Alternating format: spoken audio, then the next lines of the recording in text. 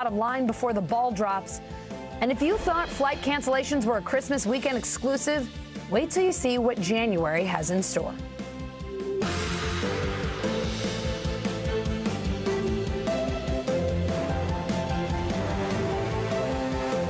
We start in Connecticut, where the governor is trying to get millions of COVID test kits to residents as cases there hit record levels. NBC News correspondent Antonia Hilton is at Greenwich Hospital. Antonia, Governor Ned Lamont saying the demand for tests has outpaced the supply of testing available through our statewide network of about 400 sites.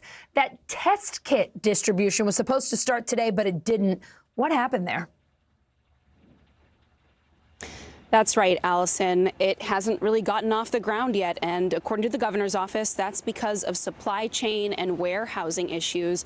I spoke to officials very late last night who had hoped that a plane would make its way from the West Coast here in time to start the distribution today. And that just didn't happen.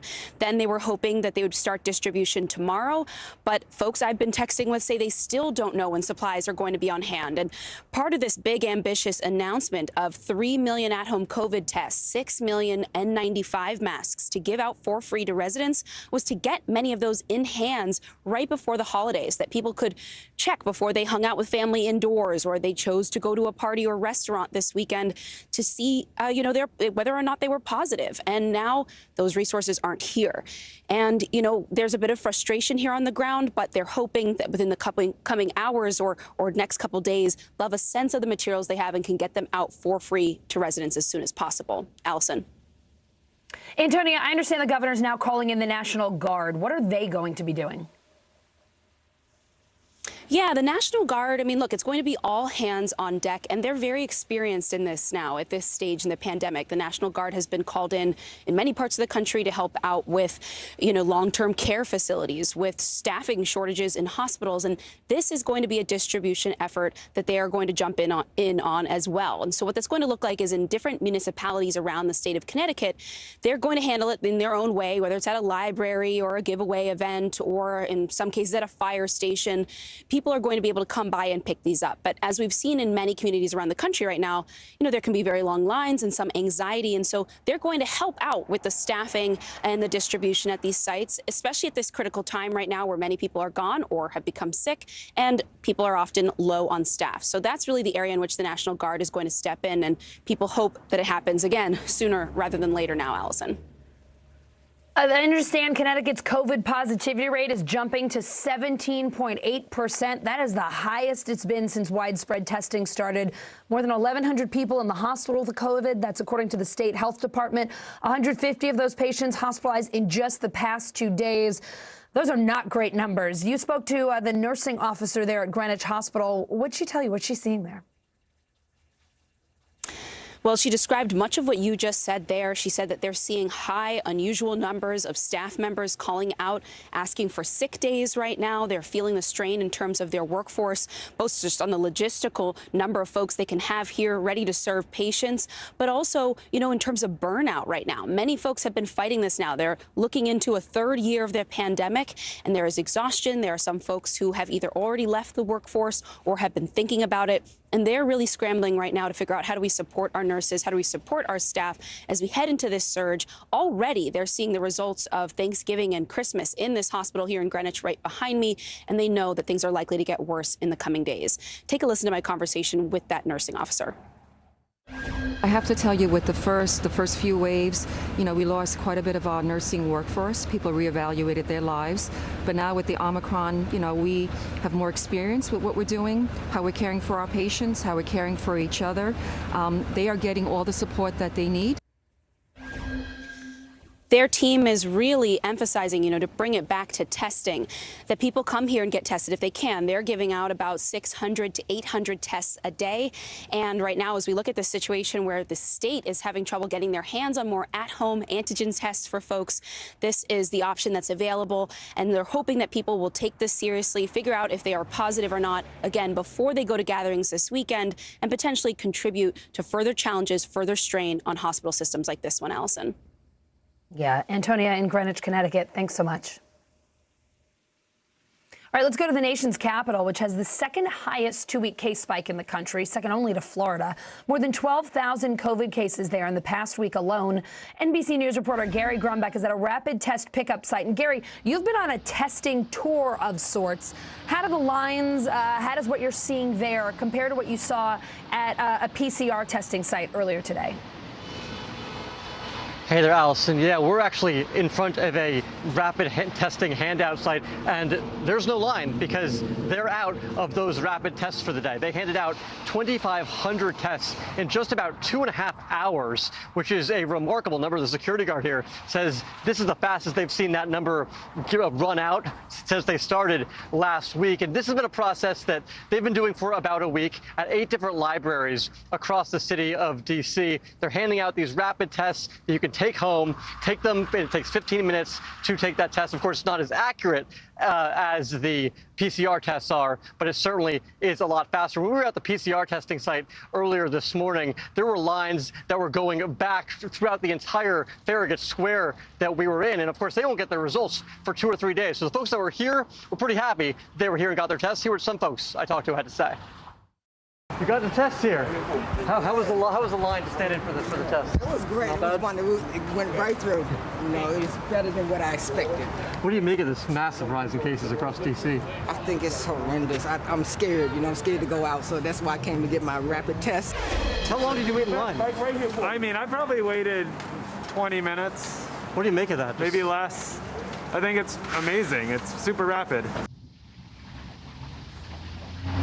Now, these rapid tests that are available at 8 libraries across the city, they may still be available at other libraries. If you're watching from the D.C. area, go on to the D.C. Health website and check. They have an online automatic tracker that tracks these sorts of things. But it's important to remember that because of the holiday weekend, they're out for the next few days. They'll be back in stock on Monday.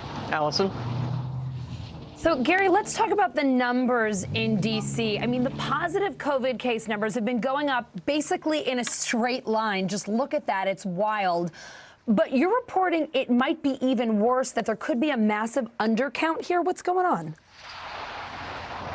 Yeah, and that's because of the popularity of these rapid tests. The D.C. Health Department says they've handed out well over 108,000 of those rapid tests, but only 17,000 people have responded and given their results to the health department. So there's a whole lot of tests out there that they don't know if, one, they've just not been taken, or two, if there's a whole bunch of positive people walking around D.C. that they don't know about. Gary, that self-reporting honor system, if you will, is going to hit a whole new level next week when kids go back to school. What is the district requiring?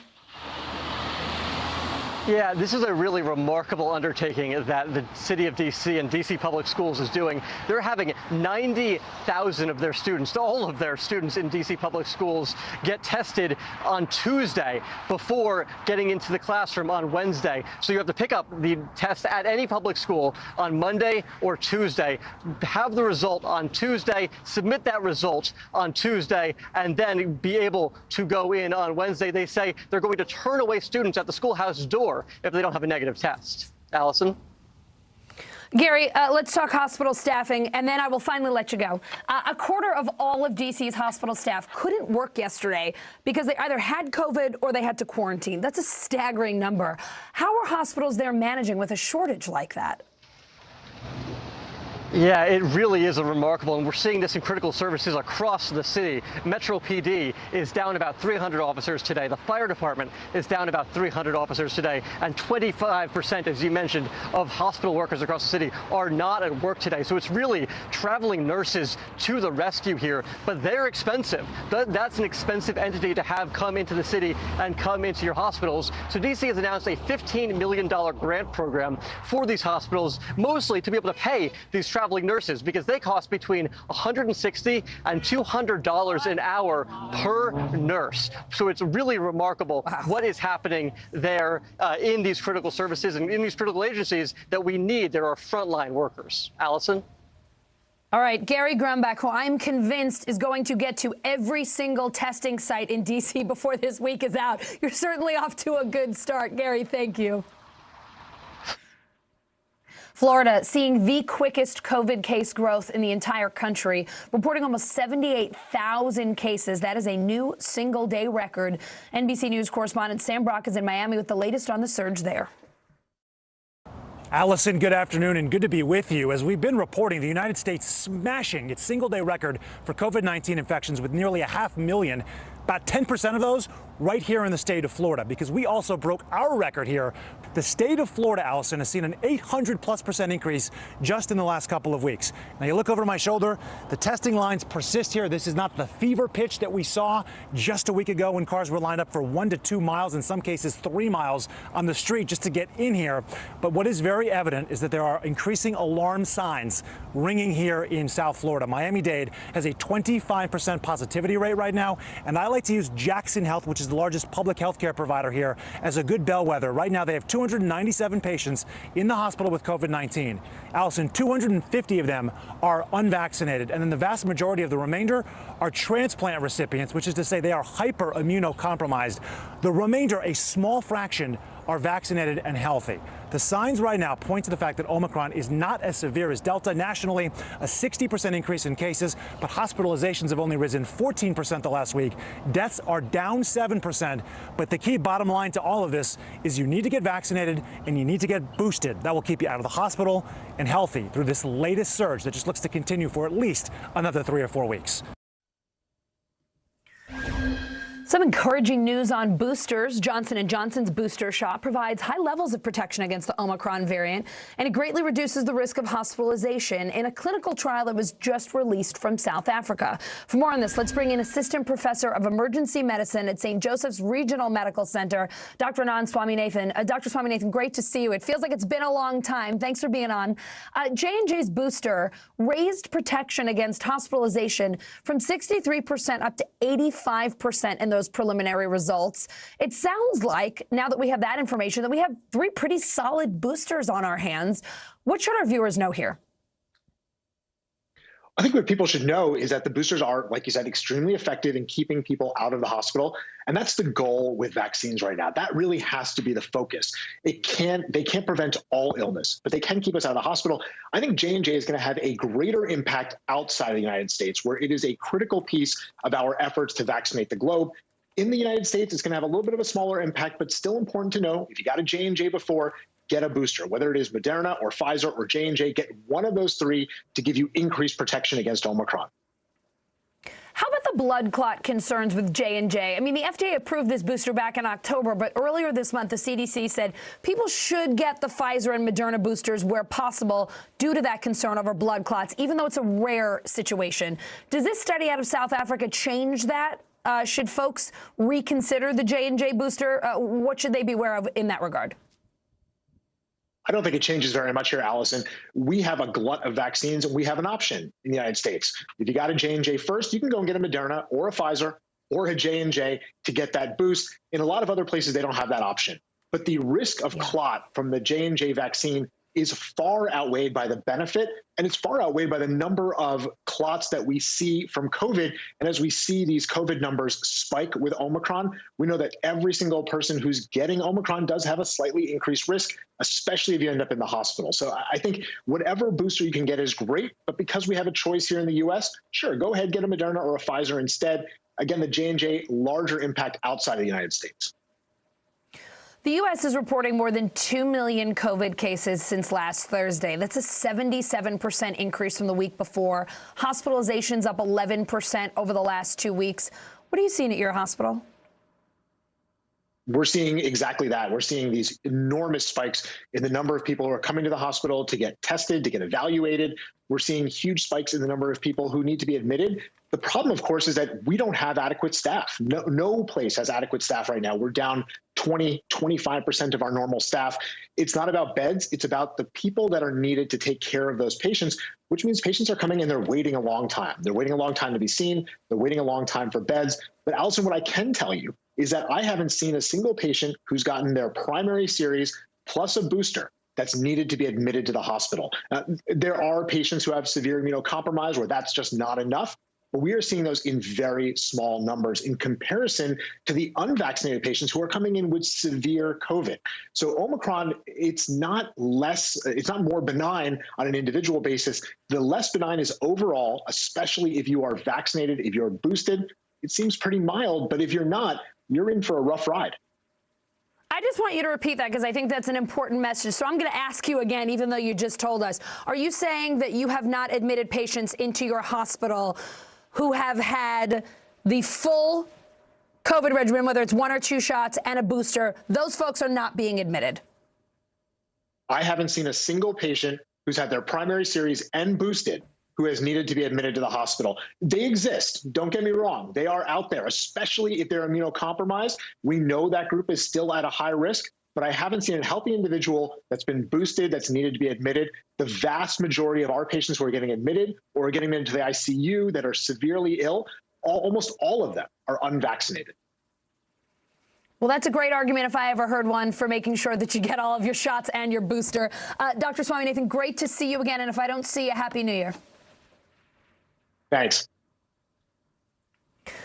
Historic rulings from the High Court heading our way in 2022, from abortions to handguns. What's on the line? That's next.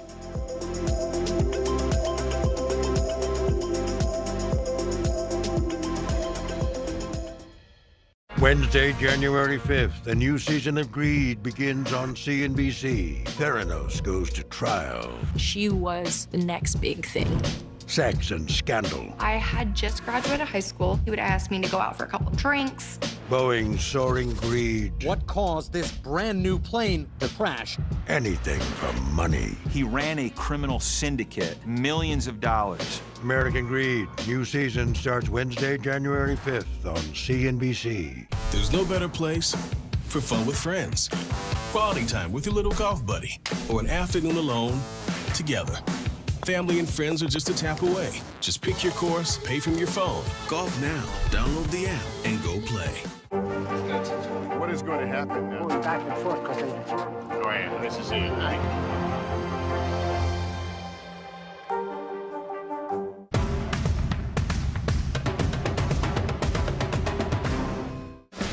Michaela Schifrin. With just one more gold medal, she'll have more than any American alpine skier in history. She's climbed the mountain of this sport. Almost time to come down for more gold, Michaela. Better do it fast.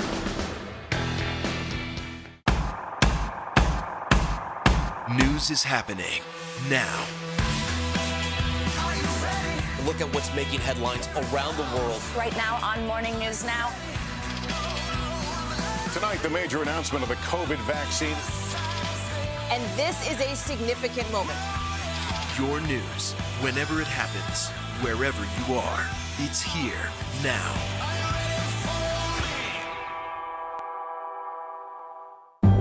In the City of Angels, 2 kindly old ladies wanted to help homeless men get off the streets forever. And so they did. Listen to The Thing About Helen and Olga, the new podcast from Dateline and Keith Morrison. This is a very different kind of program. We're here to start conversation about the big things happening in our world. Professor, I'm not asking you to predict the future, but what do we think that the new normal is going to be?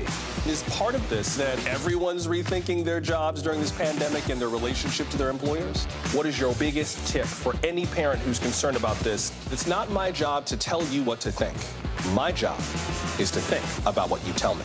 Now Tonight with Joshua Johnson, streaming weeknights at 8 on NBC News Now. The holiday season is a time to spread cheer. These are all on the house. And appreciate the ones you love. From our family to yours. Your Mr. Christmas. For the 89th time, a tree will shine over Rockefeller Center. Happy holidays from today. Nathan Chen equals power because every time he does one of these, he's hit with forces 7 times his body weight. 945 pounds? That's 4 Terry Cruises. See? Power.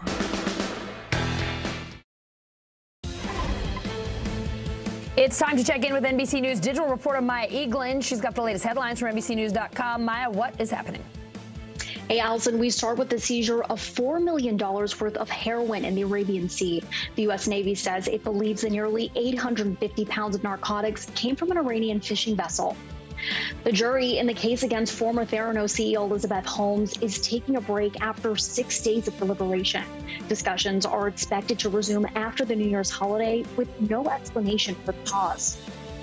Authorities say Tehran launched a rocket into space with a satellite carrier holding 3 devices. It's unclear what these devices are. The Pentagon and State Department have yet to comment on the launch.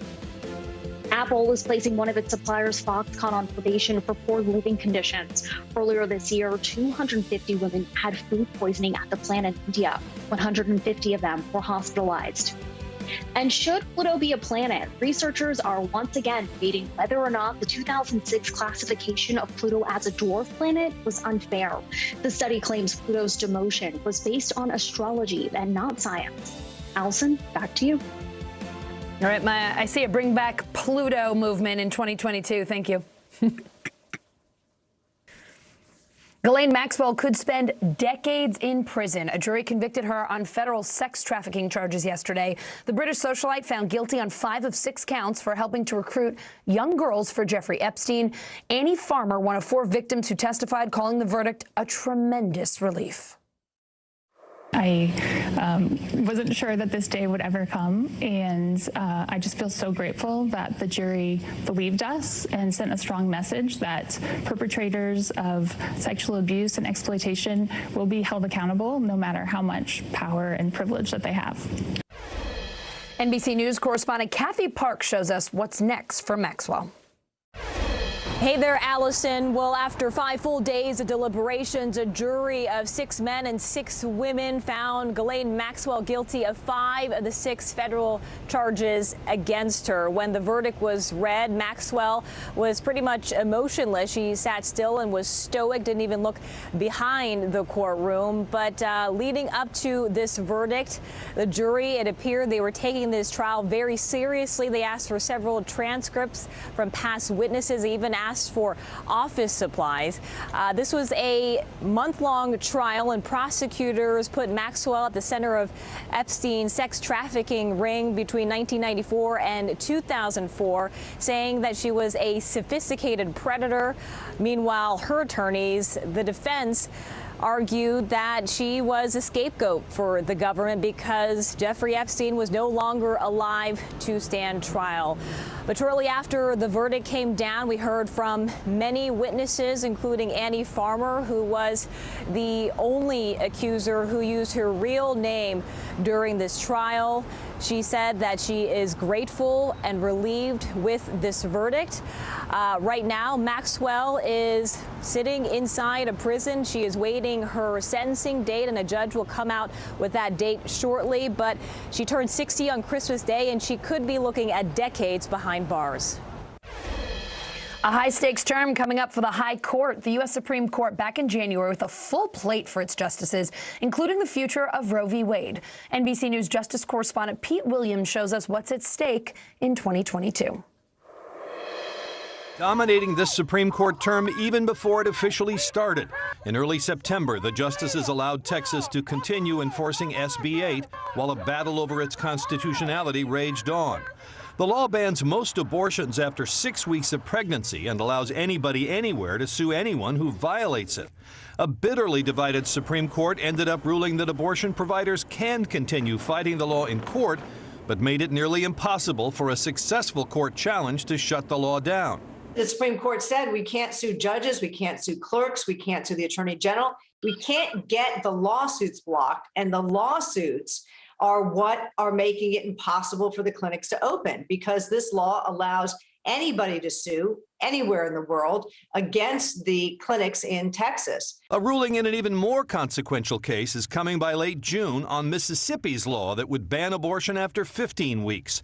A victory for Mississippi would undercut nearly 5 decades of rulings, starting with Roe v. Wade, that say states cannot ban abortion before a fetus is viable at around 24 weeks. When that case was argued, a majority of the court seemed willing to uphold the law and undercut Roe, if not overturn it. The court's liberals warned that such an outcome would seem like a decision based on politics. Will this institution survive the stench that this creates in the public perception that the Constitution and its reading are just political acts. The court will also decide the fate of a New York law that bans carrying a handgun in public. Residents can get a permit to carry a concealed weapon, but only if they can show some special need beyond a general desire for self-defense. Gun rights advocates say that violates the constitutional right to keep and bear arms. It's contrary to the Second Amendment. I mean, does your right to self-protection stop when you leave your home? A majority on the Supreme Court seem to agree that the New York law is unconstitutional. Such a decision would be a boost to Second Amendment rights.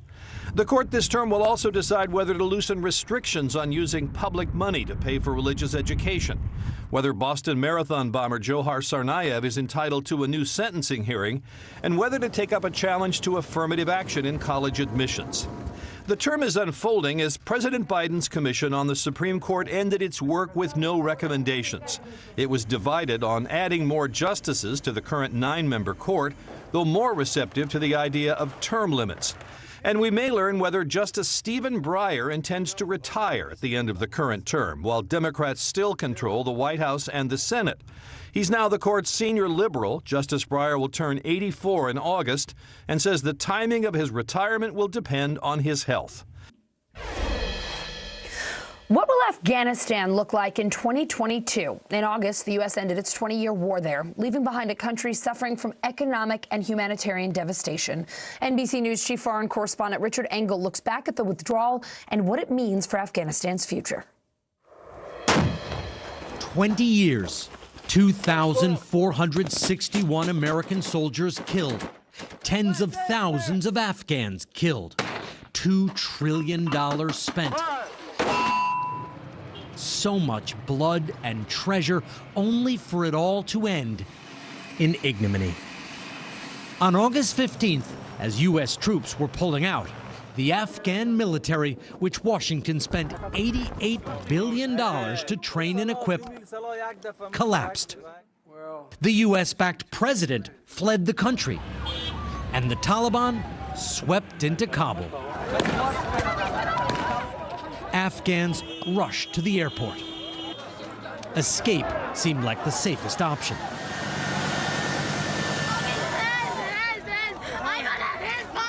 The withdrawal only got more chaotic and violent.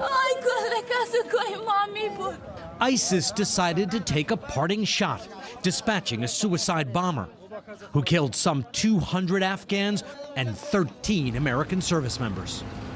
These American service members who gave their lives, it's an overused word, but it's totally appropriate here, were heroes. The signs it would all go down badly were impossible to miss, yet were seemingly ignored. In May, months before the withdrawal, the Taliban went on the offensive. They faced little resistance from the Afghan army and rapidly advanced across the country. Still, the U.S. seemed unfazed. In July, the United States pulled out of the Bagram Air Base, the biggest base in the country. Leaving Bagram pulled the rug out from under the Afghan army and helped guarantee a Taliban victory. The Americans say that they handed over this base to the Afghans in an orderly way so that they could continue the fight against extremists. They left them a base that the Americans, it looks like they looted themselves. How do you feel about the way the Americans left this base? I don't want to talk about it, he says. After the United States abandoned Bagram, the Afghan army further splintered, and the Taliban had an open door to enter Kabul. Now, the Taliban are the government. It is still absolutely shocking and mind-boggling. A few months ago only, it would have been absolutely impossible for me to ride in a car like this with these men who are still part of an organization that is internationally designated as a terrorist group. Now, there's not even hostility, and they are glad to show me around, glad to show that they are in charge. And Afghans, especially women, must accept whatever rights the Islamists give them. Even though the U.S. effectively handed Afghanistan over to the Taliban, the United States government has sanctioned the group and refuses to release about $10 billion in government funds, further aiding Afghanistan's economic collapse. The United Nations warns Afghanistan's economic meltdown could become the worst humanitarian crisis it's ever seen. Ending the war may or may not have been the right decision, but the way it was done seems to have set the country up for failure and may embolden our enemies and adversaries, showing when pushed, the United States doesn't always stick with its allies. And whatever happens to their people will likely be their problem.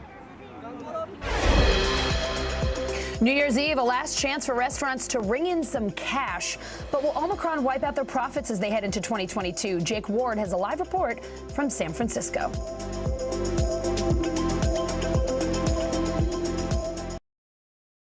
These days, it feels like the news never stops. So let's get into it. What's happening right now, what it all means for you for an hour every day. It can be hard to keep up, so let's get started together. Hallie Jackson Now, weekdays at 5 on NBC News Now.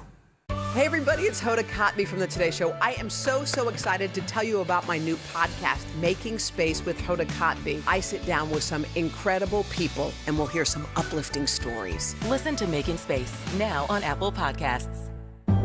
In the City of Angels, two kindly old ladies wanted to help homeless men get off the streets forever. And so they did.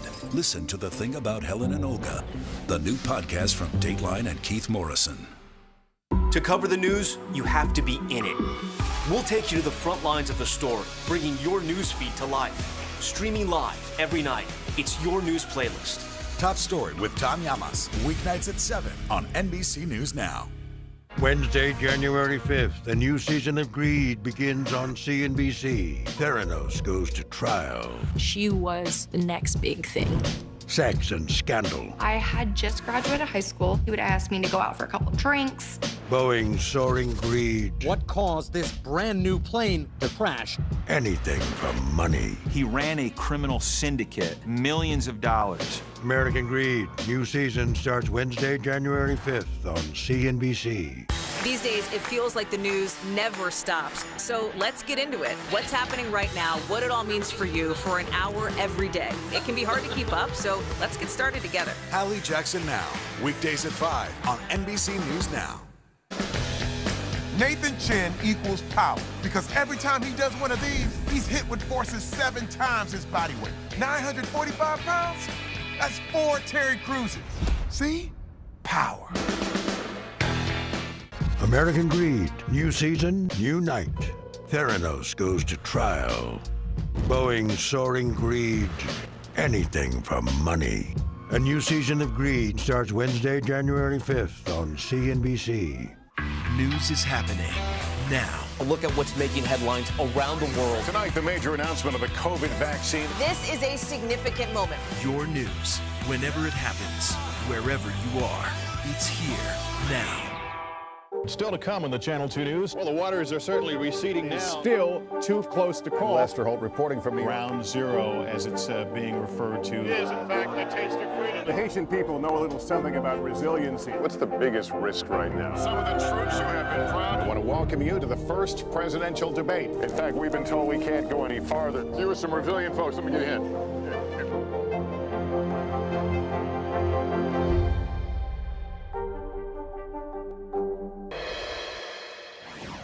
It's time for the bottom line, our daily look at what's going on in the business world and beyond. New Year's Eve, typically big business for restaurants and bars, but Omicron is throwing a wrench in the party plans and setting up 2022 as potentially another difficult year filled with closures and staff shortages. NBC News correspondent Jake Ward is live from San Francisco's beautiful Embarcadero. Looks like a great day there, Jake. Restaurants along that waterfront can make a lot of cash from folks looking to ring in the new year, eating, drinking, enjoying San Francisco's fireworks. How are things looking there this New Year's Eve? Well, it has been, of course, the bellwether for how we're doing in the pandemic, the restaurant industry, right? Our willingness to go back to restaurants was part of what we got by going and getting vaccinated. But unfortunately, Omicron seems to have changed those plans. This particular period of time is incredibly important, both psychologically and financially, when it comes to restaurant owners. We spoke to the owner of this place, Water Bar, behind us, about what it means for him. Here's how he described it. Have a listen. These days coming up to New Year's Eve are typically maybe 10 to 15% busier than what we would normally be. And then New Year's Eve, it is kind of the one day where it's the finish line for the restaurant. We really just want to blow it out on that night. And unfortunately, of course, now, Allison, we are seeing people weighing their chances of getting the virus by going out to eat. Yeah. And you're even seeing, of course, people having to call in sick. The staff of these restaurants also suffering, as so many people are suffering across the country. So another disappointing New Year's Eve for the restaurant industry. So let's look at last year and compare it to the year before, right? 2022 hit restaurants pretty hard. More than 110,000 eating and drinking establishments closed either temporarily or permanently in the U.S. in 2020, according to the National Restaurant Association. How does this year, 2021, compare? Well, it was a better year this year than it was last year. We saw an improvement of about 19% when it comes to revenue. But unfortunately, that is not a full rebound because between 2019 and 2020, revenue had dropped by about 26%. You know, to put it into perspective, the number of jobs lost from people walking out of the industry or being unable to work in that industry is still about 1 million people below where it was in the pre-pandemic. So all of this creating a very difficult time for the restaurant industry here, Allison.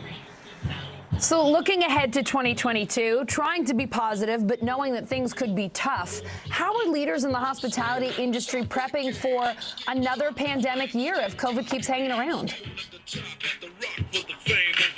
Well, the thing that we're seeing, of course, here, Allison, is that the restaurant industry is changing, as are so many industries. And the question now is whether it's going to be permanent. We've seen, of course, restaurants making heroic efforts to try to adapt to this new reality. They're putting in QR codes to deal with a shortage of staff. They're learning to do touchless and highly sanitized environments. But it's very, very difficult. And, you know, you have to remember, in a secular country like ours, right, public spaces are very limited. Restaurants are one of the only places you can really go out and talk to your neighbors, you know, talk to people you maybe haven't met before. And all of that has been affected here. So what we're worried about, of course, is that something could be permanent here. When the Delta variant hit, Allison, we saw about 20% of people report that they were no longer going to eat out at all. And 6 in 10 Americans, according to the National Restaurant Association, changed their eating habits for good. So that's the big question. When this is all over, will places like this still be around for us to enjoy? So, you know, we can actually sit together. I mean, I know you can imagine this. Sit together and say, geez, remember those weird years of the pandemic? Oh, well, never mind. Cheers, right? And get back to our normal lives, hopefully involving restaurants and bars, Allison. Oh, Jake, I hope we are saying that soon. As someone who loves a great evening out with a good meal, I'm looking forward to being able to do that safely again. I hope our restaurants are there when we do. Thank you so very much for reporting today. Thanks a lot. Ominous weather and Omicron, everyone's least favorite duo, grounding flights nationwide. We'll take you to the airports next.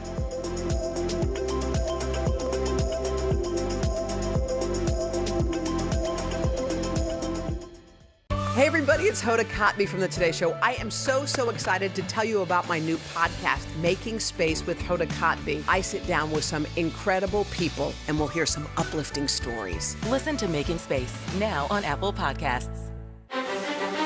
Is this an issue about guns or is this an issue about social justice?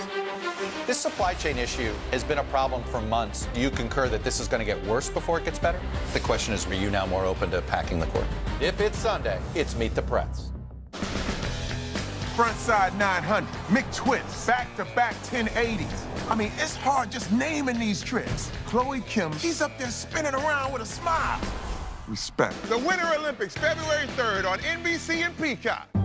In the City of Angels, 2 kindly old ladies wanted to help homeless men get off the streets forever.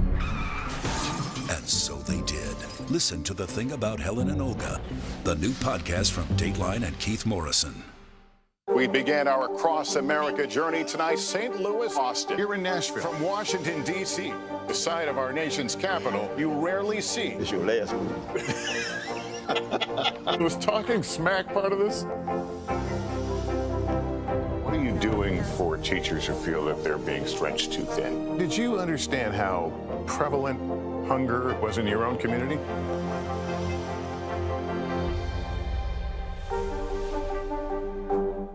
News is more than a headline. It informs, it inspires, and it still matters. To cover it, you have to be in it. And that's what we're gonna do. Every night, we take you to the front lines of the story, where it's actually happening, with NBC News journalists on the ground from all over the world.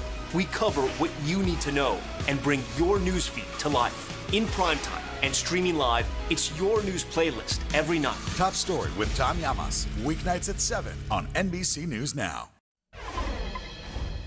Buckle up or don't. Your flight might just be canceled. JetBlue getting rid of nearly 1,300 flights through mid-January.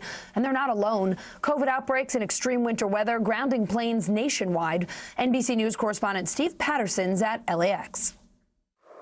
Yeah, Allison, the big headline today is what specifically these airline providers are now doing. We've heard from a number of them, from United announcing cancellations, offering vouchers, from Delta doing much the same thing. We're also hearing from Alaska Airlines. They're based in Seattle. Seattle has been getting slammed with ice and snow. In fact, we got several more inches last night. SeaTac now thought to be one of the worst airports in the world for air travel. They have announced a thinning out of about 20% of their flights just to be able to de-ice some of the planes, but also obviously because of the surging variant. The biggest one we've heard, though, is JetBlue announcing the cancellation of 1,280 flights from now until mid-January. That is huge. They say that is because so many of their staff members have tested positive for COVID, and they expect that number to significantly increase to the point in which they can't handle all these flights. That's what we're hearing now as this thing goes on, and as more bad weather moves in, because a major snowstorm is expected to hit with significant totals from anywhere from the Midwest to out east, from Denver to Detroit, further complicating, obviously, the effort in the air. A severe weather risk across the southeast today. Tornadoes, even 2-inch hail could hit the region. NBC News meteorologist Michelle Grossman is tracking those storms and has a look ahead to your holiday weekend forecast. So, Michelle, what's on your radar? Are people going to be able to get out of town in the next couple of days if they need to? Oh, Allison, it is so busy, and I think we're going to have tough travels in terms of weather.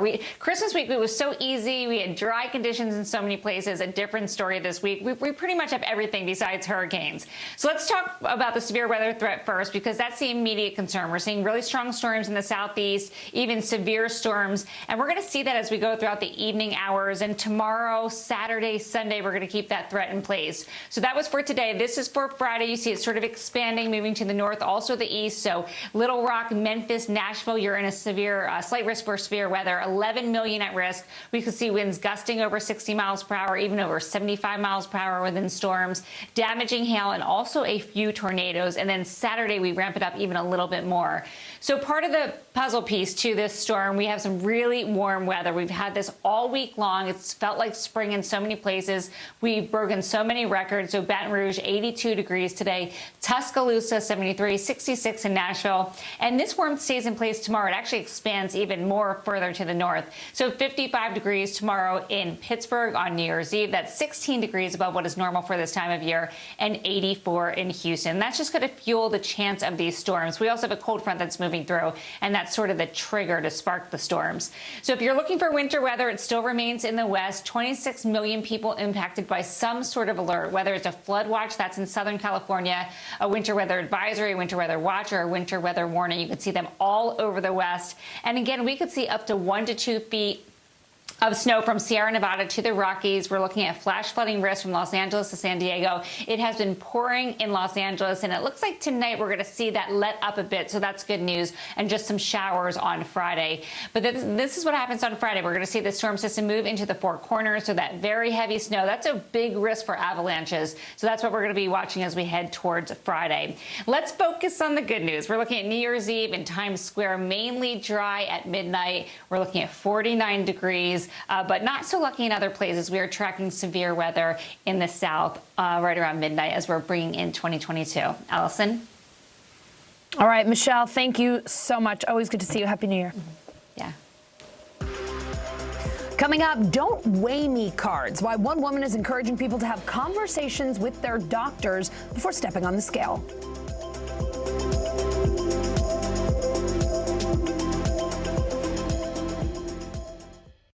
Hey everybody, it's Hoda Kotb from the Today Show. I am so excited to tell you about my new podcast, Making Space with Hoda Kotb. I sit down with some incredible people and we'll hear some uplifting stories. Listen to Making Space now on Apple Podcasts. In the City of Angels, two kindly old ladies wanted to help homeless men get off the streets forever. And so they did. Listen to The Thing About Helen and Olga, the new podcast from Dateline and Keith Morrison. Welcome to The Tonight Show. Let me show you how it's done. Show me what you got. I don't want to be a Lego.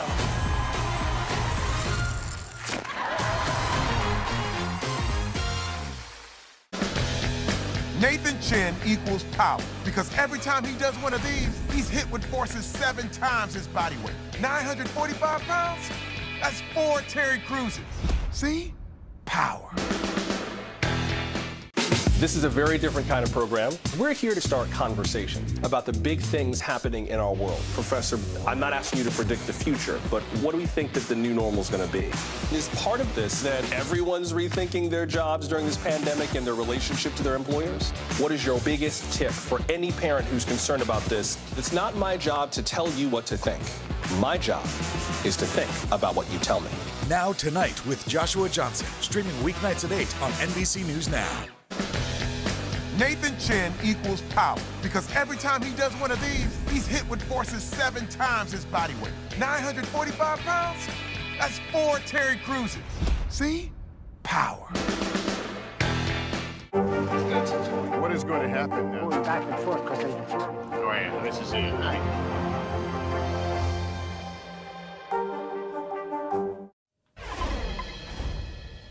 Walking into the doctor's office and straight onto the scale can be stressful. Now one woman is trying to change that with a card encouraging medical staff to ask for consent first. Here's Dr. John Torres. It's common in doctors' offices across the country. You walk in and suddenly you're on a scale. It's the first thing, the minute you walk into the doctor's office, that's the first thing they're taking from me. And, that's not for me as someone in recovery from an eating disorder, that's actually the worst place to start. But Ginny Jones is hoping to change that experience for people worldwide.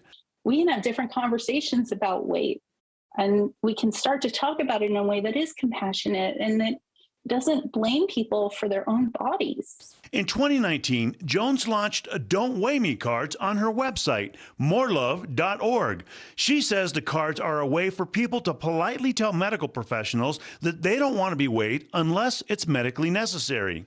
The cards don't say, you can't ever weigh me. They just say, hey, can we talk about this? Can we find out, do you need my weight this time? And if so, can you tell me why? Jones says doctors' offices have even started ordering the cards for their waiting rooms. She hopes they'll remind patients and doctors alike to practice informed consent. Asking a patient if you can weigh them, really giving them an indication. What is the reason for needing to weigh them? Is it indicated for this particular visit? And then also giving the patient the option of actually saying yes or no to that request. Studies show weight stigma is everywhere, even at the doctor's office. Those biases can impact patients' health, and people with higher BMIs sometimes delay medical care because they're worried about the way they'll be treated. Healthcare providers, we are socialized in the same environments as everyone else is. So we absorb all of the same stigmas around obesity as other people do. A patient may come in with a particular complaint, and for patients with obesity, what we found in studies is that physicians are more likely to ascribe that to, them not taking care of themselves, them not eating well, as opposed to looking for other causes of a given complaint. And so we've seen misdiagnoses. Dr. Uche Blackstock, CEO of Advancing Health Equity, says sometimes it is necessary to weigh a patient at annual physical exams or when certain medicines are being prescribed. But she says weight is not always a direct indicator of someone's health. It can be one of many different indicators, but it doesn't tell the full story. What I'm hoping for in the long run is that we gain some compassion as a society for people who are in all sizes of body. And we stop treating people who are in larger bodies or who've gained weight as if they have some kind of personal failure. And these cards are to protect those people who are walking around feeling like they've done something wrong. Ultimately, Jones says she hopes the cards will be used to spark discussions between patients and the people caring for them at the doctor's office. That this is about opening a private discussion between you and your healthcare provider. This is not me saying doctors should never weigh patients, and I'm not saying there's no reason ever to be weighed. What I'm saying is we can start to have these difficult conversations, and I just want to empower people to do that. We can't ring in the new year without looking back at all the bleep we have been through in 2021. It has been a lot. The moments, the memories, the masks, and yes, even the memes. NBC's Joe Fryer has our year in review.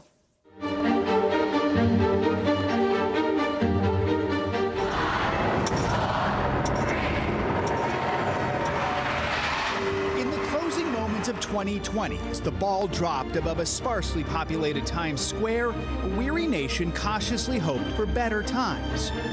Dreams that were quickly dampened. 2021 was just 6 days old when a mob of Trump supporters stormed the U.S. Capitol, hoping to overturn the presidential election.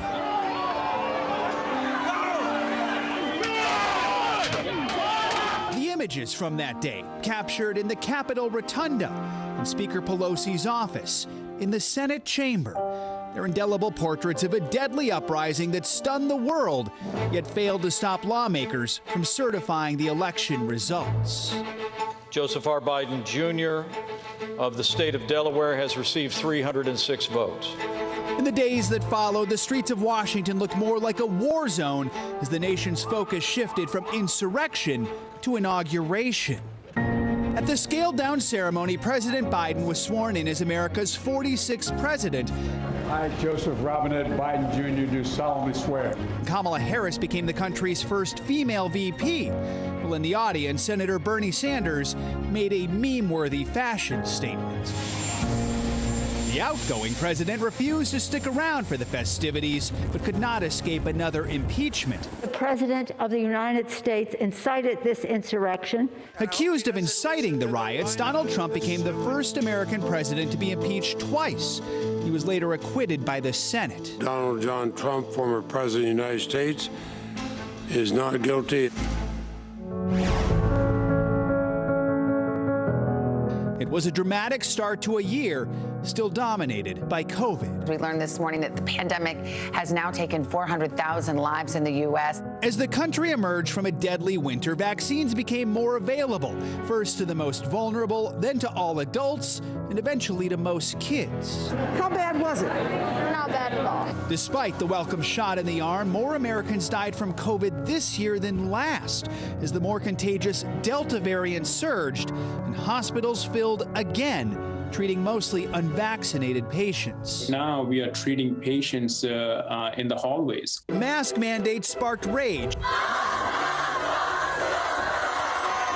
at school board meetings. Let the parents make the decisions. Let the kids breathe. As classrooms cautiously return to in-person learning. I'd rather wear it because because I don't want to get COVID. In a way, all of us were students this year as our vocabularies expanded to include new terms, breakthrough cases, boosters, and by year's end, Omicron. As the pandemic raged, so did nature's fury. We're huddled under all the blankets that we have. In February, a deadly ice storm paralyzed Texas, leaving millions without power. Wildfires continue to ravage the West, while Hurricane Ida carved a path of destruction that stretched from Louisiana to New York. And this month, more than 100 were killed by a series of rare December tornadoes in Kentucky and surrounding states, one twister cutting a path more than 200 miles long.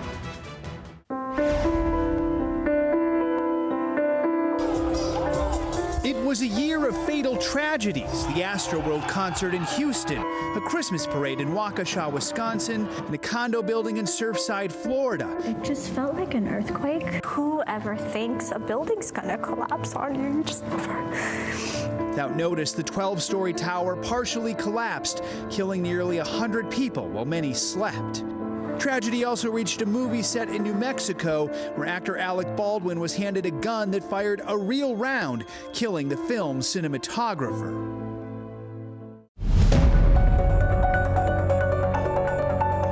Some of last year's biggest stories led to this year's biggest trials. We, the jury, in the above entitled matter as to count 1, unintentional second-degree murder while committing a felony, find the defendant guilty. A jury found former Minneapolis police officer Derek Chauvin guilty of murdering George Floyd. A verdict celebrated outside the courthouse and beyond. In Georgia, 3 white men were convicted of murdering Ahmaud Arbery. We, the jury, find the defendant, Kyle H. Rittenhouse, not guilty. In Wisconsin, teenager Kyle Rittenhouse was found not guilty on all charges after shooting 3 men during protests last year. Exacerbating the growing political chasm in America in a year already filled with partisan tensions and pointed debates over controversial issues, including abortion and transgender rights. Political harmony was not totally elusive. Yeah. Bravo. Capitol Hill lawmakers passed a bipartisan infrastructure bill and overwhelmingly voted to make Juneteenth a federal holiday. Warnock now 83.2%. And if you thought our politics would settle down after the last election, think again. The year started with Democrats flipping 2 Senate seats in Georgia and ended with Republicans flipping the governor's seat in Virginia.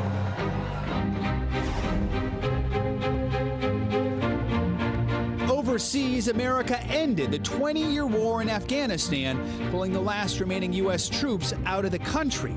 The world watched as the Taliban rapidly reclaimed control.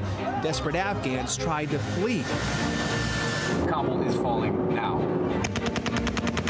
In the chaotic final days, a suicide bomber killed 13 service members, all of it sparking international criticism for how the withdrawal was handled. President Biden stood by his decision. After 20 years of war in Afghanistan, I refuse to send another generation of America's sons and daughters to fight a war that should have ended long ago. In October, world leaders gathered once again in person in Rome for the G20 conference, then in Glasgow for the UN climate conference. Notably missing, Queen Elizabeth, forced to bow out over health concerns. It was a challenging year for the royal family, starting in March when Prince Harry and Meghan Markle sat down for a headline-making interview with Oprah Winfrey. There's a conversation with you, with Harry, about how dark your baby is going to be? Potentially, and what that would mean or look like. That conversation I'm never going to share. The royals also said goodbye to the Queen's husband of more than 70 years, Prince Philip, who died at the age of 99. His one of many notable deaths this year, former Secretary of State Colin Powell, Senator Bob Dole, actress Cicely Tyson, Broadway legend Stephen Sondheim, The Sound of Music's Christopher Plummer,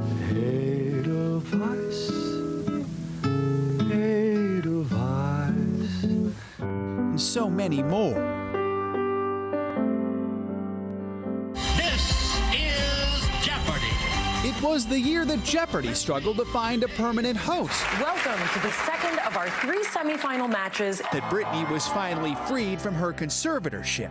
That our friends reunited.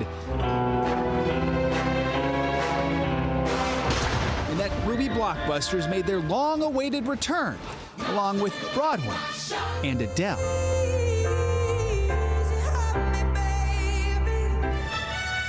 The Olympic flame belatedly burned 1 year later than planned as Tokyo hosted the 2020 Games in 2021. Superstar gymnast Simone Biles traded high scores for high praise when she withdrew from several events to focus on her mental health. I have to focus on my mental well-being, and that's what I did. Tiger Woods started swinging again following a serious car crash in California. And billionaires raced to space. Even Captain Kirk took a trip to the final frontier. I'm so filled with emotion about what just happened. It's extraordinary. An inspiring reminder of what the future holds. I did it, America! As we reflect on a year dominated by vaccines and hope 2022 offers a shot at something even better.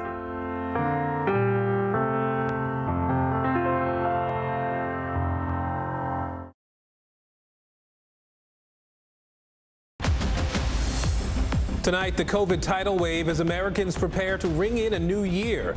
The U.S. recording nearly 500,000 new cases in a single day. But with a lag in testing, one doctor told Top Story the number of infections is likely to double. A growing number of cities altering their New Year's Eve celebrations. New York City testing its iconic Times Square ball today, but will have a limited crowd at Countdown. And tonight, the warning from the CDC for anyone planning to go on a cruise. Also tonight, holiday travel mess. Delta and JetBlue already canceling flights through the New Year's weekend and beyond. One U.S. carrier asking anyone planning non-essential travel to stay home. The cancellations expected to welcome in 2022 as the country also braces for another round of severe weather. Maxwell's next steps. Ghislaine Maxwell found guilty on federal sex trafficking charges. Is this the end of her legal battle? And what could it mean for those in Jeffrey Epstein's social circle, including Prince Andrew? Tiger attack. The body camera footage showing police officers in Florida finding a zoo worker in the jaws of a tiger. Authorities forced to kill the big cat. The investigation tonight into what went wrong. Murdaugh family twist. The will from the wife of disgraced South Carolina attorney Alex Murdaugh, who's now jailed on multiple charges. What his wife left him before she and her son were murdered, plus the name crossed out. And a special edition of Binge-Worthy, what you should watch for in the final days of 2021 and what you don't want to miss next year. Top Story starts right now.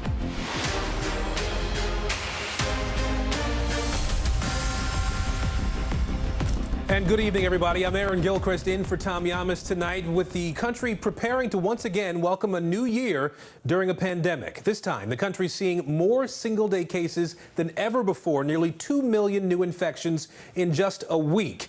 But with delays in testing and many using at-home tests, experts say the number of Americans with the virus is likely much higher. Still, many cities are moving forward with New Year's Eve celebrations. Final preps underway in Times Square, where a scaled-back vaccinated crowd will be welcomed. Let's get right to NBC's Sam Brock, who leads us off tonight. Tonight, the U.S. is barreling toward the New Year's holiday under a tidal wave of new COVID cases, shattering the daily record with nearly 500,000 infections Wednesday, or roughly double the previous high last winter.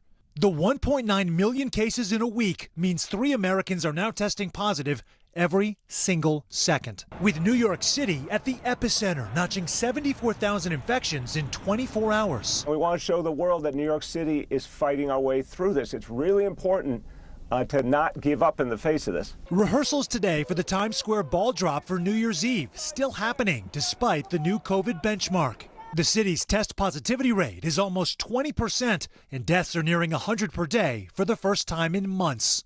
Critical city infrastructure getting hit hard. Some subway lines are shutting down because so many transit workers are ill. And the FDNY reporting 30% of EMS workers are out sick too. Now the cruise industry getting hit again after recent outbreaks. The CDC today warning travelers to avoid cruise travel regardless of vaccination status, because even fully vaccinated travelers may be at risk of getting and spreading COVID. The cruise industry calling the warning perplexing, saying only a very slim minority of those on board have tested positive. Oh, I'm tired of it, man. It's getting super annoying. But there is no sign of a letdown, only relentless lines to get tested, with an ongoing shortage of COVID tests nationwide. From Wisconsin, I tried coming here yesterday, but the line was ridiculously long. To Miami, where lines stretch literally for miles. Today, Florida also breaking its all-time record for daily positive cases. What we've seen is an overwhelming spike in demand for tests. Ron Gonsalves is the general manager of NOMI Health Testing in Florida. Yesterday, we hit a record here, which was over 66,000 tests just here in Miami-Dade County alone. The Biden administration under fire for not being prepared on testing, promising free at-home kits to all Americans starting at the beginning of January, but now saying they won't sign a contract with the test manufacturer until late next week. Meanwhile, the CDC says fewer hospitalizations suggest Omicron is presenting as a milder disease than previous variants. But the sheer scale of infection forcing 48 states to call upon the National Guard, including Wisconsin and Georgia, watching those boots on the ground roll in. We are going to see the number of cases in this country rise so dramatically that we're going to have a hard time keeping everyday life operating. And Sam Brock joins us live now. Sam, the FDA is said to be close to authorizing the Pfizer booster shot for kids 12 to 15. What more do you know about that? Aaron, that's right. A person with knowledge of the plan tells NBC News that the FDA could be approving that Pfizer booster for kids in the coming days. Here is why that is significant for two reasons. One, the percentage of kids getting sick with COVID has gone up 50% just since the beginning of December. And two, tonight the CDC released several studies with kids in the vaccine. One of them looked at the population of children hospitalized with the virus. Aaron, 99% of them were unvaccinated. Back to you. Sam Brock for us tonight in Florida. Sam, thank you. Now, those long testing lines frustrating millions across the country, really, and now fueling fears that the U.S. is failing to fully capture the magnitude of this Omicron surge. Health officials warning cases could be twice as high as currently reported. NBC's Gary Grumback with that part of our story. As the number of COVID cases skyrockets, tonight frustration over testing reaching an all-time high. What do you make of these lines? Too long. It feels a little third country-ish. We should be doing a better job with this testing. Ray Nowden among the hundreds trying to get a PCR test at this city-run site in Washington, D.C. Like so many Americans, he traveled to visit family for Christmas and is now hoping for a negative result. But like thousands of others, the long wait for results may make the tests irrelevant. I want to get it before the New Year's Eve just to have a good time with my family and friends, since we can't really go out and about. So hopefully it's going to be a negative result so I can have an enjoyable rest of the holiday season. While some across D.C. are waiting for hours for a PCR test, others are opting for a much faster but less reliable at-home test. How long did you wait in line? I mean, I probably waited 20 minutes. The line to pick up at-home tests at this public library in D.C. moving quickly.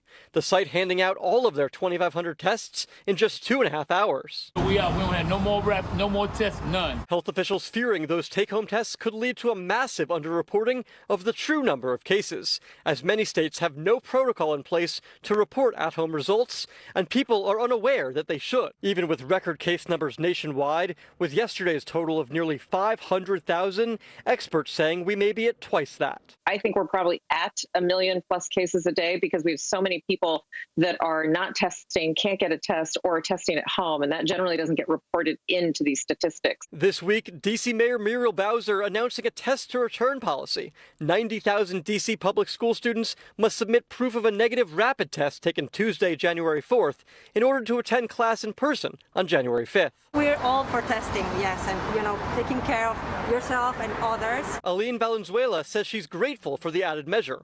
3 members of her family tested positive earlier this month, including 3-year-old Emma Luna. Now they're hoping to start the new year with a negative COVID test result. We have a little symptoms, but we are right now we are better. We have the vaccine, so yes, it works. And Gary Grumback joins us now from Washington, D.C. Gary, we saw that site you're at running out of those home tests today. What is the city doing to make sure that everybody who wants or needs one of these tests is actually able to get one?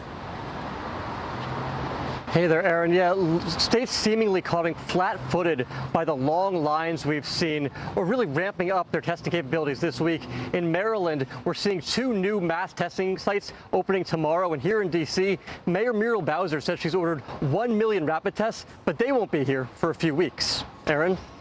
Gary Grumbach for us in Washington tonight. A lot of coronavirus news to unpack this evening. Let's bring in NBC News senior medical correspondent Dr. John Torres to answer some of our questions here. Dr. John, yesterday the U.S. broke its single-day case record, almost 500,000 cases. But with some doubts about whether rapid tests are actually picking up Omicron, and then there are so many home tests with results that go unreported, we know that for a fact. What do you think the actual number of cases is closer to right now, and does it really even matter at this point?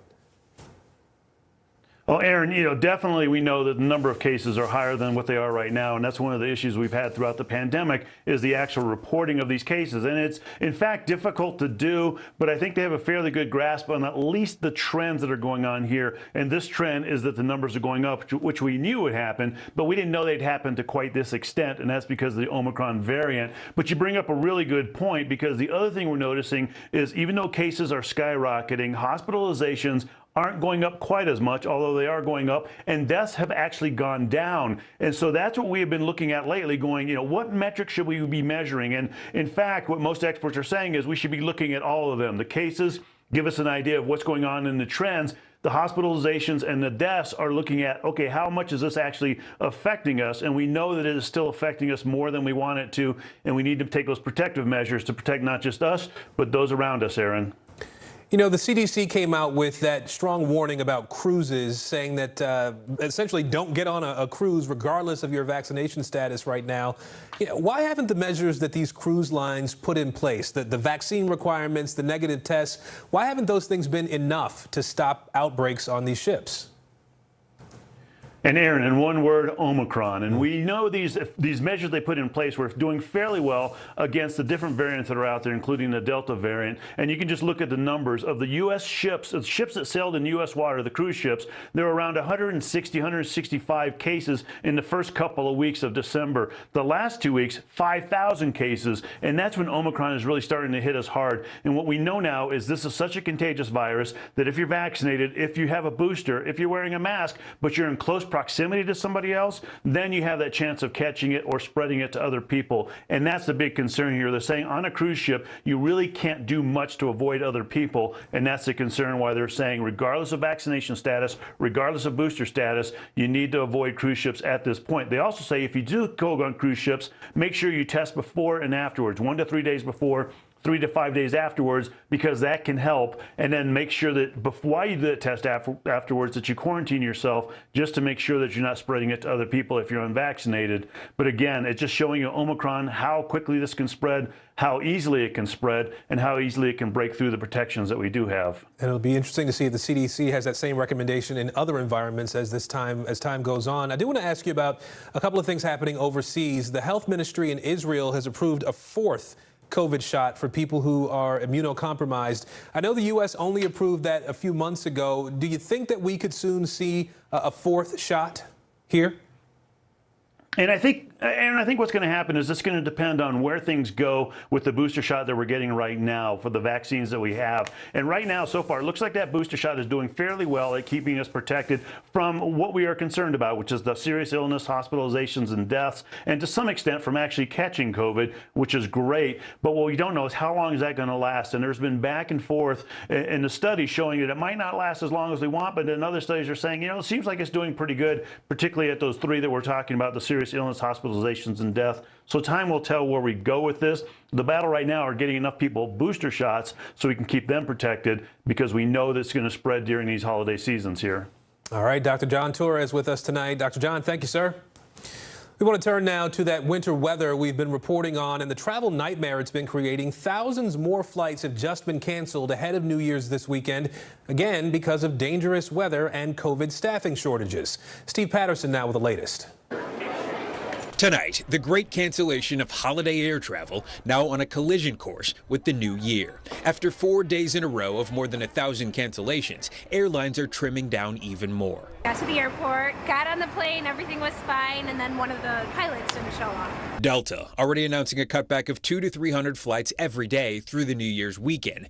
Alaska Airlines thinning by 20%, strongly urging travelers with non-essential trips before January 2nd to rebook. And JetBlue canceling 1,280 flights from now until mid-January. We're going to continue to see staffing shortages at the airlines, which are the primary factor of these cancellations. So simply put, there is no clear end in sight. The chaos caused by surging Omicron cases impacting airline staff and bands of relentless severe weather lashing the country from coast to coast. 11 million in the south at risk of hail, powerful winds, and possible tornadoes by tomorrow, like what may have touched down in Alabama after it tore through the region. We've got a lot of structure damage. We've got windows blown out. We've got roofs that are in the middle of the street. And a massive winter storm is making its way east, expected to dump several inches of snow from Denver to Detroit, right in time for the holiday weekend. They'll either send it out on Carousel 6. A guarantee that this year's travel nightmare is also next year's. Steve Patterson, NBC News. And we are also following some breaking news tonight. A state of emergency in Colorado. Several dangerous wildfires are burning there and forcing evacuations of thousands of homes. Crews outside Denver right now battling those flames. NBC's Emily Ikeda has the late developments.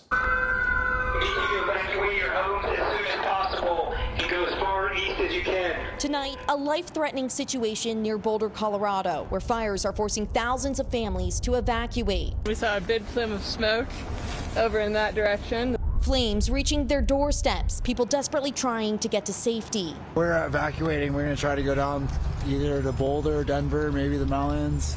Just try to figure out something. God help us. On foot and by car, entire communities on the move in a panicked escape from the fast-moving flames. Just traffic, just so much traffic. That little town is just all trying to get out. One hospital already treating at least 6 burn victims. They are actively running from fire behind them. Plumes of thick smoke darkening the sky everywhere residents turn. The fire is crossing right at the golf course, and traffic is backed up in it. A possible cause for the 3 fires, downed power lines, according to local officials, as whipping winds plague the area, strong enough to topple tractor trailers. All aircraft here grounded. Some gusts more than 110 miles per hour, making the fight for firefighters nearly impossible. The battle worsened by the parched grounds in Colorado, the area in an extreme drought with just 1.6 inches of rain since August. Potential relief, though, on the way, with snow forecasted to move in tomorrow. But for too many, it could be too late as furious flames burn a path of destruction. Emily Ikeda, NBC News. Now to the meeting between President Biden and his Russian counterpart, Vladimir Putin. The White House saying the Russians requested that call amid mounting tensions. NBC News chief foreign correspondent Richard Engel has the details. Vladimir Putin had to wait until nearly midnight Moscow time for the call with President Biden. It seems when you ask for the call, you don't set the time. The call lasting less than an hour. The White House saying President Biden urged Putin to de-escalate tensions with Ukraine. Earlier, the Kremlin said Putin's goal was to hammer out an agenda ahead of key meetings with European allies, NATO members, and Russia in less than 2 weeks. Those talks are expected to focus on the crisis in Ukraine. U.S. officials warn Putin may invade the former Soviet state. Russian forces are still near the border, even after President Biden recently warned Putin of tough economic sanctions if he goes ahead. The front line in eastern Ukraine is a drab and muddy warren of trenches and minefields.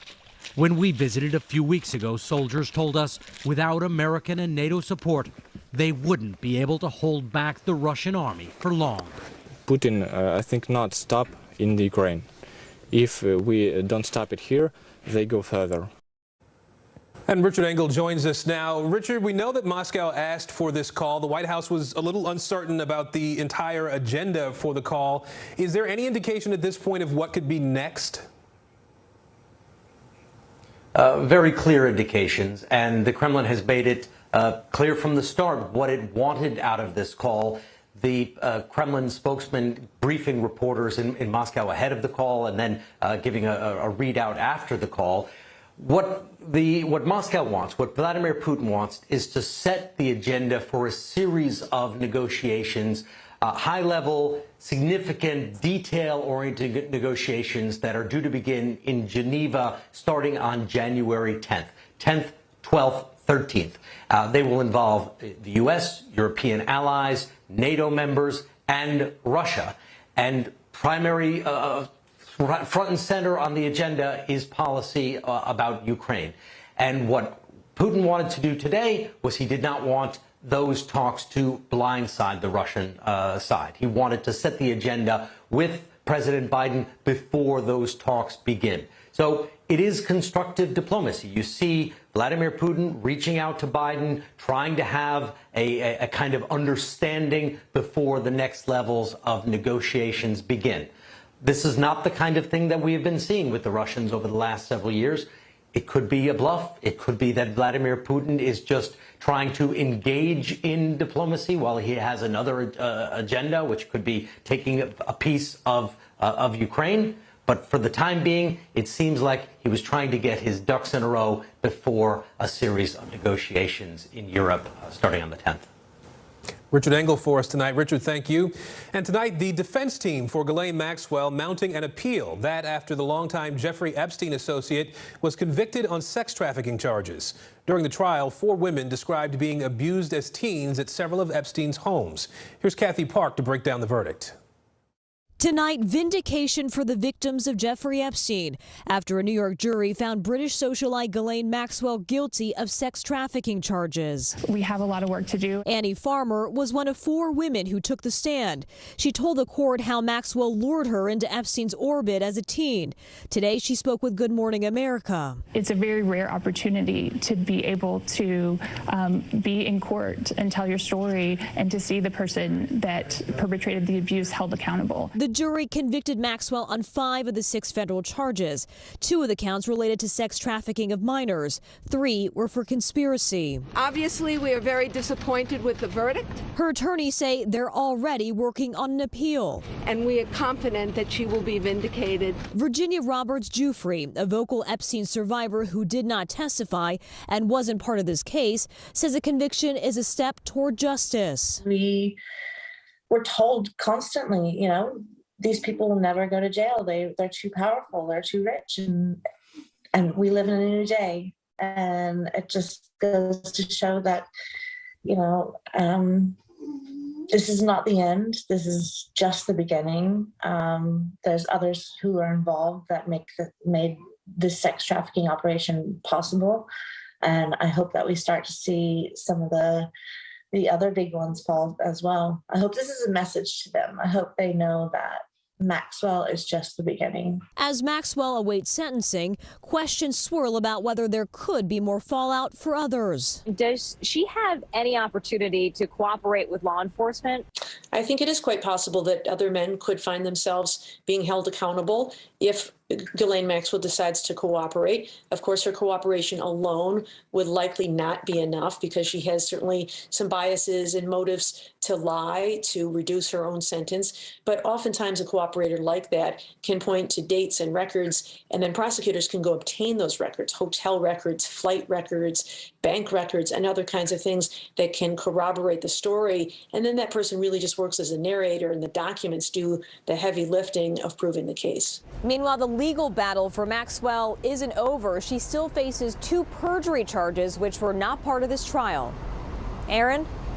Kathy Park in Lower Manhattan tonight. Thank you. And there's more breaking news, this time on that truck driver who was sentenced to 110 years in prison for a deadly highway crash. Colorado's governor has commuted Rogel Aguilera Mederos' sentence to 10 years.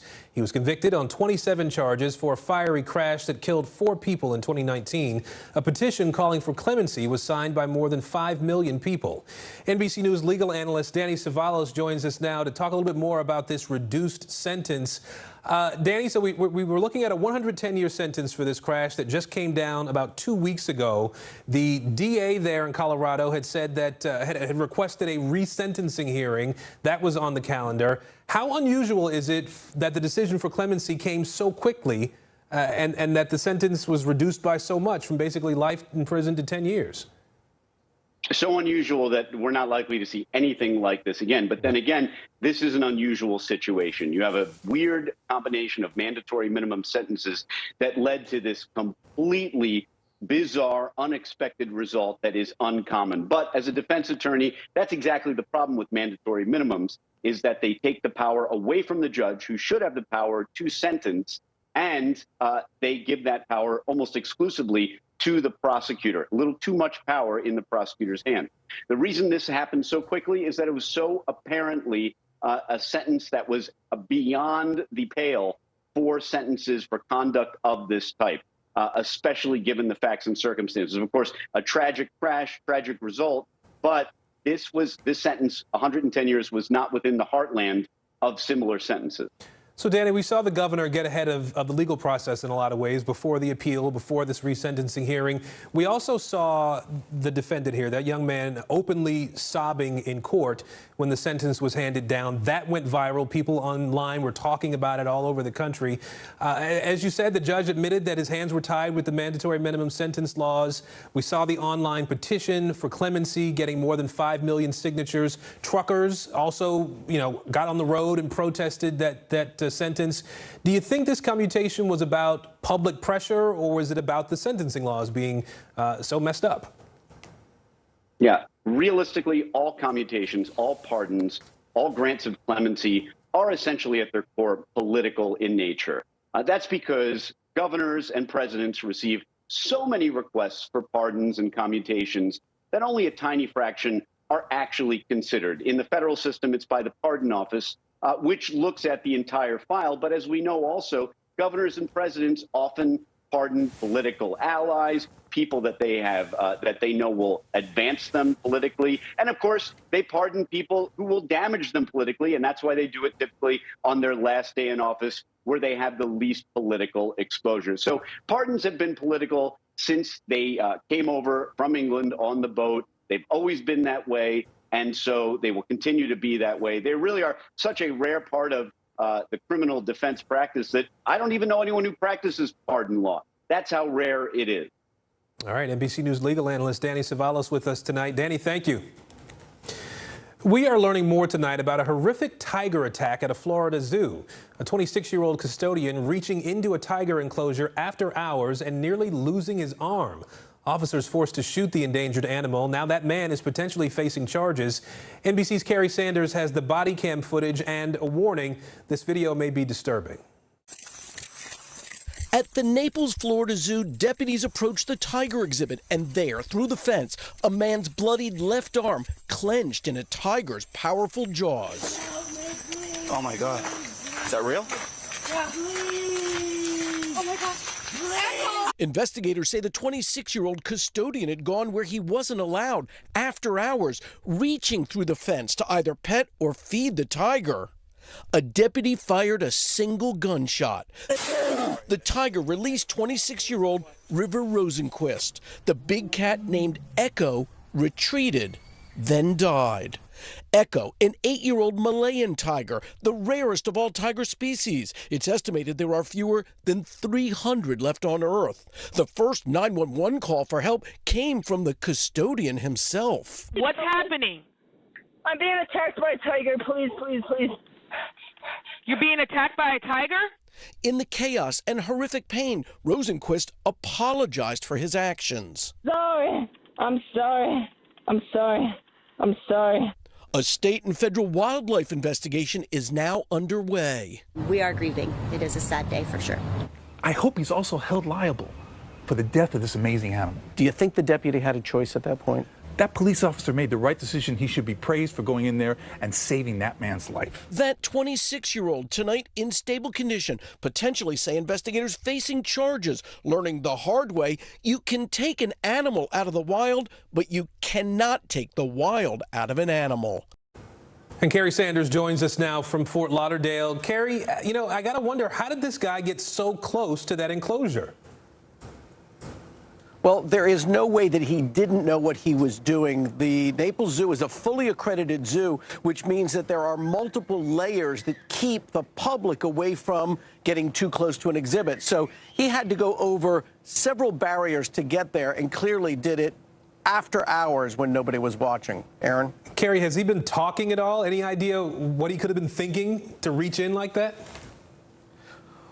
Well, you know, some of the experts say that their greatest concern is that there have been so many social media videos, as well as the Tiger King, which was very popular when the pandemic began, where people got a chance to see what seemed like average people interacting with big cats and petting them and hugging them, and may have just been lulled into the belief that this Malayan tiger somehow fit into that category. But at the end, as we noted, a wild animal is indeed a wild animal, in this case acting the way a wild animal does. Aaron?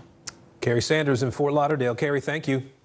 And still much more ahead tonight. Officers shot, a police sergeant killed, another injured while responding to a call at a motel. The manhunt underway for a suspect.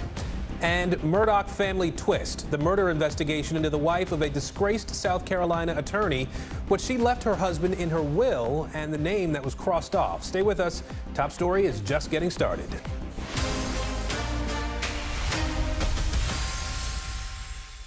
This is a very different kind of program. We're here to start conversation about the big things happening in our world. Professor, I'm not asking you to predict the future, but what do we think that the new normal is going to be?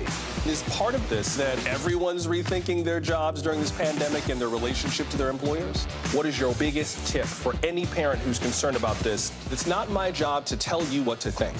My job is to think about what you tell me. Now Tonight with Joshua Johnson, streaming weeknights at 8 on NBC News Now.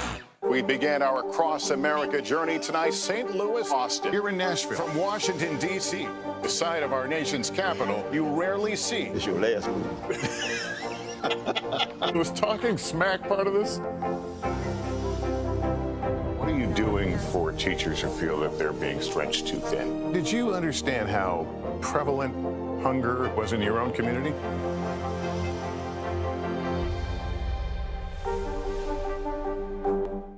This is a very different kind of program. We're here to start conversation about the big things happening in our world. Professor, I'm not asking you to predict the future, but what do we think that the new normal is going to be? Is part of this that everyone's rethinking their jobs during this pandemic and their relationship to their employers? What is your biggest tip for any parent who's concerned about this? It's not my job to tell you what to think.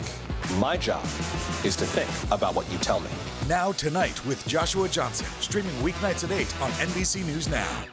Good morning, I'm Joe Fryer. And I'm Savannah Sellers. Another giant leap for mankind. They want folks to shelter in place until this storm pushes through. This new travel requirement, is it possible we're going to see tighter restrictions? Morning News Now, streaming weekdays at 7. The Meet the Press Chuck Toddcast, free wherever you get your podcasts.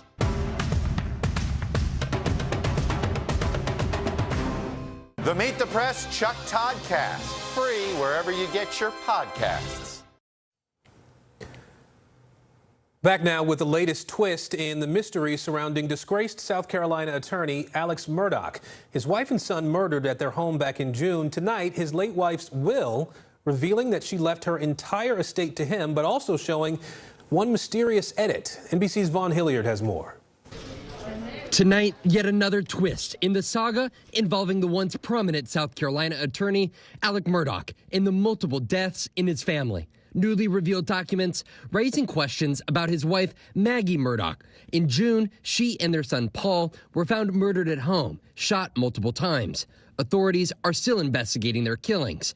Now, according to a copy originally signed in 2005 of her last will and testament obtained by NBC News through the probate process, Maggie Murdaugh would leave all property to her husband, but oversight of the estate in the event of her death was given to her sister, Marion. But at some point, her sister's name was crossed out, replaced with Alex Murdaugh's own father, written in ink. Just 3 days after Maggie's murder, Alex's father, Randolph, died. His law firm said it was of a previous illness. I understand that the handwriting does appear to be hers, and so one would would like to think, and I do think, that it was done legitimately. However, given the twists that have happened in this case and the charges that have been lodged, I'm sure everything's going to be scrutinized quite closely here. Murdoch is facing a storm of allegations surrounding his money, including allegations that he misused funds from his law firm, leading to the suspension of his law license, and insurance fraud charges for allegedly enlisting a hitman to help kill himself so that his surviving son could collect a $10 million life insurance policy. Murdoch blaming his opioid addiction. That opioid addiction, frankly, put him on the brink of losing his life. He attempted to commit suicide at the hand of another. And fortunately for him, his family, and those who love him, that was not successful.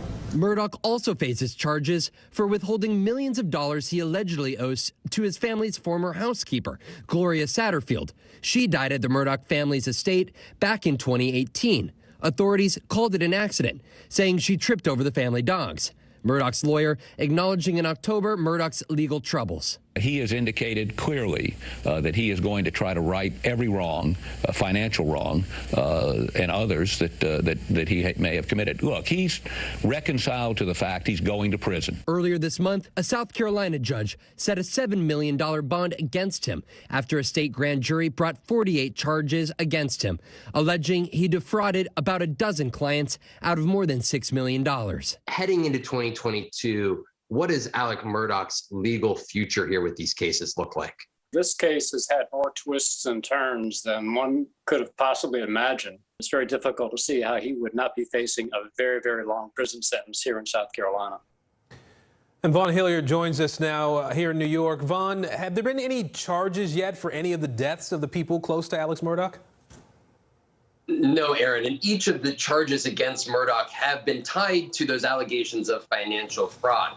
Murdaugh himself has continued to deny any involvement in the death of his wife, his son, and that longtime housekeeper. As you just heard from his lawyer, he has, though, acknowledged those efforts in an attempt to have himself killed, but he has blamed that incident on opioid withdrawals. We should note, we have also reached out to Murdaugh's attorney about his wife's will, but we have not heard back. Aaron? Vaughn Hilliard with us tonight. Vaughn, thank you. When we come back, battling Omicron abroad. South America has the highest vaccination rate in the world, but the concern tonight, their vaccines may not be a match for the new variants. And the champagne shortage one day before New Year's Eve, how the pandemic and climate change could keep your favorite brands off the shelves. That's next. We're here to start conversations about the big things happening in our world, because it's not my job to tell you what to think. My job is to think about what you tell me. Now Tonight with Joshua Johnson, streaming weeknights at 8 on NBC News Now. Still to come on the Channel 2 News. Well, the waters are certainly receding now. Still too close to call. Lester Holt reporting from the Ground Zero, as it's being referred to. It is, in fact, a taste of freedom. The Haitian people know a little something about resiliency. What's the biggest risk right now? Some of the troops who have been proud. I want to welcome you to the first presidential debate. In fact, we've been told we can't go any farther. You were some resilient folks. Let me get in.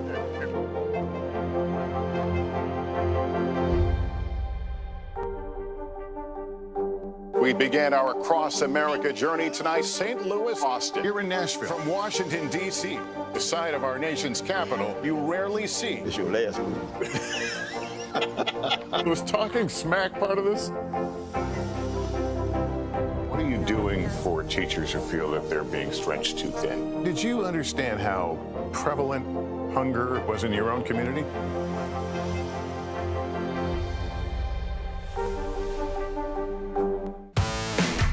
There's no better place for fun with friends. Quality time with your little golf buddy. Or an afternoon alone together. With the Golf Now app, family and friends are just a tap away. Just pick your course, pay from your phone, get out and enjoy. Golf Now. Download the app and go play. Michaela Schifrin. With just one more gold medal, she'll have more than any American alpine skier in history. She's climbed the mountain of this sport. Almost time to come down for more gold, Michaela. Better do it fast.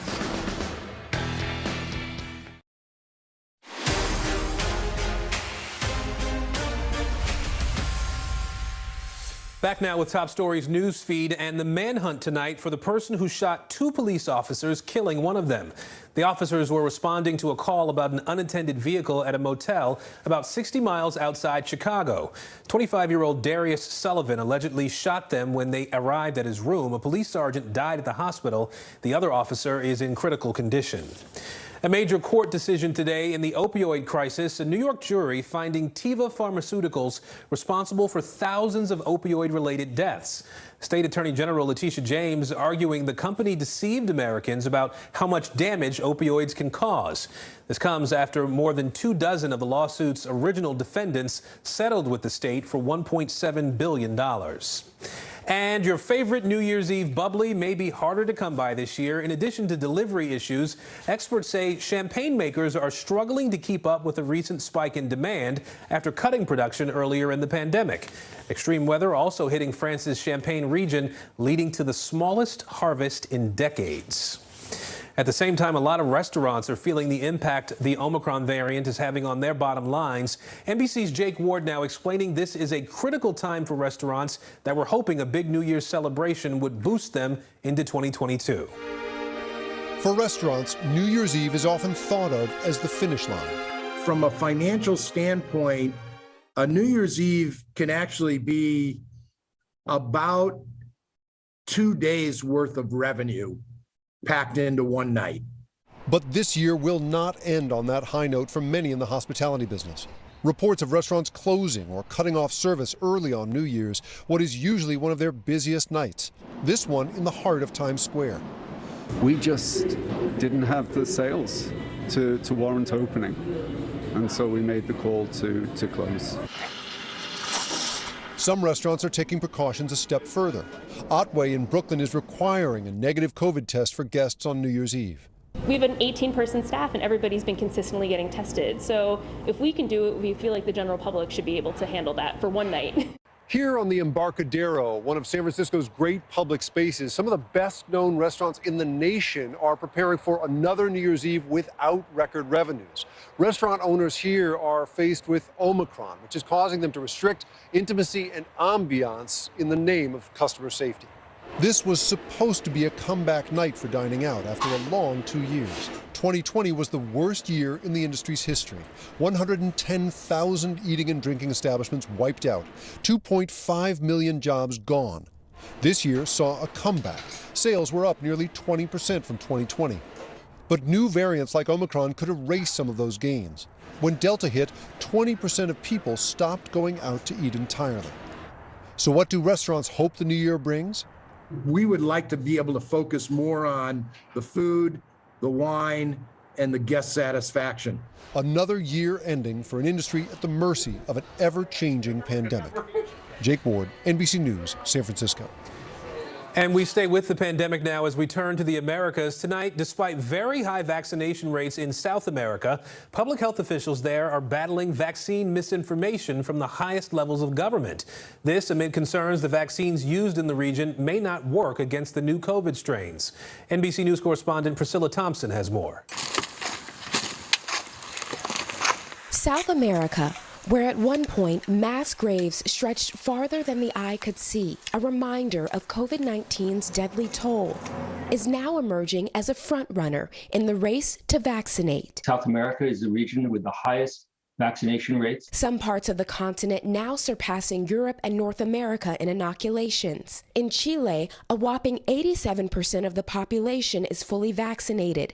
Italy and France are both at 74%, with the United States at roughly 62%. In all, South America has more than 63% of its population fully vaccinated. South America has taken off with its vaccination. Brazil is an excellent example of how vaccination, once supply chains were secured, rolled them out very quickly and now have higher rates of vaccine coverage than places like the United States. But in Brazil, where more than 600,000 have died from the virus, public health officials are also battling skepticism and misinformation from those in power. President Jair Bolsonaro has yet to get vaccinated and continues to publicly criticize the efficacy and regulation of vaccines. Efeito colateral, problema qualquer, já sabe que Não vão cobrar de mim. But officials are now bracing for yet another problem. The worst case scenario is a real substantial hit to our vaccine efficacy. Many of the South American countries use non-mRNA vaccines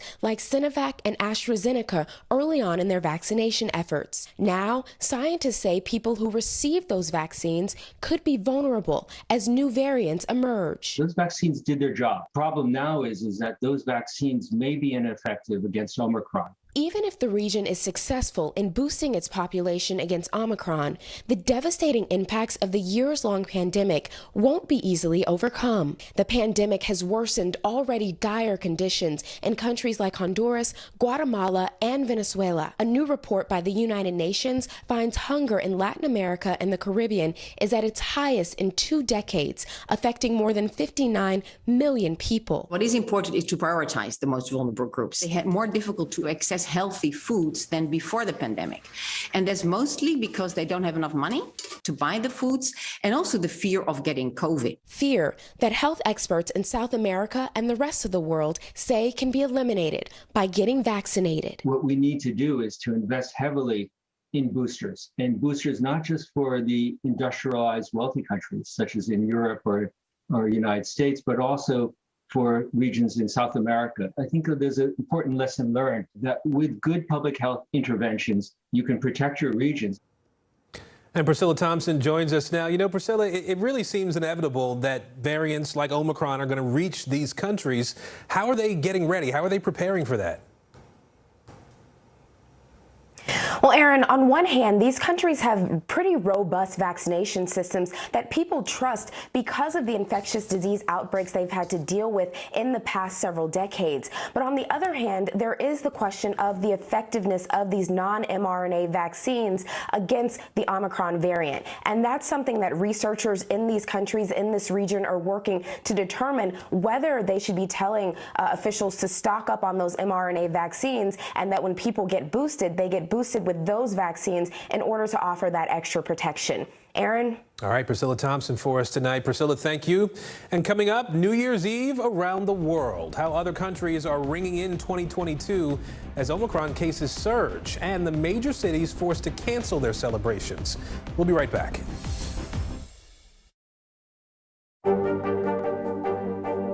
What are you doing for teachers who feel that they're being stretched too thin? Did you understand how prevalent hunger was in your own community?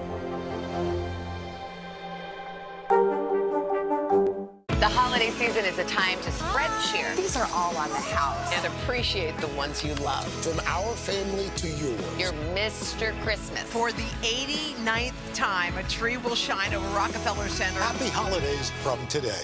There's no better place for fun with friends, quality time with your little golf buddy, or an afternoon alone together. Family and friends are just a tap away. Just pick your course, pay from your phone. Golf now. Download the app and go play. The holiday season is a time to spread cheer. These are all on the house. And appreciate the ones you love. From our family to yours. Your Mr. Christmas. For the 89th time, a tree will shine over Rockefeller Center. Happy holidays from today. News is happening now. Look at what's making headlines around the world. Right now on Morning News Now. Tonight, the major announcement of the COVID vaccine. And this is a significant moment. Your news, whenever it happens, wherever you are, it's here now. Our week-long journey across America. From Washington, D.C., outside of our nation's capital, you rarely see. It's your last move. Was talking smack part of this?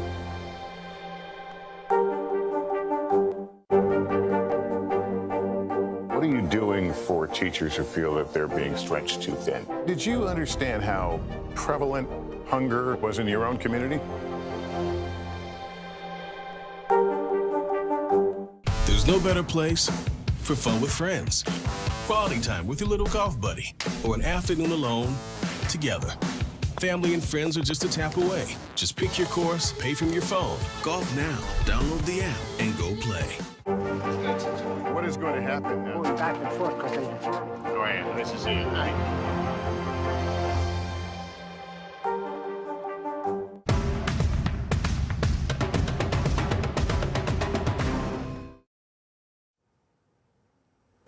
Back now with Top Stories Global Watch, and we're looking at how some cities around the world are ringing in the new year amid a new wave of Omicron cases. In about 12 hours, a fireworks display will be back over the Sydney Opera House after it was canceled last year. Tickets will be required, and revelers are urged to be vaccinated there. Berlin will air its annual party on TV, but will not allow an in-person audience.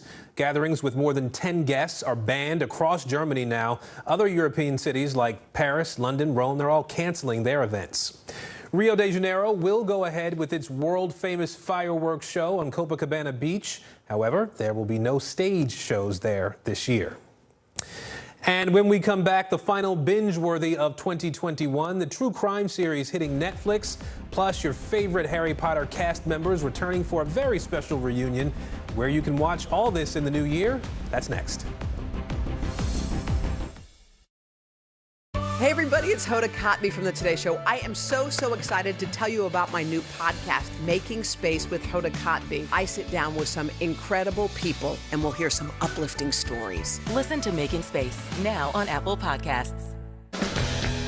Nathan Chen equals power because every time he does one of these, he's hit with forces 7 times his body weight. 945 pounds? That's 4 Terry Cruises. See? Power. This is a very different kind of program. We're here to start conversation about the big things happening in our world. Professor, I'm not asking you to predict the future, but what do we think that the new normal is going to be?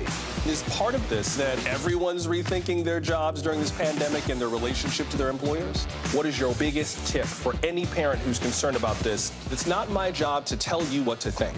My job is to think about what you tell me. Now Tonight with Joshua Johnson, streaming weeknights at 8 on NBC News Now. Frontside 900, McTwist, back-to-back 1080s. I mean, it's hard just naming these tricks. Chloe Kim, she's up there spinning around with a smile. Respect. The Winter Olympics, February 3rd on NBC and Peacock. What are you doing for teachers who feel that they're being stretched too thin? Did you understand how prevalent hunger was in your own community? Wednesday, January 5th, a new season of Greed begins on CNBC. Theranos goes to trial. She was the next big thing. Sex and scandal. I had just graduated high school. He would ask me to go out for a couple drinks. Boeing's soaring greed. What caused this brand new plane to crash?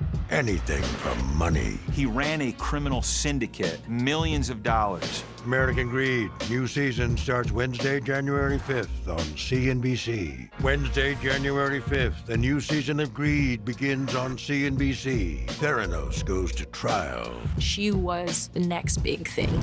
Sex and scandal. I had just graduated high school. He would ask me to go out for a couple drinks. Boeing's soaring greed. What caused this brand new plane to crash? Anything for money. He ran a criminal syndicate, millions of dollars. American Greed. New season starts Wednesday, January 5th on CNBC. Back now with Binge-Worthy, our look at the best things to watch. And this is the last one of 2021, so we're going to have a little fun tonight. Jeremy Parsons from People Magazine is here to help us set the table with what we can watch. Jeremy, appreciate you being here tonight. Let's get started. Let's see. The first recommendation is a new movie. This one starring Zachary Levi as Kurt Warner in American Underdog, right? I want to play a clip of that, and then we'll talk about it. Sure. I also pay you to win. Oh, this is going to be fun.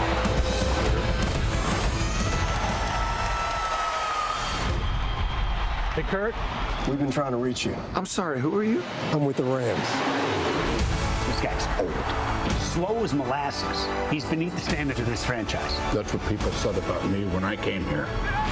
All those years gave you something others didn't have. Made you ready for this moment. Kurt Warner out of the Arena League. It's one of those stories that's too good for the movies. The perfect guy here. He was bagging groceries 5 years ago. So, Jeremy, this looks good. Sort of an all-American boy football story, right? It's kind of that real life story that sounds like a movie has now become a movie. It came out on Christmas Day. So yeah, there's time to see it. How about Dennis Quaid there, bringing that emotional, dramatic heft? And as we mentioned, Zachary Levi, of course, playing Kurt Warner. We've got Anna Paquin playing Kurt's wife, Brenda. The inspirational real life story of Kurt, from stocking grocery store shelves all the way to becoming a Super Bowl champ, two-time NFL MVP, Hall of Fame quarterback. He overcame major setbacks. Faith and family central to his story, and how he overcame the naysayers and everything else he faced to ultimately become this, iconic NFL player. Yeah, got to get a look at that. It looks like it's going to be a really good movie. The next pick we have is a new crime series on Netflix. This one's called Crime Scene: The Times Square Killer. I want to play a clip. Times Square in the 70s did not help. It was a place where you could fulfill forbidden fantasies in all sorts of different ways. There were guys that were pure predators.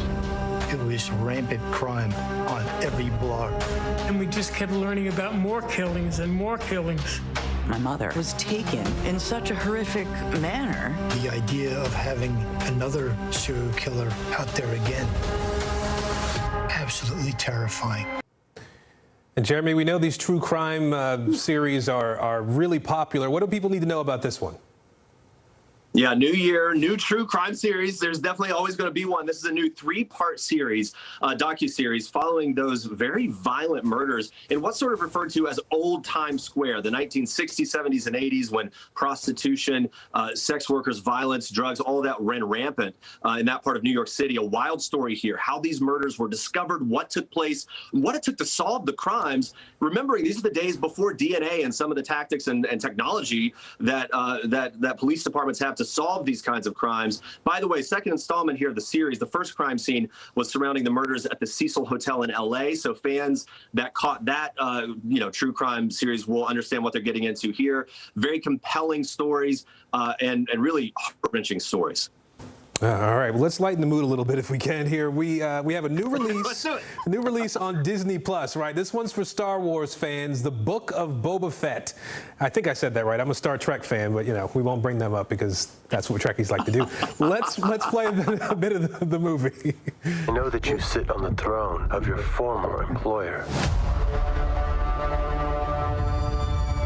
Jabba ruled with fear.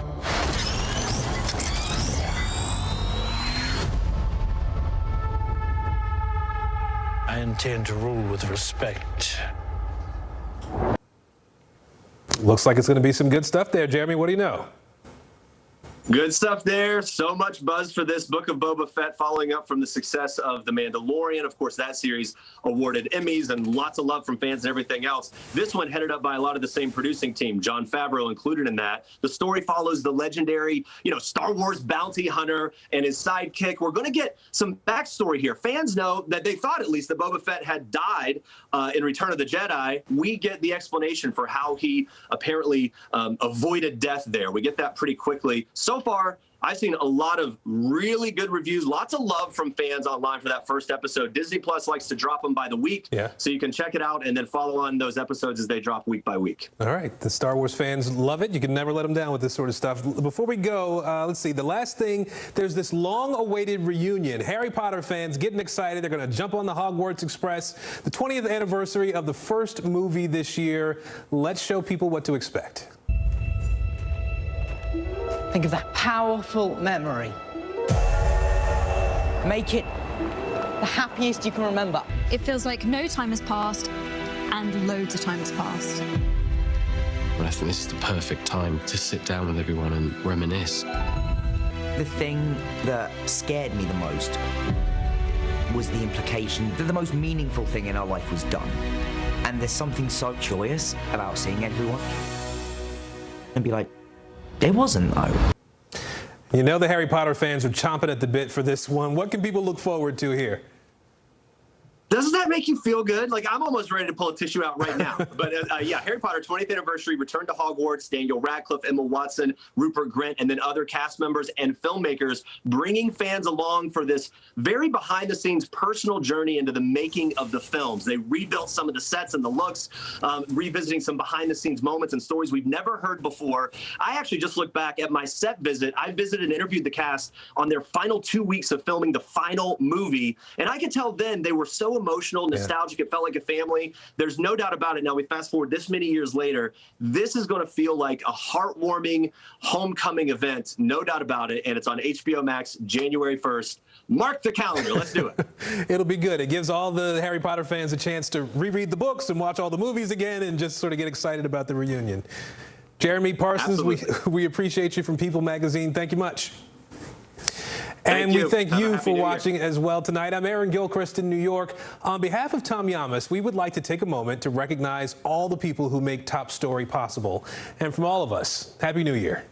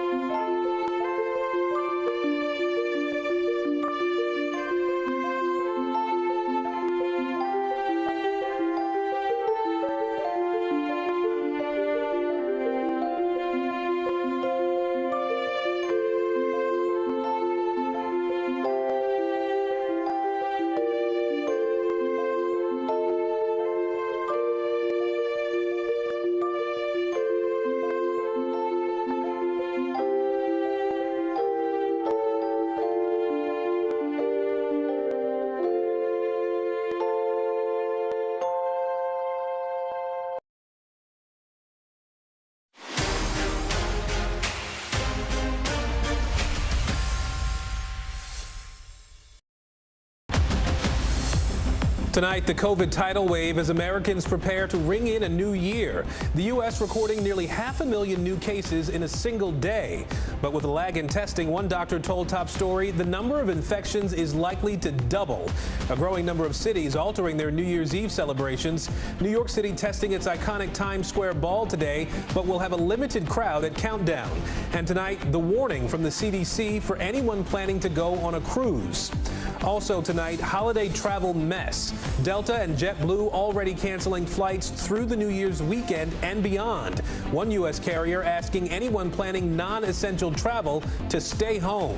The cancellations expected to welcome in 2022 as the country also braces for another round of severe weather. Maxwell's next steps. Ghislaine Maxwell found guilty on federal sex trafficking charges. Is this the end of her legal battle? And what could it mean for those in Jeffrey Epstein's social circle, including Prince Andrew? Tiger attack. The body camera footage showing police officers in Florida finding a zoo worker in the jaws of a tiger. Authorities forced to kill the big cat. The investigation tonight into what went wrong. Murdaugh family twist. The will from the wife of disgraced South Carolina attorney Alex Murdaugh, who's now jailed on multiple charges. What his wife left him before she and her son were murdered, plus the name crossed out. And a special edition of Binge-Worthy, what you should watch for in the final days of 2021 and what you don't want to miss next year. Top Story starts right now.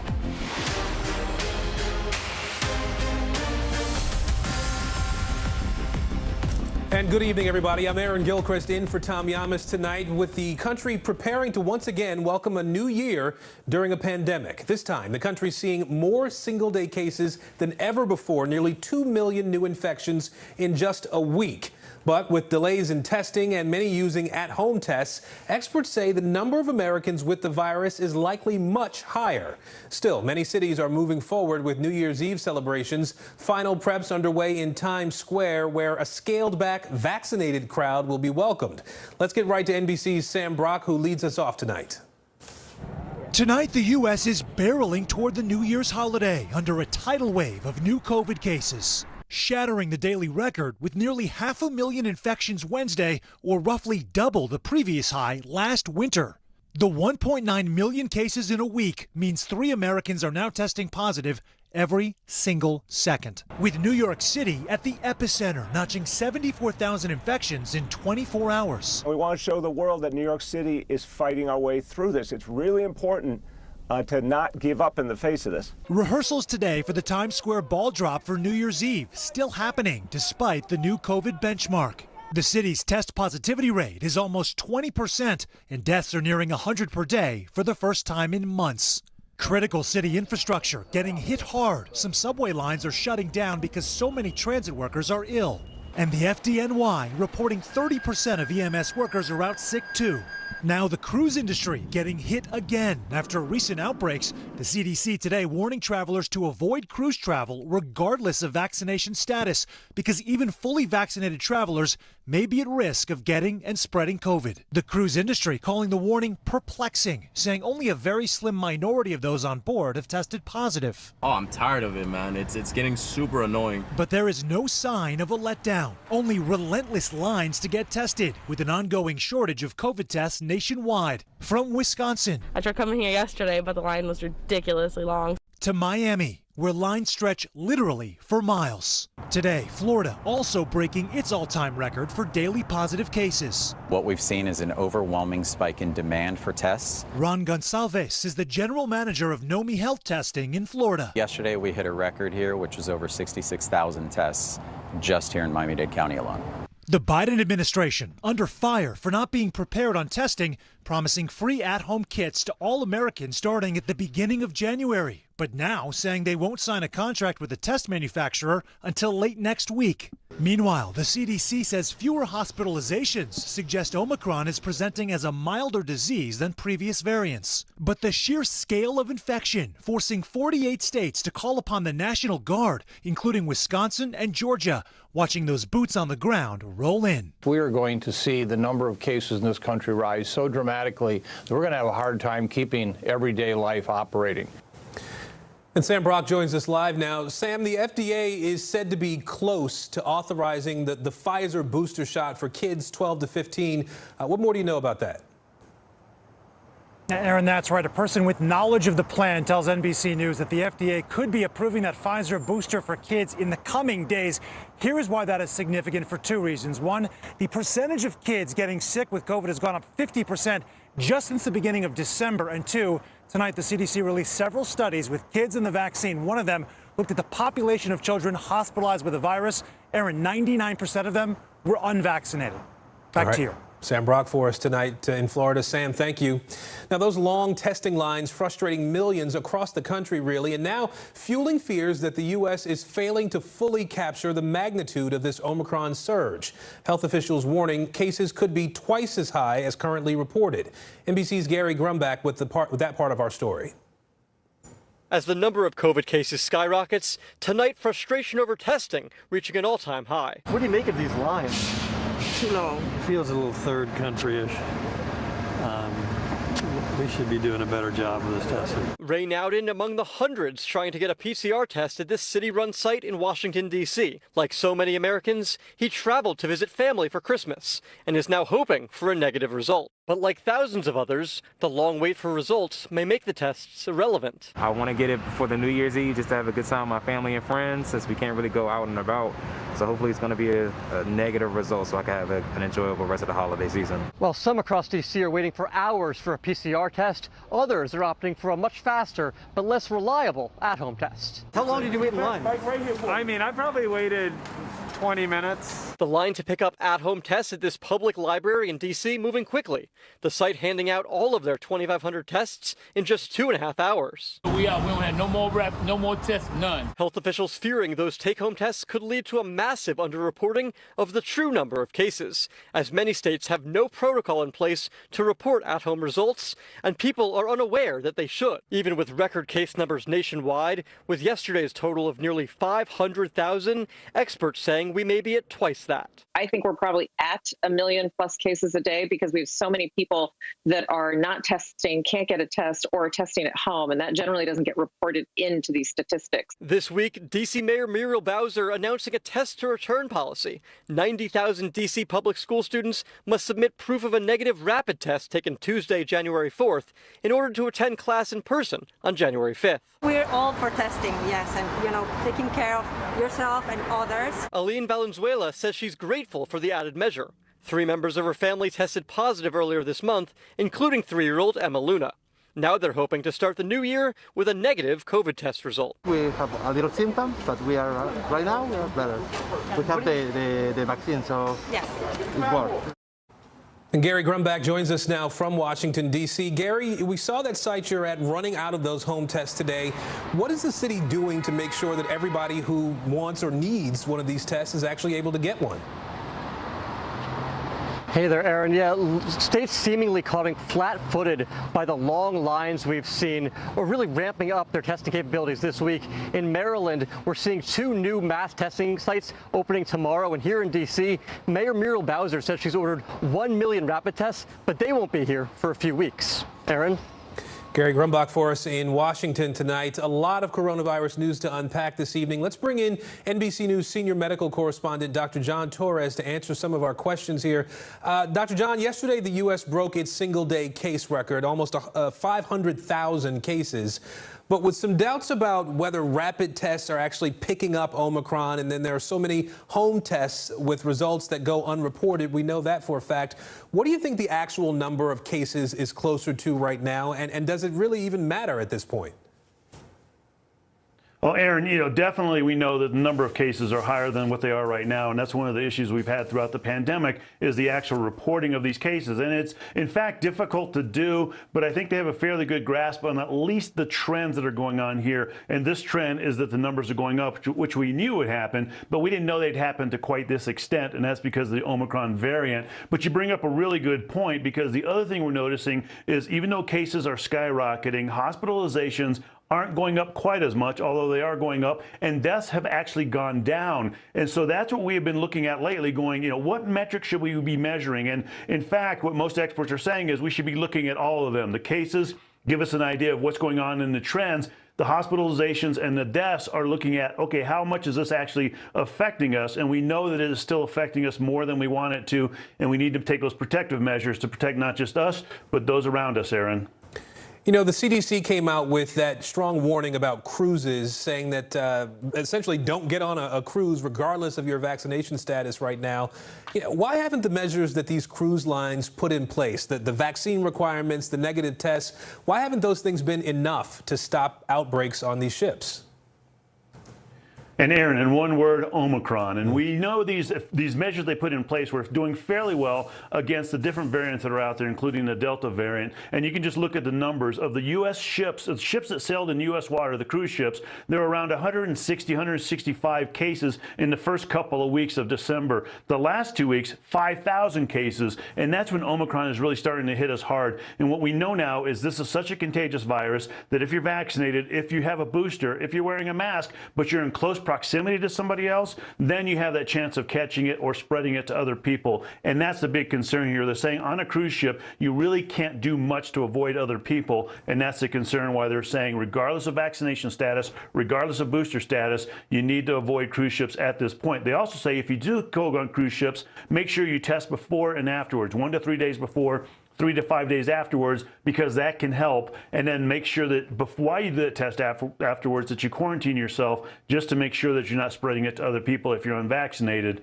But again, it's just showing you Omicron, how quickly this can spread, how easily it can spread, and how easily it can break through the protections that we do have. And it'll be interesting to see if the CDC has that same recommendation in other environments as time goes on. I do want to ask you about a couple of things happening overseas. The health ministry in Israel has approved a 4th COVID shot for people who are immunocompromised. I know the U.S. only approved that a few months ago. Do you think that we could soon see a 4th shot here? And I think what's going to happen is it's going to depend on where things go with the booster shot that we're getting right now for the vaccines that we have. And right now, so far, it looks like that booster shot is doing fairly well at keeping us protected from what we are concerned about, which is the serious illness, hospitalizations, and deaths, and to some extent from actually catching COVID, which is great. But what we don't know is how long is that going to last. And there's been back and forth in the study showing that it might not last as long as we want, but then other studies are saying, it seems like it's doing pretty good, particularly at those 3 that we're talking about, the serious illness, hospitalizations, and death. So time will tell where we go with this. The battle right now are getting enough people booster shots so we can keep them protected, because we know that it's going to spread during these holiday seasons here. All right, Dr. John Torres with us tonight. Dr. John, thank you, sir. We want to turn now to that winter weather we've been reporting on and the travel nightmare it's been creating. Thousands more flights have just been canceled ahead of New Year's this weekend, again because of dangerous weather and COVID staffing shortages. Steve Patterson now with the latest.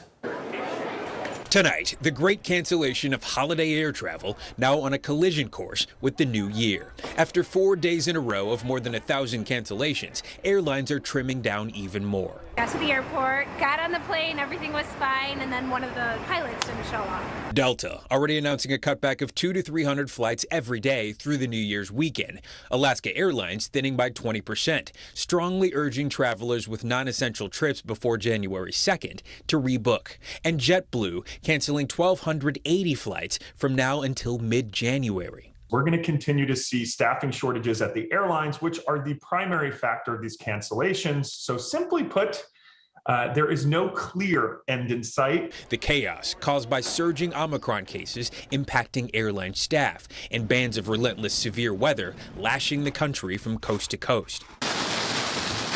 11 million in the south at risk of hail, powerful winds, and possible tornadoes by tomorrow, like what may have touched down in Alabama after it tore through the region. We've got a lot of structure damage. We've got windows blown out. We've got roofs that are in the middle of the street. And a massive winter storm is making its way east, expected to dump several inches of snow from Denver to Detroit, right in time for the holiday weekend. She'll either send it out on Carousel 6. A guarantee that this year's travel nightmare is also next year's. Steve Patterson, NBC News. And we are also following some breaking news tonight. A state of emergency in Colorado. Several dangerous wildfires are burning there and forcing evacuations of thousands of homes. Crews outside Denver right now battling those flames. NBC's Emily Ikeda has the late developments.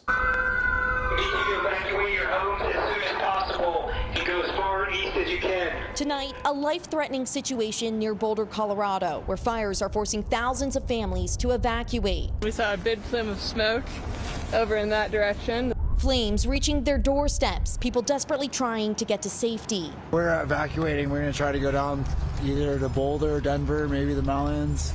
Just trying to figure out something. God help us. On foot and by car, entire communities on the move in a panicked escape from the fast-moving flames. Just traffic, so much traffic. That little town is just all trying to get out. One hospital already treating at least 6 burn victims. They are actively running from fire behind them. Plumes of thick smoke darkening the sky everywhere residents turn. The fire is crossing right at the golf course, and traffic is backed up in it. A possible cause for the 3 fires, downed power lines, according to local officials, as whipping winds plague the area, strong enough to topple tractor trailers. All aircraft here grounded. Some gusts more than 110 miles per hour, making the fight for firefighters nearly impossible. The battle worsened by the parched grounds in Colorado, the area in an extreme drought with just 1.6 inches of rain since August. Potential relief, though, on the way, with snow forecasted to move in tomorrow. But for too many, it could be too late as furious flames burn a path of destruction. Emily Ikeda, NBC News. Now to the meeting between President Biden and his Russian counterpart, Vladimir Putin. The White House saying the Russians requested that call amid mounting tensions. NBC News chief foreign correspondent Richard Engel has the details. Vladimir Putin had to wait until nearly midnight Moscow time for the call with President Biden. It seems when you ask for the call, you don't set the time. The call lasting less than an hour. The White House saying President Biden urged Putin to de-escalate tensions with Ukraine. Earlier, the Kremlin said Putin's goal was to hammer out an agenda ahead of key meetings with European allies, NATO members, and Russia in less than 2 weeks. Those talks are expected to focus on the crisis in Ukraine. U.S. officials warn Putin may invade the former Soviet state. Russian forces are still near the border, even after President Biden recently warned Putin of tough economic sanctions if he goes ahead. The front line in eastern Ukraine is a drab and muddy warren of trenches and minefields. When we visited a few weeks ago, soldiers told us without American and NATO support, they wouldn't be able to hold back the Russian army for long. Putin, I think, not stop in the Ukraine. If we don't stop it here, they go further.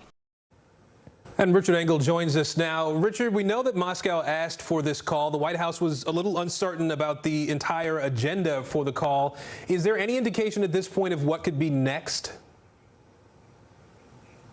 Very clear indications, and the Kremlin has made it clear from the start what it wanted out of this call.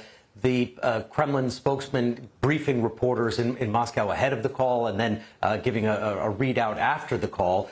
What Moscow wants, what Vladimir Putin wants, is to set the agenda for a series of negotiations, high-level, significant, detail-oriented negotiations that are due to begin in Geneva starting on January 10th, 12th, 13th. They will involve the U.S., European allies, NATO members, and Russia.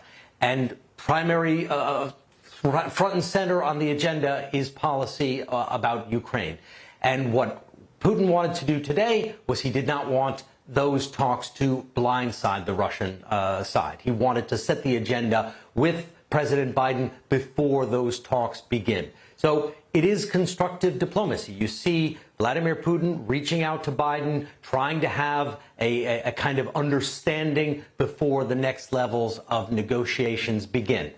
This is not the kind of thing that we have been seeing with the Russians over the last several years.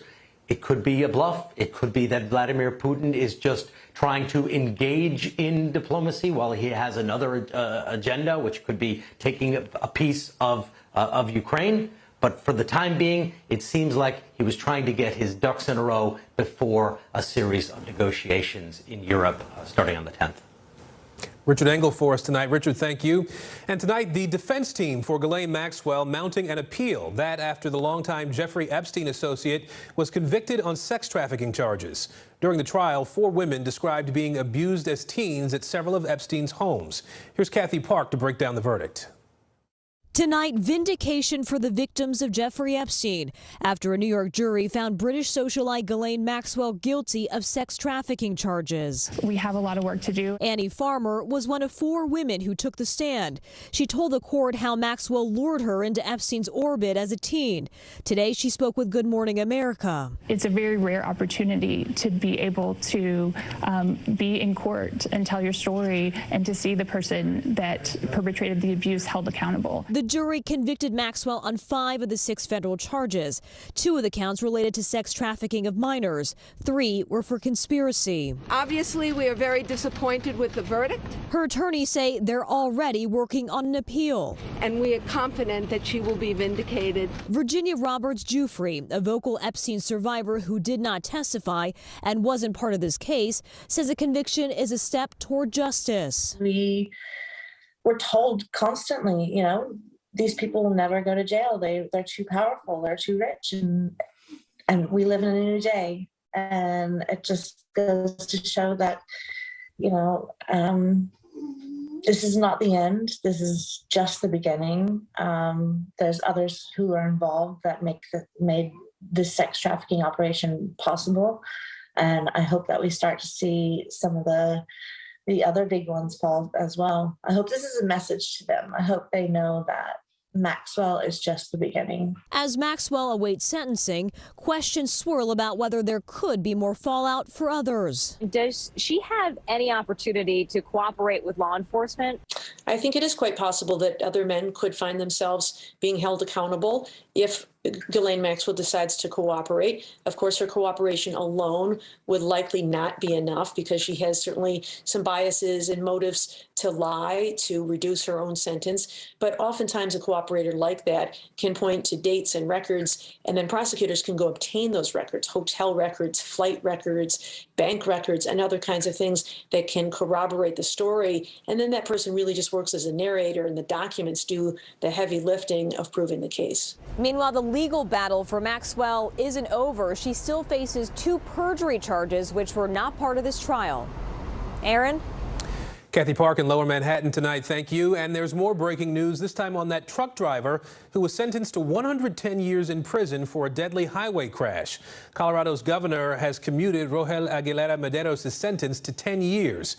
He was convicted on 27 charges for a fiery crash that killed 4 people in 2019. A petition calling for clemency was signed by more than 5 million people. NBC News legal analyst Danny Cevallos joins us now to talk a little bit more about this reduced sentence. Danny, so we were looking at a 110-year sentence for this crash that just came down about 2 weeks ago. The DA there in Colorado had said that had requested a resentencing hearing. That was on the calendar. How unusual is it that the decision for clemency came so quickly and that the sentence was reduced by so much, from basically life in prison to 10 years?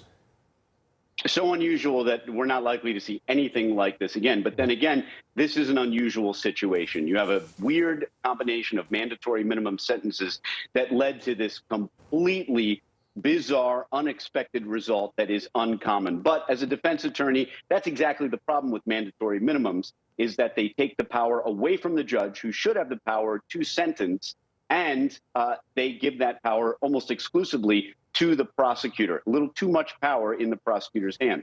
The reason this happened so quickly is that it was so apparently a sentence that was beyond the pale for sentences for conduct of this type, especially given the facts and circumstances. Of course, a tragic crash, tragic result, but this sentence, 110 years, was not within the heartland of similar sentences.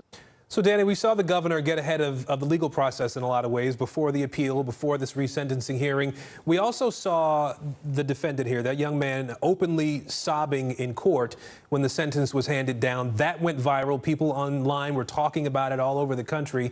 As you said, the judge admitted that his hands were tied with the mandatory minimum sentence laws.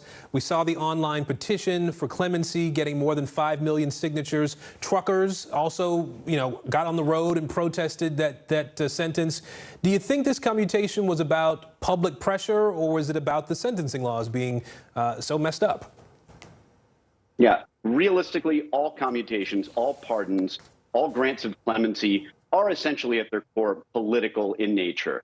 That's because governors and presidents receive so many requests for pardons and commutations that only a tiny fraction are actually considered. In the federal system, it's by the Pardon Office, which looks at the entire file. But as we know also, governors and presidents often pardon political allies, people that they have, that they know will advance them politically. And of course, they pardon people who will damage them politically. And that's why they do it typically on their last day in office, where they have the least political exposure. So pardons have been political since they came over from England on the boat. They've always been that way. And so they will continue to be that way. They really are such a rare part of the criminal defense practice that I don't even know anyone who practices pardon law. That's how rare it is.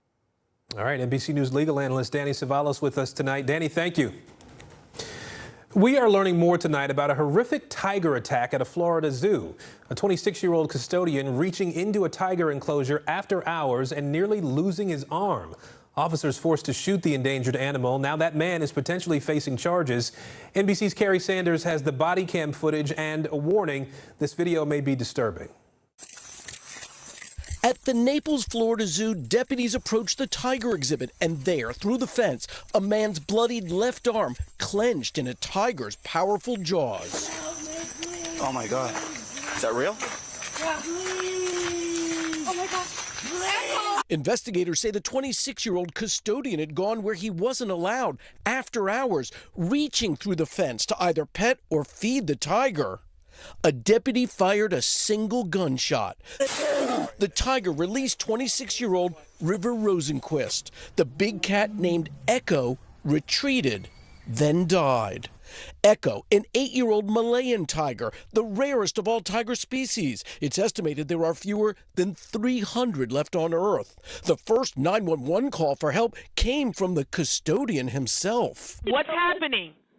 I'm being attacked by a tiger. Please, please, please. You're being attacked by a tiger? In the chaos and horrific pain, Rosenquist apologized for his actions. Sorry. I'm sorry. I'm sorry. I'm sorry.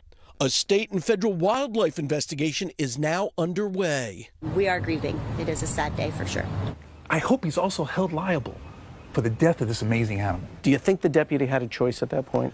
That police officer made the right decision. He should be praised for going in there and saving that man's life. That 26-year-old tonight in stable condition, potentially, say investigators, facing charges, learning the hard way you can take an animal out of the wild, but you cannot take the wild out of an animal.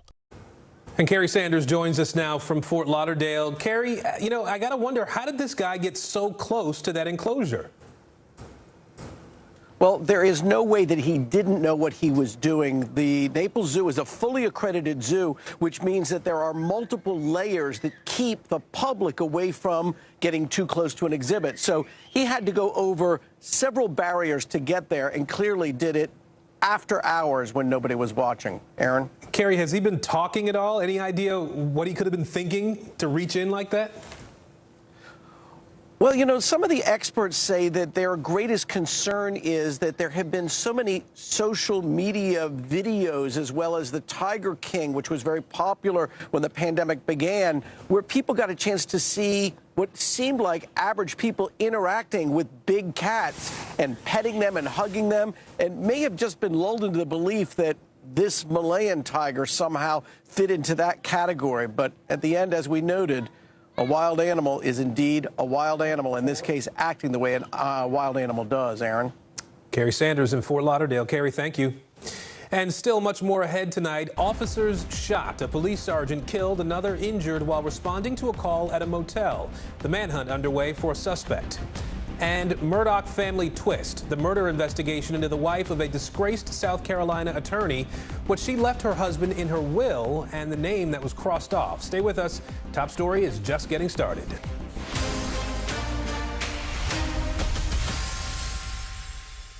American Greed, new season, new night. Theranos goes to trial. Boeing's soaring greed, anything for money. A new season of Greed starts Wednesday, January 5th on CNBC. What are you doing for teachers who feel that they're being stretched too thin? Did you understand how prevalent hunger was in your own community? Our week-long journey across America, from Washington, D.C., outside of our nation's capital, you rarely see. It's your last movie. Was talking smack part of this? I'm Terry Crews, Team USA superfan. Shaun White, what are you trying to prove? You've already won more snowboarding golds than anyone else, ever. Maybe you're trying to prove you only get better with age, like a fine cheese or yogurt. These days, it feels like the news never stops. So let's get into it. What's happening right now, what it all means for you for an hour every day. It can be hard to keep up, so let's get started together. Hallie Jackson Now, weekdays at 5 on NBC News Now. Hey everybody, it's Hoda Kotb from The Today Show. I am so excited to tell you about my new podcast, Making Space with Hoda Kotb. I sit down with some incredible people and we'll hear some uplifting stories. Listen to Making Space now on Apple Podcasts. These days, it feels like the news never stops. So let's get into it. What's happening right now, what it all means for you for an hour every day. It can be hard to keep up, so let's get started together. Hallie Jackson Now, weekdays at 5 on NBC News Now. The holiday season is a time to spread cheer. These are all on the house. And appreciate the ones you love. From our family to yours. You're Mr. Christmas. For the 89th time, a tree will shine over Rockefeller Center. Happy holidays from today. Back now with the latest twist in the mystery surrounding disgraced South Carolina attorney Alex Murdaugh. His wife and son murdered at their home back in June. Tonight, his late wife's will revealing that she left her entire estate to him, but also showing one mysterious edit. NBC's Vaughn Hilliard has more. Tonight, yet another twist in the saga involving the once prominent South Carolina attorney Alex Murdaugh and the multiple deaths in his family. Newly revealed documents raising questions about his wife, Maggie Murdaugh. In June, she and their son, Paul, were found murdered at home, shot multiple times. Authorities are still investigating their killings.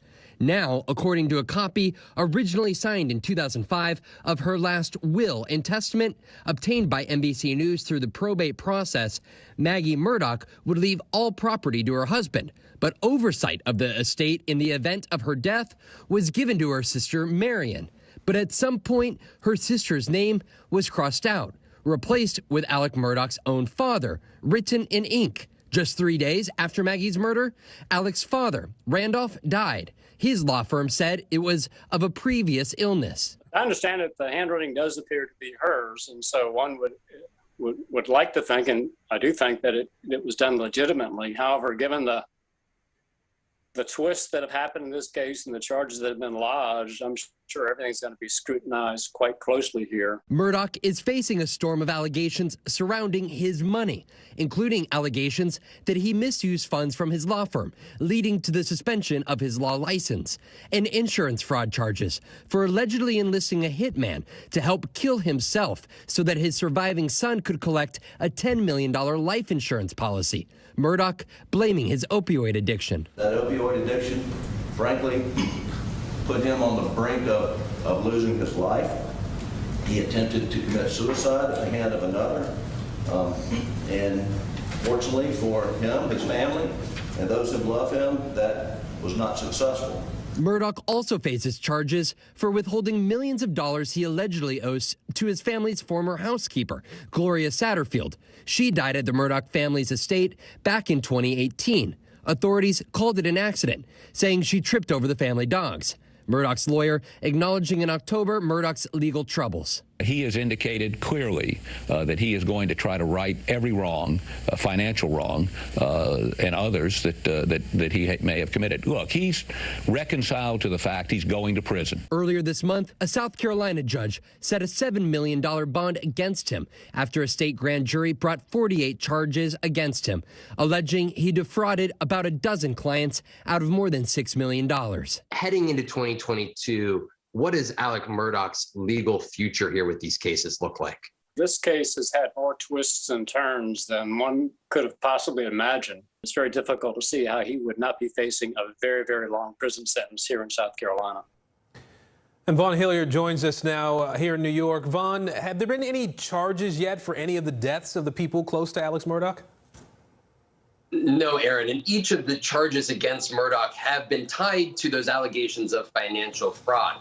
Murdaugh himself has continued to deny any involvement in the death of his wife, his son, and that longtime housekeeper. As you just heard from his lawyer, he has, though, acknowledged those efforts in an attempt to have himself killed, but he has blamed that incident on opioid withdrawals. We should note, we have also reached out to Murdaugh's attorney about his wife's will, but we have not heard back. Aaron? Vaughn Hilliard with us tonight. Vaughn, thank you. When we come back, battling Omicron abroad. South America has the highest vaccination rate in the world, but the concern tonight, their vaccines may not be a match for the new variants. And the champagne shortage one day before New Year's Eve, how the pandemic and climate change could keep your favorite brands off the shelves. That's next. Wednesday, January 5th, a new season of Greed begins on CNBC. Theranos goes to trial. She was the next big thing. Sex and scandal. I had just graduated high school. He would ask me to go out for a couple of drinks. Boeing's soaring greed. What caused this brand new plane to crash? Anything for money. He ran a criminal syndicate, millions of dollars. American Greed. New season starts Wednesday, January 5th on CNBC. In the City of Angels, two kindly old ladies wanted to help homeless men get off the streets forever. And so they did. Listen to The Thing About Helen and Olga, the new podcast from Dateline and Keith Morrison. News is happening now. Look at what's making headlines around the world. Right now on Morning News Now. Tonight, the major announcement of the COVID vaccine. And this is a significant moment. Your news, whenever it happens, wherever you are, it's here now.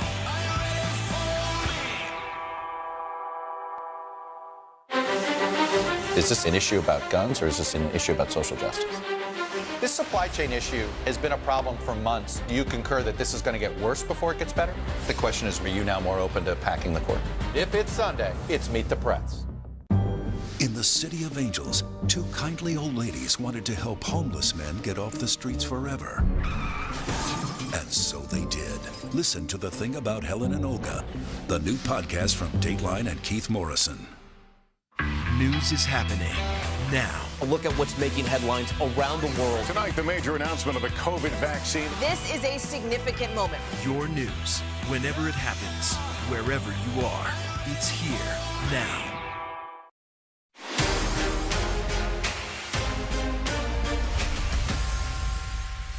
Back now with Top Stories news feed and the manhunt tonight for the person who shot two police officers, killing one of them.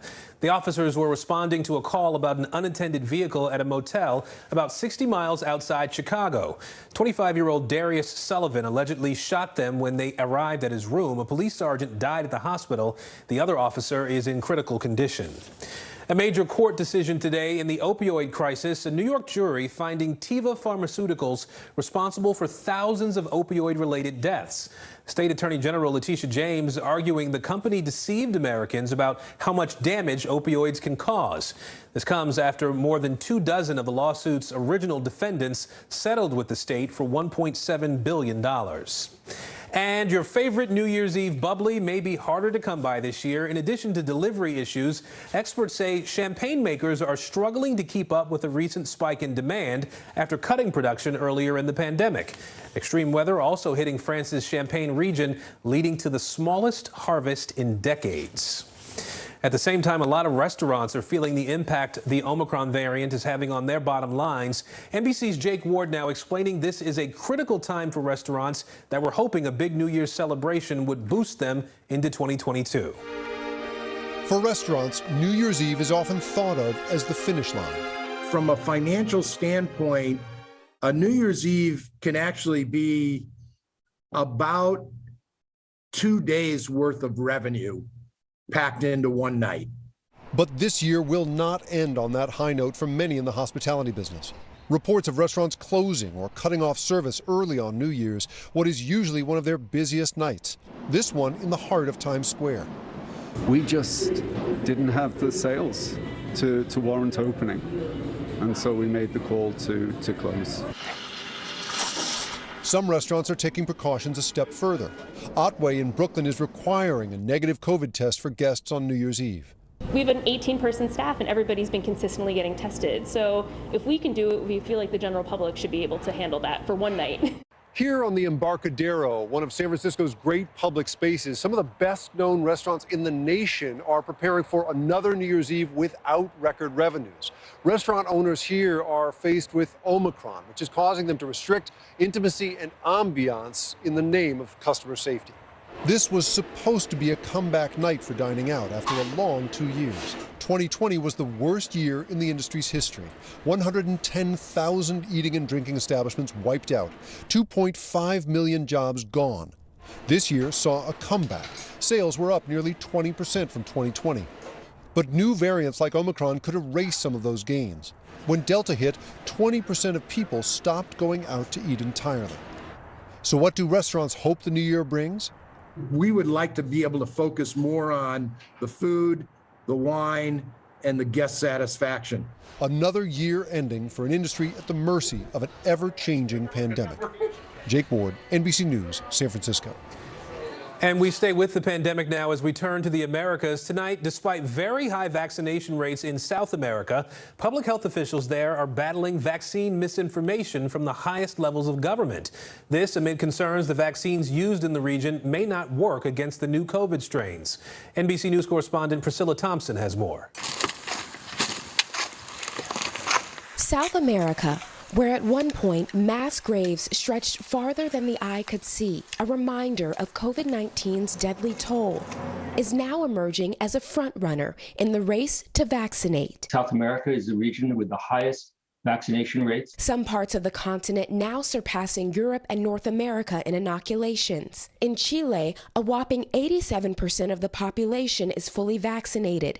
Italy and France are both at 74%, with the United States at roughly 62%. In all, South America has more than 63% of its population fully vaccinated. South America has taken off with its vaccination. Brazil is an excellent example of how vaccination, once supply chains were secured, rolled them out very quickly and now have higher rates of vaccine coverage than places like the United States. But in Brazil, where more than 600,000 have died from the virus, public health officials are also battling skepticism and misinformation from those in power. President Jair Bolsonaro has yet to get vaccinated and continues to publicly criticize the efficacy and regulation of vaccines. Efeito colateral, problema qualquer, já sabe que não vão cobrar de mim. But officials are now bracing for yet another problem. The worst case scenario is a real substantial hit to our vaccine efficacy. Many of the South American countries use non-mRNA vaccines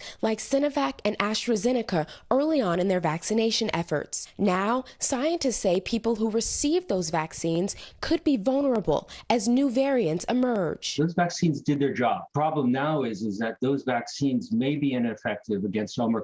Even if the region is successful in boosting its population against Omicron, the devastating impacts of the years-long pandemic won't be easily overcome. The pandemic has worsened already dire conditions in countries like Honduras, Guatemala, and Venezuela. A new report by the United Nations finds hunger in Latin America and the Caribbean is at its highest in 2 decades, affecting more than 59 million people. What is important is to prioritize the most vulnerable groups. They had more difficulty to access healthy foods than before the pandemic. And that's mostly because they don't have enough money to buy the foods and also the fear of getting COVID. Fear that health experts in South America and the rest of the world say can be eliminated by getting vaccinated. What we need to do is to invest heavily in boosters, and boosters not just for the industrialized wealthy countries such as in Europe or United States, but also for regions in South America. I think that there's an important lesson learned that with good public health interventions, you can protect your regions. And Priscilla Thompson joins us now. You know, Priscilla, it really seems inevitable that variants like Omicron are going to reach these countries. How are they getting ready? How are they preparing for that?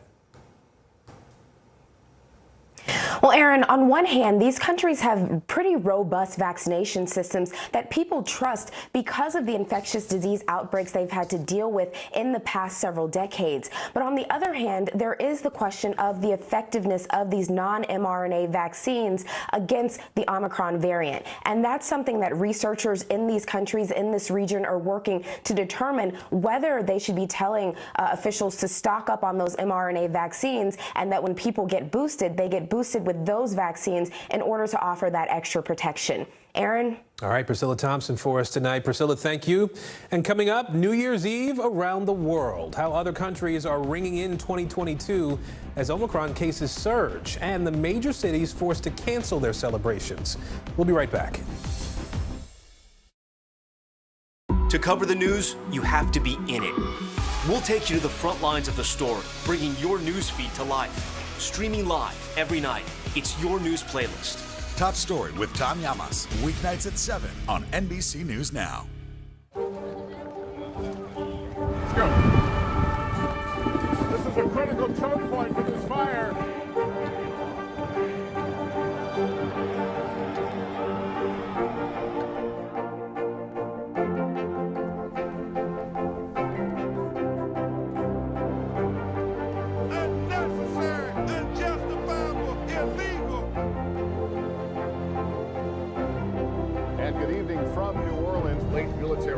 is witnessing the massive crowds. I admire you both. Nice to really spend some time with you. Appreciate it.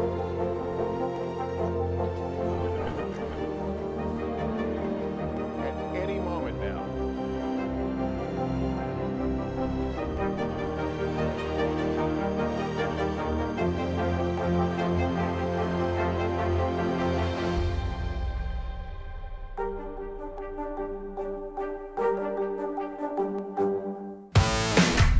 There's no better place for fun with friends.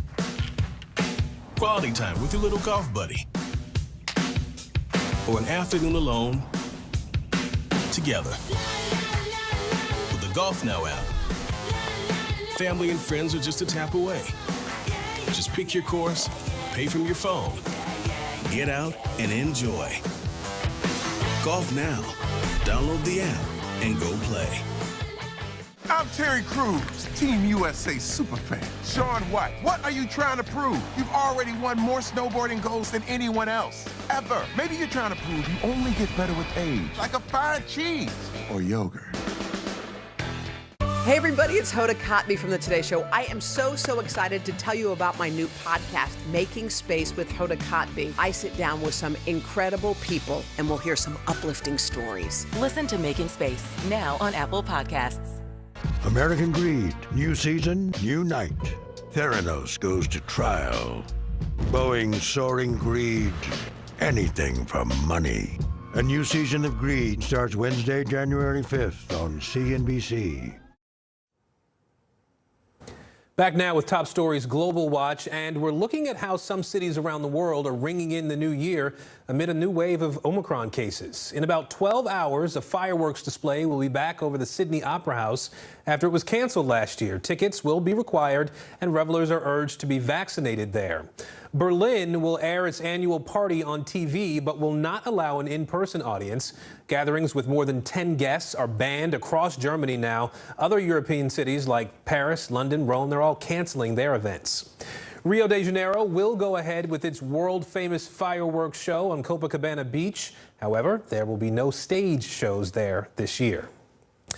And when we come back, the final binge-worthy of 2021, the true crime series hitting Netflix, plus your favorite Harry Potter cast members returning for a very special reunion.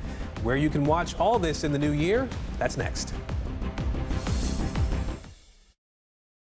The Meet the Press Chuck Toddcast, free wherever you get your podcasts.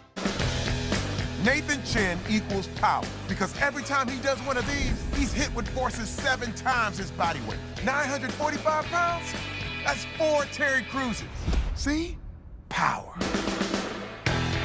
We began our cross-America journey tonight, St. Louis, Austin, here in Nashville. From Washington, D.C., the site of our nation's capital, you rarely see. It's your last move. Was talking smack part of this? What are you doing for teachers who feel that they're being stretched too thin? Did you understand how prevalent hunger was in your own community?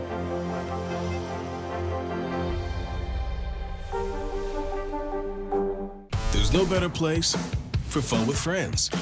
Quality time with your little golf buddy. Or an afternoon alone together. Family and friends are just a tap away. Just pick your course, pay from your phone. Golf Now. Download the app and go play.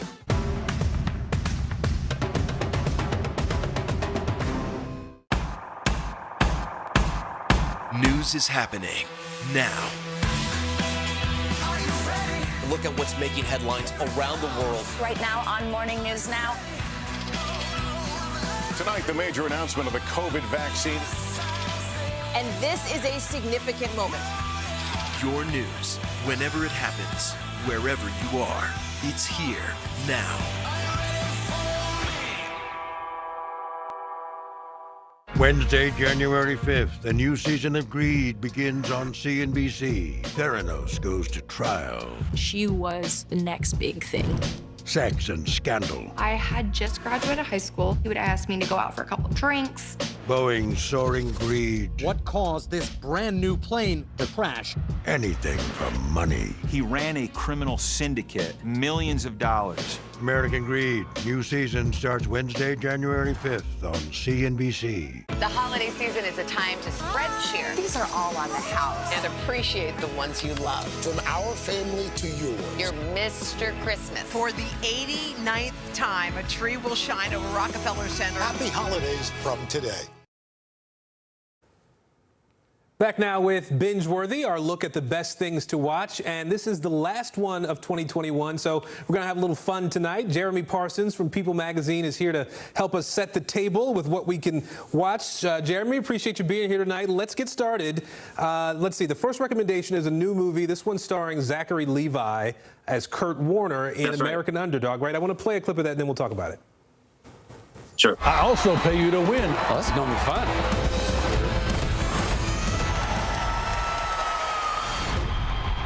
Hey, Kurt. We've been trying to reach you. I'm sorry, who are you? I'm with the Rams. This guy's old. Slow as molasses. He's beneath the standards of this franchise. That's what people said about me when I came here. All those years gave you something others didn't have. Made you ready for this moment. Kurt Warner out of the Arena League. It's one of those stories that's too good for the movies. The perfect guy here. He was bagging groceries 5 years ago. So, Jeremy, this looks good. Sort of an all-American boy football story, right? It's kind of that real life story that sounds like a movie has now become a movie. It came out on Christmas Day. So yeah, there's time to see it. How about Dennis Quaid there, bringing that emotional, dramatic heft? And as we mentioned, Zachary Levi, of course, playing Kurt Warner. We've got Anna Paquin playing Kurt's wife, Brenda. The inspirational real life story of Kurt, from stocking grocery store shelves all the way to becoming a Super Bowl champ, two-time NFL MVP, Hall of Fame quarterback. He overcame major setbacks. Faith and family central to his story, and how he overcame the naysayers and everything else he faced to ultimately become this, iconic NFL player. Yeah, got to get a look at that. It looks like it's going to be a really good movie. The next pick we have is a new crime series on Netflix. This one's called Crime Scene: The Times Square Killer. I want to play a clip. Times Square in the 70s did not help. It was a place where you could fulfill forbidden fantasies in all sorts of different ways. There were guys that were pure predators. It was rampant crime on every block. And we just kept learning about more killings and more killings. My mother was taken in such a horrific manner. The idea of having another serial killer out there again, absolutely terrifying. And Jeremy, we know these true crime series are really popular. What do people need to know about this one?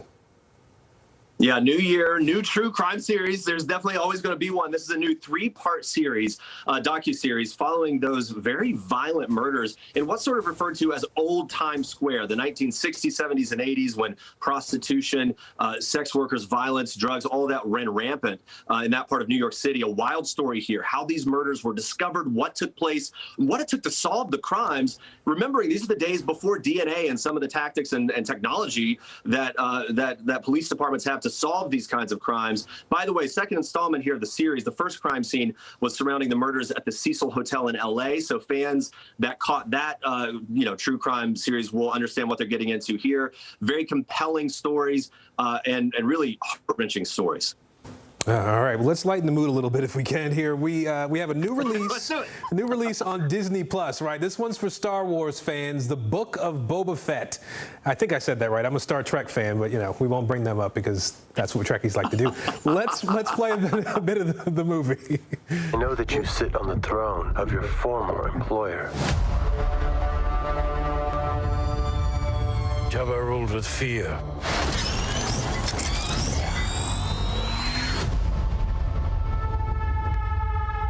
I intend to rule with respect. Looks like it's going to be some good stuff there, Jeremy. What do you know? Good stuff there. So much buzz for this Book of Boba Fett, following up from the success of The Mandalorian. Of course, that series awarded Emmys and lots of love from fans and everything else. This one headed up by a lot of the same producing team, Jon Favreau included in that. The story follows the legendary, Star Wars bounty hunter and his sidekick. We're going to get some backstory here. Fans know that they thought at least that Boba Fett had died in Return of the Jedi. We get the explanation for how he apparently avoided death there. We get that pretty quickly. So far, I've seen a lot of really good reviews, lots of love from fans online for that first episode. Disney Plus likes to drop them by the week, so you can check it out and then follow on those episodes as they drop week by week. All right, the Star Wars fans love it. You can never let them down with this sort of stuff. Before we go, let's see, the last thing, there's this long-awaited reunion. Harry Potter fans getting excited. They're going to jump on the Hogwarts Express. The 20th anniversary of the first movie this year. Let's show people what to expect. Think of that powerful memory. Make it the happiest you can remember. It feels like no time has passed and loads of time has passed. I think this is the perfect time to sit down with everyone and reminisce. The thing that scared me the most was the implication that the most meaningful thing in our life was done. And there's something so joyous about seeing everyone and be like, it wasn't, though. You know the Harry Potter fans are chomping at the bit for this one. What can people look forward to here? Doesn't that make you feel good? Like, I'm almost ready to pull a tissue out right now. But yeah, Harry Potter 20th anniversary, Return to Hogwarts, Daniel Radcliffe, Emma Watson, Rupert Grint, and then other cast members and filmmakers bringing fans along for this very behind-the-scenes personal journey into the making of the films. They rebuilt some of the sets and the looks, revisiting some behind-the-scenes moments and stories we've never heard before. I actually just looked back at my set visit. I visited and interviewed the cast on their final 2 weeks of filming the final movie, and I could tell then they were so emotional, nostalgic. It felt like a family. There's no doubt about it. Now we fast forward this many years later, this is going to feel like a heartwarming homecoming event, no doubt about it. And it's on HBO Max January 1st. Mark the calendar. Let's do it. It'll be good. It gives all the Harry Potter fans a chance to reread the books and watch all the movies again and just sort of get excited about the reunion. Jeremy Parsons, we appreciate you from People Magazine. Thank you much.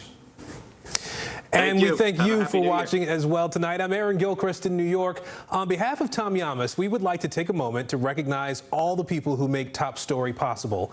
And from all of us, Happy New Year.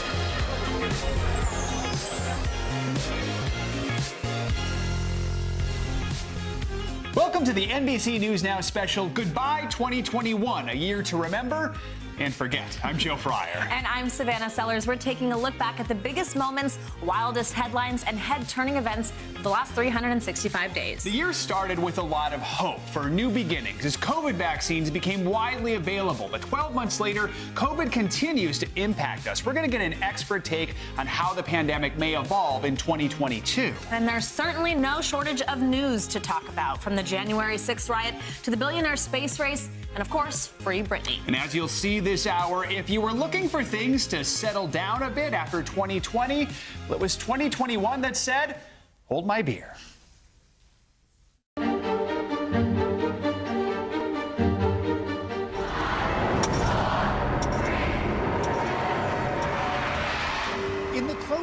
headlines of 2020 as the ball dropped above a sparsely populated Times Square, a weary nation cautiously hoped for better times. Dreams that were quickly dampened. 2021 was just 6 days old when a mob of Trump supporters stormed the U.S. Capitol, hoping to overturn the presidential election.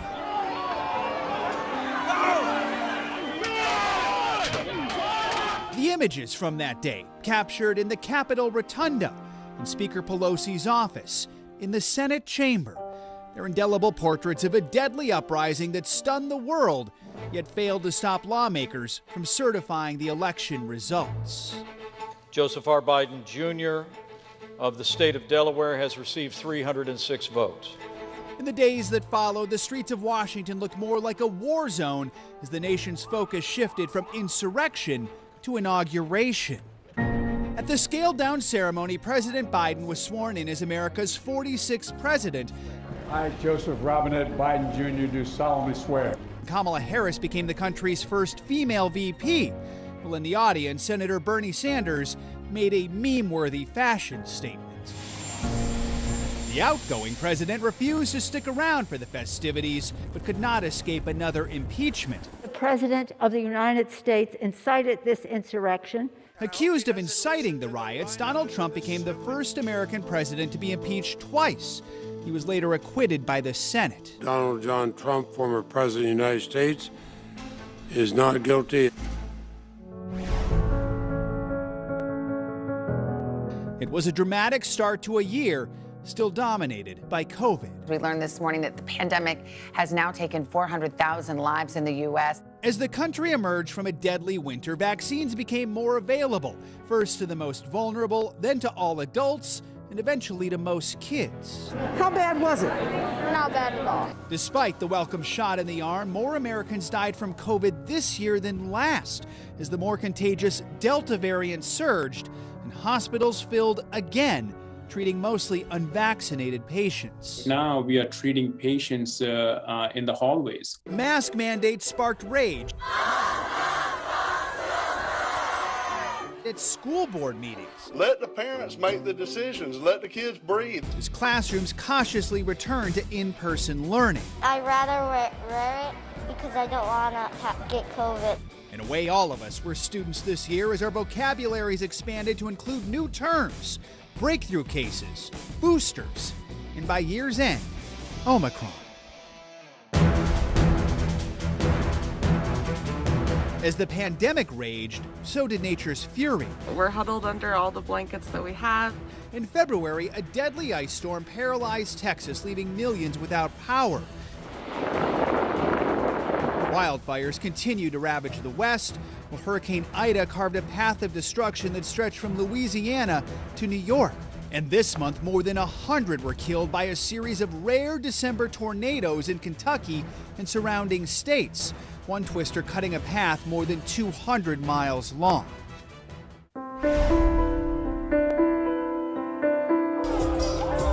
It was a year of fatal tragedies. The Astroworld concert in Houston, a Christmas parade in Waukesha, Wisconsin, and a condo building in Surfside, Florida. It just felt like an earthquake. Whoever thinks a building's gonna collapse on you, you just never. Without notice, the 12-story tower partially collapsed, killing nearly 100 people while many slept. Tragedy also reached a movie set in New Mexico, where actor Alec Baldwin was handed a gun that fired a real round, killing the film's cinematographer.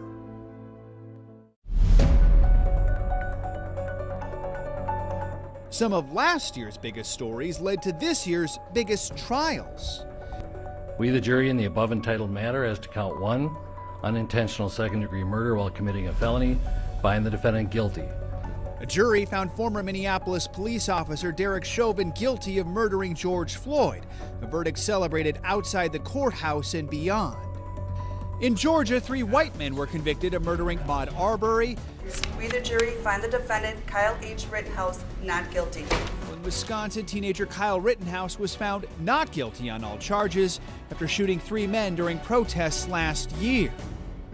Exacerbating the growing political chasm in America in a year already filled with partisan tensions and pointed debates, over controversial issues, including abortion and transgender rights. Political harmony was not totally elusive. Yeah. Bravo.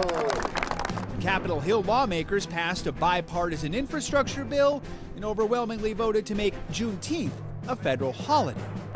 Warnock now 83.2%. And if you thought our politics would settle down after the last election, think again. The year started with Democrats flipping 2 Senate seats in Georgia and ended with Republicans flipping the governor's seat in Virginia.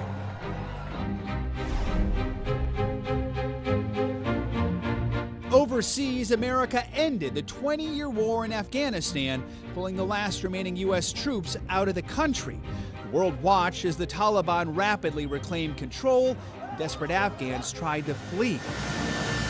Kabul is falling now. In the chaotic final days, a suicide bomber killed 13 service members, all of it sparking international criticism for how the withdrawal was handled. But President Biden stood by his decision. After 20 years of war in Afghanistan, I refuse to send another generation of America's sons and daughters to fight a war that should have ended long ago. In October, world leaders gathered once again in person in Rome for the G20 conference, then in Glasgow for the UN climate conference. Notably missing, Queen Elizabeth, forced to bow out over health concerns. It was a challenging year for the royal family, starting in March when Prince Harry and Meghan Markle sat down for a headline-making interview with Oprah Winfrey. There's a conversation with you, with Harry, about how dark your baby is going to be? potentially, and what that would mean or look like. That conversation I'm never going to share. The royals also said goodbye to the Queen's husband of more than 70 years, Prince Philip, who died at the age of 99. His one of many notable deaths this year: former Secretary of State Colin Powell, Senator Bob Dole, actress Cicely Tyson, Broadway legend Stephen Sondheim, The Sound of Music's Christopher Plummer, and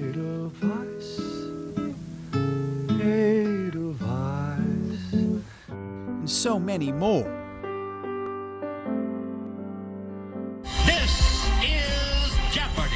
It was the year that Jeopardy struggled to find a permanent host. Welcome to the second of our 3 semifinal matches. That Britney was finally freed from her conservatorship.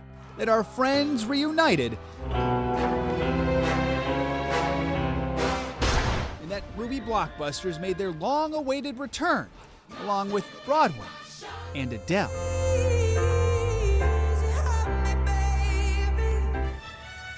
The Olympic flame belatedly burned 1 year later than planned as Tokyo hosted the 2020 Games in 2021.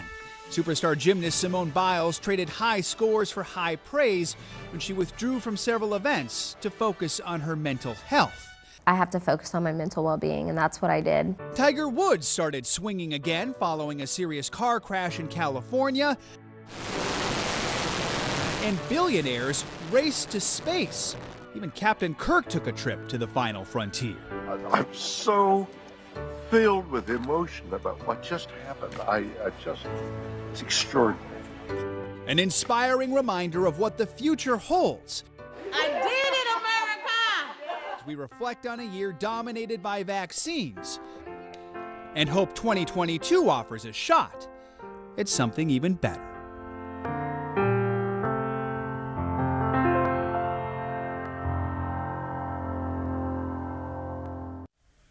Wow, what a year. And you can't talk about 2021 without mentioning the global fight against COVID and the huge medical breakthrough that was the distribution of COVID vaccines. The shots, created, evaluated, and authorized in just months, was a first for vaccine development. Millions around the world lined up to get their shots and then months later lined up again for a booster. But it wasn't without controversy. Let's take a look back.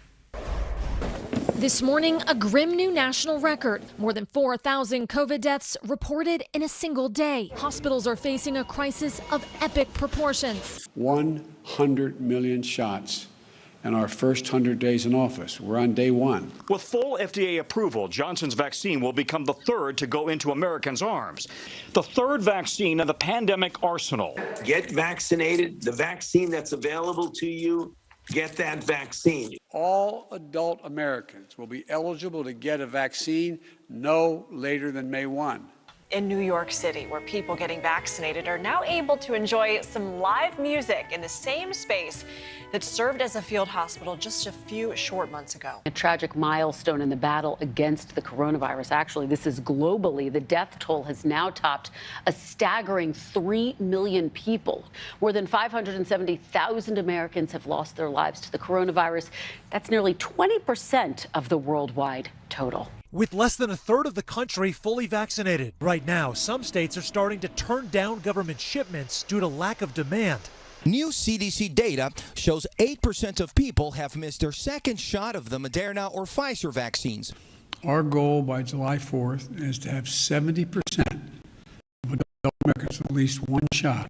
Pfizer's emergency use authorization now clears the way for 17 million children to immediately get vaccinated. Kids 12 to 15 years old, mostly middle and high school students, now qualify. If you get the shot, you basically can ditch the mask nearly everywhere, the CDC says. But America is already on the pandemic rebound. New COVID cases at their lowest level since last June. Last year we lost the summer because of COVID, so this year it's going to be a big summer.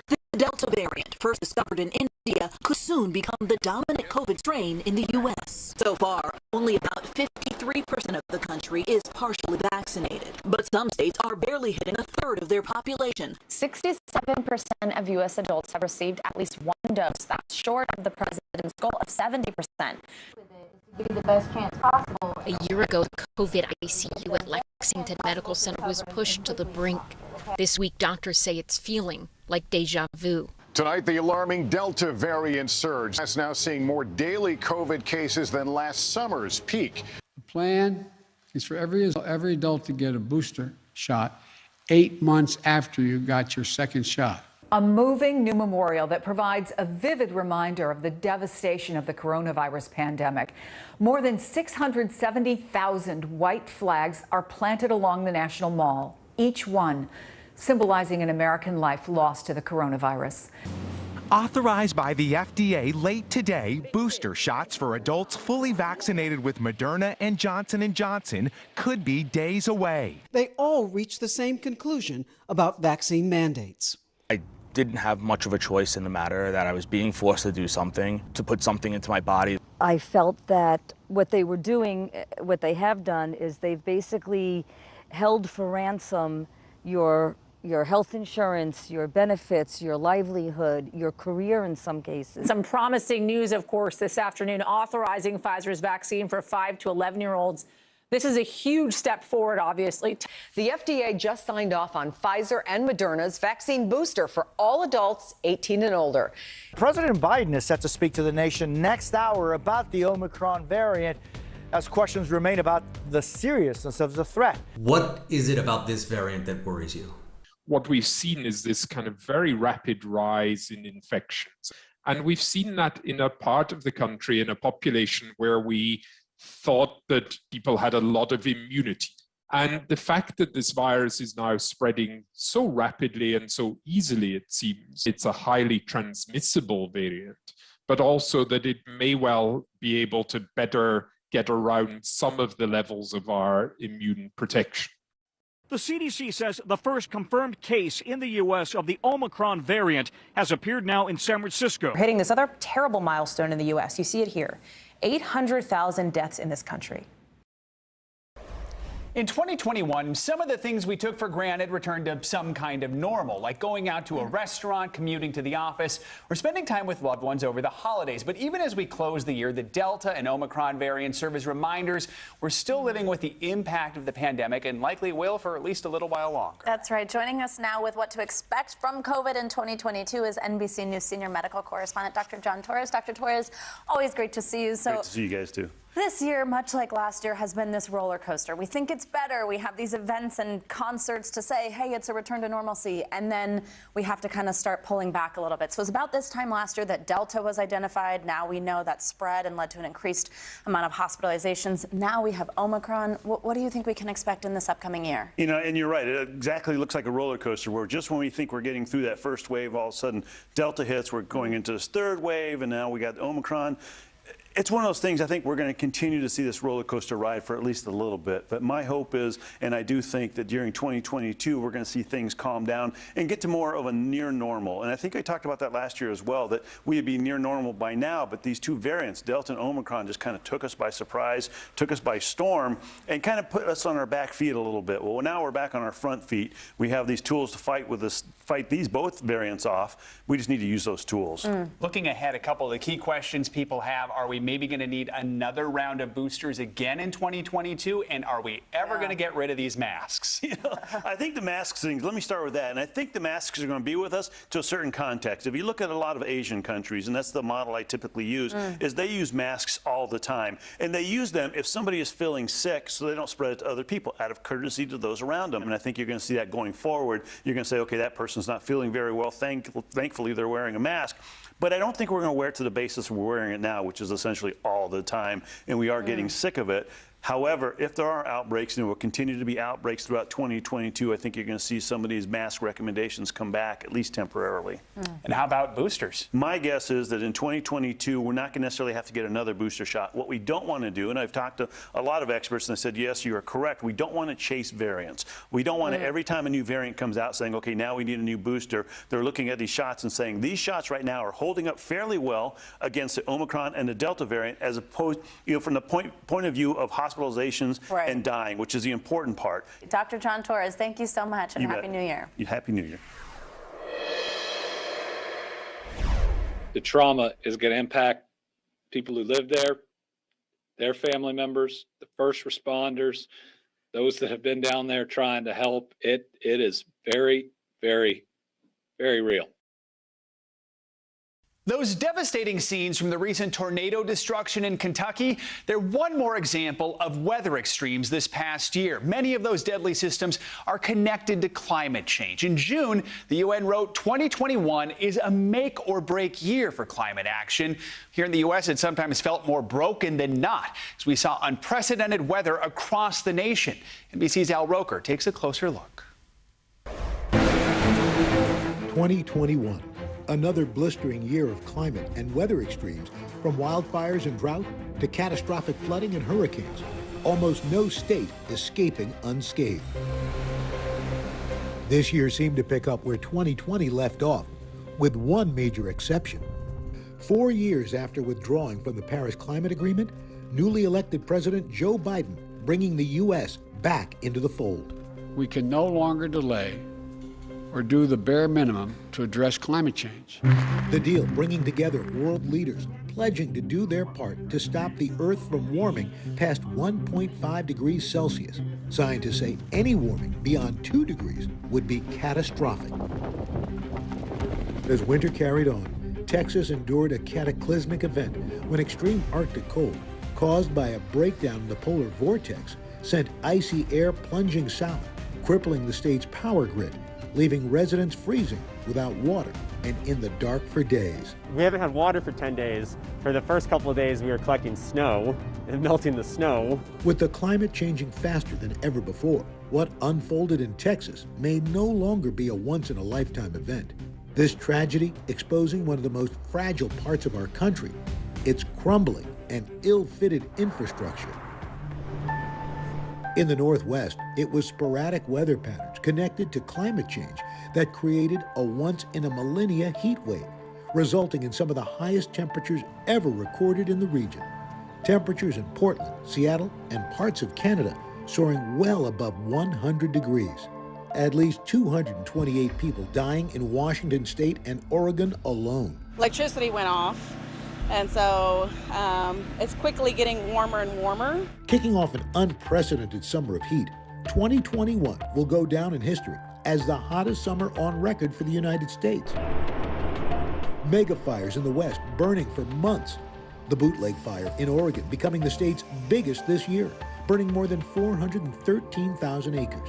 The Dixie Fire becoming the second largest to ever scorch parts of California. I didn't know where I was, whose house is what, and it was just a wasteland. We're just grateful to be alive. We got each other. The 2021 hurricane season, while not as prolific as the record-shattering 2020, was still an overachiever.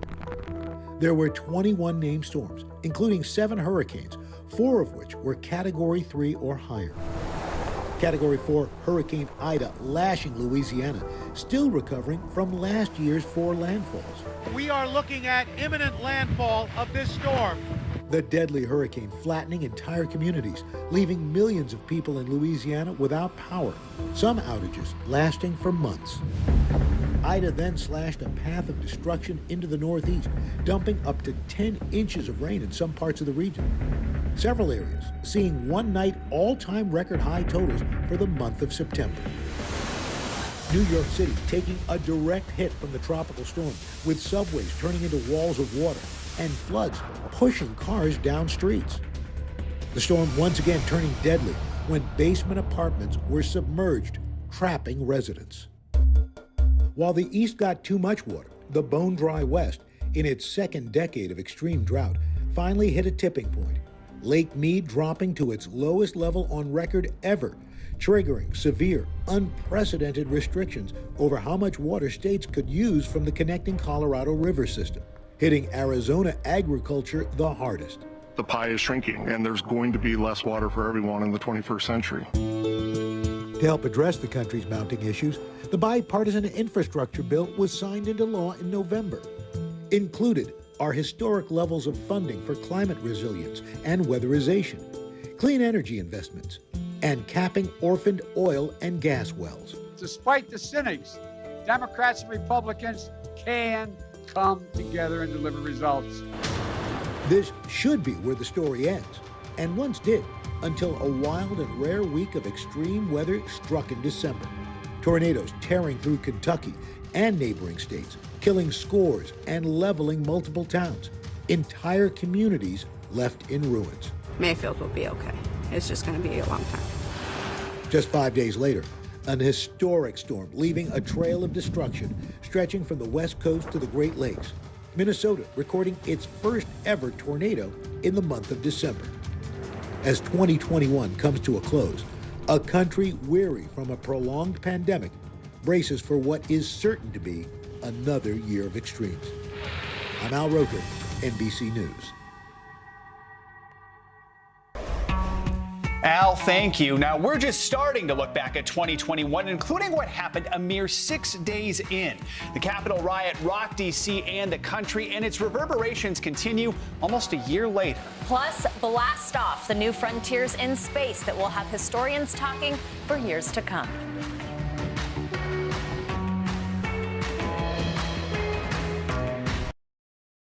These days, it feels like the news never stops. So let's get into it. What's happening right now, what it all means for you for an hour every day. It can be hard to keep up, so let's get started together. Hallie Jackson Now, weekdays at 5 on NBC News Now.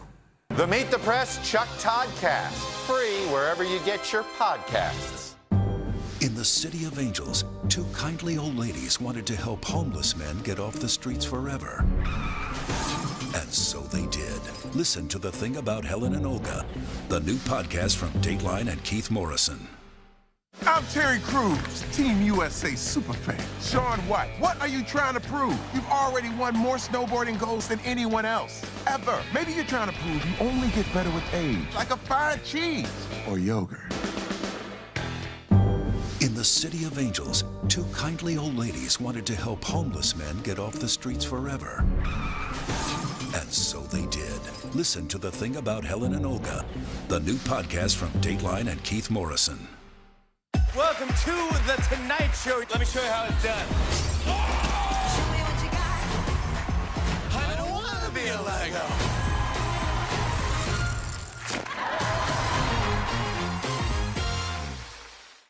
News is happening now. A look at what's making headlines around the world. Tonight, the major announcement of the COVID vaccine. This is a significant moment. Your news Whenever it happens, wherever you are, it's here now. Nathan Chen equals power because every time he does one of these, he's hit with forces 7 times his body weight. 945 pounds? That's 4 Terry Cruzes. See? Power. What are you doing for teachers who feel that they're being stretched too thin? Did you understand how prevalent hunger was in your own community? Still to come on the Channel 2 News. Well, the waters are certainly receding now. Still too close to call. Lester Holt reporting from Ground Zero, as it's being referred to. It is, in fact, a taste of freedom. The Haitian people know a little something about resiliency. What's the biggest risk right now? Some of the troops who have been proud. I want to welcome you to the first presidential debate. In fact, we've been told we can't go any farther. You with some resilient folks, let me get a hint.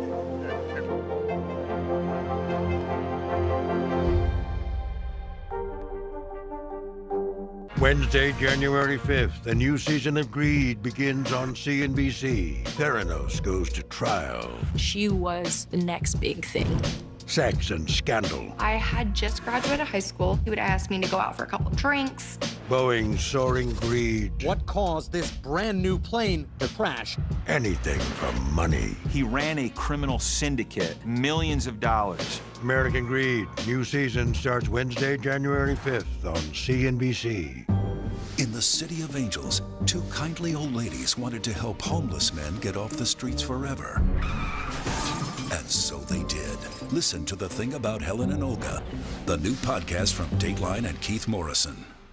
The Meet the Press Chuck Toddcast, free wherever you get your podcasts.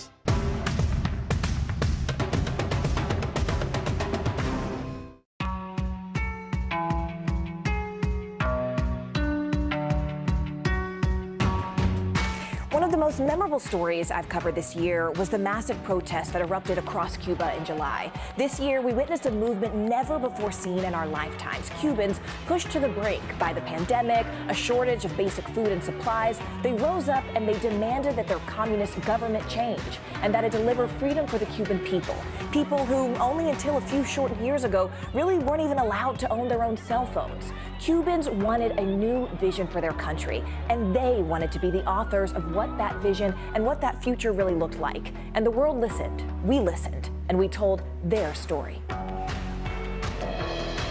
Welcome back to our NBC News Now special as we look back at 2021. Perhaps the most consequential day of the year happened less than a week into the new year, January 6th. It was a day that tested our democracy and will live on in the American consciousness for years. NBC's Frank Thorpe takes a look back at the deadly insurrection at the Capitol and the fallout that continues 1 year later. Are there any objections to January 6, 2021, a day designed by the founders to be forgettable, now seared in our collective memory?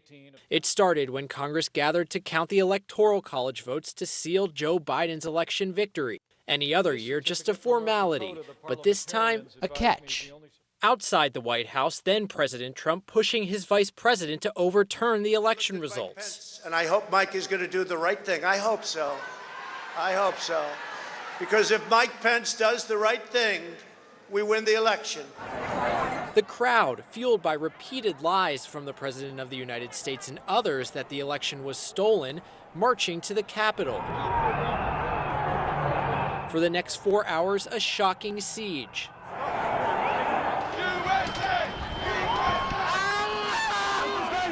Down the steps. Lawmakers narrowly escaping. Officer Eugene Goodman seen here drawing rioters away from senators huddled close by. Shots fired right outside the House chamber. A rioter killed by police. A Confederate flag in the Capitol. Bipartisan pleas for Mr. Trump to tell his supporters to stand down. Hours later, this video. So go home. We love you. You're very special. By 8 p.m. that night, the building had been cleared, lawmakers returning to finish the job. For what purpose does... Then Vice President Pence rejected his boss's demands and declared victory for President Biden. Joseph R. Biden, Jr. of the state of Delaware has received 306 votes. The riot left rooms ransacked, glass shattered, and lawmakers reeling. Democrats quickly voting to impeach President Trump for inciting an insurrection, making him the first president in American history to be impeached twice. The Capitol was fortified with thousands of federal troops lining the halls for the first time since the Civil War. And on January 20th, as President Trump refused to attend, Joe Biden became the 46th president of the United States. We need all our strength to persevere through this dark winter. As Mr. Biden went to work, Congress turned to accountability. But in the Senate's impeachment trial, Mr. Trump was acquitted, with 43 Republicans, including Minority Leader Mitch McConnell, choosing not to convict a former president. We have no power to convict and disqualify a former office holder who is now a private citizen. The rioters themselves facing justice almost immediately. Federal prosecutors scrubbing social media for evidence, alleged rioters found in all 50 states. The investigation so far resulting in 700 arrests, over 150 guilty pleas, and dozens of convictions. By the summer, even as fences came down and physical damage was repaired, invisible scars remained. I got to sit down and really reflect on what happened. I think that sticks with me the most. I felt sad, anger, just there were a lot of emotions going through my mind. I'm still trying to process it. If you were fighting that day, I don't think this will ever feel normal. Every time I was still walking in here, I think, okay, that's where this happened. And I can't get, it's hard to get that out of your mind because it was such a traumatic experience for a lot of people. Some Democrats finding it harder and harder to work across the aisle. Before deciding whether to co-sponsor legislation with a Republican, we always check whether they voted to certify the results or not. Some Republicans rewriting history. If you didn't know the TV footage was a video from January the 6th, you would actually think it was a normal tourist visit. With Republicans stopping a bipartisan 9/11 style commission from forming, a bipartisan Senate probe found that Capitol Police lacked the resources and training needed to respond.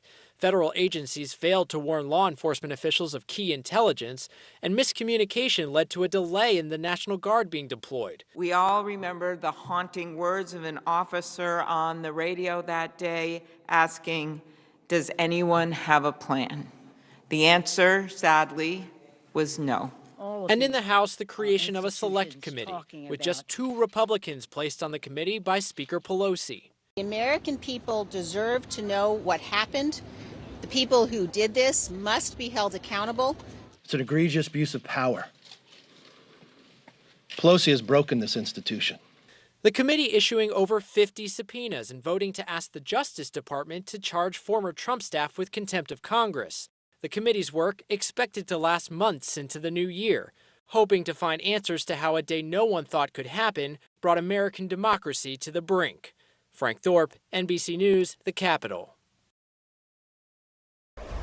Turning now to the new president. Ever since Joe Biden took the oath of office in January, he's had to face challenges known and unknown. COVID, Afghanistan, the economy, and climate change. But with all that on the agenda, was he able to keep the promises that got him elected in the first place? NBC White House correspondent Monica Alba takes a look. Every president's first year in office tests the power of promise, marked with campaign pledges kept and those still unfulfilled. We're going to keep up the fight until we get it done. Before Joe Biden was even sworn in, he knew the coronavirus pandemic would largely define the beginning of his term. To heal, we must remember. Honoring the hundreds of thousands dead on the eve of his inauguration. This is Democracy's Day, a day of history and hope. The Biden-Harris administration launching a massive effort to get Americans vaccinated. It's time to act. We can reduce suffering in this country. Leading to the president's first legislative victory in March in the form of a $1.9 trillion COVID relief bill. As 100 days in office marked more than 100 million COVID vaccine shots administered. Go get vaccinated, America. Still, many refuse to roll up their sleeves, even as new variants brought spikes and surges. It's become a political issue, which is a sad, sad commentary. The Biden administration's vaccine mandates for federal workers, contractors, and private businesses challenged in courts. It's not about just go and get the vaccine, it's about having the choice to get it. Rules and enforcement across the country a tangled web as U.S. COVID deaths topped 800,000 and normal never quite returned. Do not wait. Go get your booster if it's time for you to do so. Overseas, high-stakes challenges on the world stage as the U.S. rejoined the Paris Agreement, the international treaty on climate change. The United States is determined to re-engage with Europe, while also placing sanctions on Russia ahead of a critical face-to-face summit with Vladimir Putin in Switzerland. Yet it was Afghanistan that would move front and center after the president announced his decision to withdraw all troops from the country by the 20th anniversary of September 11th. We'll do it responsibly, deliberately, and safely. Underestimating how quickly the Taliban would take control, resulting in a chaotic and deadly evacuation.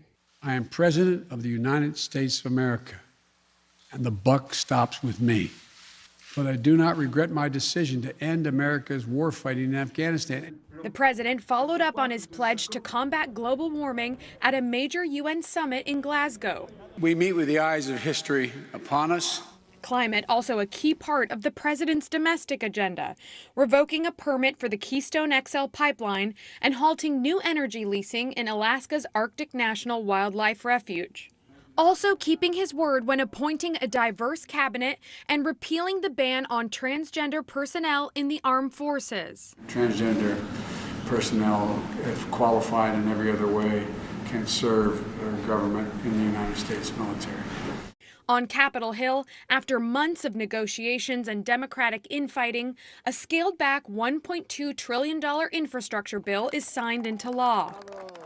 America's moving again, and your life is going to change for the better. While the second half of the president's economic agenda, a massive social spending and climate plan, is now in limbo with no clear path forward, along with other major priorities still stalled in Congress. Free the vote! Like voting rights. The people need the fur! The people act! Police reform. Ain't no justice in this town! Ain't no justice in this town! Creating a pathway to citizenship. The promise of protection for immigrant families. Nothing has changed. And making Roe v. Wade the law of the land. Abortion still needs to be legal. With much still unfinished, the president will now take the country into a new year of change and challenges ahead of the critical 2022 midterm elections. Monica Alba, NBC News, the White House. Coming up, how Britney, Adele, and Taylor got their groove back in 2021. A look at the pop culture moments that we can't stop talking about. But first, billionaires in space, the next frontier in the final frontier. One of the most memorable stories I covered this year was about NFTs. NFTs, you say?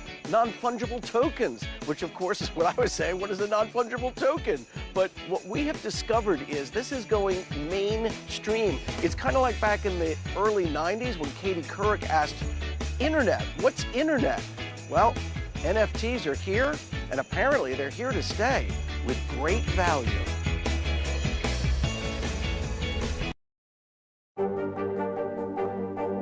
What are you doing for teachers who feel that they're being stretched too thin? Did you understand how prevalent hunger was in your own community? To cover the news, you have to be in it. We'll take you to the front lines of the story, bringing your news feed to life. Streaming live every night. It's your news playlist. Top Story with Tom Llamas, weeknights at 7 on NBC News Now. News is happening now. A look at what's making headlines around the world. Right now on Morning News Now. Tonight, the major announcement of the COVID vaccine. And this is a significant moment. Your news, whenever it happens, wherever you are, it's here now. We began our cross-America journey tonight, St. Louis, Austin, here in Nashville. From Washington, D.C., the site of our nation's capital, you rarely see. It's your last one. Was talking smack part of this? What are you doing for teachers who feel that they're being stretched too thin? Did you understand how prevalent hunger was in your own community?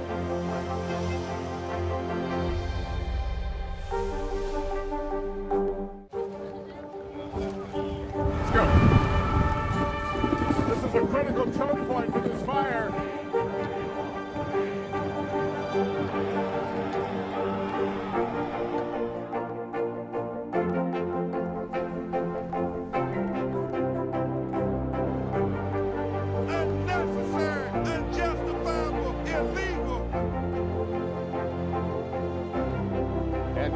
From New Orleans, late military operation, witnessing the massive crowds. I admire you both. Nice to really spend some time with you. Appreciate it.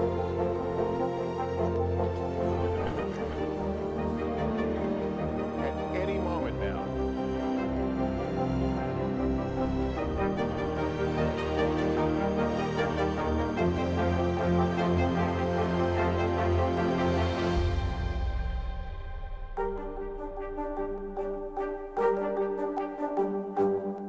Hey everybody, it's Hoda Kotb from the Today Show. I am so excited to tell you about my new podcast, Making Space with Hoda Kotb. I sit down with some incredible people and we'll hear some uplifting stories. Listen to Making Space now on Apple Podcasts. News is more than a headline. It informs, it inspires, and it still matters. To cover it, you have to be in it. And that's what we're gonna do. Every night, we take you to the front lines of the story, where it's actually happening, with NBC News journalists on the ground from all over the world. We cover what you need to know and bring your newsfeed to life. In primetime and streaming live, it's your news playlist every night. Top Story with Tom Llamas, weeknights at 7 on NBC News Now. Frontside 900, McTwist, back-to-back 1080s. I mean, it's hard just naming these tricks. Chloe Kim, she's up there spinning around with a smile. Respect. The Winter Olympics, February 3rd on NBC and Peacock.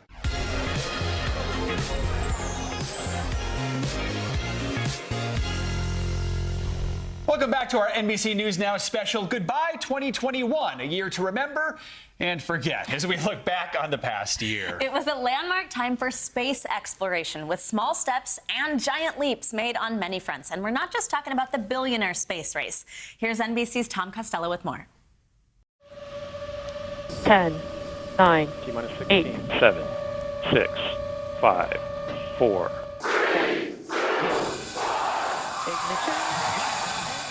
Fire.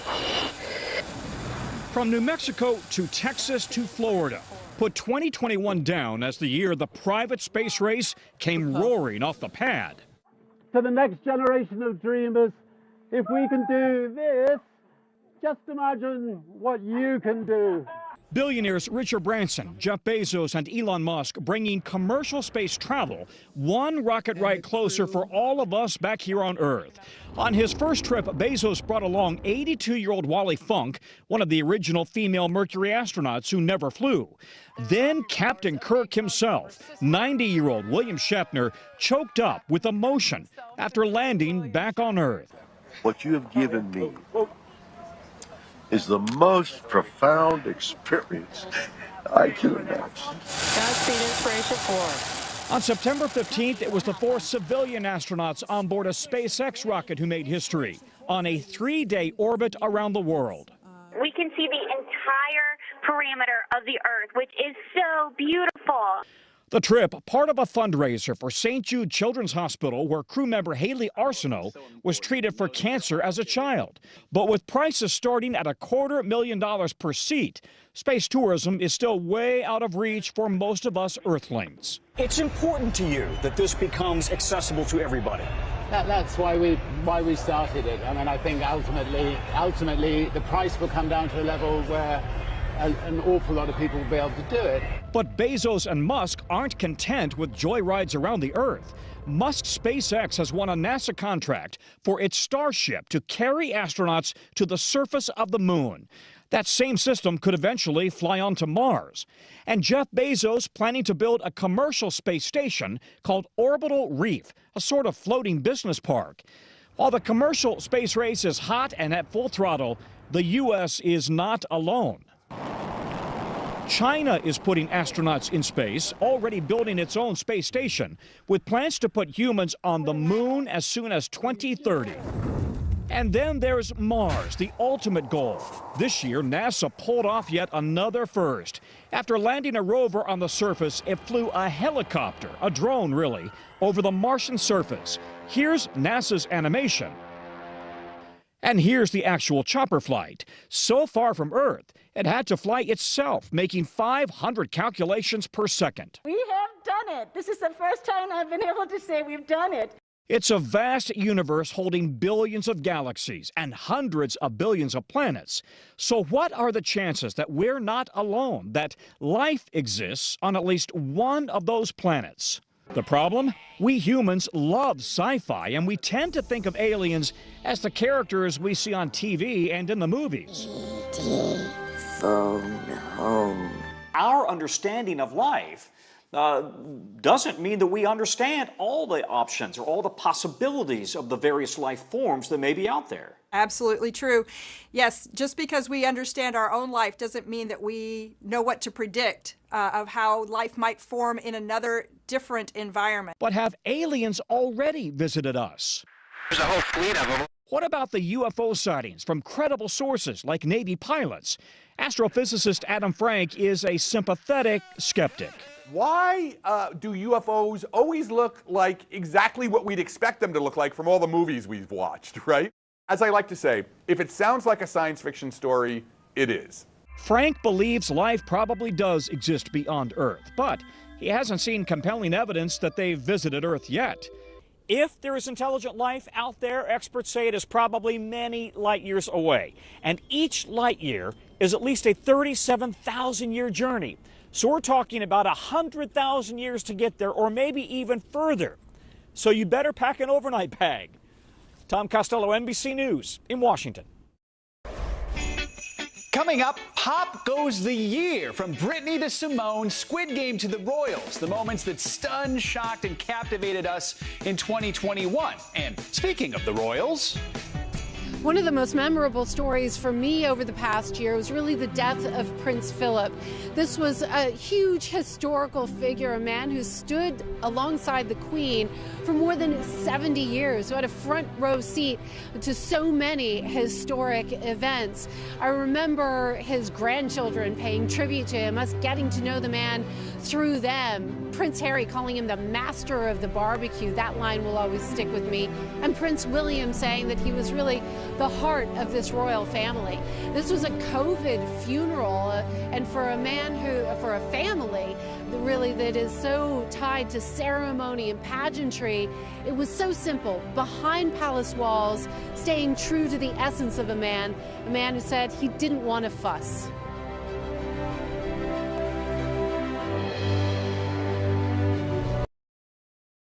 This is a very different kind of program. We're here to start conversation about the big things happening in our world. Professor, I'm not asking you to predict the future, but what do we think that the new normal is going to be? Is part of this that everyone's rethinking their jobs during this pandemic and their relationship to their employers? What is your biggest tip for any parent who's concerned about this? It's not my job to tell you what to think. My job is to think about what you tell me. Now Tonight with Joshua Johnson, streaming weeknights at 8 on NBC News Now. The holiday season is a time to spread cheer. These are all on the house. And appreciate the ones you love. From our family to yours. You're Mr. Christmas. For the 89th time, a tree will shine over Rockefeller Center. Happy holidays from today.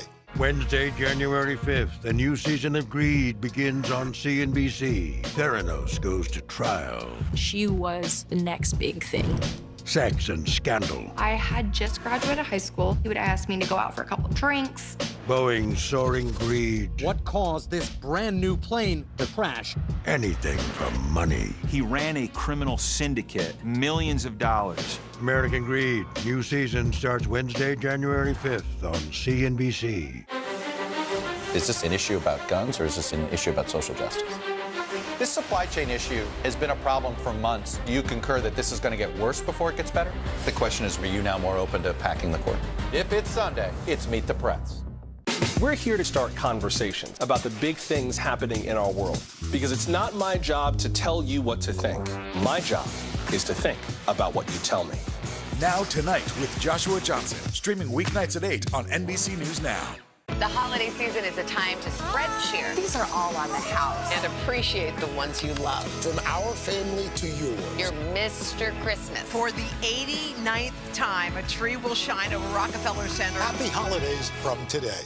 American Greed. New season, new night. Theranos goes to trial. Boeing's soaring greed.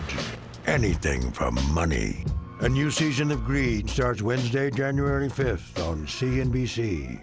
These days, it feels like the news never stops. So let's get into it. What's happening right now, what it all means for you for an hour every day. It can be hard to keep up, so let's get started together. Hallie Jackson Now, weekdays at 5 on NBC News Now.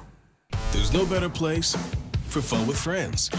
Quality time with your little golf buddy, or an afternoon alone together.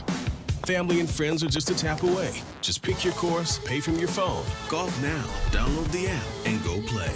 To cover the news, you have to be in it. We'll take you to the front lines of the story, bringing your news feed to life. Streaming live every night. It's your news playlist. Top Story with Tom Llamas, weeknights at 7 on NBC News Now. The Meet the Press Chuck Todd Cast, free wherever you get your podcasts. To cover the news, you have to be in it. We'll take you to the front lines of the story, bringing your news feed to life. Streaming live every night. It's your news playlist. Top Story with Tom Llamas, weeknights at 7 on NBC News Now.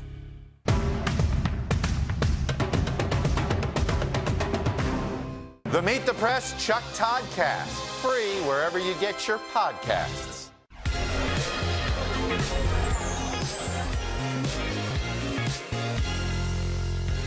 One of the most important stories I covered this year was the movement to free Britney Spears. My coverage began in June at the courthouse. We all heard as Britney described for the very first time in stunning detail what she endured under that 13-year conservatorship. That set off a legal domino effect, which ultimately culminated in a celebration outside that same courthouse in December, celebrating a free Britney. But key questions remain, namely, how did this happen to one of the biggest superstars in the world? We all witnessed in 2008 her very public breakdown, which resulted in the conservatorship. We knew she was under the control of her father, but we also saw as she went back to work, performing for thousands, earning millions, and it was really only a small group of her most ardent supporters persistently asking the question, what is going on here? So what does that say about pop culture, and what does that say about the media? 2021 was a big year in pop culture, from the breakout shows and music to the moments that captured us all.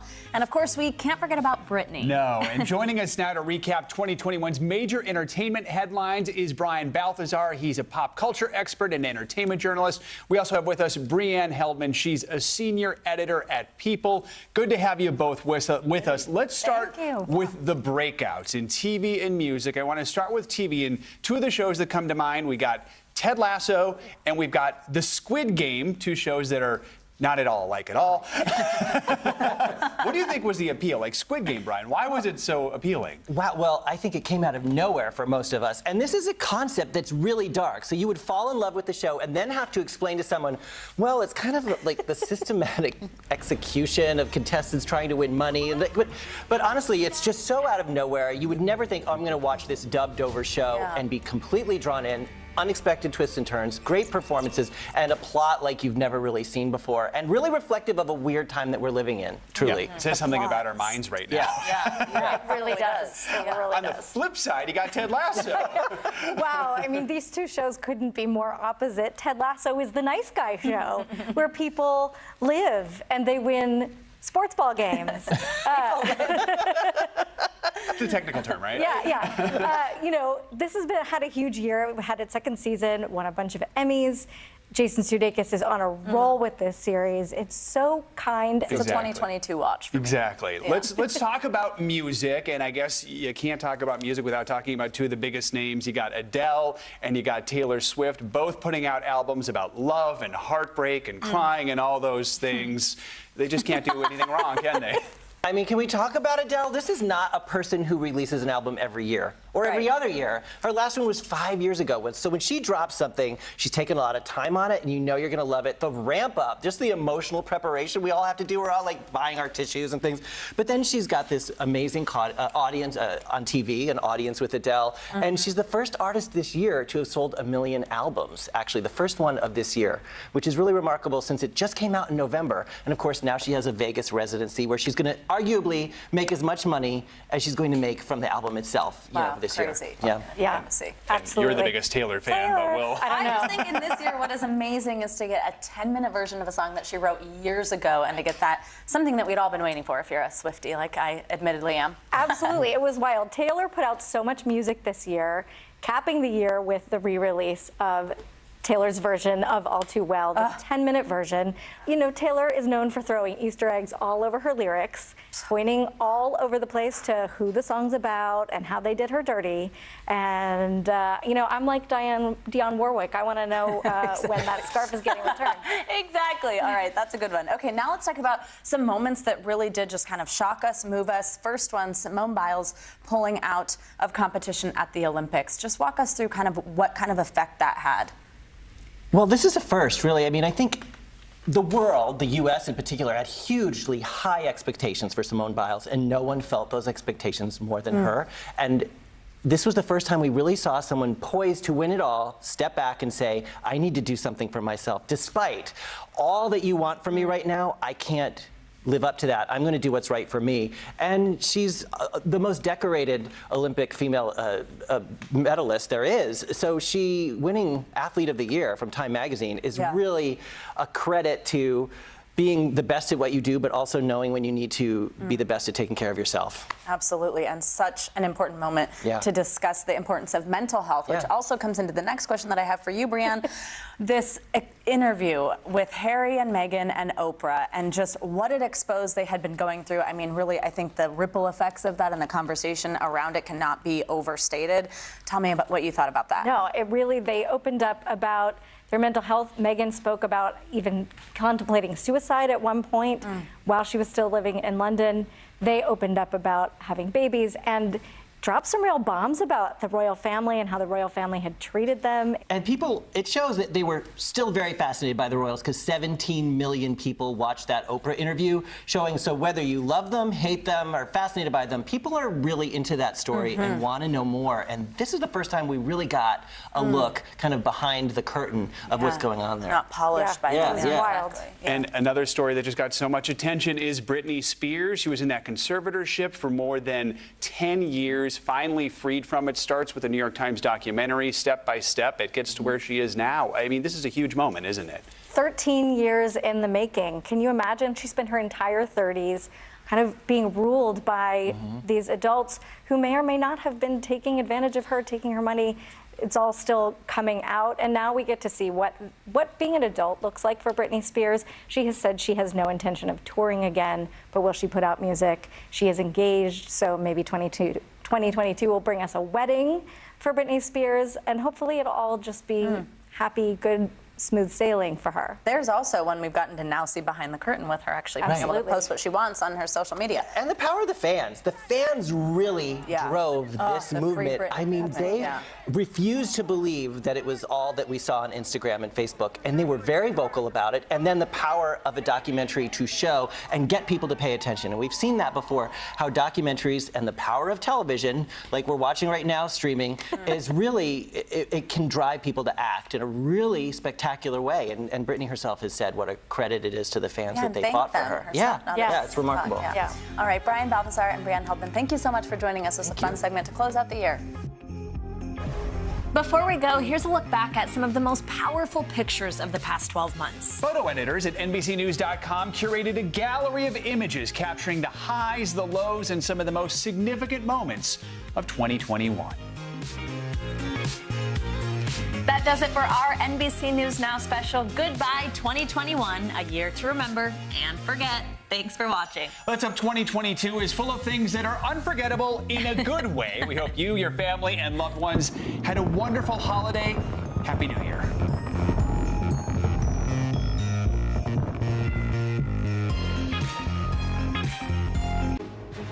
Tonight, new COVID cases smash all-time records with New Year's Eve just hours away. Nearly 500,000 testing positive in the U.S.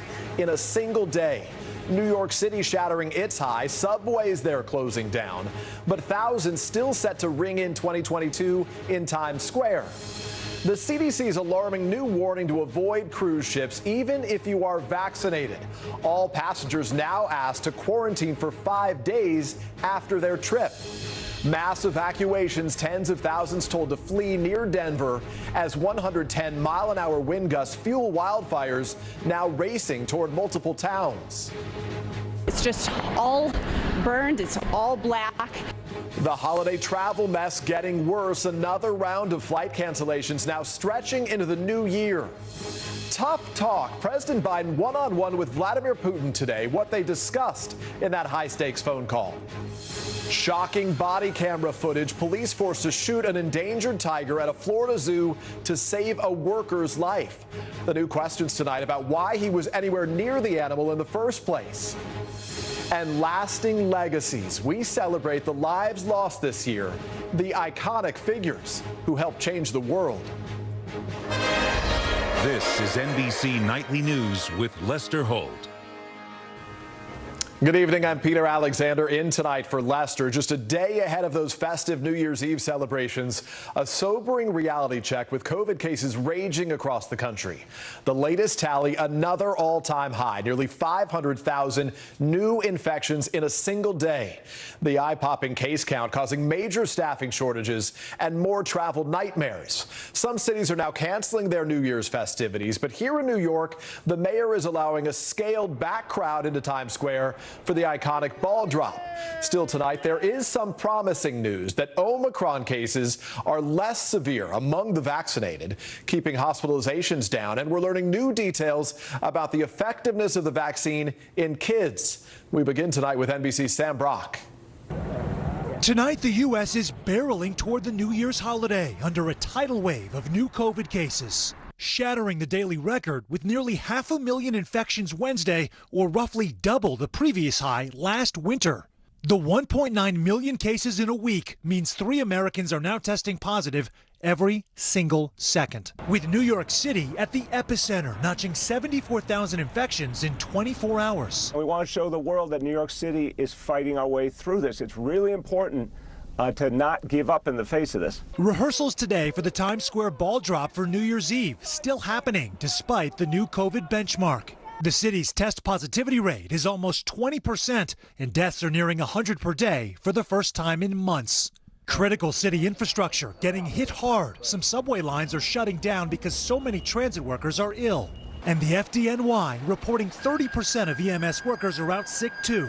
Now the cruise industry getting hit again after recent outbreaks. The CDC today warning travelers to avoid cruise travel regardless of vaccination status, because even fully vaccinated travelers may be at risk of getting and spreading COVID. The cruise industry calling the warning perplexing, saying only a very slim minority of those on board have tested positive. Oh, I'm tired of it, man. It's getting super annoying. But there is no sign of a letdown, only relentless lines to get tested, with an ongoing shortage of COVID tests nationwide. From Wisconsin, I tried coming here yesterday, but the line was ridiculously long, to Miami, where lines stretch literally for miles. Today, Florida also breaking its all-time record for daily positive cases. What we've seen is an overwhelming spike in demand for tests. Ron Gonsalves is the general manager of NOMI Health Testing in Florida. Yesterday, we hit a record here, which was over 66,000 tests just here in Miami-Dade County alone.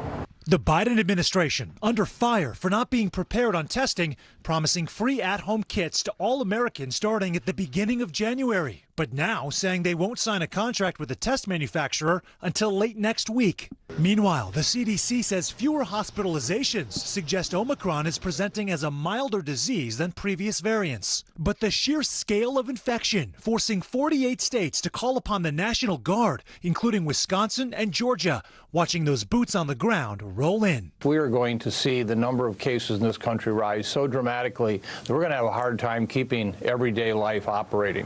And Sam joins us now. Sam, we're also learning more tonight about the FDA's next steps on boosters for children ages 12 to 15. Yeah, Peter, that's right. A person with knowledge of the plan tells NBC News that Pfizer booster could be approved by the FDA in a matter of days.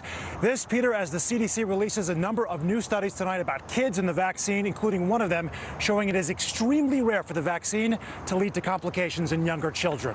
Peter? Sam Brock in Miami, Florida tonight. Sam, thank you. Now to the state of emergency just declared in Colorado. Tens of thousands suddenly ordered to evacuate their homes to escape several dangerous wildfires there. Crews outside Denver right now battling fierce flames fueled by punishing winds, some gusts topping 110 miles an hour. Emily Ikeda has the very latest. You need to evacuate your homes as soon as possible and go as far east as you can. Tonight, a life-threatening situation near Boulder, Colorado, where fires are forcing thousands of families to evacuate. This fire is frankly a force of nature. Flames reaching their doorsteps, people desperately trying to get to safety. God help us. On foot and by car, entire communities on the move in a panicked escape from the fast-moving flames. Just traffic, so much traffic. That little town is just all trying to get out. One hospital already treating at least 6 burn victims. They are actively running from fire behind them. Plumes of thick smoke darkening the sky everywhere residents turn. The fire is crossing right at the golf course, and traffic is backed up in it. A possible cause for the 3 fires, downed power lines, according to local officials, as whipping winds plague the area, strong enough to topple tractor trailers. All aircraft here grounded. Some gusts more than 110 miles per hour, making the fight for firefighters nearly impossible. The battle worsened by the parched grounds in Colorado, the area in an extreme drought with just 1.6 inches of rain since August. So we're potentially talking about over 500 homes and thousands of people in need and in crisis tonight. Potential relief, though, on the way, with snow forecasted to move in tomorrow. But for too many, it could be too late as furious flames burn a path of destruction. Emily Ikeda, NBC News. The winds whipping up those fires are part of a major winter storm system already causing massive backups at the nation's airports tonight. And it comes as airlines are already reeling from those COVID sick-outs heading into another busy holiday weekend. Steve Patterson is tracking it all.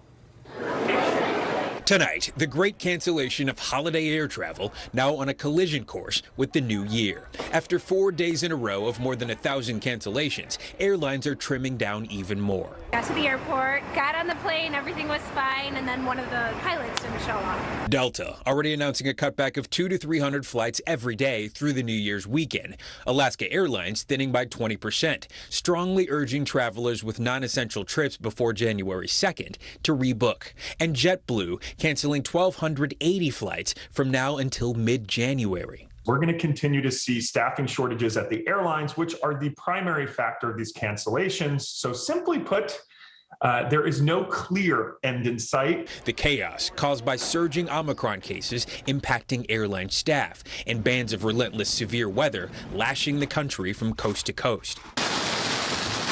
11 million in the south at risk of hail, powerful winds, and possible tornadoes by tomorrow, like what may have touched down in Alabama after it tore through the region. We've got a lot of structure damage. We've got windows blown out. We've got roofs that are in the middle of the street. And a massive winter storm is making its way east, expected to dump several inches of snow from Denver to Detroit, right in time for the holiday weekend. She'll either send it out on Carousel 6. A guarantee that this year's travel nightmare is also next year's. Steve Patterson, NBC News. And we'll be right back in 60 seconds with what President Biden told Vladimir Putin during their critical phone call today. In the City of Angels, 2 kindly old ladies wanted to help homeless men get off the streets forever. And so they did. Listen to The Thing About Helen and Olga, the new podcast from Dateline and Keith Morrison. Welcome to The Tonight Show. Let me show you how it's done. Show me what you got. I don't want to be a Lego.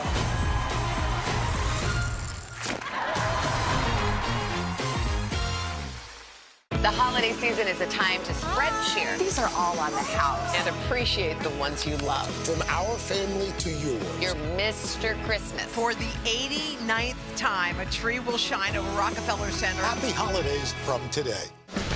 Michaela Schifrin. With just one more gold medal, she'll have more than any American alpine skier in history. She's climbed the mountain of this sport. Almost time to come down for more gold, Michaela. Better do it fast. We are back now with that high-stakes phone call tonight between President Biden and one of his biggest adversaries, Vladimir Putin. The conversation the U.S. says the Russian president asked for, with fears growing about a Russian invasion of Ukraine. Here's Richard Engel. Vladimir Putin had to wait until nearly midnight Moscow time for the call with President Biden. It seems when you ask for the call, you don't set the time. The call lasting less than an hour. The White House saying President Biden urged Putin to de-escalate tensions with Ukraine. Earlier, the Kremlin said Putin's goal was to hammer out an agenda ahead of key meetings with European allies, NATO members, and Russia in less than 2 weeks. Those talks are expected to focus on the crisis in Ukraine. U.S. officials warn Putin may invade the former Soviet state. Russian forces are still near the border, even after President Biden recently warned Putin of tough economic sanctions if he goes ahead. The front line in eastern Ukraine is a drab and muddy warren of trenches and minefields. When we visited a few weeks ago, soldiers told us without American and NATO support, they wouldn't be able to hold back the Russian army for long. Putin, I think, not stop in the Ukraine. If we don't stop it here, they go further. The Kremlin gave a positive readout of the call, describing it as frank and constructive, and said the American side showed a willingness to understand the Russian perspective. So apparently productive diplomacy. Peter? Richard Engel, thank you very much. And we're back in a moment with the intense body cam footage after police confronted a tiger at a Florida zoo. News is happening now. Look at what's making headlines around the world. Right now on Morning News Now. Tonight, the major announcement of the COVID vaccine. And this is a significant moment. Your news, whenever it happens, wherever you are, it's here now.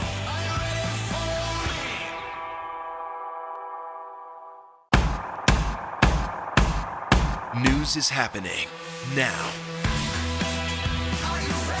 Look at what's making headlines around the world. Right now on Morning News Now. Tonight, the major announcement of the COVID vaccine. And this is a significant moment. Your news, whenever it happens, wherever you are, it's here now.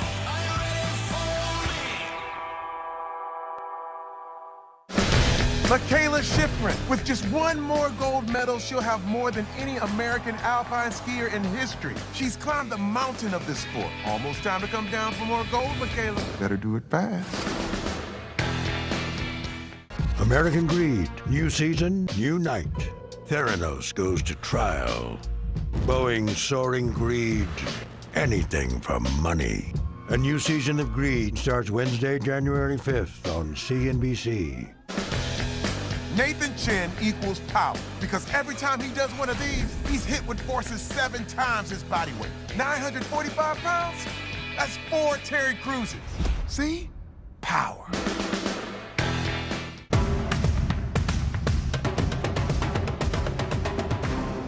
Still to come on the Channel 2 News. Well, the waters are certainly receding now. Still too close to call. Lester Holt reporting from Ground Zero, as it's being referred to. It is, in fact, a taste of freedom. The Haitian people know a little something about resiliency. What's the biggest risk right now? Some of the troops who have been proud. I want to welcome you to the first presidential debate. In fact, we've been told we can't go any farther. You with some resilient folks. Let me get a hint.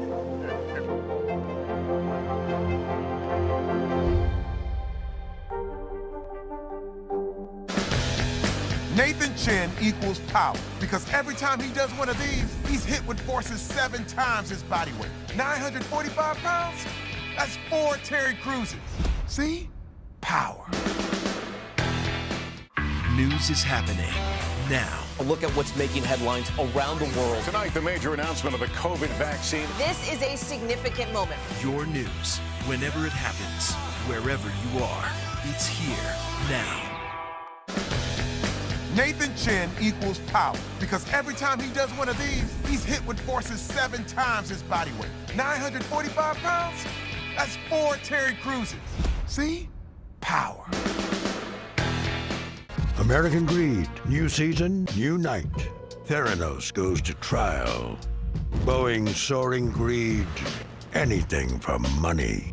A new season of Greed starts Wednesday, January 5th on CNBC. We're back with new details tonight from a Florida zoo where a police officer shot and killed an endangered tiger after it bit into a worker's arm. Carrie Sanders has the latest and a warning that some of you may find this footage disturbing.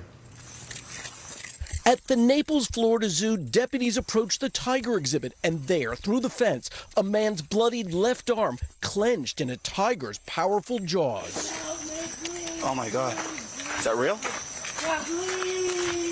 Oh my God. Investigators say the 26-year-old custodian had gone where he wasn't allowed after hours, reaching through the fence to either pet or feed the tiger.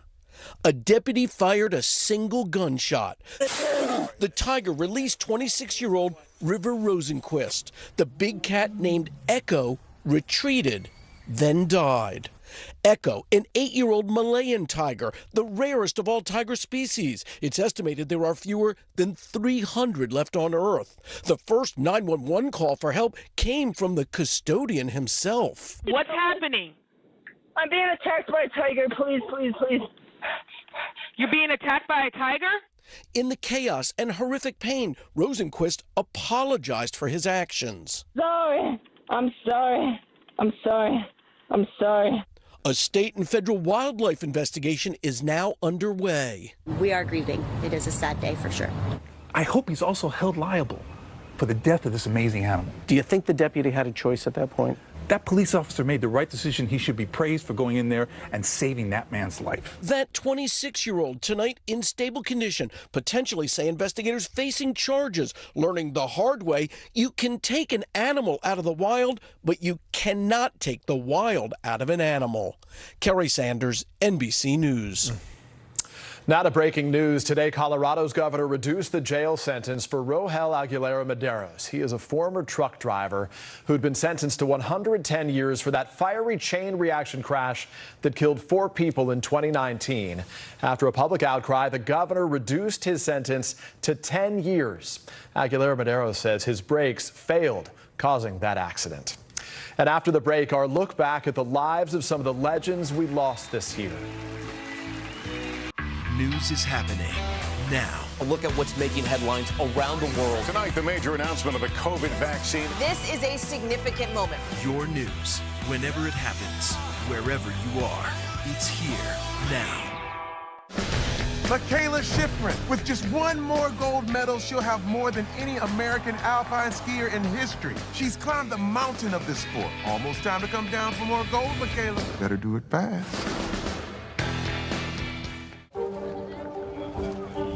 Go. This is a critical choke point for this fire.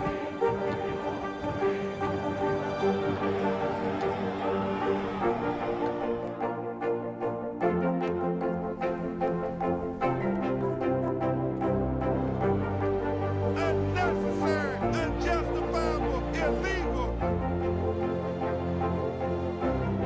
And good evening from New Orleans. Late military operation witnessing the massive crowds. I admire you both. Nice to really spend some time with you. Appreciate it.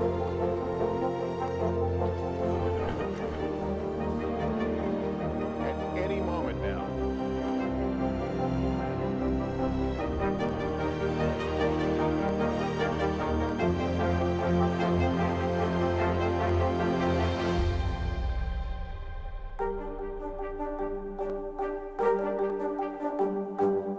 Still to come on the Channel 2 News. Well, the waters are certainly receding now. Still too close to call. Lester Holt reporting from Ground Zero, as it's being referred to. It is, in fact, a taste of freedom. The Haitian people know a little something about resiliency. What's the biggest risk right now? Some of the troops who have been proud. I want to welcome you to the first presidential debate. In fact, we've been told we can't go any farther. You with some resilient folks. Let me give you a hint.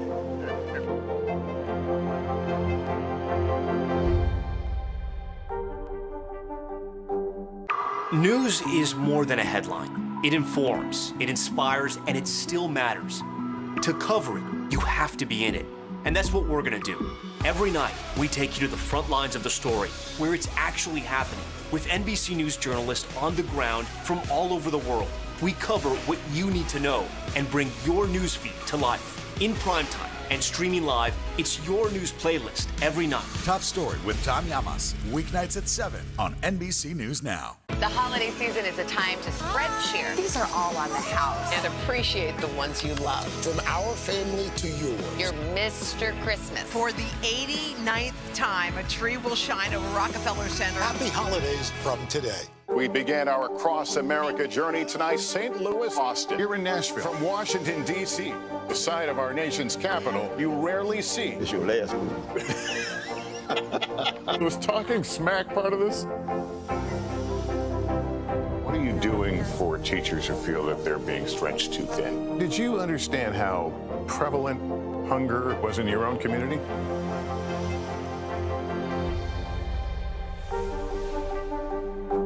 The holiday season is a time to spread cheer. These are all on the house. And appreciate the ones you love. From our family to yours. Your Mr. Christmas. For the 89th time, a tree will shine over Rockefeller Center. Happy holidays from today. Finally tonight, our annual tribute to the towering figures who passed away this year. Leaders, artists, and athletes whose impact is unforgettable.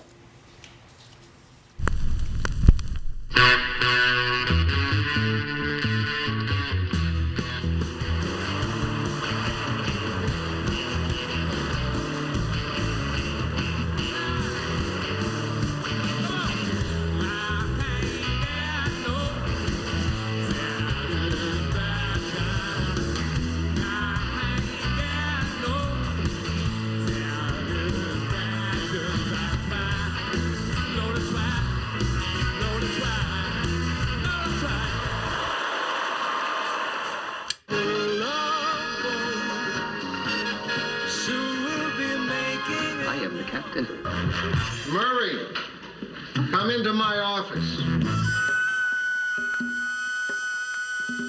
You know what? You've got spunk. Well, I hate spunk. new dress. You like it? Oh, very much. Lou, Huh? you like it? Yeah, I like it.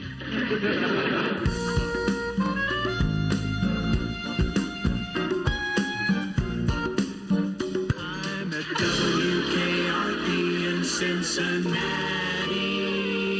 How's it going? Dear sweet Carmen, we're gonna make our dreams come true. The hands. Welcome to the big time.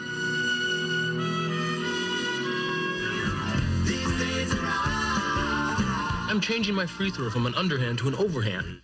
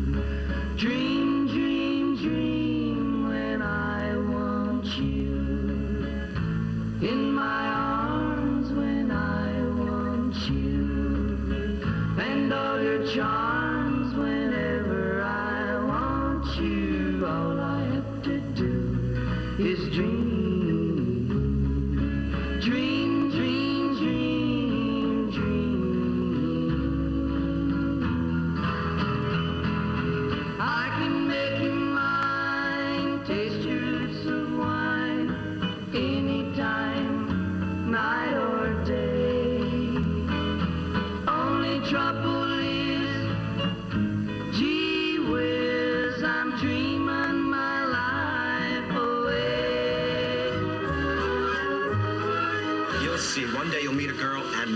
It'll feel like you got hit in the face with a bag of quarters. I have found her. She's an angel with the dust of the stars in her eyes. We are dancing, we are flying, and she's taking me back to the sky.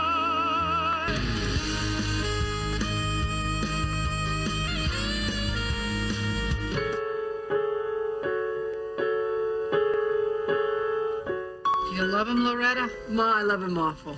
Oh, God, that's too bad. You got what I need, but you say he's just a friend, and you say he's just a friend. Oh, baby, you got what I need, but you say he's just a friend, and you say he's just a friend. Get me vodka rocks. Mom, it's breakfast. And a piece of toast.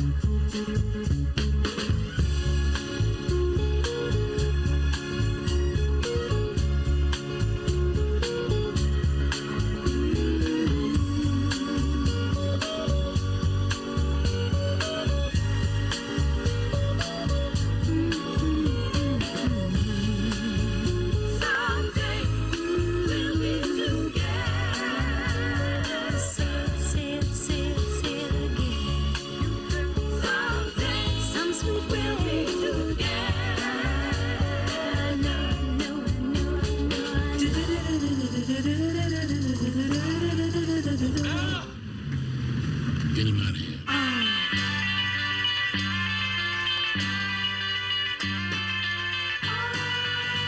You have meddled with the primal forces of nature, Mr. Beale. Take the last 10 o'clock films. Take the last 10 o'clock films. Norm MacDonald is moving on. Norm, I really want you to see someone. Greatness lies not in what office you hold, but in how honest you are, in how you face adversity, and in your willingness to stand fast in hard places. So honored to have him kick off this week. General Colin Powell, you miss government? Not really. I try not to miss anything in life.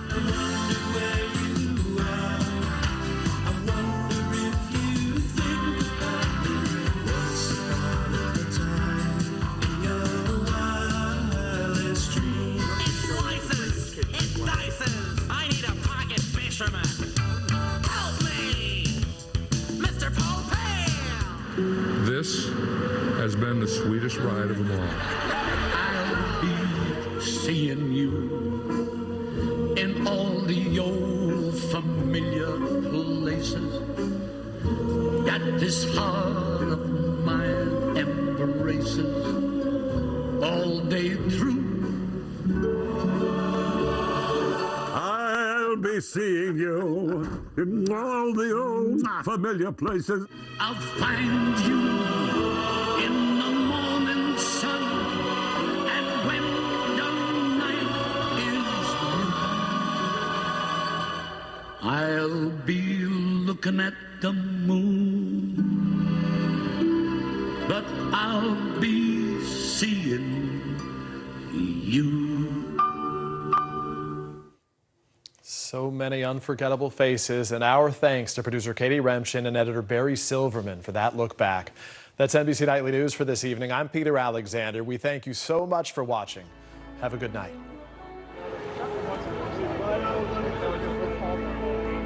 Welcome to The Tonight Show. Let me show you how it's done. Show me what you got. I don't want to be a Lego.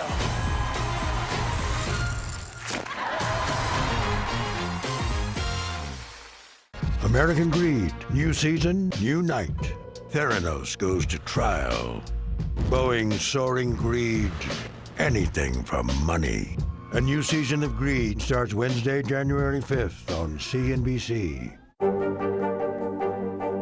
What are you doing for teachers who feel that they're being stretched too thin? Did you understand how prevalent hunger was in your own community?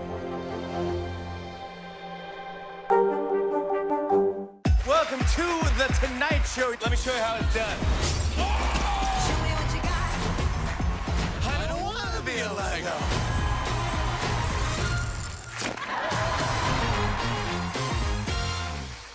The Meet the Press Chuck Toddcast, free wherever you get your podcasts. Tonight, new COVID cases smash all-time records with New Year's Eve just hours away. Nearly 500,000 testing positive in the U.S. in a single day. New York City shattering its high. Subways there closing down. But thousands still set to ring in 2022 in Times Square. The CDC's alarming new warning to avoid cruise ships even if you are vaccinated. All passengers now asked to quarantine for 5 days after their trip.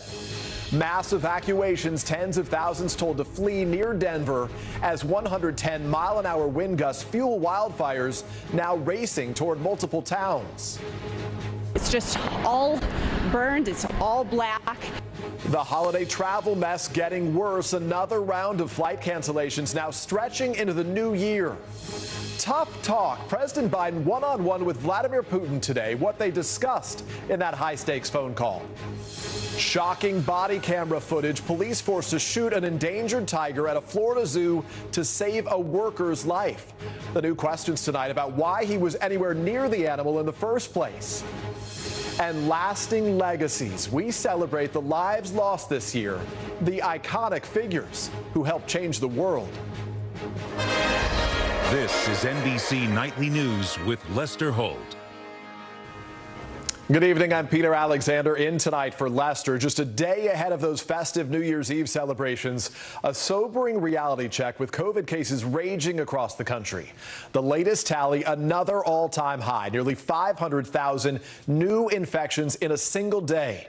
The eye-popping case count causing major staffing shortages and more travel nightmares. Some cities are now canceling their New Year's festivities, but here in New York, the mayor is allowing a scaled-back crowd into Times Square for the iconic ball drop. Still tonight, there is some promising news that Omicron cases are less severe among the vaccinated, keeping hospitalizations down, and we're learning new details about the effectiveness of the vaccine in kids. We begin tonight with NBC's Sam Brock. Tonight, the U.S. is barreling toward the New Year's holiday under a tidal wave of new COVID cases, shattering the daily record with nearly 500,000 infections Wednesday, or roughly double the previous high last winter. The 1.9 million cases in a week means 3 Americans are now testing positive every single second, with New York City at the epicenter, notching 74,000 infections in 24 hours. We want to show the world that New York City is fighting our way through this. It's really important to not give up in the face of this. Rehearsals today for the Times Square ball drop for New Year's Eve still happening despite the new COVID benchmark. The city's test positivity rate is almost 20%, and deaths are nearing 100 per day for the first time in months. Critical city infrastructure getting hit hard. Some subway lines are shutting down because so many transit workers are ill. And the FDNY reporting 30% of EMS workers are out sick too. Now the cruise industry getting hit again after recent outbreaks. The CDC today warning travelers to avoid cruise travel regardless of vaccination status, because even fully vaccinated travelers may be at risk of getting and spreading COVID. The cruise industry calling the warning perplexing, saying only a very slim minority of those on board have tested positive. Oh, I'm tired of it, man. It's getting super annoying. But there is no sign of a letdown, only relentless lines to get tested, with an ongoing shortage of COVID tests nationwide. From Wisconsin, I tried coming here yesterday, but the line was ridiculously long, to Miami, where lines stretch literally for miles. Today, Florida also breaking its all-time record for daily positive cases. What we've seen is an overwhelming spike in demand for tests. Ron Gonsalves is the general manager of NOMI Health Testing in Florida. Yesterday, we hit a record here, which was over 66,000 tests just here in Miami-Dade County alone. The Biden administration under fire for not being prepared on testing, promising free at-home kits to all Americans starting at the beginning of January, but now saying they won't sign a contract with the test manufacturer until late next week. Meanwhile, the CDC says fewer hospitalizations suggest Omicron is presenting as a milder disease than previous variants. But the sheer scale of infection forcing 48 states to call upon the National Guard, including Wisconsin and Georgia, watching those boots on the ground roll in. We are going to see the number of cases in this country rise so dramatically that we're going to have a hard time keeping everyday life operating.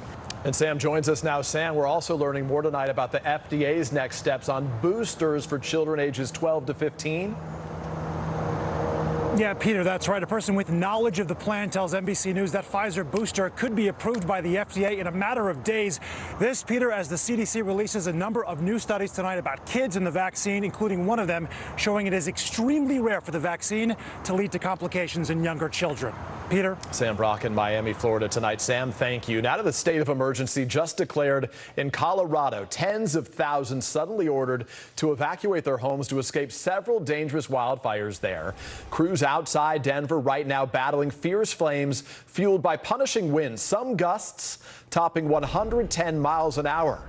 Emily Ikeda has the very latest. You need to evacuate your homes as soon as possible and go as far east as you can. Tonight, a life-threatening situation near Boulder, Colorado, where fires are forcing thousands of families to evacuate. This fire is frankly a force of nature. Flames reaching their doorsteps, people desperately trying to get to safety. God help us. On foot and by car, entire communities on the move in a panicked escape from the fast-moving flames. Just traffic, so much traffic. That little town is just all trying to get out. One hospital already treating at least 6 burn victims. They are actively running from fire behind them.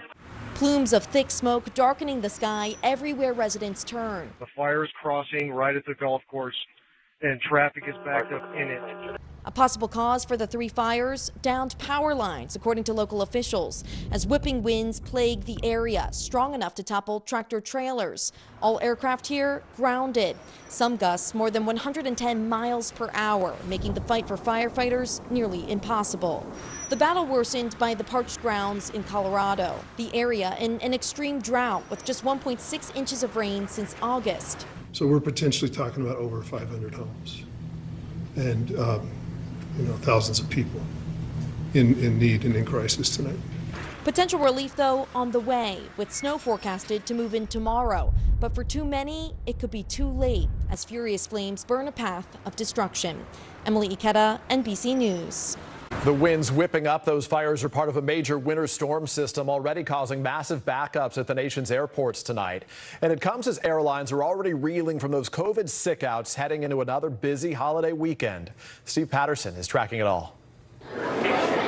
Tonight, the great cancellation of holiday air travel now on a collision course with the new year. After 4 days in a row of more than 1,000 cancellations, airlines are trimming down even more. Got to the airport, got on the plane, everything was fine, and then one of the pilots didn't show up. Delta already announcing a cutback of 200 to 300 flights every day through the New Year's weekend. Alaska Airlines thinning by 20%, strongly urging travelers with non-essential trips before January 2nd to rebook. And JetBlue canceling 1,280 flights from now until mid-January. We're going to continue to see staffing shortages at the airlines, which are the primary factor of these cancellations. So simply put, there is no clear end in sight. The chaos caused by surging Omicron cases impacting airline staff and bands of relentless severe weather lashing the country from coast to coast. 11 million in the south at risk of hail, powerful winds, and possible tornadoes by tomorrow, like what may have touched down in Alabama after it tore through the region. We've got a lot of structure damage. We've got windows blown out. We've got roofs that are in the middle of the street.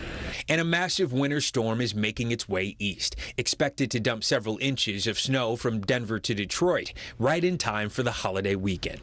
She'll either send it out on Carousel 6. A guarantee that this year's travel nightmare is also next year's. Steve Patterson, NBC News. And we'll be right back in 60 seconds with what President Biden told Vladimir Putin during their critical phone call today.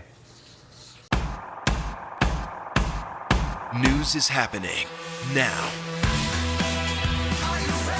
Look at what's making headlines around the world. Right now on Morning News Now. Tonight, the major announcement of the COVID vaccine. And this is a significant moment. Your news, whenever it happens, wherever you are, it's here now.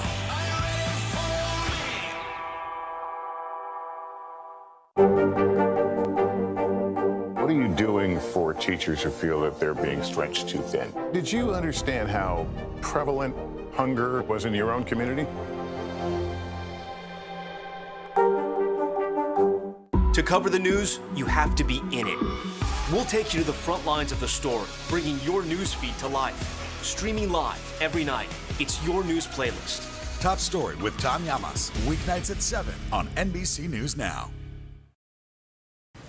We are back now with that high-stakes phone call tonight between President Biden and one of his biggest adversaries, Vladimir Putin. The conversation the U.S. says the Russian president asked for, with fears growing about a Russian invasion of Ukraine.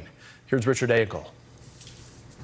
Vladimir Putin had to wait until nearly midnight Moscow time for the call with President Biden. It seems when you ask for the call, you don't set the time. The call lasting less than an hour. The White House saying President Biden urged Putin to de-escalate tensions with Ukraine. Earlier, the Kremlin said Putin's goal was to hammer out an agenda ahead of key meetings with European allies, NATO members, and Russia in less than 2 weeks. Those talks are expected to focus on the crisis in Ukraine. U.S. officials warn Putin may invade the former Soviet state. Russian forces are still near the border, even after President Biden recently warned Putin of tough economic sanctions if he goes ahead. The front line in eastern Ukraine is a drab and muddy warren of trenches and minefields. When we visited a few weeks ago, soldiers told us without American and NATO support, they wouldn't be able to hold back the Russian army for long. Putin, I think, not stop in the Ukraine. If we don't stop it here, they go further. The Kremlin gave a positive readout of the call, describing it as frank and constructive, and said the American side showed a willingness to understand the Russian perspective. So apparently productive diplomacy. Peter? Richard Engel, thank you very much. And we're back in a moment with the intense body cam footage after police confronted a tiger at a Florida zoo. Hey everybody, it's Hoda Kotb from the Today Show. I am so excited to tell you about my new podcast, Making Space with Hoda Kotb. I sit down with some incredible people and we'll hear some uplifting stories. Listen to Making Space now on Apple Podcasts. Nathan Chen equals power because every time he does one of these, he's hit with forces 7 times his body weight. 945 pounds? That's 4 Terry Cruises. See? Power. These days, it feels like the news never stops. So let's get into it. What's happening right now, what it all means for you for an hour every day. It can be hard to keep up, so let's get started together. Hallie Jackson Now, weekdays at 5 on NBC News Now. Wednesday, January 5th, a new season of Greed begins on CNBC. Theranos goes to trial. She was the next big thing. Sex and scandal. I had just graduated high school. He would ask me to go out for a couple drinks. Boeing's soaring greed. What caused this brand new plane to crash? Anything for money. He ran a criminal syndicate, millions of dollars. American Greed, new season starts Wednesday, January 5th on CNBC. Michaela Schifrin, with just 1 more gold medal, she'll have more than any American alpine skier in history. She's climbed the mountain of this sport. Almost time to come down for more gold, Michaela. Better do it fast. Good morning, I'm Joe Fryer. And I'm Savannah Sellers. Another giant leap for mankind. They want folks to shelter in place until this storm pushes through. This new travel requirement, is it possible we're going to see tighter restrictions? Morning News Now, streaming weekdays at 7. The Meet the Press Chuck Toddcast, free wherever you get your podcasts. American Greed, new season, new night. Theranos goes to trial. Boeing's soaring greed. Anything for money. A new season of Greed starts Wednesday, January 5th on CNBC. We began our cross-America journey tonight, St. Louis, Austin, here in Nashville. From Washington, D.C., the site of our nation's capital, you rarely see. It's your last move. Was talking smack part of this? What are you doing for teachers who feel that they're being stretched too thin? Did you understand how prevalent hunger was in your own community?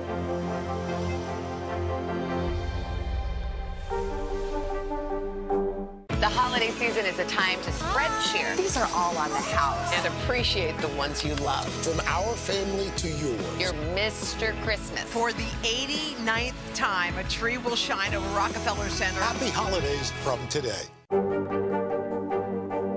What are you doing for teachers who feel that they're being stretched too thin? Did you understand how prevalent hunger was in your own community?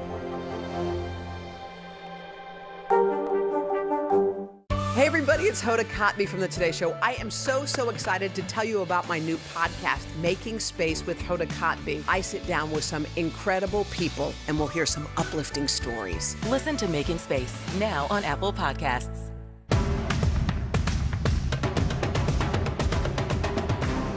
The Meet the Press Chuck Toddcast, free wherever you get your podcasts.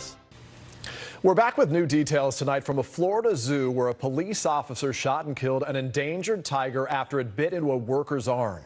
Carrie Sanders has the latest and a warning that some of you may find this footage disturbing.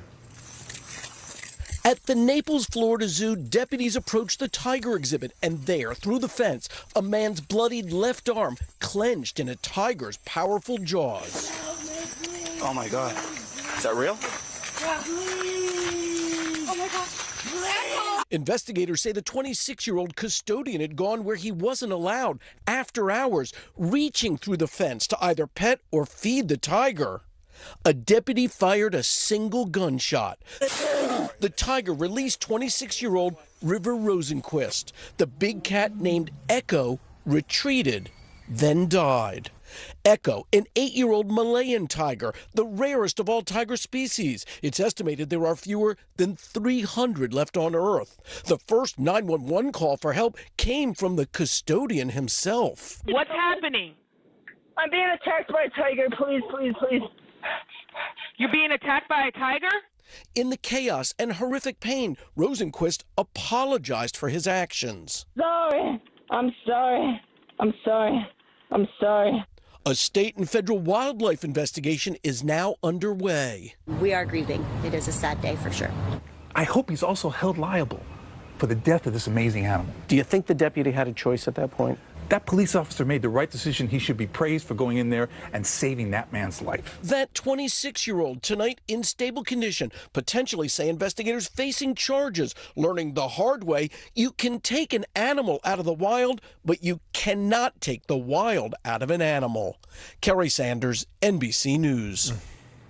Now to breaking news. Today, Colorado's governor reduced the jail sentence for Rohel Aguilera Medeiros. He is a former truck driver who'd been sentenced to 110 years for that fiery chain reaction crash that killed 4 people in 2019. After a public outcry, the governor reduced his sentence to 10 years. Aguilera Medeiros says his brakes failed, causing that accident. And after the break, our look back at the lives of some of the legends we lost this year. These days, it feels like the news never stops. So let's get into it. What's happening right now, what it all means for you for an hour every day. It can be hard to keep up, so let's get started together. Hallie Jackson Now, weekdays at 5 on NBC News Now.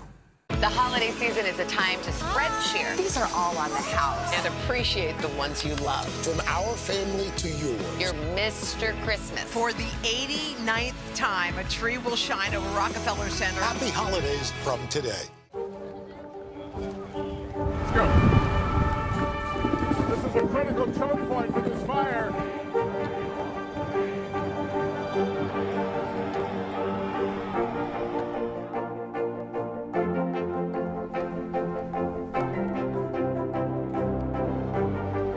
Unnecessary, unjustifiable, illegal.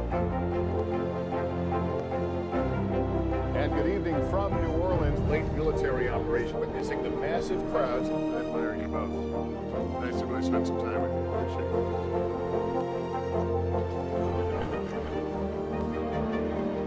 At any moment now.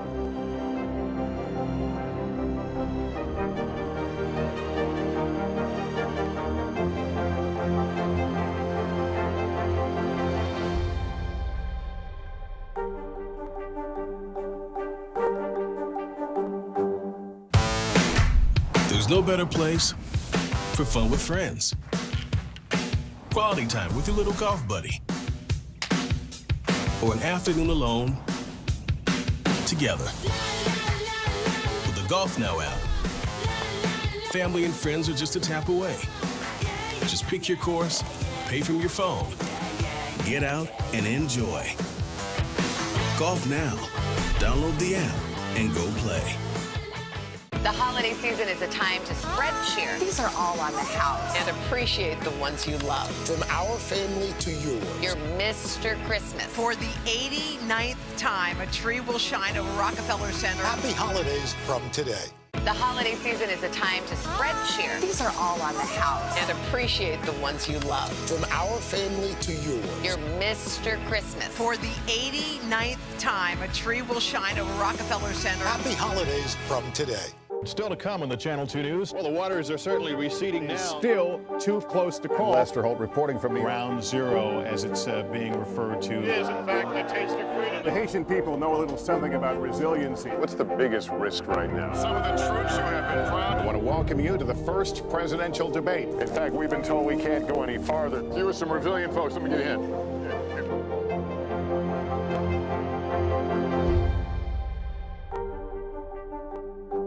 I'm Terry Crews, Team USA superfan. Sean White, what are you trying to prove? You've already won more snowboarding golds than anyone else, ever. Maybe you're trying to prove you only get better with age, like a fine cheese or yogurt. The Meet the Press Chuck Toddcast, free wherever you get your podcasts.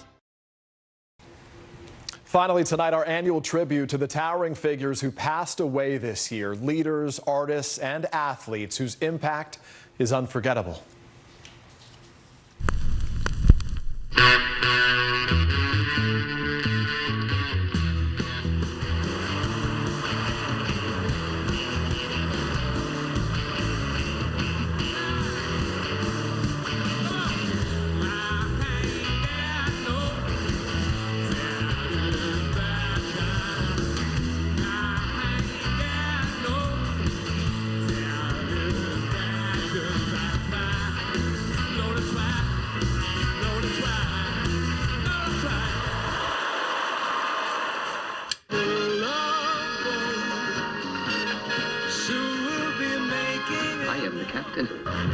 Murray, come into my office.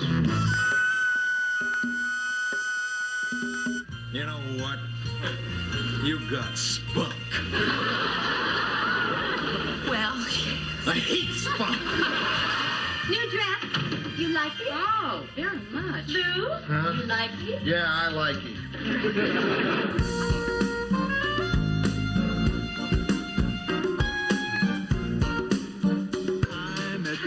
WKRP in Cincinnati.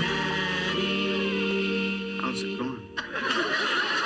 Dear sweet Carla, we're gonna make our dreams come true.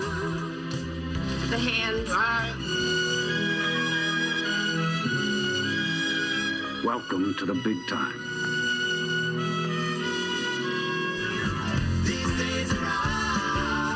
I'm changing my free throw from an underhand to an overhand.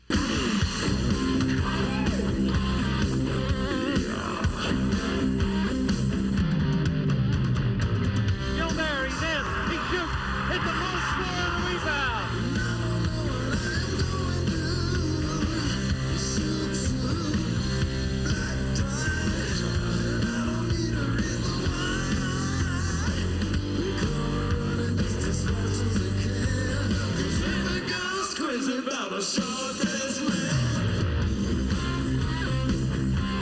Fastball is a high drive into deep left center field. It is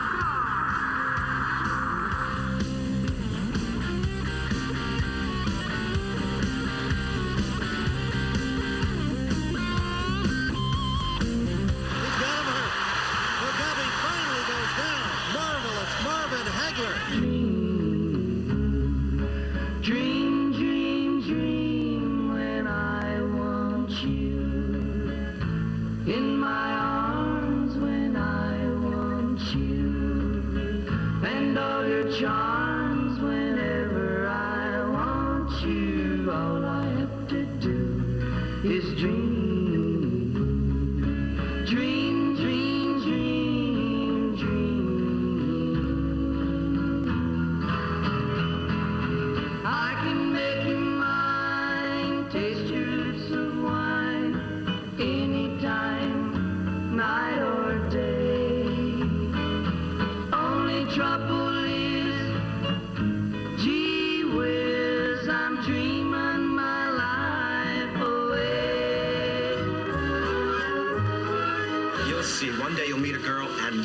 feel like you got hit in the face with a bag of quarters. I have found her. She's an angel with the dust of the stars in her eyes.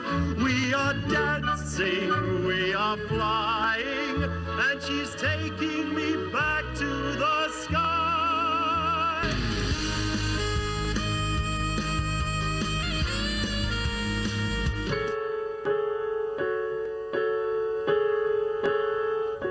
You love him, Loretta? Ma, I love him awful. Oh, God, that's too bad.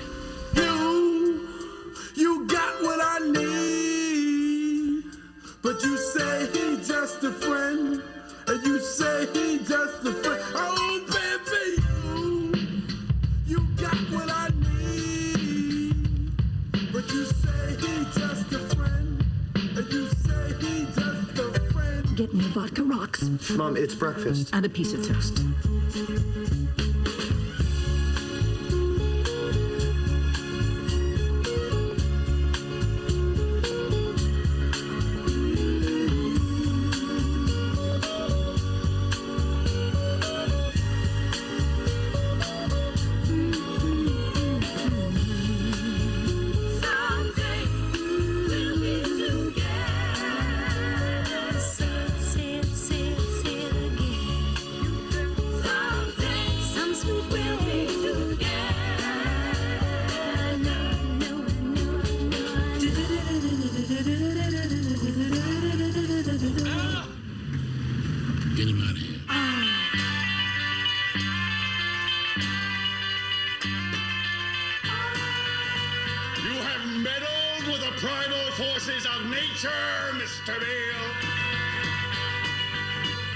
Take the last train to Clarksville. Take the last train to Clarksville. Norm McDonald is moving on. Norm, I really want you to see someone. Greatness lies not in what office you hold, but in how honest you are, in how you face adversity, and in your willingness to stand fast in hard places. So honored to have him kick off this week. General Colin Powell, you miss government? Not really. I try not to miss anything in life.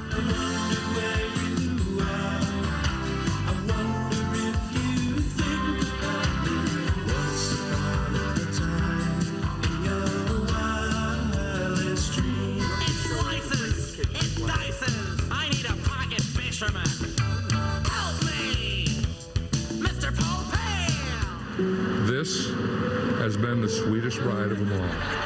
I'll be seeing you in all the old familiar places.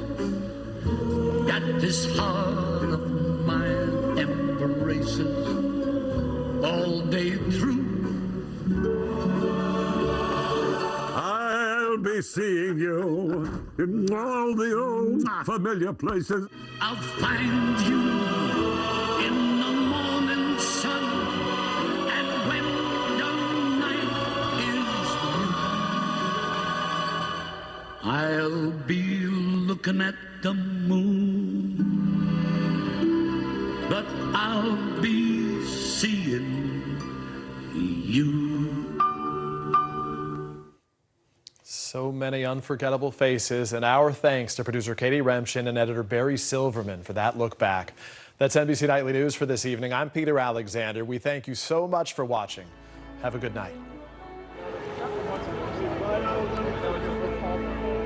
The holiday season is a time to spread cheer. These are all on the house. And appreciate the ones you love. From our family to yours. Your Mr. Christmas. For the 89th time, a tree will shine over Rockefeller Center. Happy holidays from today.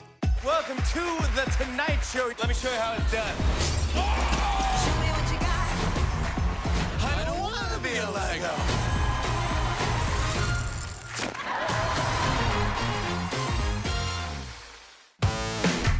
There's no better place for fun with friends. Quality time with your little golf buddy. Or an afternoon alone together. With the Golf Now app, family and friends are just a tap away. Just pick your course, pay from your phone, get out and enjoy. Golf Now. Download the app and go play.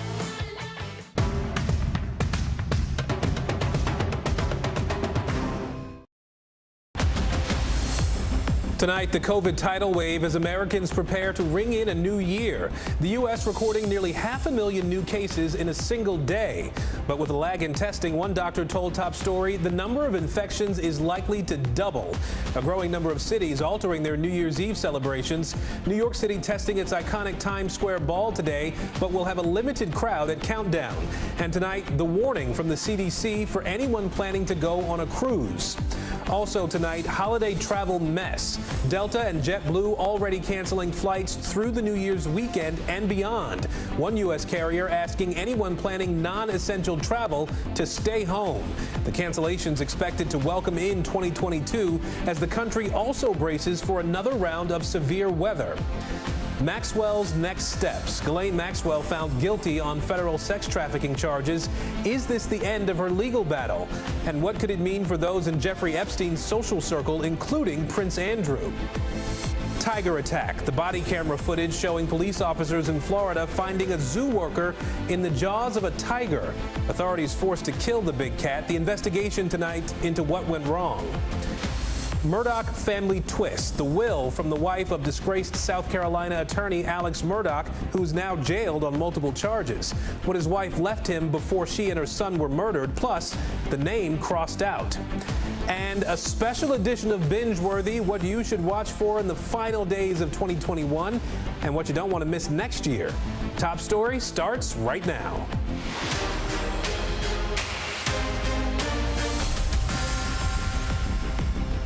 And good evening, everybody. I'm Aaron Gilchrist in for Tom Yamas tonight, with the country preparing to once again welcome a new year during a pandemic. This time, the country's seeing more single-day cases than ever before, nearly 2 million new infections in just a week.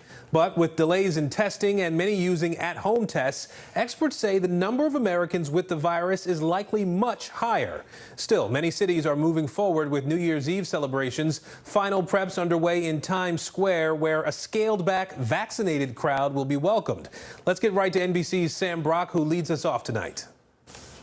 Tonight, the U.S. is barreling toward the New Year's holiday under a tidal wave of new COVID cases, shattering the daily record with nearly 500,000 infections Wednesday, or roughly double the previous high last winter. The 1.9 million cases in a week means 3 Americans are now testing positive every single second, with New York City at the epicenter, notching 74,000 infections in 24 hours. We want to show the world that New York City is fighting our way through this. It's really important to not give up in the face of this. Rehearsals today for the Times Square ball drop for New Year's Eve still happening despite the new COVID benchmark. The city's test positivity rate is almost 20%, and deaths are nearing 100 per day for the first time in months. Critical city infrastructure getting hit hard. Some subway lines are shutting down because so many transit workers are ill. And the FDNY reporting 30% of EMS workers are out sick too. Now the cruise industry getting hit again after recent outbreaks. The CDC today warning travelers to avoid cruise travel regardless of vaccination status, because even fully vaccinated travelers may be at risk of getting and spreading COVID. The cruise industry calling the warning perplexing, saying only a very slim minority of those on board have tested positive. Oh, I'm tired of it, man. It's getting super annoying. But there is no sign of a letdown, only relentless lines to get tested, with an ongoing shortage of COVID tests nationwide. From Wisconsin, I tried coming here yesterday, but the line was ridiculously long, to Miami, where lines stretch literally for miles. Today, Florida also breaking its all-time record for daily positive cases. What we've seen is an overwhelming spike in demand for tests. Ron Gonsalves is the general manager of Nomi Health Testing in Florida. Yesterday, we hit a record here, which was over 66,000 tests just here in Miami-Dade County alone.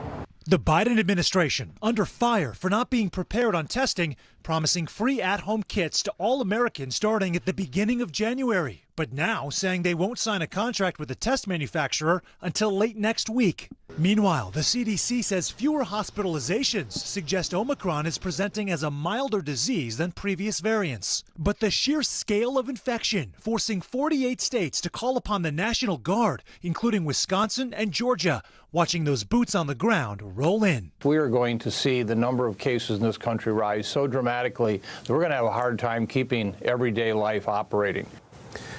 And Sam Brock joins us live now. Sam, the FDA is said to be close to authorizing the Pfizer booster shot for kids 12 to 15. What more do you know about that? Aaron, that's right. A person with knowledge of the plan tells NBC News that the FDA could be approving that Pfizer booster for kids in the coming days. Here is why that is significant for two reasons. One, the percentage of kids getting sick with COVID has gone up 50% just since the beginning of December. And two, tonight the CDC released several studies with kids in the vaccine. One of them looked at the population of children hospitalized with the virus. Aaron, 99% of them were unvaccinated. Back to you. Sam Brock for us tonight in Florida. Sam, thank you. Now, those long testing lines frustrating millions across the country, really, and now fueling fears that the U.S. is failing to fully capture the magnitude of this Omicron surge. Health officials warning cases could be twice as high as currently reported. NBC's Gary Grumbach with that part of our story. As the number of COVID cases skyrockets, tonight frustration over testing reaching an all-time high. What do you make of these lines? Too long. Feels a little third country-ish. We should be doing a better job of this testing. Ray Nowden among the hundreds trying to get a PCR test at this city-run site in Washington, D.C. Like so many Americans, he traveled to visit family for Christmas and is now hoping for a negative result. But like thousands of others, the long wait for results may make the tests irrelevant. I want to get it before the New Year's Eve just to have a good time with my family and friends since we can't really go out and about. So hopefully it's going to be a negative result so I can have an enjoyable rest of the holiday season. While some across D.C. are waiting for hours for a PCR test, others are opting for a much faster but less reliable at-home test. How long did you wait in line? I mean, I probably waited 20 minutes. The line to pick up at-home tests at this public library in D.C. moving quickly. The site handing out all of their 2,500 tests in just 2.5 hours. We don't have no more tests, none. Health officials fearing those take-home tests could lead to a massive underreporting of the true number of cases, as many states have no protocol in place to report at-home results, and people are unaware that they should. Even with record case numbers nationwide, with yesterday's total of nearly 500,000, experts saying we may be at twice that. I think we're probably at 1 million plus cases a day because we have so many people that are not testing, can't get a test, or are testing at home, and that generally doesn't get reported into these statistics. This week, D.C. Mayor Muriel Bowser announcing a test-to-return policy. 90,000 D.C. public school students must submit proof of a negative rapid test taken Tuesday, January 4th, in order to attend class in person on January 5th. We're all for testing, yes, and, taking care of yourself and others. Aline Valenzuela says she's grateful for the added measure. 3 members of her family tested positive earlier this month, including 3-year-old Emma Luna. Now they're hoping to start the new year with a negative COVID test result. We have a little symptoms, but we are right now we are better. We have the vaccine, so yes, it works. And Gary Grumbach joins us now from Washington, D.C. Gary, we saw that site you're at running out of those home tests today. What is the city doing to make sure that everybody who wants or needs one of these tests is actually able to get one? Hey there, Aaron. Yeah, states seemingly caught flat-footed by the long lines we've seen, or really ramping up their testing capabilities this week. In Maryland, we're seeing 2 new mass testing sites opening tomorrow, and here in D.C., Mayor Muriel Bowser says she's ordered 1 million rapid tests, but they won't be here for a few weeks. Aaron? Gary Grumbach for us in Washington tonight. A lot of coronavirus news to unpack this evening. Let's bring in NBC News senior medical correspondent Dr. John Torres to answer some of our questions here. Dr. John, yesterday the U.S. broke its single-day case record, almost 500,000 cases. But with some doubts about whether rapid tests are actually picking up Omicron, and then there are so many home tests with results that go unreported, we know that for a fact. What do you think the actual number of cases is closer to right now, and does it really even matter at this point? Well, Aaron, definitely we know that the number of cases are higher than what they are right now, and that's one of the issues we've had throughout the pandemic is the actual reporting of these cases. And it's, in fact, difficult to do, but I think they have a fairly good grasp on at least the trends that are going on here. And this trend is that the numbers are going up, which we knew would happen, but we didn't know they'd happen to quite this extent, and that's because of the Omicron variant. But you bring up a really good point, because the other thing we're noticing is even though cases are skyrocketing, hospitalizations aren't going up quite as much, although they are going up, and deaths have actually gone down. And so that's what we have been looking at lately, going, what metrics should we be measuring? And in fact, what most experts are saying is we should be looking at all of them. The cases give us an idea of what's going on in the trends. The hospitalizations and the deaths are looking at, okay, how much is this actually affecting us? And we know that it is still affecting us more than we want it to, and we need to take those protective measures to protect not just us, but those around us, Aaron. The CDC came out with that strong warning about cruises, saying that essentially don't get on a cruise regardless of your vaccination status right now. Why haven't the measures that these cruise lines put in place, the vaccine requirements, the negative tests, why haven't those things been enough to stop outbreaks on these ships? And Aaron, in one word, Omicron. And we know these measures they put in place were doing fairly well against the different variants that are out there, including the Delta variant. And you can just look at the numbers of the U.S. ships, the ships that sailed in U.S. water, the cruise ships. There were around 160, 165 cases in the first couple of weeks of December. The last 2 weeks, 5,000 cases. And that's when Omicron is really starting to hit us hard. And what we know now is this is such a contagious virus that if you're vaccinated, if you have a booster, if you're wearing a mask, but you're in close proximity to somebody else, then you have that chance of catching it or spreading it to other people. And that's the big concern here. They're saying on a cruise ship, you really can't do much to avoid other people. And that's the concern why they're saying regardless of vaccination status, regardless of booster status, you need to avoid cruise ships at this point. They also say if you do go on cruise ships, make sure you test before and afterwards, 1 to 3 days before, 3 to 5 days afterwards, because that can help. And then make sure that before you do the test afterwards that you quarantine yourself just to make sure that you're not spreading it to other people if you're unvaccinated. But again, it's just showing you Omicron, how quickly this can spread, how easily it can spread, and how easily it can break through the protections that we do have. And it'll be interesting to see if the CDC has that same recommendation in other environments as time goes on. I do want to ask you about a couple of things happening overseas. The health ministry in Israel has approved a 4th COVID shot for people who are immunocompromised. I know the U.S. only approved that a few months ago. Do you think that we could soon see a 4th shot here? And I think what's going to happen is it's going to depend on where things go with the booster shot that we're getting right now for the vaccines that we have. And right now, so far, it looks like that booster shot is doing fairly well at keeping us protected from what we are concerned about, which is the serious illness, hospitalizations, and deaths, and to some extent from actually catching COVID, which is great. But what we don't know is how long is that going to last. And there's been back and forth in the studies showing that it might not last as long as we want, but then other studies are saying, it seems like it's doing pretty good, particularly at those 3 that we're talking about, the serious illness, hospitalizations, and death. So time will tell where we go with this. The battle right now are getting enough people booster shots so we can keep them protected, because we know that it's going to spread during these holiday seasons here. All right, Dr. John Torres with us tonight. Dr. John, thank you, sir. We want to turn now to that winter weather we've been reporting on and the travel nightmare it's been creating. Thousands more flights have just been canceled ahead of New Year's this weekend, again because of dangerous weather and COVID staffing shortages. Steve Patterson now with the latest.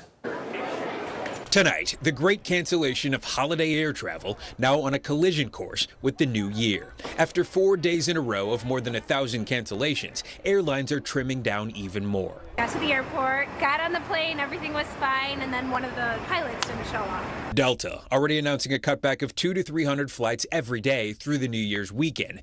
Alaska Airlines thinning by 20%, strongly urging travelers with non-essential trips before January 2nd to rebook. And JetBlue canceling 1,280 flights from now until mid-January. We're going to continue to see staffing shortages at the airlines, which are the primary factor of these cancellations. So simply put, there is no clear end in sight. The chaos caused by surging Omicron cases impacting airline staff and bands of relentless severe weather lashing the country from coast to coast.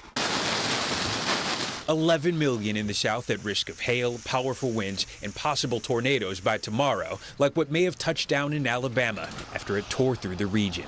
We've got a lot of structure damage. We've got windows blown out. We've got roofs that are in the middle of the street.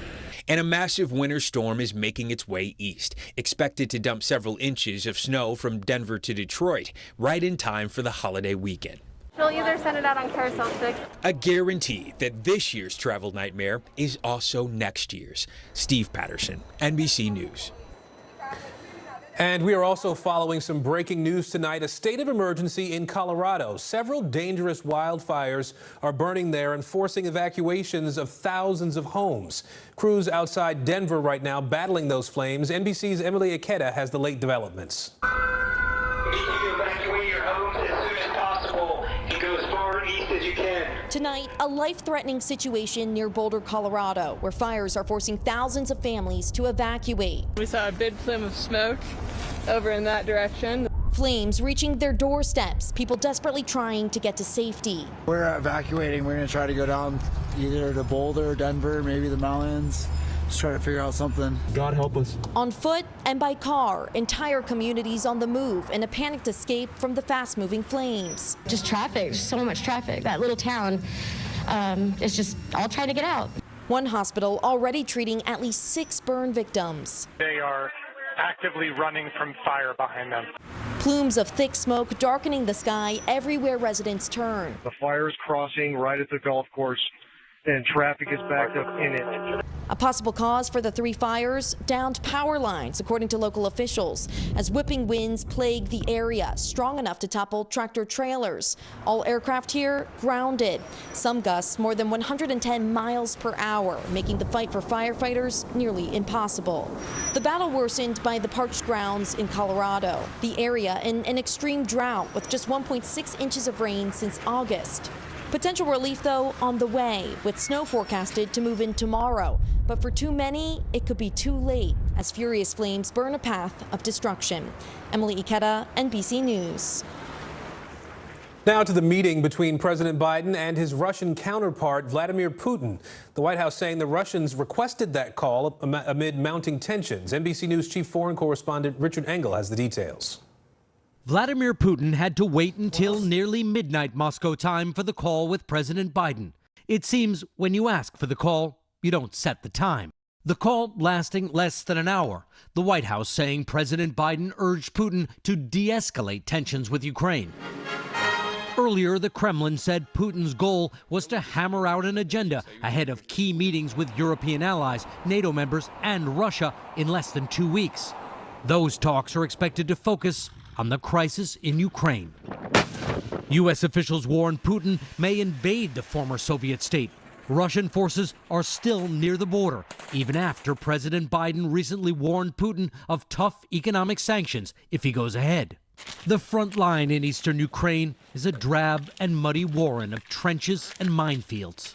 When we visited a few weeks ago, soldiers told us without American and NATO support, they wouldn't be able to hold back the Russian army for long. Putin, I think, not stop in the Ukraine. If we don't stop it here, they go further. And Richard Engel joins us now. Richard, we know that Moscow asked for this call. The White House was a little uncertain about the entire agenda for the call. Is there any indication at this point of what could be next? Very clear indications, and the Kremlin has made it clear from the start what it wanted out of this call. The Kremlin spokesman briefing reporters in Moscow ahead of the call and then giving a readout after the call. What Moscow wants, what Vladimir Putin wants, is to set the agenda for a series of negotiations, high-level, significant, detail-oriented negotiations that are due to begin in Geneva starting on January 10th, 12th, 13th. They will involve the U.S., European allies, NATO members, and Russia. And primary front and center on the agenda is policy about Ukraine. And what Putin wanted to do today was he did not want those talks to blindside the Russian side. He wanted to set the agenda with President Biden before those talks begin. So it is constructive diplomacy. You see Vladimir Putin reaching out to Biden, trying to have a kind of understanding before the next levels of negotiations begin. This is not the kind of thing that we have been seeing with the Russians over the last several years. It could be a bluff. It could be that Vladimir Putin is just trying to engage in diplomacy while he has another agenda, which could be taking a piece of Ukraine. But for the time being, it seems like he was trying to get his ducks in a row before a series of negotiations in Europe starting on the 10th. Richard Engel for us tonight. Richard, thank you. And tonight, the defense team for Ghislaine Maxwell mounting an appeal. That after the longtime Jeffrey Epstein associate was convicted on sex trafficking charges. During the trial, 4 women described being abused as teens at several of Epstein's homes. Here's Kathy Park to break down the verdict. Tonight, vindication for the victims of Jeffrey Epstein after a New York jury found British socialite Ghislaine Maxwell guilty of sex trafficking charges. We have a lot of work to do. Annie Farmer was one of 4 women who took the stand. She told the court how Maxwell lured her into Epstein's orbit as a teen. Today, she spoke with Good Morning America. It's a very rare opportunity to be able to be in court and tell your story and to see the person that perpetrated the abuse held accountable. The jury convicted Maxwell on 5 of the 6 federal charges. 2 of the counts related to sex trafficking of minors. 3 were for conspiracy. Obviously, we are very disappointed with the verdict. Her attorneys say they're already working on an appeal. And we are confident that she will be vindicated. Virginia Roberts-Giuffre, a vocal Epstein survivor who did not testify and wasn't part of this case, says a conviction is a step toward justice. We were told constantly, you know, these people will never go to jail. They're too powerful. They're too rich. And we live in a new day. And it just goes to show that, you know, this is not the end. This is just the beginning. There's others who are involved that made this sex trafficking operation possible. And I hope that we start to see some of the other big ones fall as well. I hope this is a message to them. I hope they know that Maxwell is just the beginning. As Maxwell awaits sentencing, questions swirl about whether there could be more fallout for others. Does she have any opportunity to cooperate with law enforcement? I think it is quite possible that other men could find themselves being held accountable if Ghislaine Maxwell decides to cooperate. Of course, her cooperation alone would likely not be enough because she has certainly some biases and motives to lie to reduce her own sentence. But oftentimes a cooperator like that can point to dates and records, and then prosecutors can go obtain those records, hotel records, flight records, bank records, and other kinds of things that can corroborate the story. And then that person really just works as a narrator, and the documents do the heavy lifting of proving the case. Meanwhile, the legal battle for Maxwell isn't over. She still faces 2 perjury charges, which were not part of this trial. Aaron? Kathy Park in Lower Manhattan tonight, thank you. And there's more breaking news, this time on that truck driver who was sentenced to 110 years in prison for a deadly highway crash. Colorado's governor has commuted Rogel Aguilera Mederos' sentence to 10 years. He was convicted on 27 charges for a fiery crash that killed 4 people in 2019. A petition calling for clemency was signed by more than 5 million people. NBC News legal analyst Danny Cevallos joins us now to talk a little bit more about this reduced sentence. Danny, so we were looking at a 110-year sentence for this crash that just came down about 2 weeks ago. The DA there in Colorado had said that had requested a resentencing hearing. That was on the calendar. How unusual is it that the decision for clemency came so quickly and that the sentence was reduced by so much, from basically life in prison to 10 years? So unusual that we're not likely to see anything like this again. But then again, this is an unusual situation. You have a weird combination of mandatory minimum sentences that led to this completely bizarre, unexpected result that is uncommon. But as a defense attorney, that's exactly the problem with mandatory minimums, is that they take the power away from the judge, who should have the power to sentence, and they give that power almost exclusively to the prosecutor. A little too much power in the prosecutor's hand.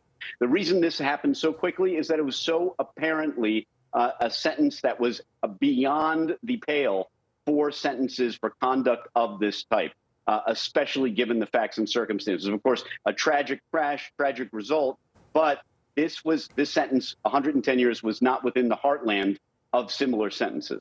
So, Danny, we saw the governor get ahead of the legal process in a lot of ways before the appeal, before this resentencing hearing.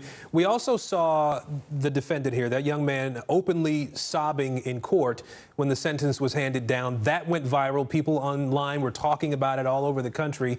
As you said, the judge admitted that his hands were tied with the mandatory minimum sentence laws. We saw the online petition for clemency getting more than 5 million signatures. Truckers also, got on the road and protested that the sentence. Do you think this commutation was about public pressure, or was it about the sentencing laws being so messed up? Yeah, realistically, all commutations, all pardons, all grants of clemency are essentially at their core political in nature. That's because governors and presidents receive so many requests for pardons and commutations that only a tiny fraction are actually considered. In the federal system, it's by the Pardon Office, which looks at the entire file. But as we know also, governors and presidents often pardon political allies, people that they have that they know will advance them politically. And of course, they pardon people who will damage them politically. And that's why they do it typically on their last day in office, where they have the least political exposure. So pardons have been political since they came over from England on the boat. They've always been that way, and so they will continue to be that way. They really are such a rare part of the criminal defense practice that I don't even know anyone who practices pardon law. That's how rare it is. All right, NBC News legal analyst Danny Savalas with us tonight. Danny, thank you. We are learning more tonight about a horrific tiger attack at a Florida zoo. A 26-year-old custodian reaching into a tiger enclosure after hours and nearly losing his arm. Officers forced to shoot the endangered animal. Now that man is potentially facing charges. NBC's Kerry Sanders has the body cam footage and a warning: this video may be disturbing. At the Naples, Florida Zoo, deputies approached the tiger exhibit, and there, through the fence, a man's bloodied left arm clenched in a tiger's powerful jaws. Oh my God. Is that real? Oh my God. Investigators say the 26-year-old custodian had gone where he wasn't allowed after hours, reaching through the fence to either pet or feed the tiger. A deputy fired a single gunshot. The tiger released 26-year-old River Rosenquist. The big cat named Echo retreated, then died. Echo, an 8-year-old Malayan tiger, the rarest of all tiger species. It's estimated there are fewer than 300 left on Earth. The first 911 call for help came from the custodian himself. What's happening? I'm being attacked by a tiger. Please, please, please. You're being attacked by a tiger? In the chaos and horrific pain, Rosenquist apologized for his actions. Sorry. I'm sorry. I'm sorry. I'm sorry. A state and federal wildlife investigation is now underway. We are grieving. It is a sad day for sure. I hope he's also held liable for the death of this amazing animal. Do you think the deputy had a choice at that point? That police officer made the right decision. He should be praised for going in there and saving that man's life. That 26-year-old tonight in stable condition, potentially, say investigators, facing charges, learning the hard way you can take an animal out of the wild, but you cannot take the wild out of an animal. And Kerry Sanders joins us now from Fort Lauderdale. Kerry, you know, I got to wonder, how did this guy get so close to that enclosure? Well, there is no way that he didn't know what he was doing. The Naples Zoo is a fully accredited zoo, which means that there are multiple layers that keep the public away from getting too close to an exhibit. So he had to go over several barriers to get there, and clearly did it after hours when nobody was watching. Aaron? Kerry, has he been talking at all? Any idea what he could have been thinking to reach in like that? Well, you know, some of the experts say that their greatest concern is that there have been so many social media videos, as well as the Tiger King, which was very popular when the pandemic began, where people got a chance to see what seemed like average people interacting with big cats and petting them and hugging them, and may have just been lulled into the belief that this Malayan tiger somehow fit into that category. But at the end, as we noted, a wild animal is indeed a wild animal, in this case acting the way a wild animal does, Aaron. Kerry Sanders in Fort Lauderdale. Kerry, thank you. And still much more ahead tonight. Officers shot. A police sergeant killed, another injured while responding to a call at a motel. The manhunt underway for a suspect. And Murdoch family twist, the murder investigation into the wife of a disgraced South Carolina attorney, what she left her husband in her will, and the name that was crossed off. Stay with us. Top story is just getting started.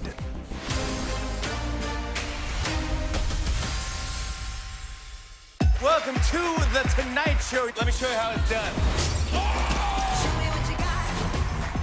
I don't want to be a Lego.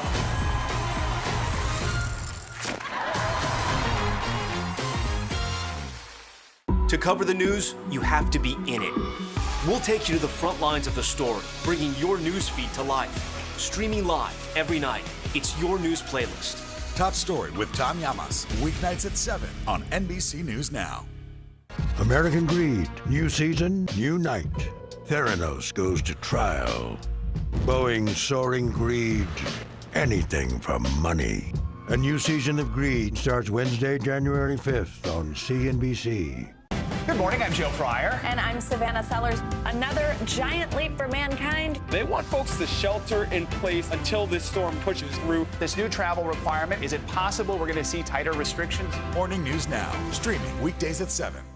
News is more than a headline. It informs, it inspires, and it still matters. To cover it, you have to be in it. And that's what we're going to do. Every night, we take you to the front lines of the story, where it's actually happening, with NBC News journalists on the ground from all over the world.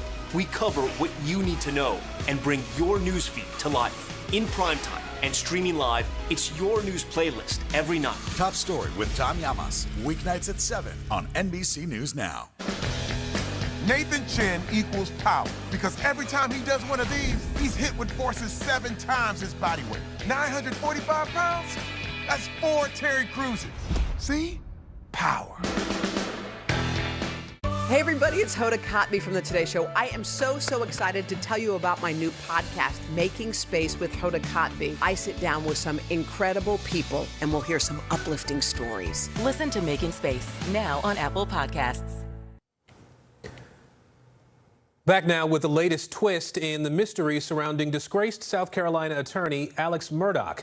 His wife and son murdered at their home back in June. Tonight, his late wife's will revealing that she left her entire estate to him, but also showing one mysterious edit. NBC's Vaughn Hilliard has more.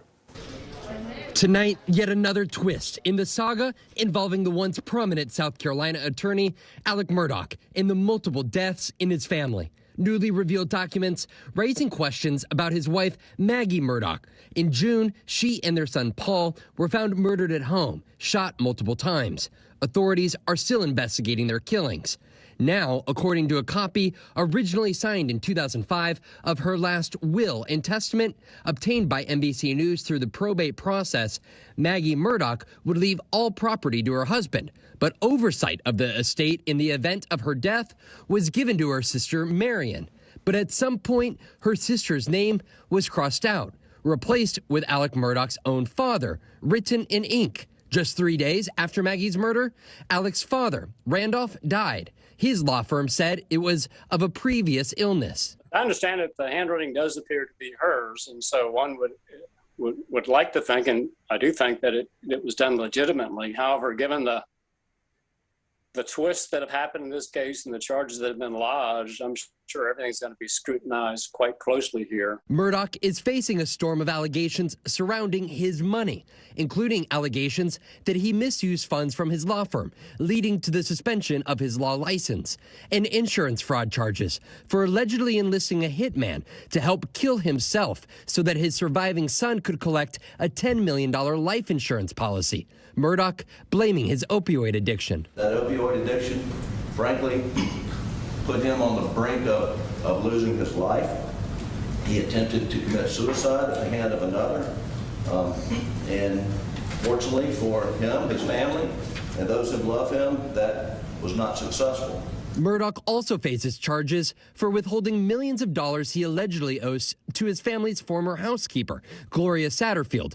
She died at the Murdaugh family's estate back in 2018. Authorities called it an accident, saying she tripped over the family dogs. Murdaugh's lawyer acknowledging in October Murdaugh's legal troubles. He has indicated clearly that he is going to try to right every wrong, financial wrong, and others that he may have committed. Look, he's reconciled to the fact he's going to prison. Earlier this month, a South Carolina judge set a $7 million bond against him after a state grand jury brought 48 charges against him, alleging he defrauded about a dozen clients out of more than $6 million. Heading into 2022, what does Alex Murdaugh's legal future here with these cases look like? This case has had more twists and turns than one could have possibly imagined. It's very difficult to see how he would not be facing a very, very long prison sentence here in South Carolina. And Vaughn Hilliard joins us now here in New York. Vaughn, have there been any charges yet for any of the deaths of the people close to Alex Murdaugh? No, Aaron, and each of the charges against Murdaugh have been tied to those allegations of financial fraud. Murdaugh himself has continued to deny any involvement in the death of his wife, his son, and that longtime housekeeper. As you just heard from his lawyer, he has, though, acknowledged those efforts in an attempt to have himself killed, but he has blamed that incident on opioid withdrawals. We should note we have also reached out to Murdaugh's attorney about his wife's will, but we have not heard back. Aaron? Vaughn Hilliard with us tonight. Vaughn, thank you. When we come back, battling Omicron abroad. South America has the highest vaccination rate in the world, but the concern tonight, their vaccines may not be a match for the new variants. And the champagne shortage one day before New Year's Eve, how the pandemic and climate change could keep your favorite brands off the shelves. That's next.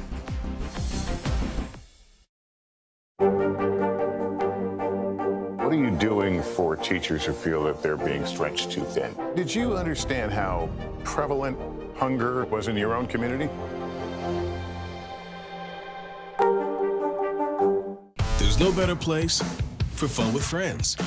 Quality time with your little golf buddy, or an afternoon alone together. Family and friends are just a tap away. Just pick your course, pay from your phone. Golf now. Download the app and go play. I'm Terry Crews, Team USA superfan. Shaun White, what are you trying to prove? You've already won more snowboarding golds than anyone else, ever. Maybe you're trying to prove you only get better with age, like a fine cheese or yogurt.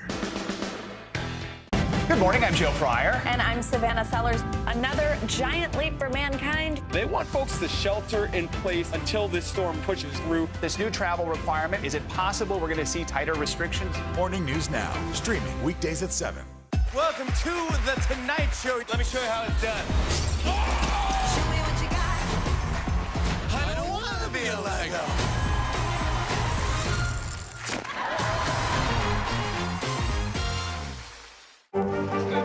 What is going to happen now? Going back and forth because they... Oh, yeah, this is it, right?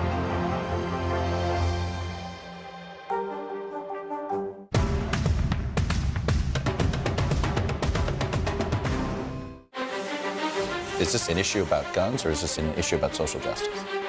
This supply chain issue has been a problem for months. Do you concur that this is going to get worse before it gets better? The question is, are you now more open to packing the court? If it's Sunday, it's Meet the Press. Welcome to The Tonight Show. Let me show you how it's done. Show me what you got. I don't want to be a Lego.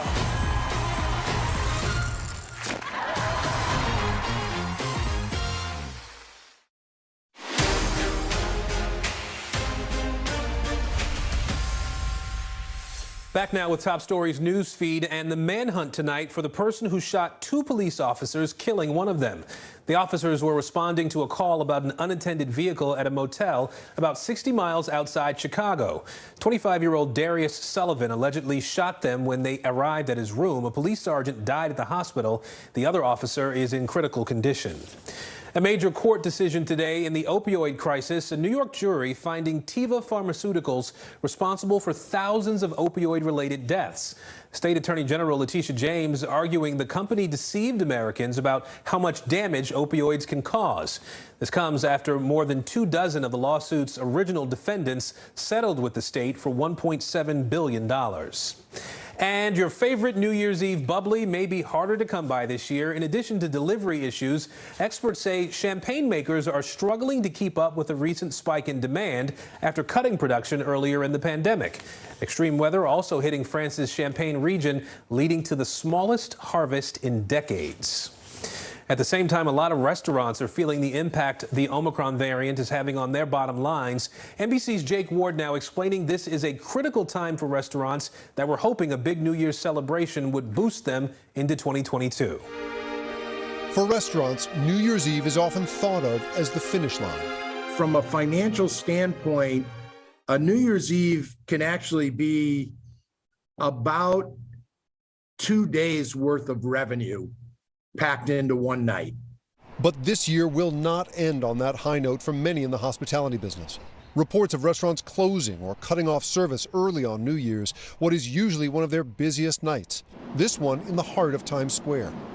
We just didn't have the sales to warrant opening, and so we made the call to close. Some restaurants are taking precautions a step further. Otway in Brooklyn is requiring a negative COVID test for guests on New Year's Eve. We have an 18-person staff and everybody's been consistently getting tested. So if we can do it, we feel like the general public should be able to handle that for one night. Here on the Embarcadero, one of San Francisco's great public spaces, some of the best-known restaurants in the nation are preparing for another New Year's Eve without record revenues. Restaurant owners here are faced with Omicron, which is causing them to restrict intimacy and ambiance in the name of customer safety. This was supposed to be a comeback night for dining out after a long 2 years. 2020 was the worst year in the industry's history. 110,000 eating and drinking establishments wiped out, 2.5 million jobs gone. This year saw a comeback. Sales were up nearly 20% from 2020. But new variants like Omicron could erase some of those gains. When Delta hit, 20% of people stopped going out to eat entirely.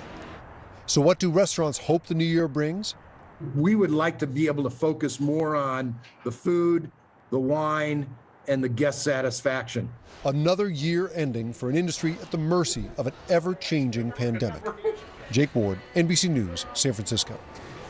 And we stay with the pandemic now as we turn to the Americas. Tonight, despite very high vaccination rates in South America, public health officials there are battling vaccine misinformation from the highest levels of government.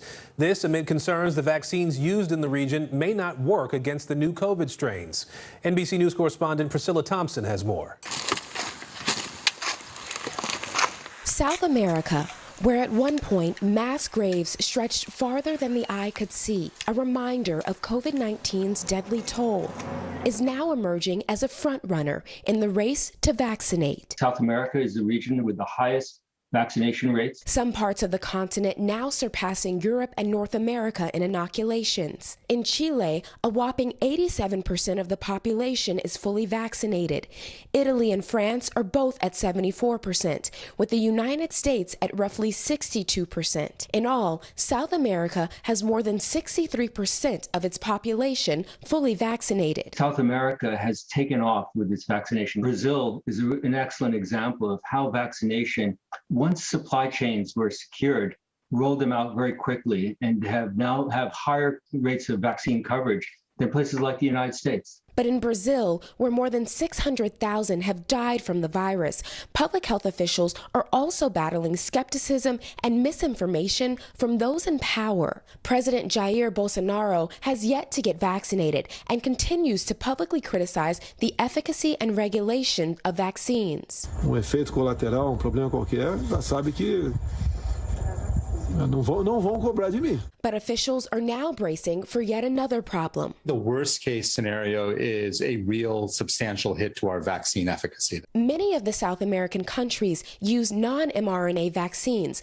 like Sinovac and AstraZeneca early on in their vaccination efforts. Now, scientists say people who receive those vaccines could be vulnerable as new variants emerge. Those vaccines did their job. Problem now is that those vaccines may be ineffective against Omicron. Even if the region is successful in boosting its population against Omicron, the devastating impacts of the years-long pandemic won't be easily overcome. The pandemic has worsened already dire conditions in countries like Honduras, Guatemala, and Venezuela. A new report by the United Nations finds hunger in Latin America and the Caribbean is at its highest in 2 decades, affecting more than 59 million people. What is important is to prioritize the most vulnerable groups. They had more difficult to access healthy foods than before the pandemic.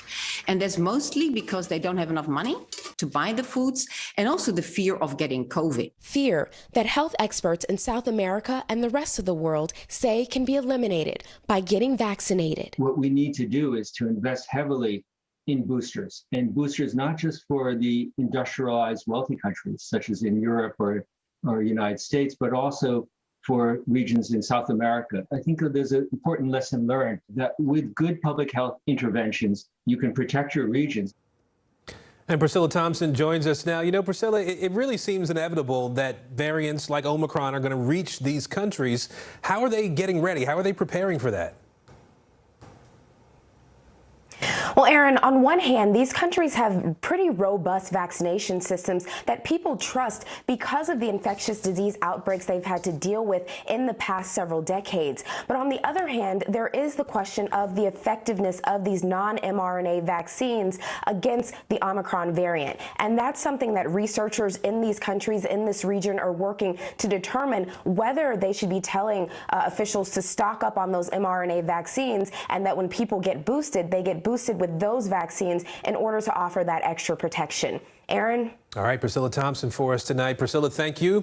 And coming up, New Year's Eve around the world. How other countries are ringing in 2022 as Omicron cases surge and the major cities forced to cancel their celebrations. We'll be right back. The Meet the Press Chuck Todd Cast, free wherever you get your podcasts. Frontside 900, McTwist, back-to-back 1080s. I mean, it's hard just naming these tricks. Chloe Kim, she's up there spinning around with a smile. Respect. The Winter Olympics, February 3rd on NBC and Peacock. To cover the news, you have to be in it. We'll take you to the front lines of the story, bringing your news feed to life. Streaming live every night. It's your news playlist. Top Story with Tom Llamas, weeknights at 7 on NBC News Now. The holiday season is a time to spread cheer. These are all on the house. And appreciate the ones you love. From our family to yours. Your Mr. Christmas. For the 89th time, a tree will shine over Rockefeller Center. Happy holidays from today. Wednesday, January 5th, the new season of Greed begins on CNBC. Theranos goes to trial. She was the next big thing. Sex and scandal. I had just graduated high school. He would ask me to go out for a couple drinks. Boeing's soaring greed. What caused this brand new plane to crash? Anything for money. He ran a criminal syndicate, millions of dollars. American Greed, new season starts Wednesday, January 5th on CNBC. To cover the news, you have to be in it. We'll take you to the front lines of the story, bringing your news feed to life. Streaming live every night.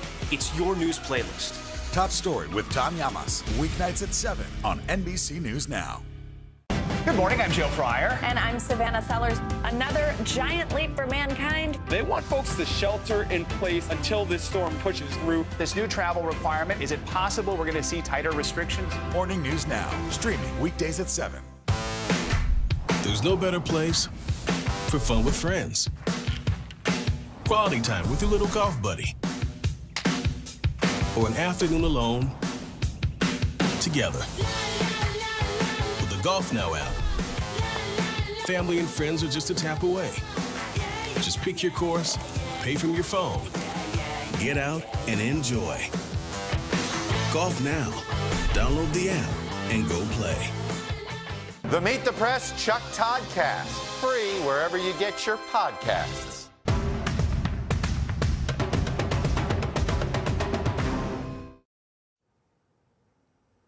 Back now with Top Stories Global Watch, and we're looking at how some cities around the world are ringing in the new year amid a new wave of Omicron cases. In about 12 hours, a fireworks display will be back over the Sydney Opera House after it was canceled last year. Tickets will be required, and revelers are urged to be vaccinated there.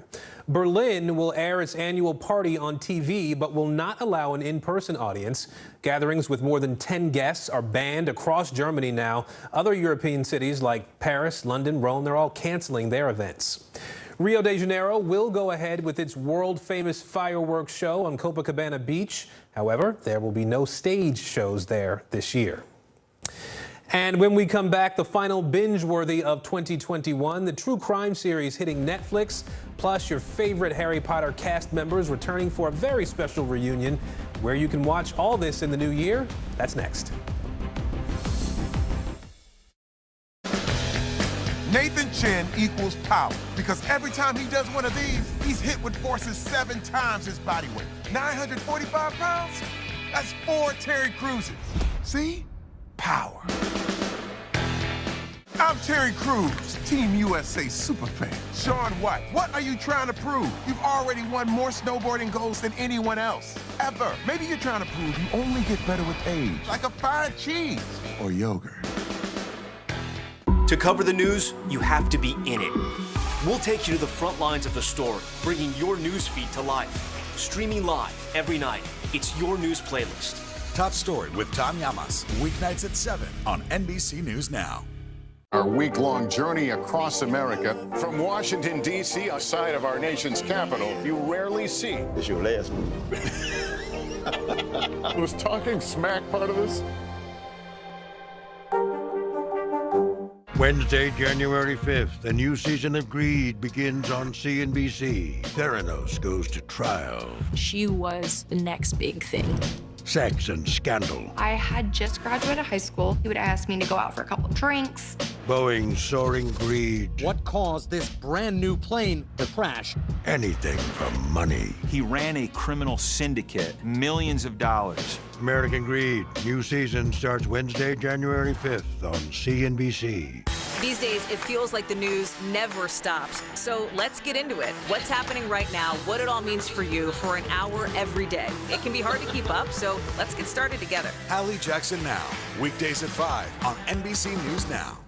I'm Terry Crews, Team USA superfan. Shaun White, what are you trying to prove? You've already won more snowboarding golds than anyone else, ever. Maybe you're trying to prove you only get better with age, like a fine cheese or yogurt. Nathan Chen equals power, because every time he does one of these, he's hit with forces 7 times his body weight. 945 pounds? That's 4 Terry Crewses. See? Power.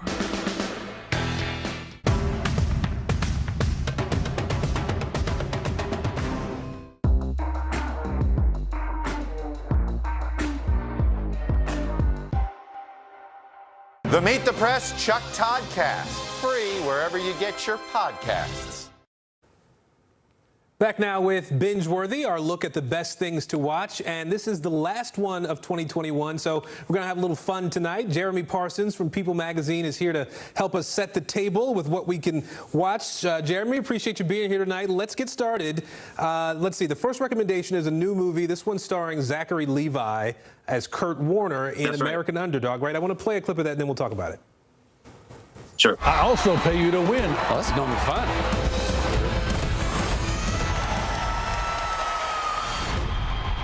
Hey, Kurt. We've been trying to reach you. I'm sorry, who are you? I'm with the Rams. This guy's old. Slow as molasses. He's beneath the standards of this franchise. That's what people said about me when I came here. All those years gave you something others didn't have. Made you ready for this moment. Kurt Warner out of the Arena League. It's one of those stories that's too good for the movies. The perfect guy here. He was bagging groceries 5 years ago. So, Jeremy, this looks good. Sort of an all-American boy football story, right? It's kind of that real life story that sounds like a movie has now become a movie. It came out on Christmas Day. So yeah, there's time to see it. How about Dennis Quaid there, bringing that emotional, dramatic heft. And as we mentioned, Zachary Levi, of course, playing Kurt Warner. We've got Anna Paquin playing Kurt's wife, Brenda. The inspirational real life story of Kurt, from stocking grocery store shelves all the way to becoming a Super Bowl champ, 2-time NFL MVP, Hall of Fame quarterback. He overcame major setbacks. Faith and family central to his story, and how he overcame the naysayers and everything else he faced to ultimately become this, iconic NFL player. Yeah, got to get a look at that. It looks like it's going to be a really good movie. The next pick we have is a new crime series on Netflix. This one's called Crime Scene: The Times Square Killer. I want to play a clip. Times Square in the 70s did not help. It was a place where you could fulfill forbidden fantasies in all sorts of different ways. There were guys that were pure predators. It was rampant crime on every block. And we just kept learning about more killings and more killings. My mother was taken in such a horrific manner. The idea of having another serial killer out there again, absolutely terrifying. And Jeremy, we know these true crime series are really popular. What do people need to know about this one? Yeah, new year, new true crime series. There's definitely always going to be one. This is a new 3-part series, docuseries, following those very violent murders in what's sort of referred to as old Times Square, the 1960s, 70s, and 80s, when prostitution, sex workers, violence, drugs, all that ran rampant in that part of New York City. A wild story here, how these murders were discovered, what took place, what it took to solve the crimes. Remembering these are the days before DNA and some of the tactics and technology that police departments have to solve these kinds of crimes. By the way, second installment here of the series, the first crime scene was surrounding the murders at the Cecil Hotel in LA. So fans that caught that, true crime series will understand what they're getting into here. Very compelling stories and really heart-wrenching stories.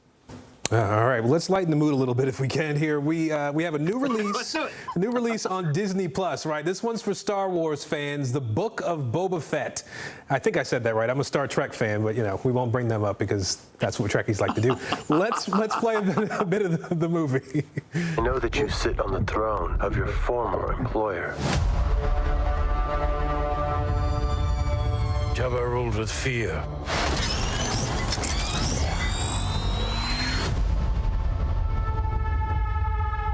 I intend to rule with respect. Looks like it's going to be some good stuff there, Jeremy. What do you know?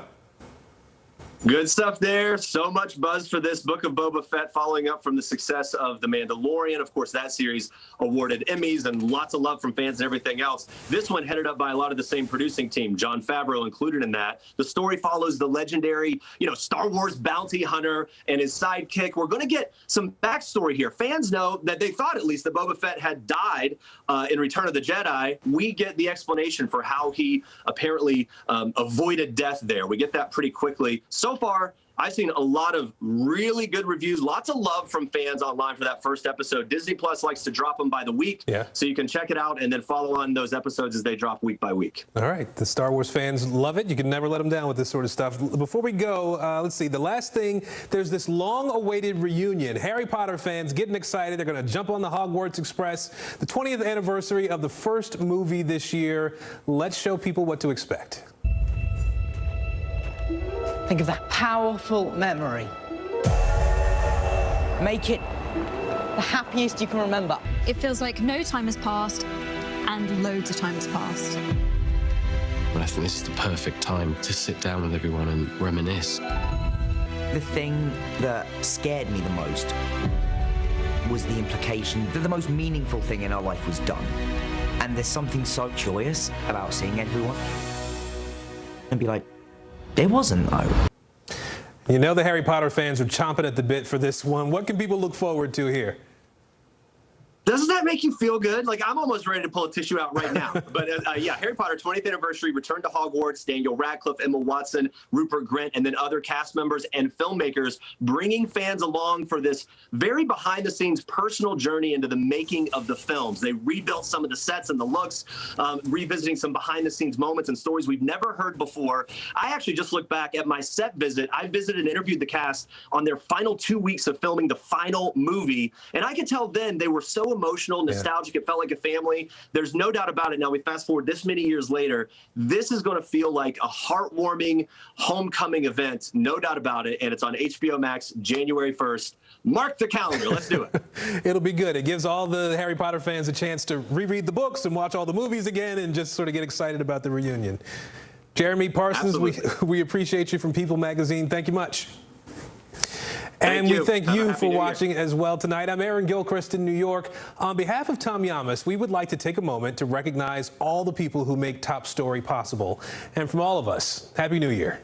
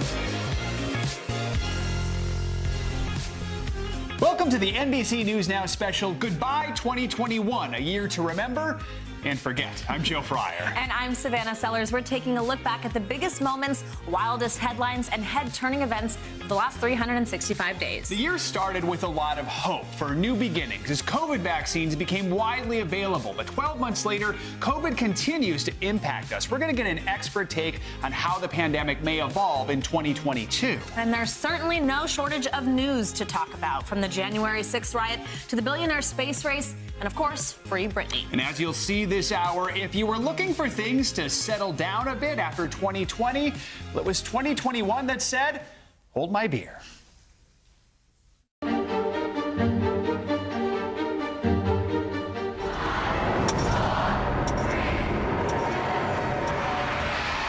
In the closing moments of 2020, as the ball dropped above a sparsely populated Times Square, a weary nation cautiously hoped for better times.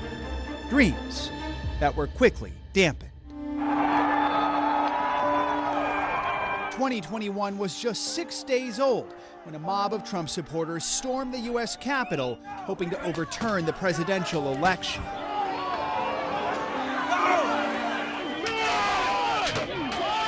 The images from that day captured in the Capitol Rotunda, in Speaker Pelosi's office, in the Senate chamber. They're indelible portraits of a deadly uprising that stunned the world, yet failed to stop lawmakers from certifying the election results. Joseph R. Biden, Jr. of the state of Delaware has received 306 votes. In the days that followed, the streets of Washington looked more like a war zone as the nation's focus shifted from insurrection to inauguration. At the scaled-down ceremony, President Biden was sworn in as America's 46th president. I, Joseph Robinette Biden Jr., do solemnly swear. Kamala Harris became the country's first female VP.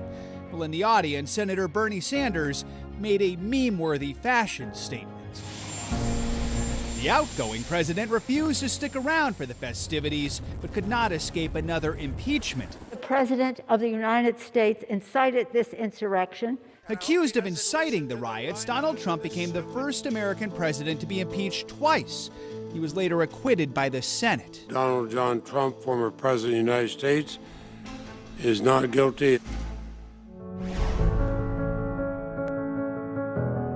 It was a dramatic start to a year still dominated by COVID. We learned this morning that the pandemic has now taken 400,000 lives in the U.S. As the country emerged from a deadly winter, vaccines became more available, first to the most vulnerable, then to all adults, and eventually to most kids. How bad was it? Not bad at all. Despite the welcome shot in the arm, more Americans died from COVID this year than last, as the more contagious Delta variant surged and hospitals filled again, treating mostly unvaccinated patients. Now we are treating patients in the hallways. Mask mandates sparked rage at school board meetings. Let the parents make the decisions. Let the kids breathe. As classrooms cautiously return to in-person learning. I'd rather wear it because I don't want to get COVID. In a way, all of us were students this year as our vocabularies expanded to include new terms, breakthrough cases, boosters, and by year's end, Omicron. As the pandemic raged, so did nature's fury. We're huddled under all the blankets that we have. In February, a deadly ice storm paralyzed Texas, leaving millions without power. Wildfires continue to ravage the West, while Hurricane Ida carved a path of destruction that stretched from Louisiana to New York. And this month, more than 100 were killed by a series of rare December tornadoes in Kentucky and surrounding states, one twister cutting a path more than 200 miles long.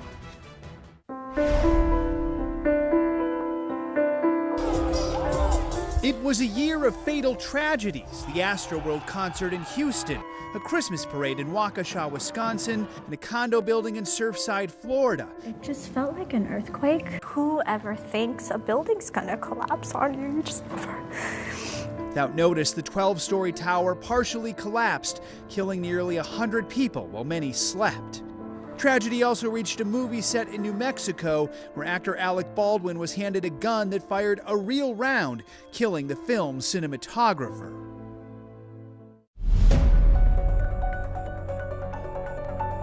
Some of last year's biggest stories led to this year's biggest trials. We, the jury, in the above entitled matter as to count 1, unintentional second-degree murder while committing a felony, find the defendant guilty. A jury found former Minneapolis police officer Derek Chauvin guilty of murdering George Floyd. The verdict celebrated outside the courthouse and beyond. In Georgia, 3 white men were convicted of murdering Ahmaud Arbery. We, the jury, find the defendant, Kyle H. Rittenhouse, not guilty. In Wisconsin, teenager Kyle Rittenhouse was found not guilty on all charges after shooting 3 men during protests last year. Exacerbating the growing political chasm in America in a year already filled with partisan tensions and pointed debates over controversial issues, including abortion and transgender rights. Political harmony was not totally elusive. Yeah. Bravo. Capitol Hill lawmakers passed a bipartisan infrastructure bill and overwhelmingly voted to make Juneteenth a federal holiday. Warnock now 83.2%. And if you thought our politics would settle down after the last election, think again.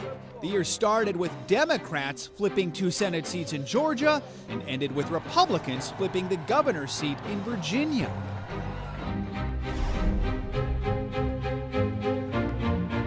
Overseas, America ended the 20-year war in Afghanistan, pulling the last remaining U.S. troops out of the country. The world watched as the Taliban rapidly reclaimed control. Desperate Afghans tried to flee. Kabul is falling now.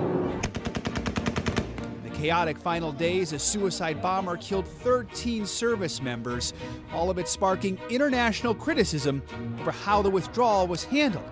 But President Biden stood by his decision. After 20 years of war in Afghanistan, I refuse to send another generation of America's sons and daughters to fight a war that should have ended long ago. In October, world leaders gathered once again in person in Rome for the G20 conference, then in Glasgow for the UN Climate Conference. Notably missing, Queen Elizabeth, forced to bow out over health concerns. It was a challenging year for the royal family, starting in March when Prince Harry and Meghan Markle sat down for a headline-making interview with Oprah Winfrey. There's a conversation with you, with Harry, about how dark your baby is going to be? potentially, and what that would mean or look like. That conversation I'm never going to share. The royals also said goodbye to the Queen's husband of more than 70 years, Prince Philip, who died at the age of 99. His one of many notable deaths this year: former Secretary of State Colin Powell, Senator Bob Dole, actress Cicely Tyson, Broadway legend Stephen Sondheim, The Sound of Music's Christopher Plummer, and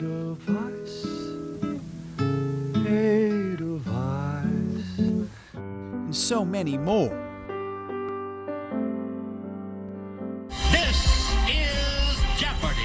It was the year that Jeopardy struggled to find a permanent host. Welcome to the second of our 3 semifinal matches. That Britney was finally freed from her conservatorship.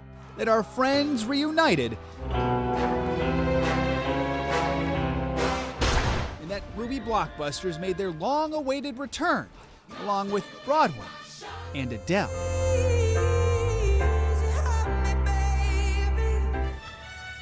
The Olympic flame belatedly burned 1 year later than planned as Tokyo hosted the 2020 Games in 2021. Superstar gymnast Simone Biles traded high scores for high praise when she withdrew from several events to focus on her mental health. I have to focus on my mental well-being, and that's what I did. Tiger Woods started swinging again following a serious car crash in California. And billionaires raced to space. Even Captain Kirk took a trip to the final frontier. I'm so filled with emotion about what just happened. It's extraordinary. An inspiring reminder of what the future holds. I did it, America! As we reflect on a year dominated by vaccines and hope 2022 offers a shot at something even better.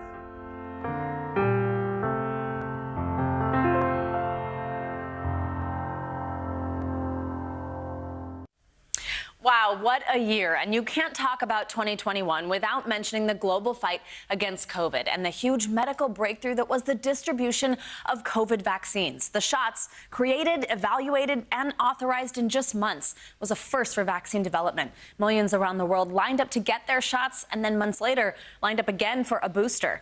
But it wasn't without controversy. Let's take a look back. This morning, a grim new national record. More than 4,000 COVID deaths reported in a single day. Hospitals are facing a crisis of epic proportions. 100 million shots in our first 100 days in office. We're on day one. With full FDA approval, Johnson's vaccine will become the third to go into Americans' arms. The third vaccine in the pandemic arsenal. Get vaccinated. The vaccine that's available to you, get that vaccine. All adult Americans will be eligible to get a vaccine no later than May 1. In New York City, where people getting vaccinated are now able to enjoy some live music in the same space that served as a field hospital just a few short months ago. A tragic milestone in the battle against the coronavirus. Actually, this is globally. The death toll has now topped a staggering 3 million people. More than 570,000 Americans have lost their lives to the coronavirus. That's nearly 20% of the worldwide total. With less than a third of the country fully vaccinated. Right now, some states are starting to turn down government shipments due to lack of demand. New CDC data shows 8% of people have missed their second shot of the Moderna or Pfizer vaccines. Our goal by July 4th is to have 70% of adult Americans with at least one shot. Pfizer's emergency use authorization now clears the way for 17 million children to immediately get vaccinated.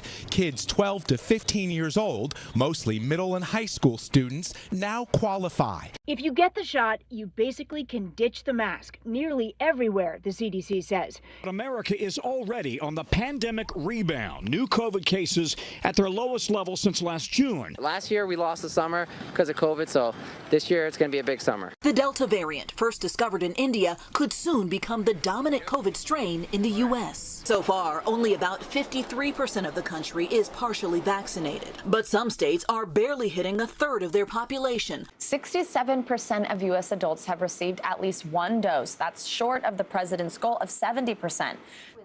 Give you the best chance possible. A year ago, the COVID ICU at Lexington Medical Center was pushed to the brink. This week, doctors say it's feeling like deja vu. Tonight, the alarming Delta variant surge. The U.S. now seeing more daily COVID cases than last summer's peak. The plan is for every adult to get a booster shot 8 months after you got your second shot. A moving new memorial that provides a vivid reminder of the devastation of the coronavirus pandemic. More than 670,000 white flags are planted along the National Mall, each one symbolizing an American life lost to the coronavirus. Authorized by the FDA late today, booster shots for adults fully vaccinated with Moderna and Johnson & Johnson could be days away. They all reached the same conclusion about vaccine mandates. I didn't have much of a choice in the matter, that I was being forced to do something, to put something into my body. I felt that what they were doing, what they have done, is they've basically held for ransom your health insurance, your benefits, your livelihood, your career in some cases. Some promising news, of course, this afternoon, authorizing Pfizer's vaccine for 5 to 11-year-olds. This is a huge step forward, obviously. The FDA just signed off on Pfizer and Moderna's vaccine booster for all adults 18 and older. President Biden is set to speak to the nation next hour about the Omicron variant, as questions remain about the seriousness of the threat. What is it about this variant that worries you? What we've seen is this kind of very rapid rise in infections. And we've seen that in a part of the country, in a population where we thought that people had a lot of immunity. And the fact that this virus is now spreading so rapidly and so easily, it seems, it's a highly transmissible variant, but also that it may well be able to better get around some of the levels of our immune protection. The CDC says the first confirmed case in the U.S. of the Omicron variant has appeared now in San Francisco. We're hitting this other terrible milestone in the U.S. You see it here. 800,000 deaths in this country.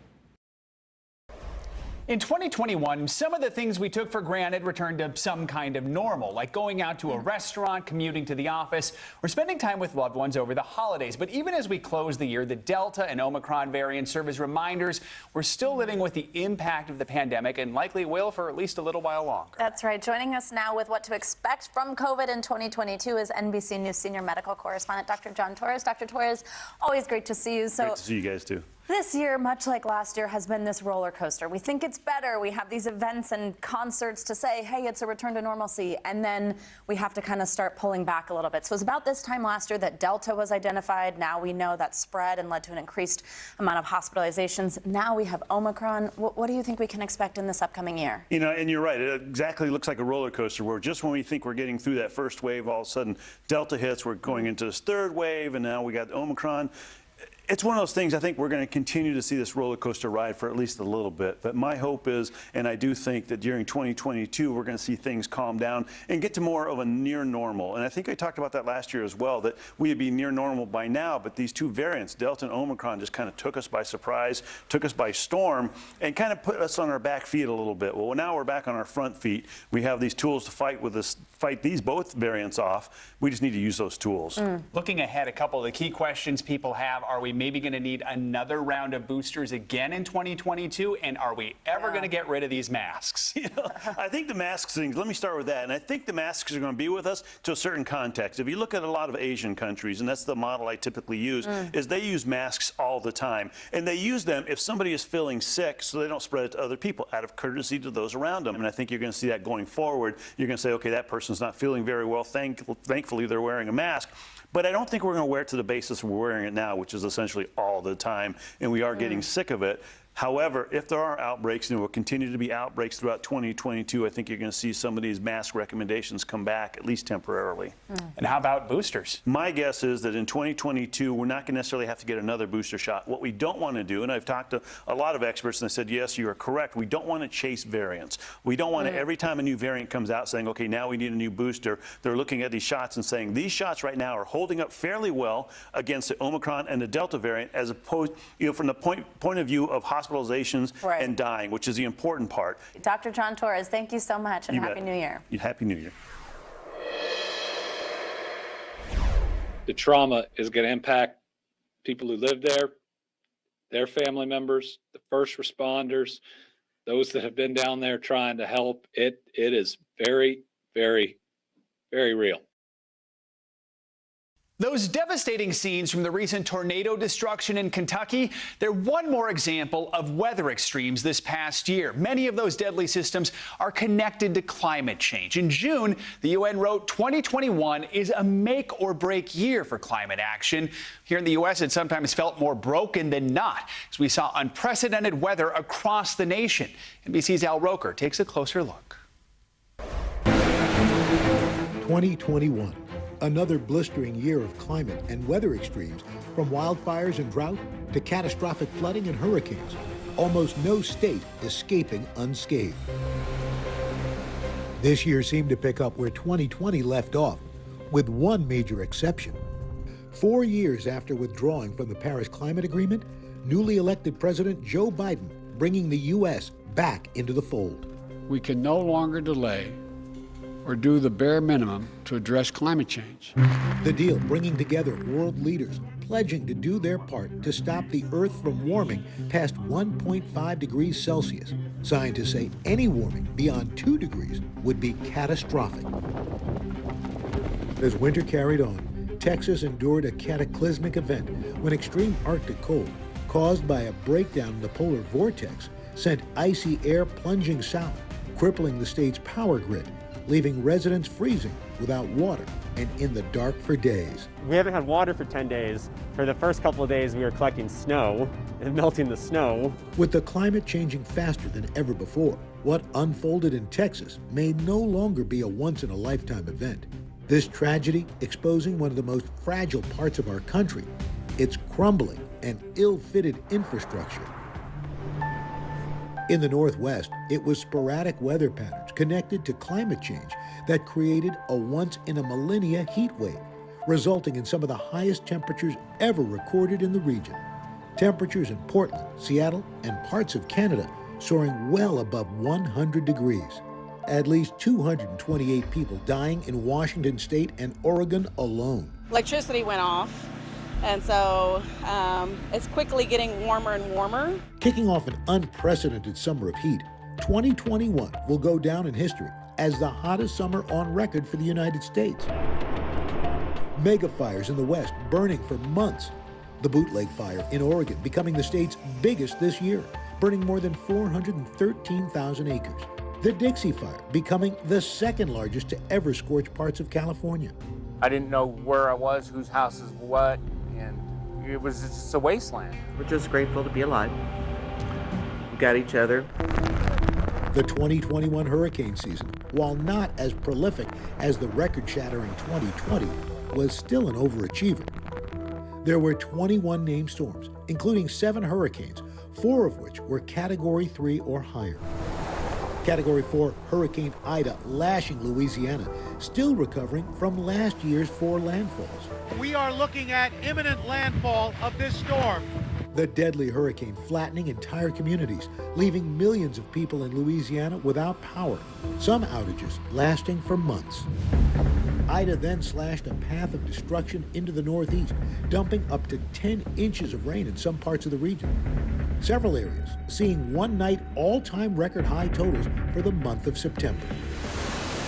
New York City taking a direct hit from the tropical storm, with subways turning into walls of water and floods pushing cars down streets. The storm once again turning deadly when basement apartments were submerged, trapping residents. While the East got too much water, the bone-dry West, in its second decade of extreme drought, finally hit a tipping point. Lake Mead dropping to its lowest level on record ever, triggering severe, unprecedented restrictions over how much water states could use from the connecting Colorado River system, hitting Arizona agriculture the hardest. The pie is shrinking, and there's going to be less water for everyone in the 21st century. To help address the country's mounting issues, the bipartisan infrastructure bill was signed into law in November. Included are historic levels of funding for climate resilience and weatherization, clean energy investments, and capping orphaned oil and gas wells. Despite the cynics, Democrats and Republicans can come together and deliver results. This should be where the story ends, and once did, until a wild and rare week of extreme weather struck in December. Tornadoes tearing through Kentucky and neighboring states, killing scores and leveling multiple towns. Entire communities left in ruins. Mayfield will be okay.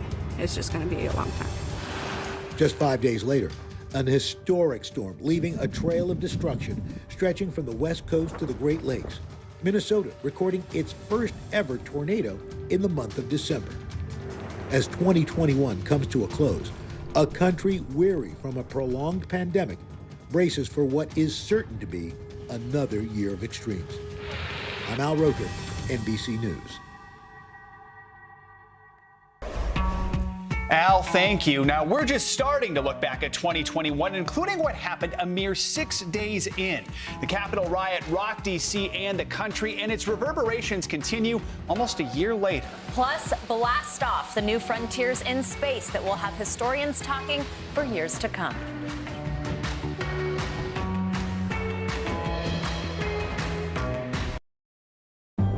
In the City of Angels, 2 kindly old ladies wanted to help homeless men get off the streets forever.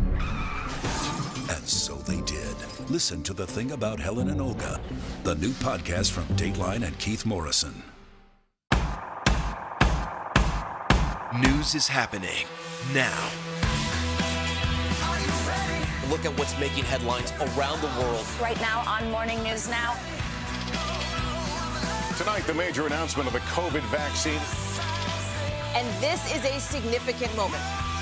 Your news, whenever it happens, wherever you are, it's here now.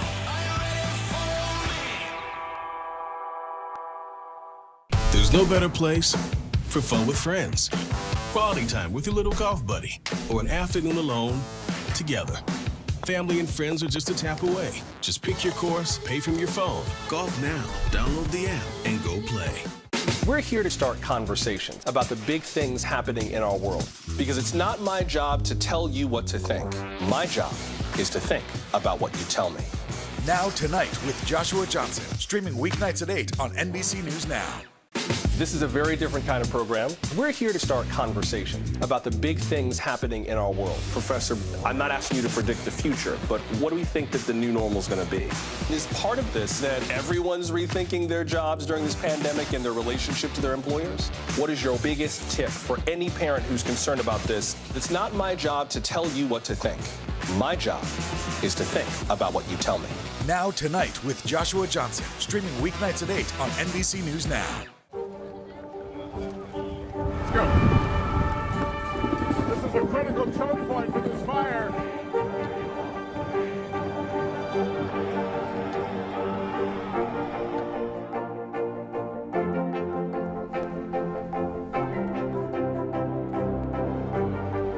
Unnecessary, unjustifiable, illegal.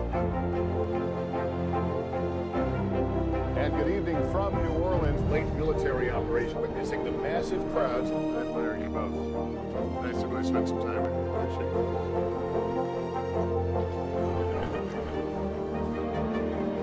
At any moment now.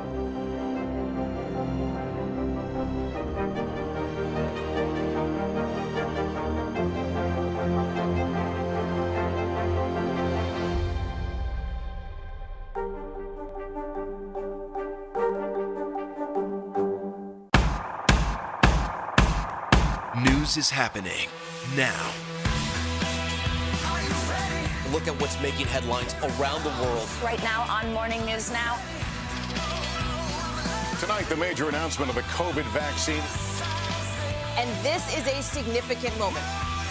Your news, whenever it happens, wherever you are, it's here now.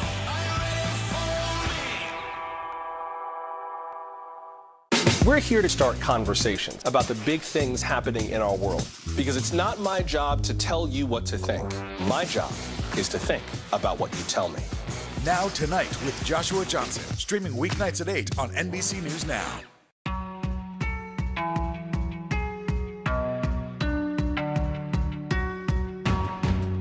One of the most memorable stories I've covered this year was the massive protest that erupted across Cuba in July. This year, we witnessed a movement never before seen in our lifetimes. Cubans pushed to the brink by the pandemic, a shortage of basic food and supplies. They rose up and they demanded that their communist government change and that it deliver freedom for the Cuban people.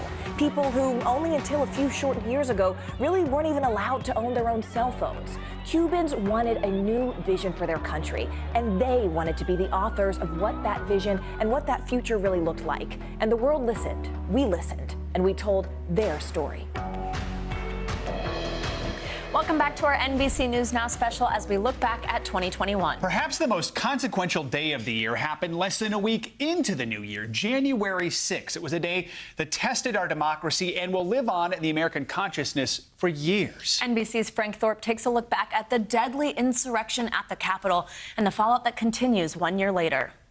Are there any objections to January 6, 2021, a day designed by the founders to be forgettable, now seared in our collective memory. It started when Congress gathered to count the Electoral College votes to seal Joe Biden's election victory. Any other year, just a formality, but this time, a catch. Outside the White House, then President Trump pushing his vice president to overturn the election results. And I hope Mike is going to do the right thing. I hope so. I hope so. Because if Mike Pence does the right thing, we win the election. The crowd, fueled by repeated lies from the President of the United States and others that the election was stolen, marching to the Capitol. For the next 4 hours, a shocking siege.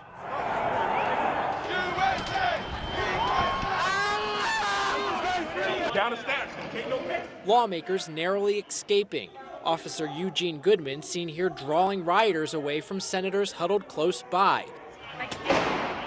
Shots fired right outside the House chamber. A rioter killed by police. A Confederate flag in the Capitol. Bipartisan pleas for Mr. Trump to tell his supporters to stand down. Hours later, this video. So go home. We love you. You're very special. By 8 p.m. that night, the building had been cleared, lawmakers returning to finish the job. For what purpose does... Then Vice President Pence rejected his boss's demands and declared victory for President Biden. Joseph R. Biden, Jr. of the state of Delaware has received 306 votes. The riot left rooms ransacked, glass shattered, and lawmakers reeling. Democrats quickly voting to impeach President Trump for inciting an insurrection, making him the first president in American history to be impeached twice. The Capitol was fortified with thousands of federal troops lining the halls for the first time since the Civil War. And on January 20th, as President Trump refused to attend, Joe Biden became the 46th president of the United States. We need all our strength to persevere through this dark winter. As Mr. Biden went to work, Congress turned to accountability. But in the Senate's impeachment trial, Mr. Trump was acquitted, with 43 Republicans, including Minority Leader Mitch McConnell, choosing not to convict a former president. We have no power to convict and disqualify a former office holder who is now a private citizen. The rioters themselves facing justice almost immediately. Federal prosecutors scrubbing social media for evidence, alleged rioters found in all 50 states. The investigation so far resulting in 700 arrests, over 150 guilty pleas, and dozens of convictions. By the summer, even as fences came down and physical damage was repaired, invisible scars remained. I got to sit down and really reflect on what happened. I think that sticks with me the most. I felt sad, anger, just there were a lot of emotions going through my mind. I'm still trying to process it. If you were fighting that day, I don't think this will ever feel normal. Every time I was still walk in here, I think, okay, that's where this happened. And I can't get, it's hard to get that out of your mind because it was such a traumatic experience for a lot of people. Some Democrats finding it harder and harder to work across the aisle. Before deciding whether to co-sponsor legislation with a Republican, we always check whether they voted to certify the results or not. Some Republicans rewriting history. If you didn't know the TV footage was a video from January the 6th, you would actually think it was a normal tourist visit. With Republicans stopping a bipartisan 9/11-style commission from forming, a bipartisan Senate probe found that Capitol Police lacked the resources and training needed to respond. Federal agencies failed to warn law enforcement officials of key intelligence, and miscommunication led to a delay in the National Guard being deployed. We all remember the haunting words of an officer on the radio that day asking, "Does anyone have a plan?" The answer, sadly, was no. And in the House, the creation of a select committee, with just 2 Republicans placed on the committee by Speaker Pelosi. The American people deserve to know what happened. The people who did this must be held accountable. It's an egregious abuse of power. Pelosi has broken this institution. The committee issuing over 50 subpoenas and voting to ask the Justice Department to charge former Trump staff with contempt of Congress. The committee's work expected to last months into the new year, hoping to find answers to how a day no one thought could happen brought American democracy to the brink. Frank Thorpe, NBC News, the Capitol.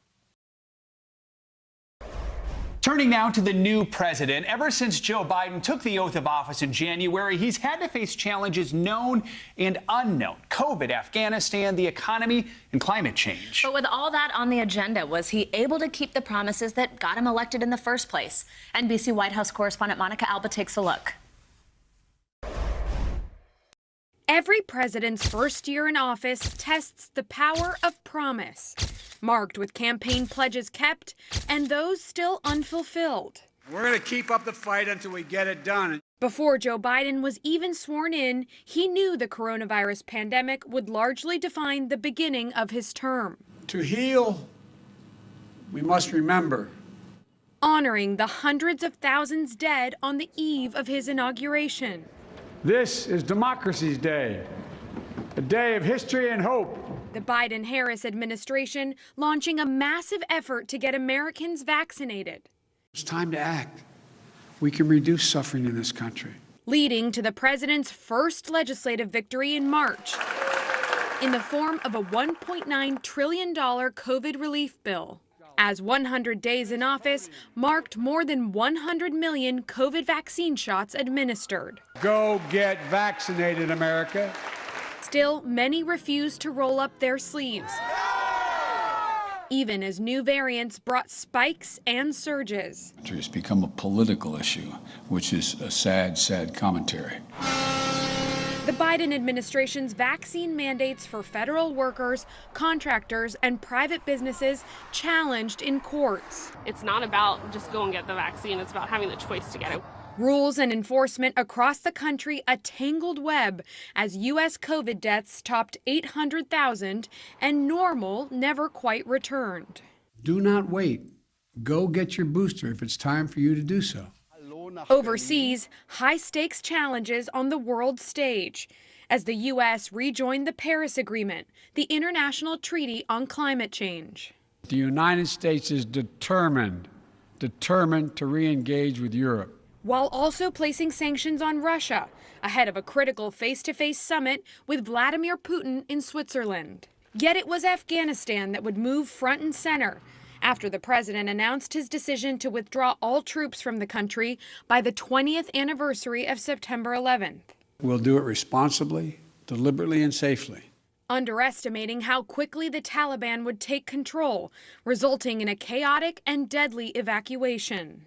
I am President of the United States of America, and the buck stops with me. But I do not regret my decision to end America's war fighting in Afghanistan. The president followed up on his pledge to combat global warming at a major UN summit in Glasgow. We meet with the eyes of history upon us. Climate also a key part of the president's domestic agenda, revoking a permit for the Keystone XL pipeline and halting new energy leasing in Alaska's Arctic National Wildlife Refuge.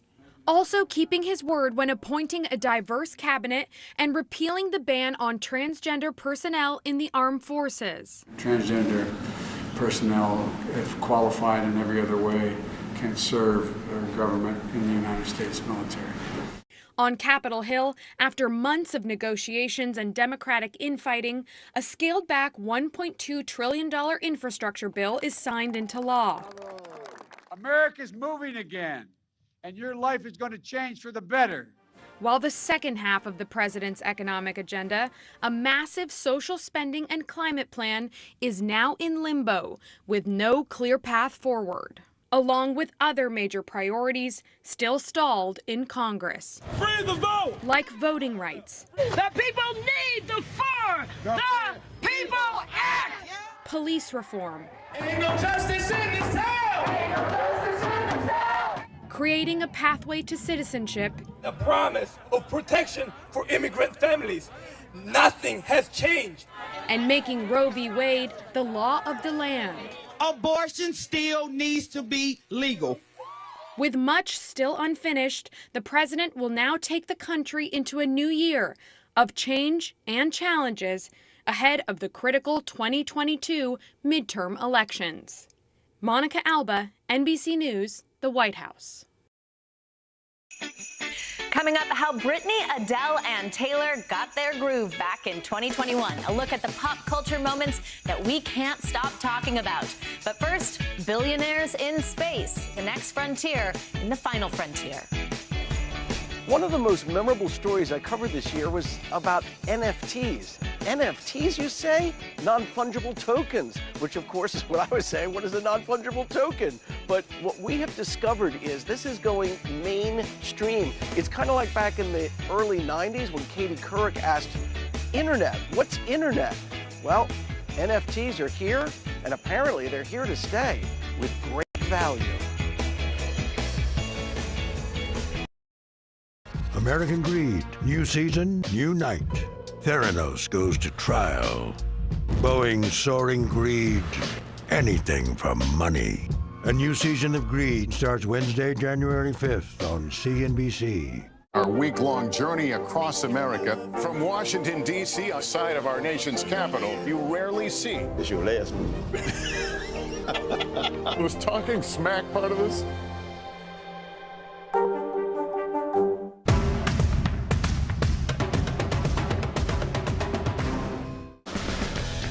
Frontside 900, McTwist, back-to-back 1080s. I mean, it's hard just naming these tricks. Chloe Kim, she's up there spinning around with a smile.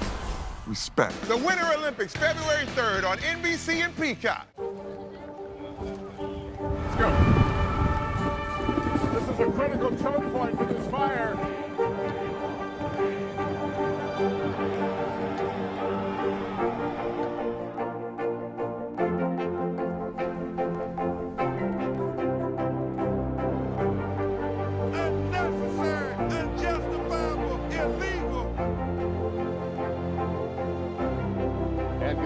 From New Orleans, late military operation, witnessing the massive crowds. I admire you both.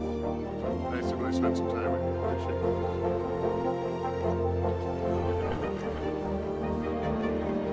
At any moment now.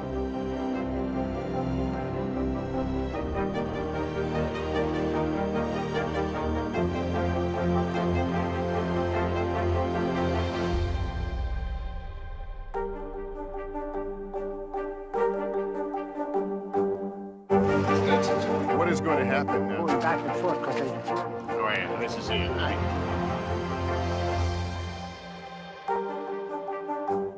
Good morning, I'm Joe Fryer. And I'm Savannah Sellers. Another giant leap for mankind. They want folks to shelter in place until this storm pushes through. This new travel requirement, is it possible we're going to see tighter restrictions? Morning News Now, streaming weekdays at 7. The Meet the Press Chuck Toddcast, free wherever you get your podcasts.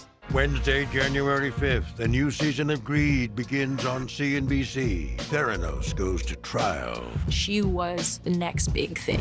Sex and scandal. I had just graduated high school. He would ask me to go out for a couple of drinks. Boeing's soaring greed. What caused this brand new plane to crash? Anything for money. He ran a criminal syndicate, millions of dollars. American Greed, new season starts Wednesday, January 5th on CNBC.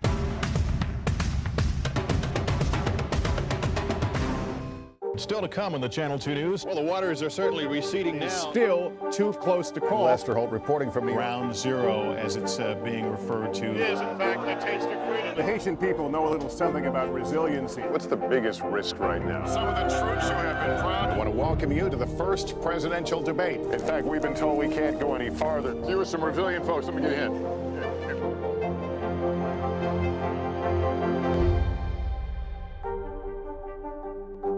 The Meet the Press Chuck Toddcast, free wherever you get your podcasts.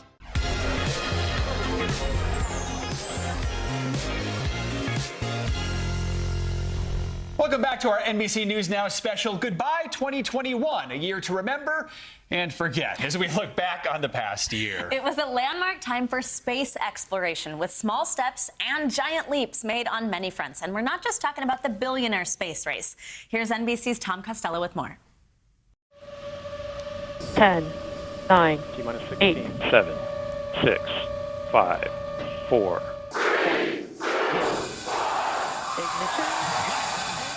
Fire.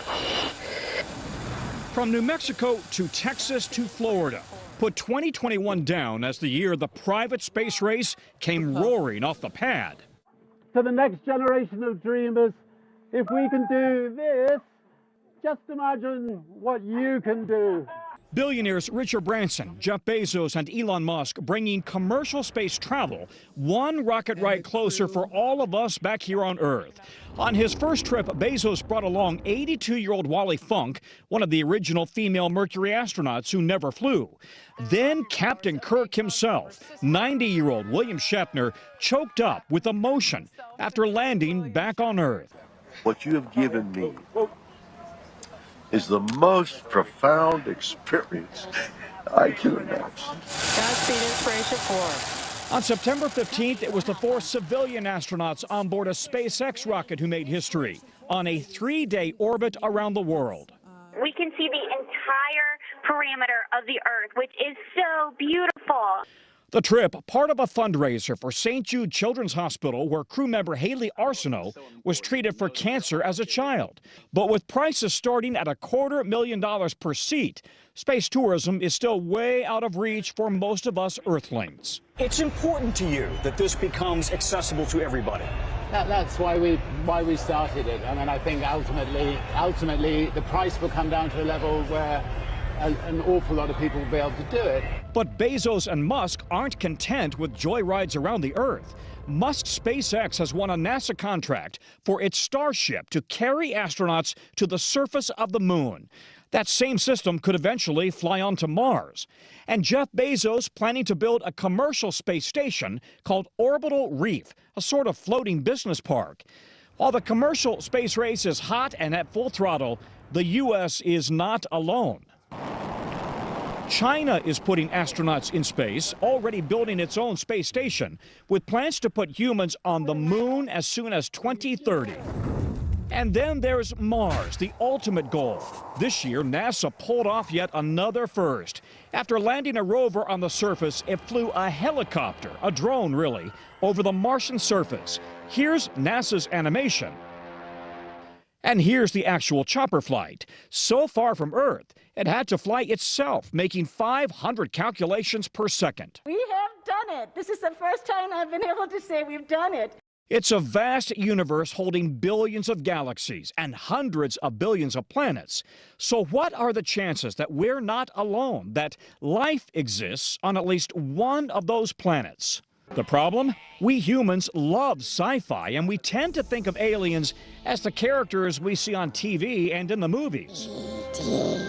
Phone home. Our understanding of life doesn't mean that we understand all the options or all the possibilities of the various life forms that may be out there. Absolutely true. Yes, just because we understand our own life doesn't mean that we know what to predict of how life might form in another different environment. But have aliens already visited us? There's a whole fleet of them. What about the UFO sightings from credible sources like Navy pilots? Astrophysicist Adam Frank is a sympathetic skeptic. Why do UFOs always look like exactly what we'd expect them to look like from all the movies we've watched, right? As I like to say, if it sounds like a science fiction story, it is. Frank believes life probably does exist beyond Earth, but he hasn't seen compelling evidence that they've visited Earth yet.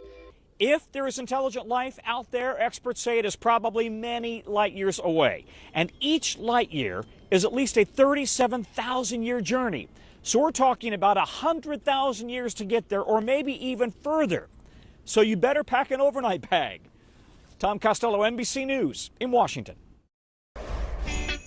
Coming up, Pop Goes the Year. From Britney to Simone, Squid Game to the Royals. The moments that stunned, shocked, and captivated us in 2021. And speaking of the Royals...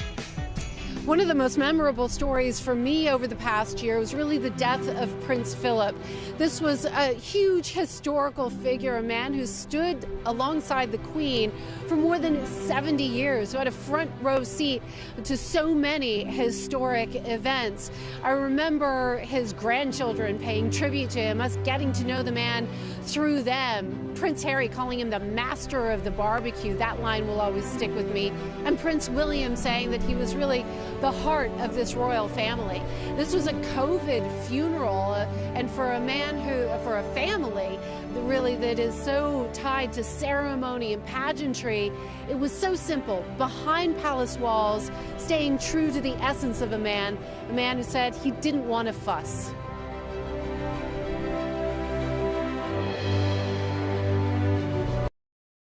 Still to come on the Channel 2 News. Well, the waters are certainly receding now. Still too close to call. Lester Holt reporting from Ground Zero, as it's being referred to. It is, in fact, the taste of freedom. The Haitian people know a little something about resiliency. What's the biggest risk right now? Some of the troops who have been proud. I want to welcome you to the first presidential debate. In fact, we've been told we can't go any farther. You are some resilient folks. Let me get a hint.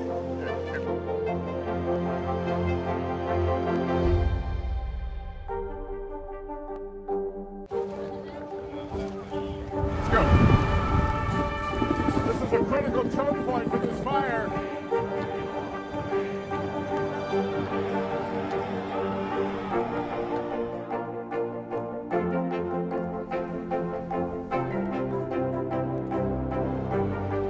Unnecessary, unjustifiable, illegal. And good evening from New Orleans. Late military operation witnessing the massive crowds. I admire you both.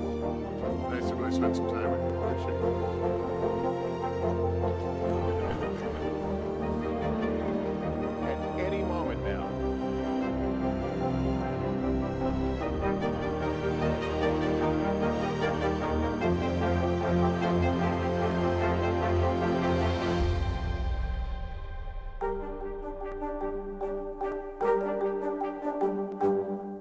We're here to start conversations about the big things happening in our world, because it's not my job to tell you what to think. My job is to think about what you tell me. Now Tonight with Joshua Johnson, streaming weeknights at 8 on NBC News Now. Wednesday, January 5th, a new season of Greed begins on CNBC. Theranos goes to trial. She was the next big thing. Sex and scandal. I had just graduated high school. He would ask me to go out for a couple of drinks. Boeing's soaring greed. What caused this brand new plane to crash? Anything for money. He ran a criminal syndicate, millions of dollars. American Greed. New season starts Wednesday, January 5th on CNBC. Still to come on the Channel 2 News. Well, the waters are certainly receding now. Still too close to call. Lester Holt reporting from the Ground zero, as it's being referred to. It is, in fact, a taste of freedom. The Haitian people know a little something about resiliency. What's the biggest risk right now? Some of the troops who have been proud. I want to welcome you to the first presidential debate. In fact, we've been told we can't go any farther. You are some resilient folks. Let me get a hint.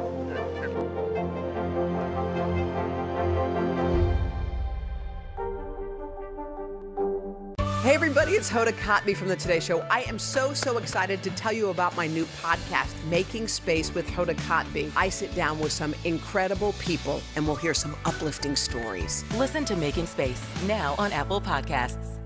There's no better place for fun with friends, quality time with your little golf buddy, or an afternoon alone together.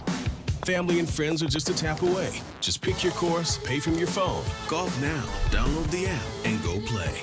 I'm Terry Crews, Team USA superfan. Sean White, what are you trying to prove? You've already won more snowboarding golds than anyone else, ever. Maybe you're trying to prove you only get better with age, like a fine cheese or yogurt.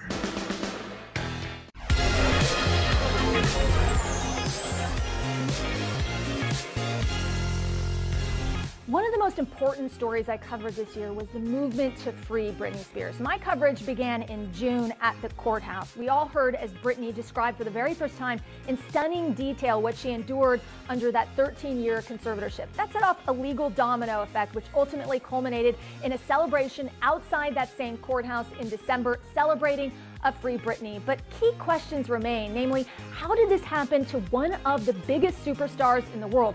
We all witnessed in 2008 her very public breakdown, which resulted in the conservatorship. We knew she was under the control of her father, but we also saw as she went back to work, performing for thousands, earning millions, and it was really only a small group of her most ardent supporters persistently asking the question, what is going on here? So what does that say about pop culture, and what does that say about the media?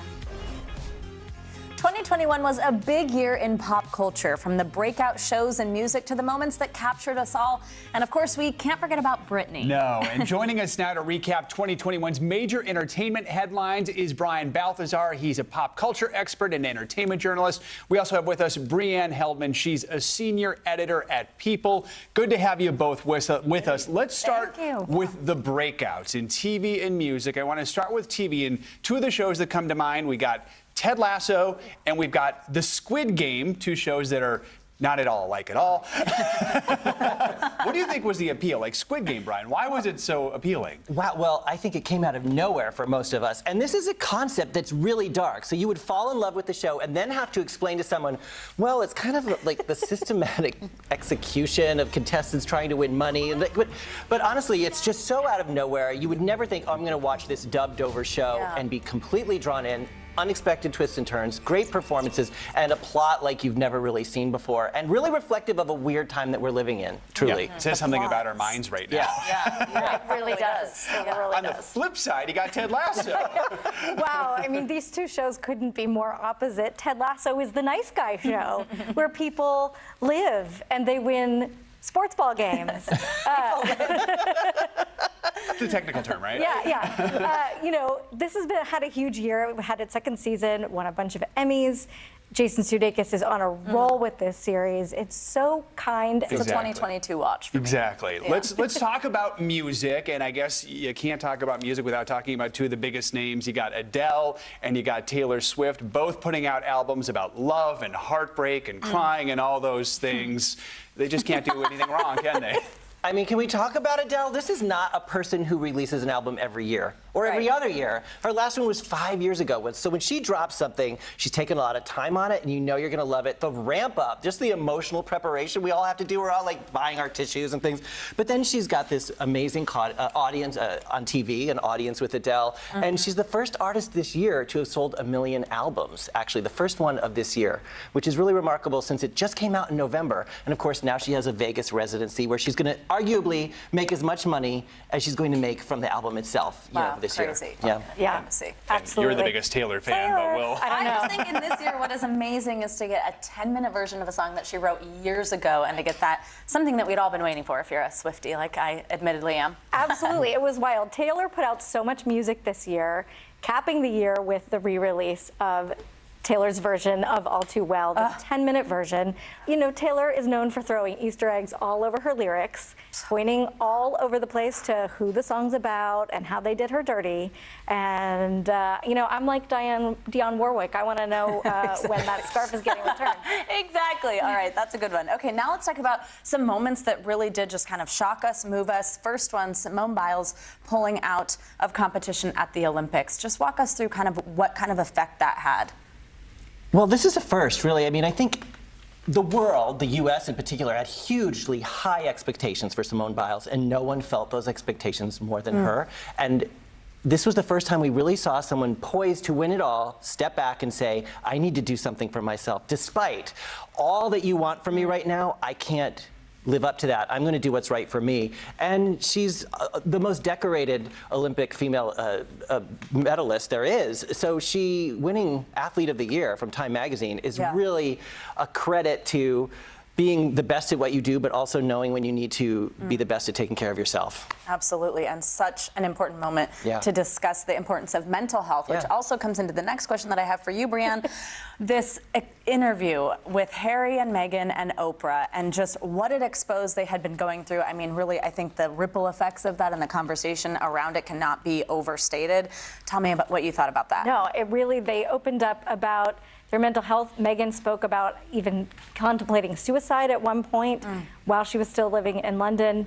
They opened up about having babies and dropped some real bombs about the royal family and how the royal family had treated them. And people, it shows that they were still very fascinated by the royals, because 17 million people watched that Oprah interview, showing so whether you love them, hate them, or fascinated by them, people are really into that story and want to know more. And this is the first time we really got a look kind of behind the curtain of what's going on there. Not polished by them. It was wild. And another story that just got so much attention is Britney Spears. She was in that conservatorship for more than 10 years. Finally freed from it. Starts with a New York Times documentary. Step by step, it gets to where she is now. I mean, this is a huge moment, isn't it? 13 years in the making. Can you imagine? She spent her entire 30s kind of being ruled by these adults who may or may not have been taking advantage of her, taking her money.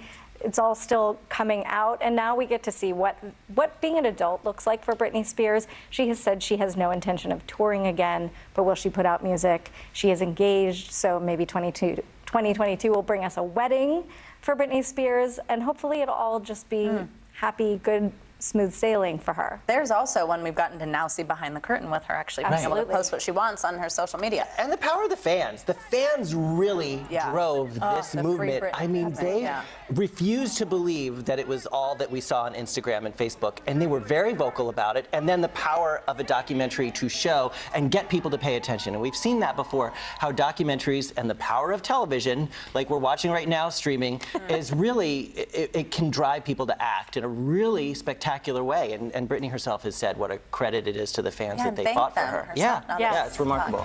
All right, Brian Balthazar and Brianne Helpman, thank you so much for joining us. This was a fun segment to close out the year. Before we go, here's a look back at some of the most powerful pictures of the past 12 months. Photo editors at NBCNews.com curated a gallery of images capturing the highs, the lows, and some of the most significant moments of 2021. That does it for our NBC News Now special. Goodbye 2021, a year to remember and forget. Thanks for watching. Let's hope 2022 is full of things that are unforgettable in a good way. We hope you, your family, and loved ones had a wonderful holiday. Happy New Year.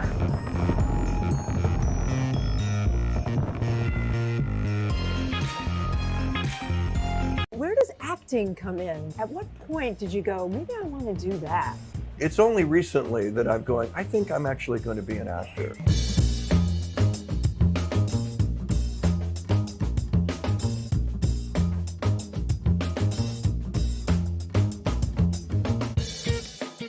We have a drink for you.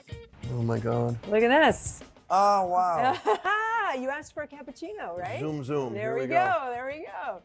I am so excited because this is the first drink in person that I've done in a year and a half.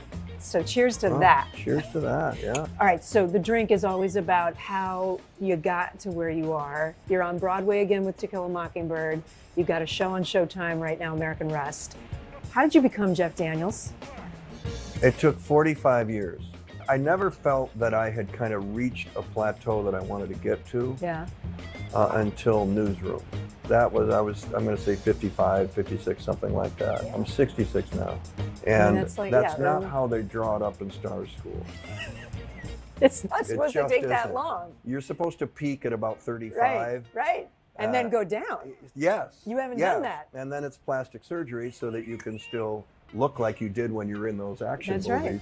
You know, and none of us believe you because it's all, you know. You don't look like you've done all that. No, I am from the De Niro school. Yeah. This is what I look like at 66. I hope it's good enough. If it's not, then at least I look real. So anyway, I put everything on me in Newsroom. And I remember doing the Northwestern speech in that first episode. And they want to see if they've got a Will McAvoy and if they have a show.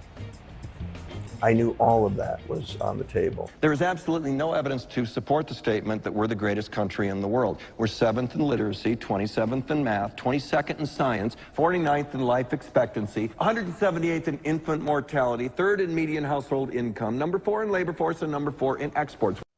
I remember the And speech. to succeed in moments like that, are you big enough for the moment?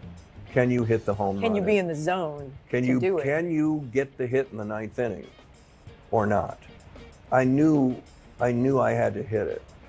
And so you have to work 3 times harder than any other actor would have worked on that. You have to outwork everyone. That's what you've done your whole career. Yes, and Newsroom taught me that. You know, a lot of actors do, but a lot of actors go, oh, what? I just don't quite know it yet. You have to know it backwards, and that's work. You can be good, and you can settle for good. But if you want to be great, you have to outwork all those people who are okay with just being good.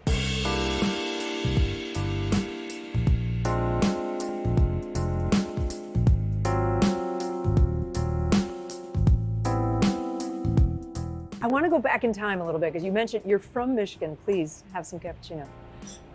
You're from Michigan. Everybody knows that. It's a big part of the show, the actual drinking. Yes, it is. That's why it's called the drink. That's good. That's good. You're from Michigan. You grew up in Michigan. Where does acting come in? At what point did you go, maybe I want to do that? It's only recently that I'm going, I think I'm actually going to be an actor. Really, it was always something that you should do. You're really good at Who this. said that? First, it was a 6th grade choir teacher who, to kill a Friday afternoon, instead of singing whatever, let's just do skits. And she goes, Jeff, you're a politician who's giving a speech and your pants are falling down. Go ahead. You know, I'm a 6th grader. Apparently, I turned it into 5 minutes. The class was cracking up. And the she went to teacher my said, parents and she said, watch this one. There's something going on. And then she later did high school musicals. Yeah. And as soon as I came through, she goes, Jeff, I'm going, oh, get in here. South Pacific auditions. And I kept succeeding enough to go to the next step. It almost sounds like you've always been waiting for someone to say you're not good enough. Like Sure, it's the business. Yeah. It's the business. You know, I remember talking to my agent going, what about such and such an actor? He might be good, but no, he's over. I'm sorry? He's over. I mean, you could be over on Tuesday and just no one told you. And that's one of the reasons that we moved back to Michigan was, well, when it's over, we'll already be home. I mean, it's that Midwestern thing of I'll decide what I'm going to do and how I'm going to do it. So you moved back to Michigan.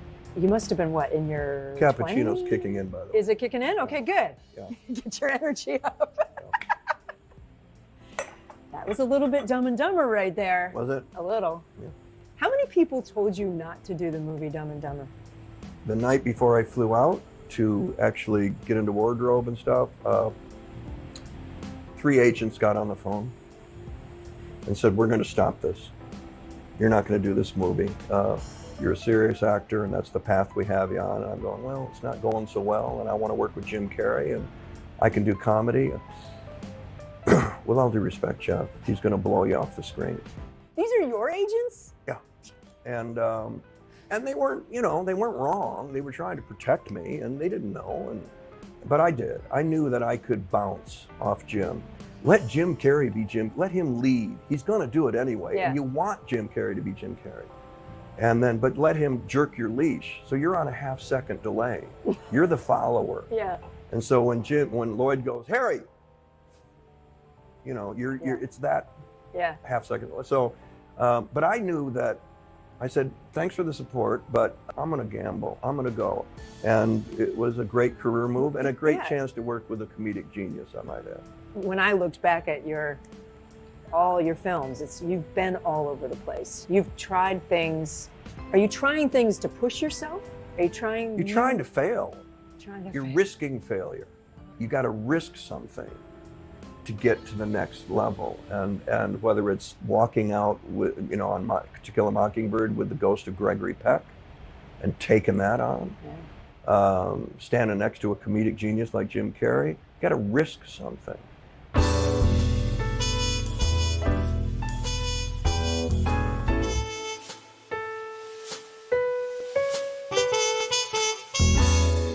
Now you're back on Broadway. You had this weird COVID shutdown, and now you're back doing it again. What did all of that feel like? Shutting down and then coming back? Well, the pandemic thing, I turned 65 during the pandemic. It was like retirement, except there's no gold watch. They literally pull the plug and they go, thanks for coming, what a career, it's great, you're done. Did you think you would never come back to I was Mockingbird? getting used to being retired. Really? I kind of loved being, dodging sickness and the tragedy that the COVID thing. And you have your family close by. We were in all Michigan. bubbled up. Yeah. So I kind of said I could get used to this. So why'd you come back? It's the role of a lifetime. You're putting a lot of people back to work. The country's different, which means, and it's true, the audience is in a different place. They're not coming in to see the beloved book with the happy ending for white people. They're very aware of January 6th. They're very aware of racism. They're very aware of white blindness, white privilege, all of that, in a way that they weren't before when we did it. And you can feel it. I still love the closing argument of Atticus Finch and standing on the front of the Schubert Theater stage, the Carnegie Hall of Broadway, and just going, I get to do this again. I get to talk to this audience in a way that only Atticus Finch could, and they don't move. That doesn't happen in careers very often. American Rust is on Showtime. It's a remarkable show. For you, what is this piece in your journey? This is when you know you've made it, in my opinion. Because is it money? Is it fame? Is it what? It's when your agent says, well, we could do this, we could do that, we could do that. What do you want to do? And it was the first time I'd ever heard that. And I said, let's look at American Rust. Can we do a lightning round just real fast? Weirdest thing about you? Weirdest thing about me is that weirdest thing about me. The weirdest thing about me, I hate peanuts, but I love peanut butter. You've been married more than 40 years. Sounds right. What's the secret? Understanding that mansplaining is an actual disease and that the best treatment for it is to not speak and to know that you're probably wrong, you just don't know it yet. Once you understand that concept, life gets a lot more enjoyable. I'm going to show that clip to my husband. I'm just telling you, it's a real, and she goes, she starts to cut me off, and I'm going, I really just thought I was 2 sentences in, but she could see the novel that was coming. Worst advice you ever got? Don't do Dumb and Dumber. Best advice you ever got? Best advice I ever got was my dad. Invest in yourself. Jeff Daniels, thank you so much. Thank you, Kate. It's been a Appreciate pleasure it. to talk to you. The Meet the Press Chuck Toddcast, free wherever you get your podcasts. The holiday season is a time to spread cheer. These are all on the house. And appreciate the ones you love. From our family to yours. Your Mr. Christmas. For the 89th time, a tree will shine over Rockefeller Center. Happy holidays from today. Welcome to The Tonight Show. Let me show you how it's done. Show me what you got. I don't want to be a Lego.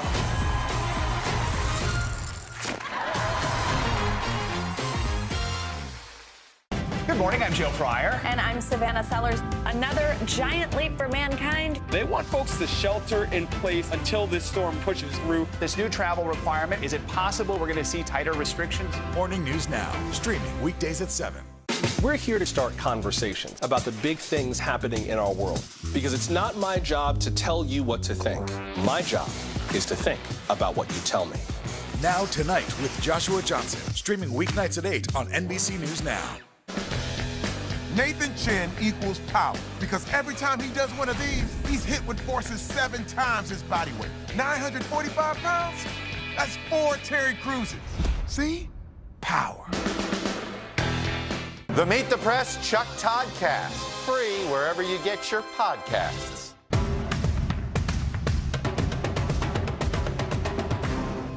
You know how they say that you have to put in 10,000 hours to be really good at something? Yep. So where did you put in your 10,000 hours? Working for 8 years at the office. Mindy Kaling, you have picked probably maybe the oddest, strangest drink that we've ever had featured on The Drink, but that's okay. I love it. Great. I've got soup. Mm-hmm. I've my piping hot, well, yes, butternut squash soup. I have the exact same one. I'm trying it. Yeah, bottoms up. So you're working with Campbell's, right? There's a reason for the ask for the soup. Yes, yeah. This is my new favorite thing. Okay, so during the pandemic, my cooking has been from I used to make these elaborate meals that would take forever, and now I spend 15 minutes in the kitchen for food, and I don't want my children to eat garbage. And so, by the way, you have a 3-year-old, right?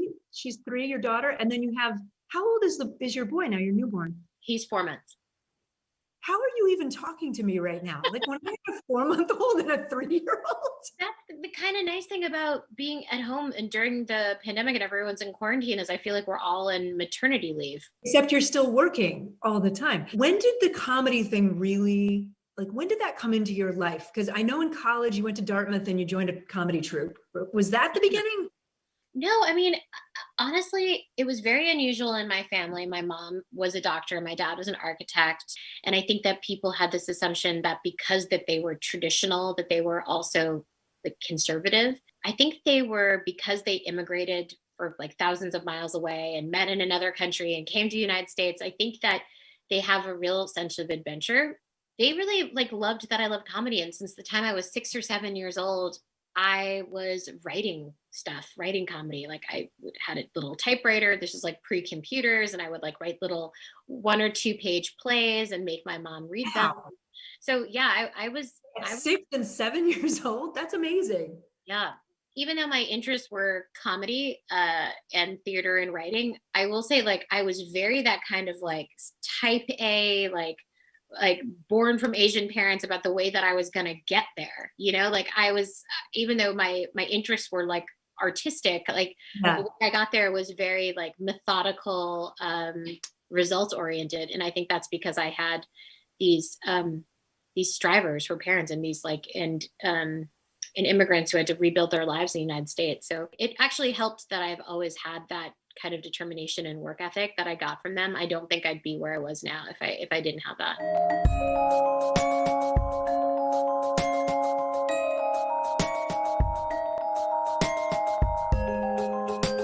You come up with this play, you and a friend, about Ben Affleck and Matt Damon, and basically how they wrote Good Will Hunting, I guess. What the heck? Why are you? I know. Why did you go, I know what we'll do, Ben Affleck? We had no money. We just were living in New York. I was babysitting, making money that way. And And we just started sort of improvising in these roles. And I did it with my best friend. And I played Ben Affleck, obviously. We wrote it, we starred in it. Somehow it just like took off in New York. They wanted to make a series out of your play that did so well in New York. They were going to like do a pilot. And is it true that they said to you, you can't be in it? Yeah. So my career, and I don't know if you feel this way too about your career, Kate, has been such a roller coaster of, I think a lot of people you'll see, they'll get that like one project and then it's just like that. No, that's not me either. No. I had just come to New York and the play was this huge success, and which was so surprising to so many people. And we felt like we were the toast of town. I remember I got my actor's equity card. I was making $600 a week acting in it, and I could afford health insurance. The next great big news happens, which is that there's the WB. They basically said, hey, we want you and your friend Brenda, who wrote this play, to write a pilot about your life. And we were like, this is incredible. This is all we've worked for. So we wrote a show called Mindy and Brenda. And we called it Mindy and Brenda because we were like, oh, then they'll obviously have to cast us in it, which backfired. They were like, yeah, we don't think you guys look camera ready. And so they let me audition for the role of Mindy, but they didn't cast me or my friend. Camera ready. Then The Office came out, which was almost a celebration of a completely different philosophy, which was that your beauty, I mean, you've seen the show. That show is not about beautiful people, it's about real people being funny. That kind of saved me, and not just saved me in terms of my career, but like saved me like mentally and emotionally.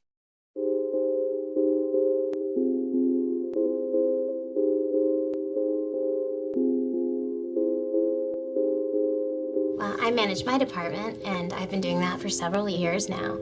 And God, I've learned a lot of life lessons along the way. Your department's just you, right? Yes, Jim, but I am not easy to manage. You know how they say that you have to put in 10,000 hours to be really good at something? Yep. So where did you put in your 10,000 hours? Working for 8 years at the office, because I would get there at 6:30 in the morning to act, and I'd stay there and act all day. And then when I wasn't in a scene, I would go back to the writer's room, which was like in the next building, and I'd write scenes, write episodes. Then I'd go back to set, come back. I wrote 24 episodes of The Office in my 8 years there. Yeah, so I wrote more than a full season of the show myself. And so I learned how to write for TV, how to produce TV, how to cast TV. I was there from 24 to 32, pretty much. And I don't remember doing anything during that time but working on the show. Like I had boyfriends, I did whatever, but I barely have a memory. I also heard you say though that in those years, you didn't necessarily check everything off your to-do list that you thought you might have. No, I remember when I was a teenager, I was like, oh, surely I'll be married by 24 with children by 26. Like that, and none of that happened. I've always been a person where I'm obviously professionally driven, but I always had really high hopes and high standards for myself in all parts of my life. I was like, I'm going to be a size 4. I'm going to be married with 4 children. By the time I'm 30, I'm going to have finished having all my kids. I mean, like, these are really insane things. How do you reconcile that now? I'm still haunted by those things. If I'm being totally honest, Kate, like I'm still haunted by the things that I thought my life was going to be. I would never have thought I would be a single mother of 2, for sure. At the same time, I would have never thought that I had like my own TV show. I came from a place where I wasn't cast in a show that I wrote and named myself. So the fact that I would ever get a chance to eventually do that. So I got to do like over 100 episodes of The Office. Then I got to do like 117 episodes of my show, The Mindy Project. And now I'm a huge fan. I feel like a super fan right now. I love it. Thank you, Kate. That makes me so happy.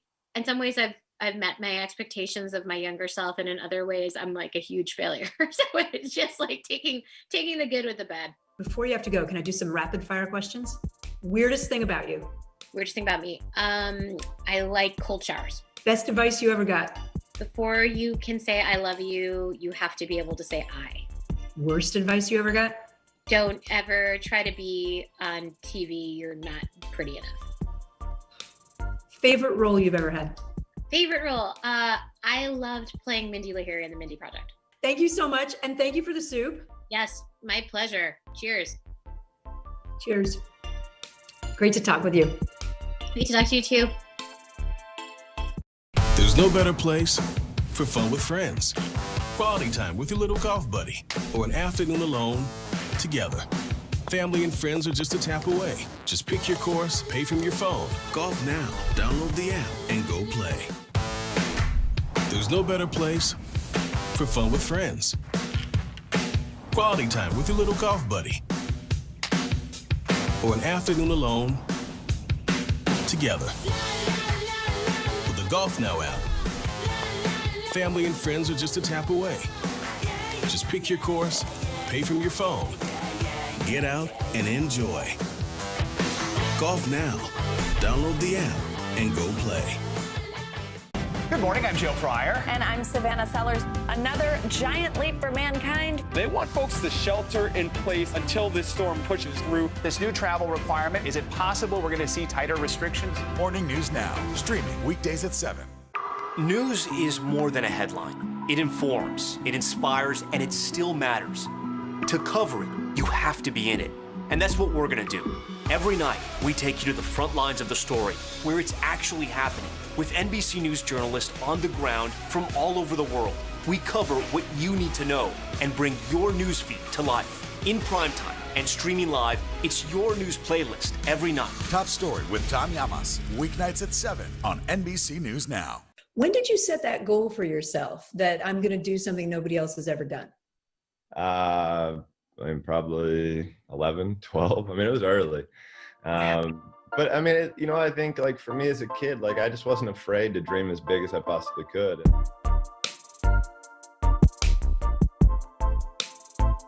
I see you have a coffee. That is good. Yeah, I also have, Yes. I have decaf, a giant mug of decaf. How are you doing today? I would say better today than I have been. I think one of the scariest parts of and times through my life has probably really been over the last 6 months, kind of all this unknown. Now, with the heavy toll this crisis is taking, affecting the mental health of Americans. The pandemic, it's been hard for everyone, but you wrote about how difficult it's been for you. I mean, I felt like I've almost been like in the corner just hiding for a few days just because it's been difficult, scary, but real. And I think the biggest difference for me is being able to understand that it's okay to talk about them.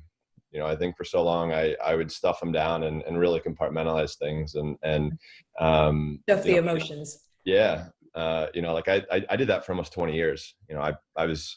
I'd say I could have won probably another gold medal at compartmentalizing, and that's not a good thing.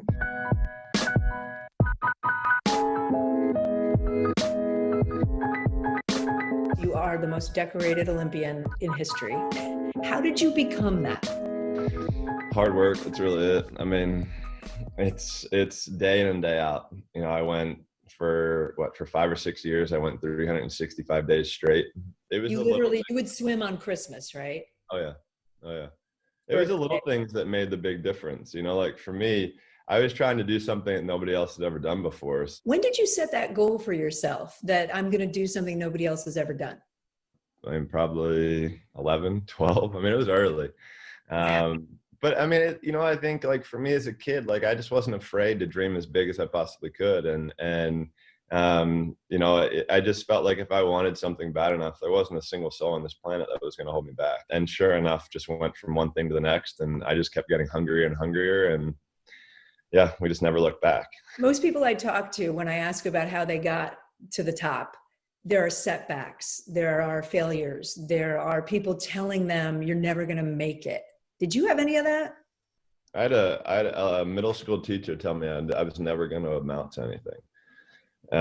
So that was a little motivating. Yeah, because I was always bouncing off the wall. I mean, as you can see, I don't sit still very often. So I was bouncing off the wall. A kid with ADD growing up. She said I wouldn't make it, would never amount to anything. And I was like, okay, well, that'll be a little extra motivation for me to actually show you. But honestly, like at the end of the day, I controlled my own destiny. Your kids are little right now. Your 3 boys. I know you play in the pool all the time. I've seen great video and photos. Would you want them to be elite athletes? If they want to be a swimmer, that's fine, but I don't ever want to force them to do something. You know, I was very fortunate as a kid growing up to find swimming and find a sport that I loved, and that allowed me to take this passion to where I did. And you know, I just hope that they're able to find that, whatever that is.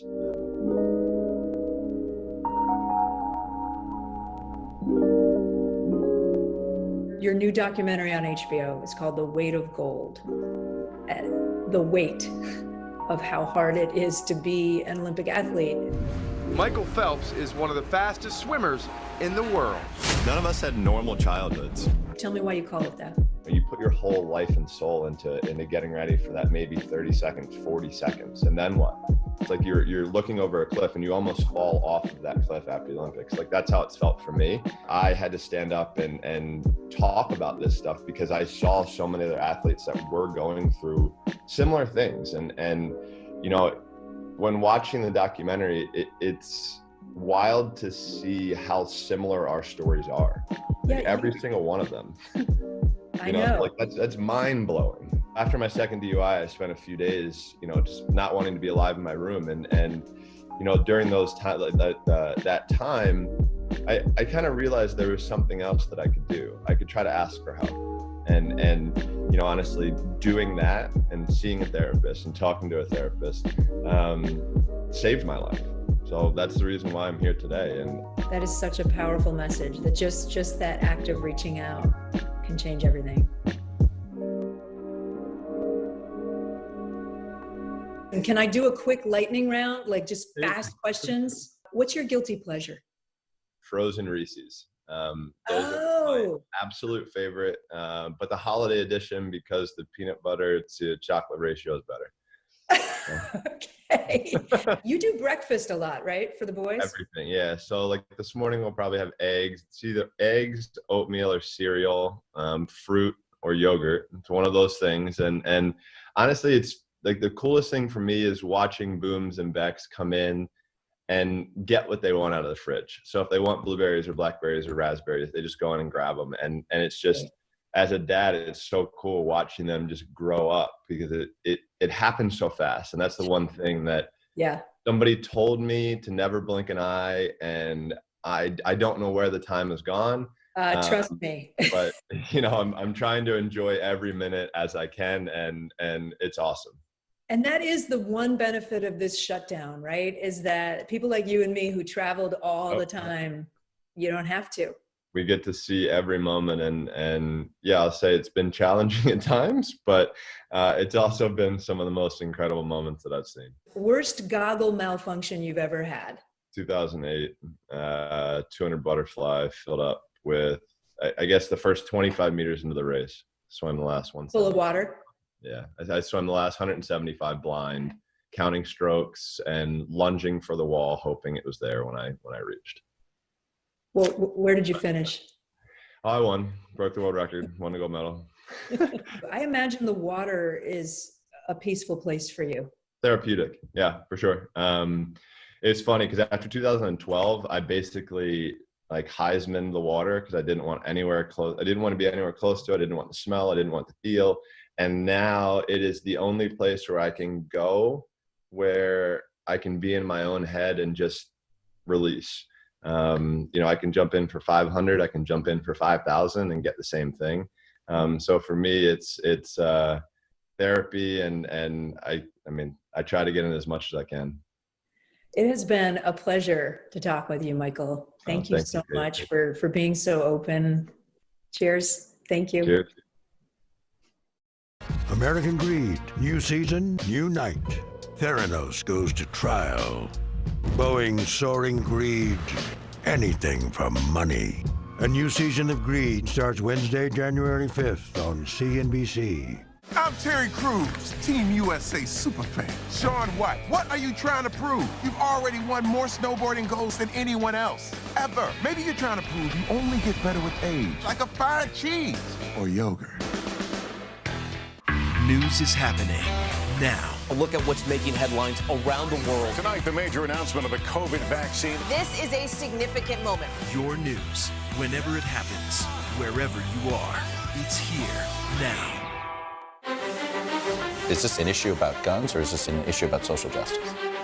This supply chain issue has been a problem for months. Do you concur that this is going to get worse before it gets better? The question is, are you now more open to packing the court? If it's Sunday, it's Meet the Press. News is happening now. A look at what's making headlines around the world. Tonight, the major announcement of the COVID vaccine. This is a significant moment. Your news, whenever it happens, wherever you are, it's here now. Good morning, I'm Joe Fryer. And I'm Savannah Sellers. Another giant leap for mankind. They want folks to shelter in place until this storm pushes through. This new travel requirement, is it possible we're going to see tighter restrictions? Morning News Now, streaming weekdays at 7. The Meet the Press Chuck Toddcast, free wherever you get your podcasts. I would definitely tell my younger self, listen, get serious sooner. I'm trying to imagine right now what would have happened if you had focused sooner. Yeah, I've said it. And have, what, 4 or 5 Olympics? Yeah, I probably would have 4.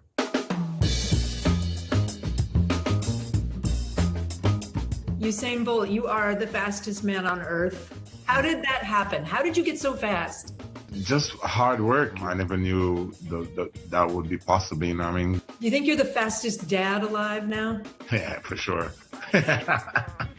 Usain, what's your drink today? Gatorade. Nice. Yeah, I gotta stay hydrated. What are you drinking? I've got the same. I've got an electrolyte drink. Nice. So you're doing a Peloton ride in a little bit, yes? Yes. When I retired, the issue that I had was I always had to go to the gym still. And I was always doing this throughout my life. I was like, I can't be bothered, you know what I mean? Yeah. And I came about the Peloton, so I got one. I could just roll out of bed and just get on the Peloton and ride for half an hour and I'll be good. And then now we've got together with Peloton. The partnership has started. I've done my own series to show the people what I do in my workout. Gotcha. And what's the music that you chose? For me, it's always mostly reggae and hip hop and like dancehall music. That's most of the times I try to write to.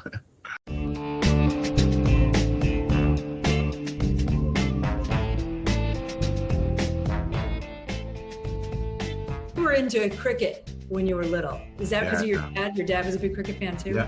My dad was a massive cricket fan, you know what I mean?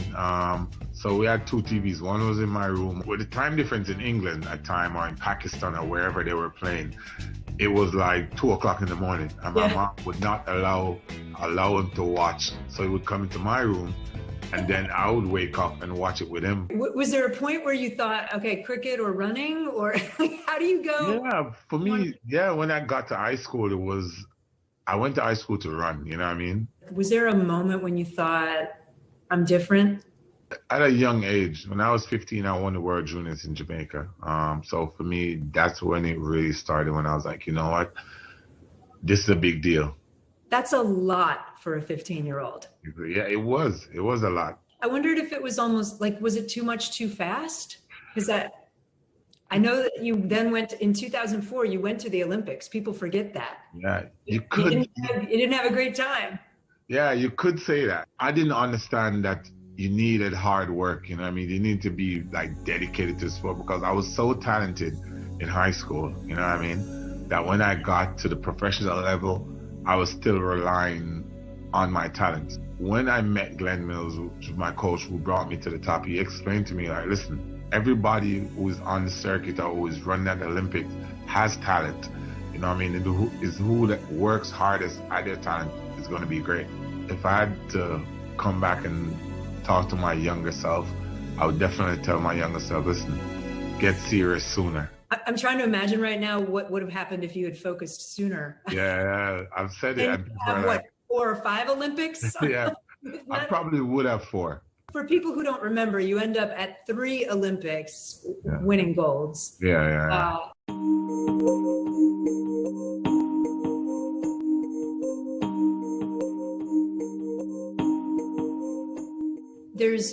There's noise all around, there's critics, right? There's the intense pressure and the spotlight on you. How do you screen all that out and just insanely focus on what you're doing?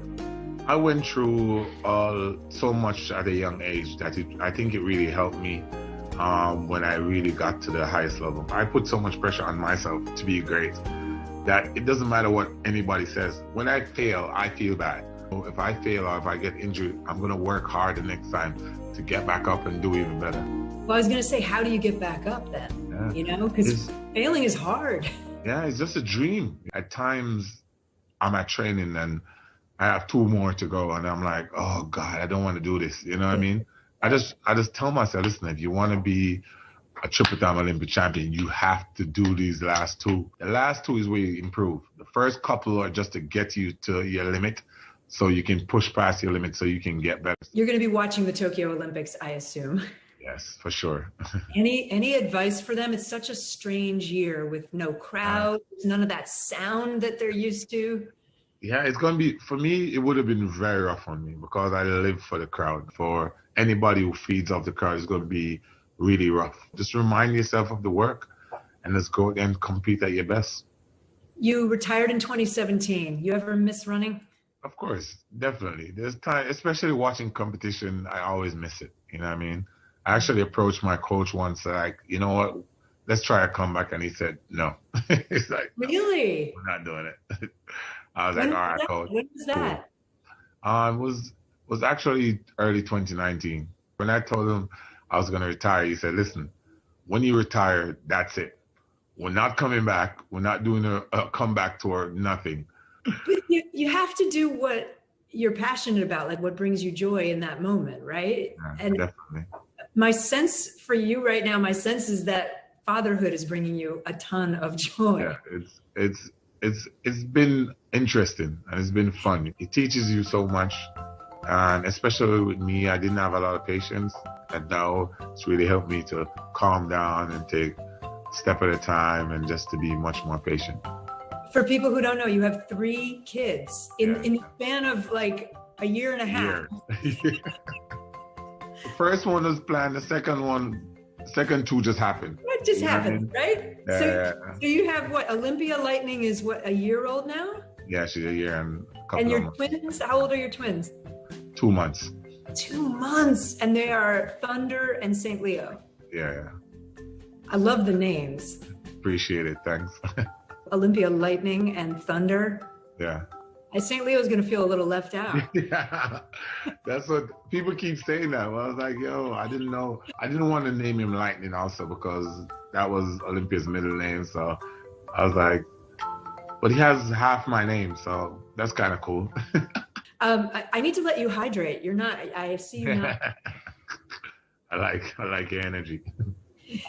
All right, we always do, I'm not making this up, we always do a lightning round. It's not just because you're Usain Bolt. So fast as you can. Favorite Olympic moment? My 4x1 relay, when I gave the button to Asafa, I screamed at him and I told him to run. And that's one of my favorite pictures, and I have it in my house. I was screaming, I was like, run! So that was my favorite moment. Favorite dad moment? The first time Olympia actually came and just lied on my chest just to go to sleep, you know what I mean? For me, that was really nice. I was like, oh, you know what I mean? That I do. That is magic when they're just they're right here. Okay, a couple more. Best advice you ever got? You have to learn how to lose before you can learn how to win. It took me 2 years to figure it out. But you have to accept that you lost. I lost because of this, and you learn from that moment, and then you will learn how to win. Okay, in a word, last one. In a word, your best workout advice. Push yourself. Okay, 2 words, but I'll let it slide.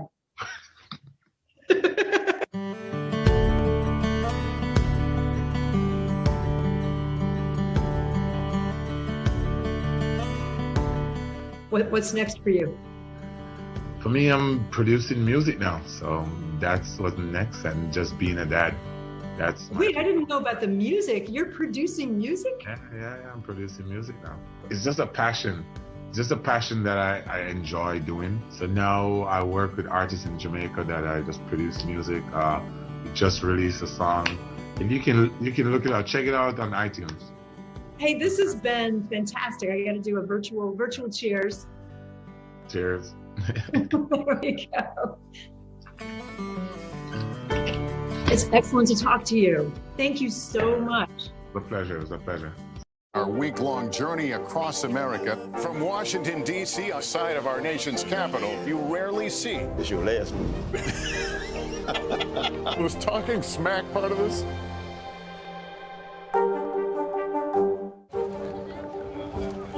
Let's go. This is a critical choke point for this fire.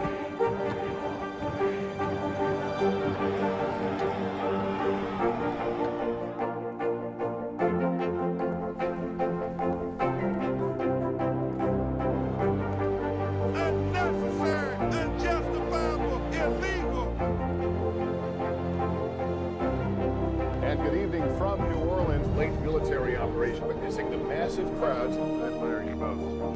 Nice to really spend some time with you. Appreciate it.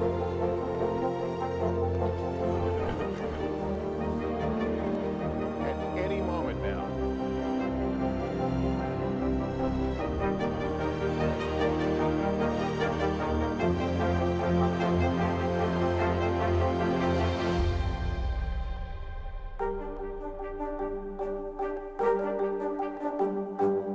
Wednesday, January 5th, a new season of Greed begins on CNBC. Theranos goes to trial. She was the next big thing.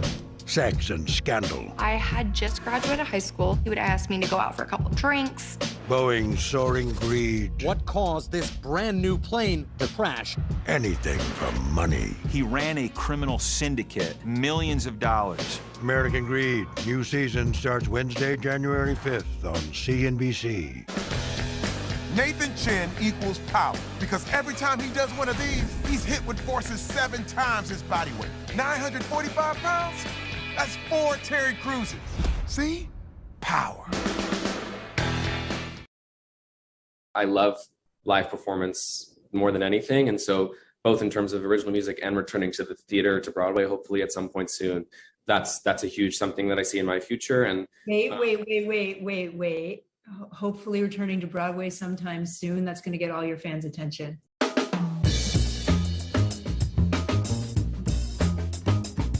Ben Platt, hello. Hello there. All right, what's your drink? It's slightly boring, but it's very healthy. It's just some water. I mean, I'm just going to say that Jane Goodall had a whiskey, and we've had martinis, and we've had kombucha and smoothies. Water might be the most boring drink we've had, but I get it. I'm proud. At least I have exciting nails to make up for the boring water. Hey, let me see those. I noticed those at the Met Gala. Okay, Yes, wow.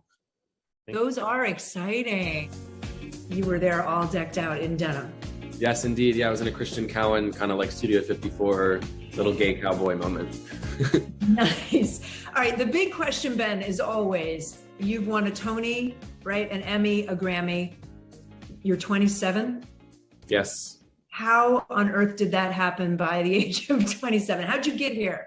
A number of things. I mean, I think the earliest reason for my being here is that I had a wonderful family that really supported my love of the arts and of singing and performing, and also that my siblings before me had already been doing musical theater at the youth program when I was born. So once I was old enough to join at like 4 or 5, I started doing, Cinderella and Oliver and all of those great kids musicals, and fell just deeply in love with performing. Your father's a musical producer, right? So people, and you're from LA.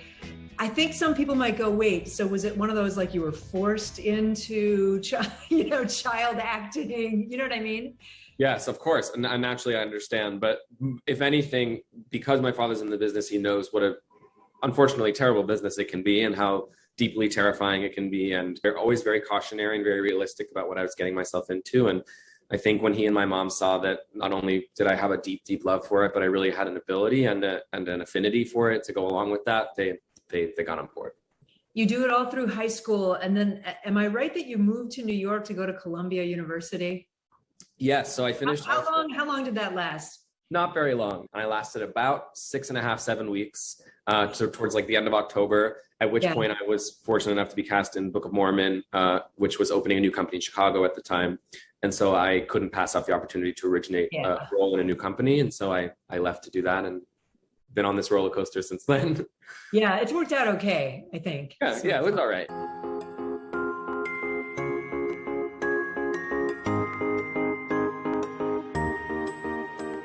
When you went in for a reading of Dear Evan Hansen, did you know right away? Like, did you have a moment like, this is for me? Yes. It always opened with Evan's kind of stream of consciousness when he's trying to write this letter and thinking about all the ways in which the day could go wrong, and this like run-on, anxiety-filled, comedic, kind of lovable rhythm that I felt really connected to. And then on top of that was Waving Through a Window was the first song, which was there from the very first day. And I think that really was, when I sang that song and really felt just a deep connection, not only vocally and stylistically, but in terms of what's being expressed and communicated in that song. I think when I was finished singing it, I felt this, I have to make myself invaluable here. I can't ever let this go.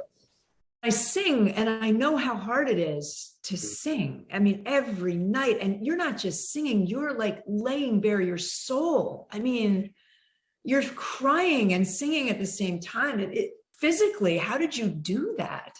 Water is a big way that I did that. There's water. And then also, I think I was blessed to have material that really called for that, giving that much of myself. You know, I got to experience firsthand the way that it literally saved people's lives and started conversations and really made people feel seen and heard in like a really deep and kind of universal way. And so I think if there were ever nights where I was like, how am I going to get up on stage and do this again? Or how am I going to put my body through this again? It was reading a letter that I'd gotten, or looking on social media and hearing someone who was coming to the show for the first time, or just reminding myself that it's so much bigger than just my own experience. Yeah.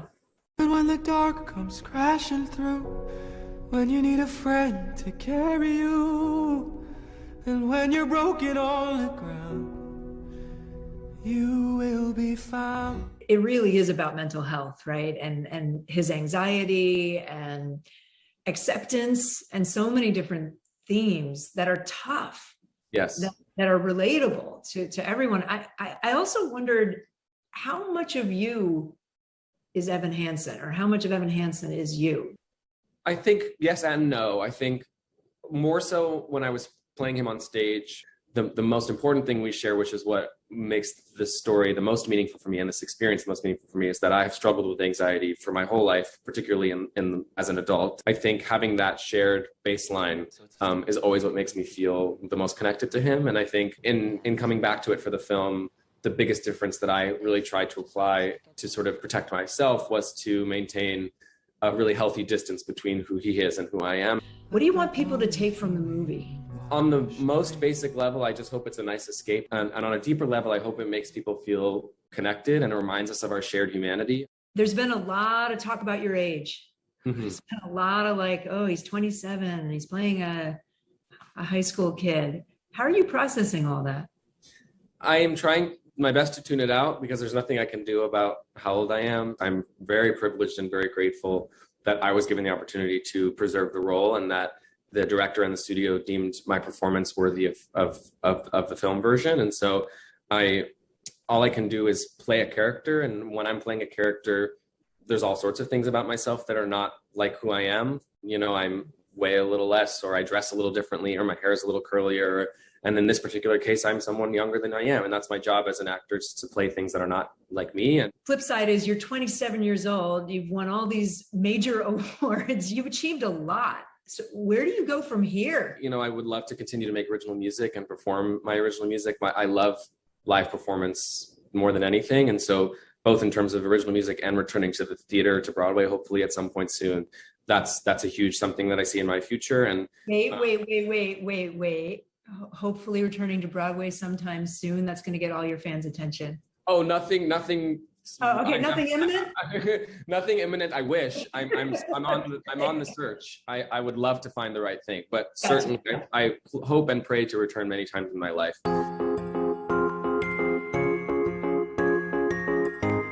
Can we do a lightning round real quick? Of course. Weirdest thing about you? Oh my gosh. Weirdest thing about me. Oh, I can't really turn around because my house is a mess. Probably the fact that I have Legos everywhere. I really love to build Legos. I find it very therapeutic if I'm feeling stressed or anxious. I put on like a podcast or a TV show or an audiobook, and I just build a Lego, which is weird, but I love it. Favorite Broadway moment?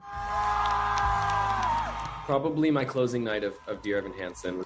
I had all of my loved ones there and all of my family, and I finally got to like release that version of the story for the last time. Then afterwards, I got to go do karaoke and drink, which was fun. What's the best advice you ever got? The best advice I ever got was probably from my dad. And he said that to be a decent artist, you need to be a decent human being. And that being a decent human being needs to come before being a decent artist. Worst advice you ever got? You can have a drink after the show. You'll be fine. Well, you'll be fine if it's water. Exactly. Last one. What advice would you give to your younger self? Oh, wow. I tell him to be present more and less in his head and less thinking forward and thinking backward and worrying about things that have happened or are going to happen, and just take in what's happening around you because it goes so fast. Well, Ben Platt, I can't wait to see your next project. Thank you. Really appreciate you taking time. Likewise. So nice to talk to you.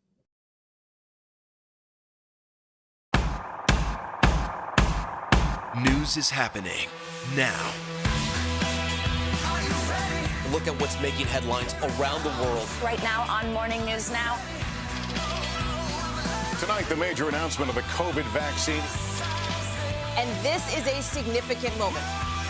Your news, whenever it happens, wherever you are, it's here now.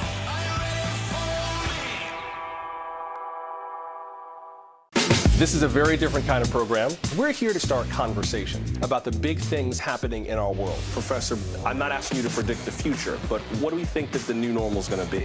Is part of this that everyone's rethinking their jobs during this pandemic and their relationship to their employers? What is your biggest tip for any parent who's concerned about this? It's not my job to tell you what to think. My job is to think about what you tell me.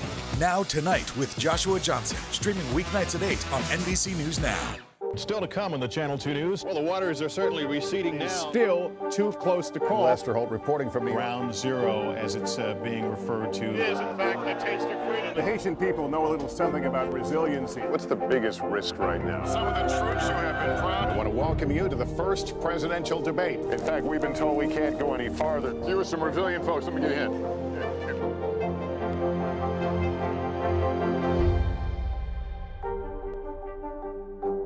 There's no better place for fun with friends, quality time with your little golf buddy, or an afternoon alone together.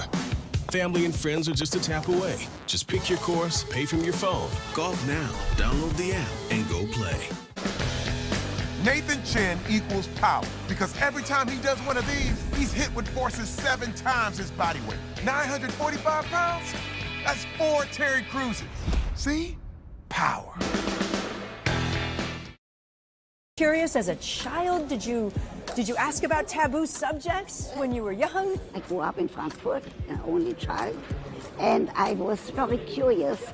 I knew where there was a book called About Sex on the top shelf. This is a book your parents had? That my parents had. They didn't know that I climbed up on a chair. I was always small, short, and looked at that book called The Ideal Marriage by Van der Velde. But I didn't know I would be a sex expert. There's something brand new that nobody knows yet. Tell me. I'm getting an honorary doctorate this coming summer in Israel at Ben Gurion University. Oh, wow. You lived in Israel for a time, after the war. Yes. I was a sniper, so watch what you're going to ask me. You were a sniper. I was fortunate. I've never killed anybody, but I could have if I needed to. You divorced shortly after coming to New York. You were a single mom. Right, in Washington Heights, not in that apartment, another one. And I imagine you probably didn't have a whole lot of, you didn't have 40 books yet. Not you only didn't have that. a whole lot of money. Not only that, I had very little money. I made $1 an hour as a maid because I had a certificate as a Swiss maid. Wait, Dr. Ruth, you were a maid? Yes, a housemaid. I can still show you the diploma, and I can come to your house and I can say, here is my certificate as a housemaid, Swiss housemaid, but I don't do windows. Well, you have to draw the line somewhere. But I was very fortunate. And how did you get from a job as a maid to Planned Parenthood? Because that seems to be where you started really thinking about sex.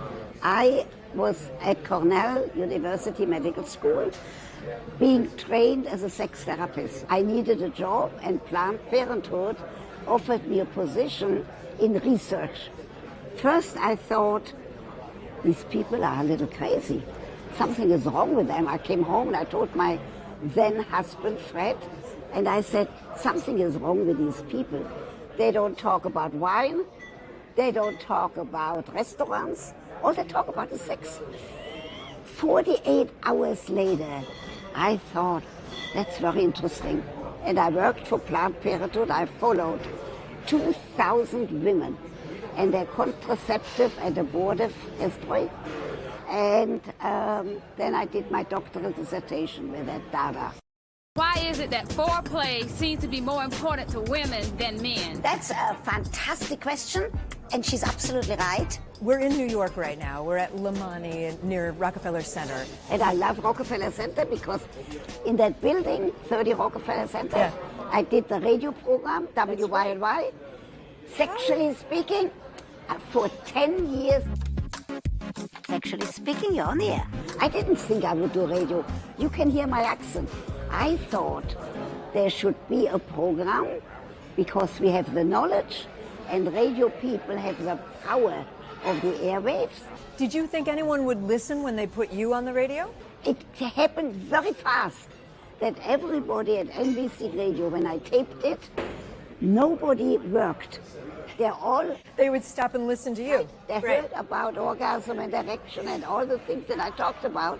And look what happened. I did it every single Sunday for 10 years. Live, right here, 30 Rockefeller Plaza on the 8th floor.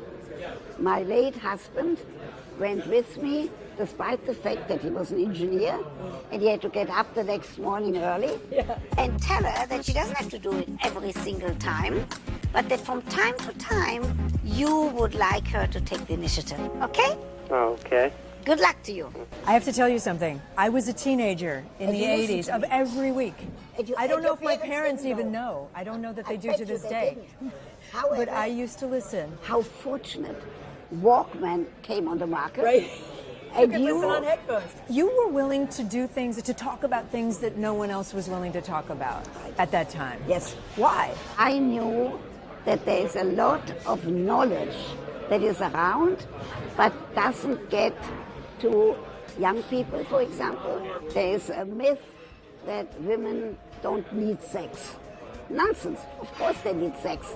Look at your smile. Yeah, well. So here's the proof. I'm going to have a sip of Gewürztraminer. You're adorable, Dr. Ruth, but I was wondering, when you first started going public with this, did you get a lot of opposition from people? No, I did not, and the first one who was surprised about it was me. But I think part of it is because we are talking in such an open way, and it's based on good scientific facts. Do people still stop you now and ask you sex questions? Yes. All the time? Even at the restaurant. But I said, today I have no time. I said, I have to talk to Kate Snow, and I have no time. And another time. Do people often come up to you and say, you saved my life? All the time. And it makes me feel very good.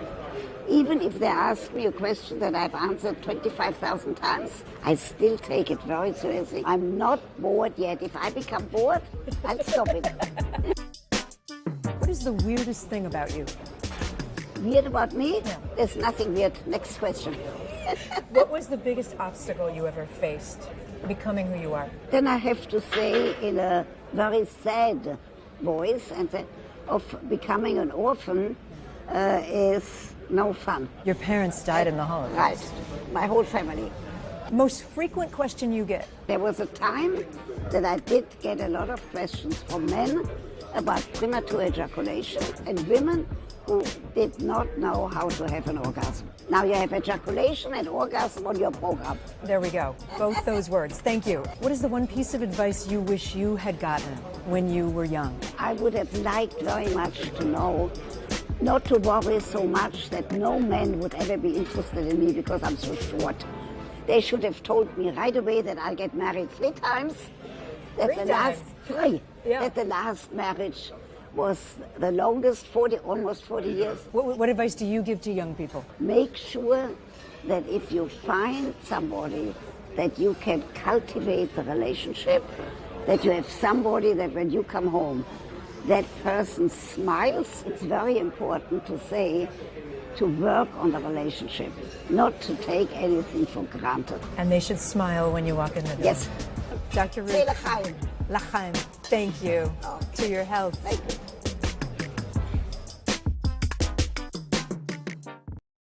She mainly comes in dreams, and it's so real, it feels like her. And she just give me a hug. Why did it have to happen to our family? Why did it have to happen to Michelle? Why that day? A young nursing student disappears. She was still dressed in white hospital scrubs. Something drew her out to her car. The cousin she grew up with, the brother she raised, desperate to find her. They were able to do what a lot of other families have never been able to do. Text messages, security monitors, surveillance video. Were they signs she was trapped, reaching out for help? One of the things I was so angry about was that nothing made sense. Moment by moment. Can we take a look at this? Dateline was there for every turn. There's blood wiped across here. Was she missing or murdered? Was this the key? I will take your life and hers. A threat, a voice seething with hate and rage. You deserve to die for your lies. It's your last and final warning. What happened to Michelle? This case is not going to be over until we get her home. I'm Lester Holt, and this is Dateline. Here's Keith Morrison with Vanished.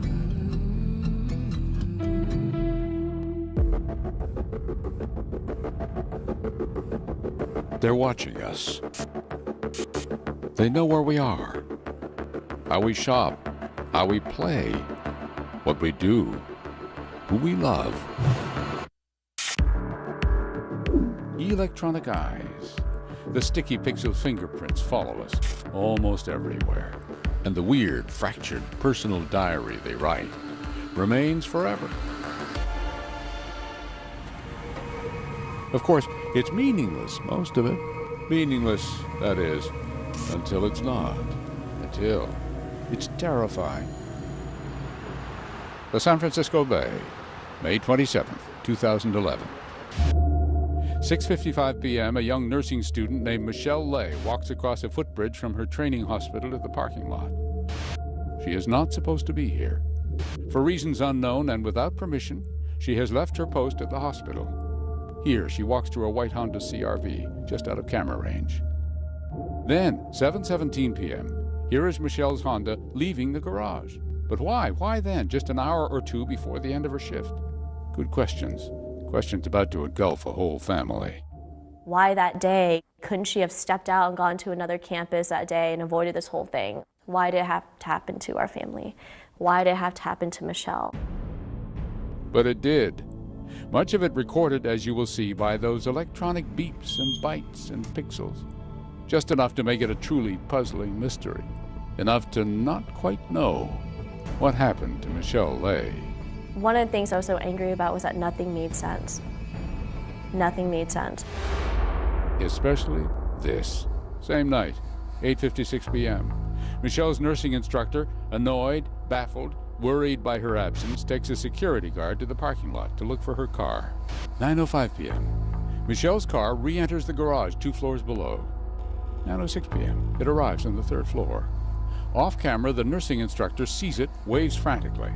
And the car suddenly stops, backs up, races down the ramp, out of the garage. But why? Alarmed, the nursing instructor calls the police. And the next morning, 400 miles south in San Diego, Michelle's cousin, Christine, was awakened by a text from Michelle's former boyfriend. And he messages me, he goes, hey, just to let you know, we don't know where Michelle is. Have you heard from her? Try calling her. And so I looked at his message and I was like, oh my gosh, what did Michelle do this time? You know, she's usually out, having fun. She's a fun-loving person, right? Yeah, and she's always out with her friends and getting lost sometimes. So we thought, I honestly didn't think much of it at the time. I read the message and I rolled over back in bed. Michelle, after all, could look after herself, had been looking out for Christine for years. She was just 26, but seemed somehow older than that.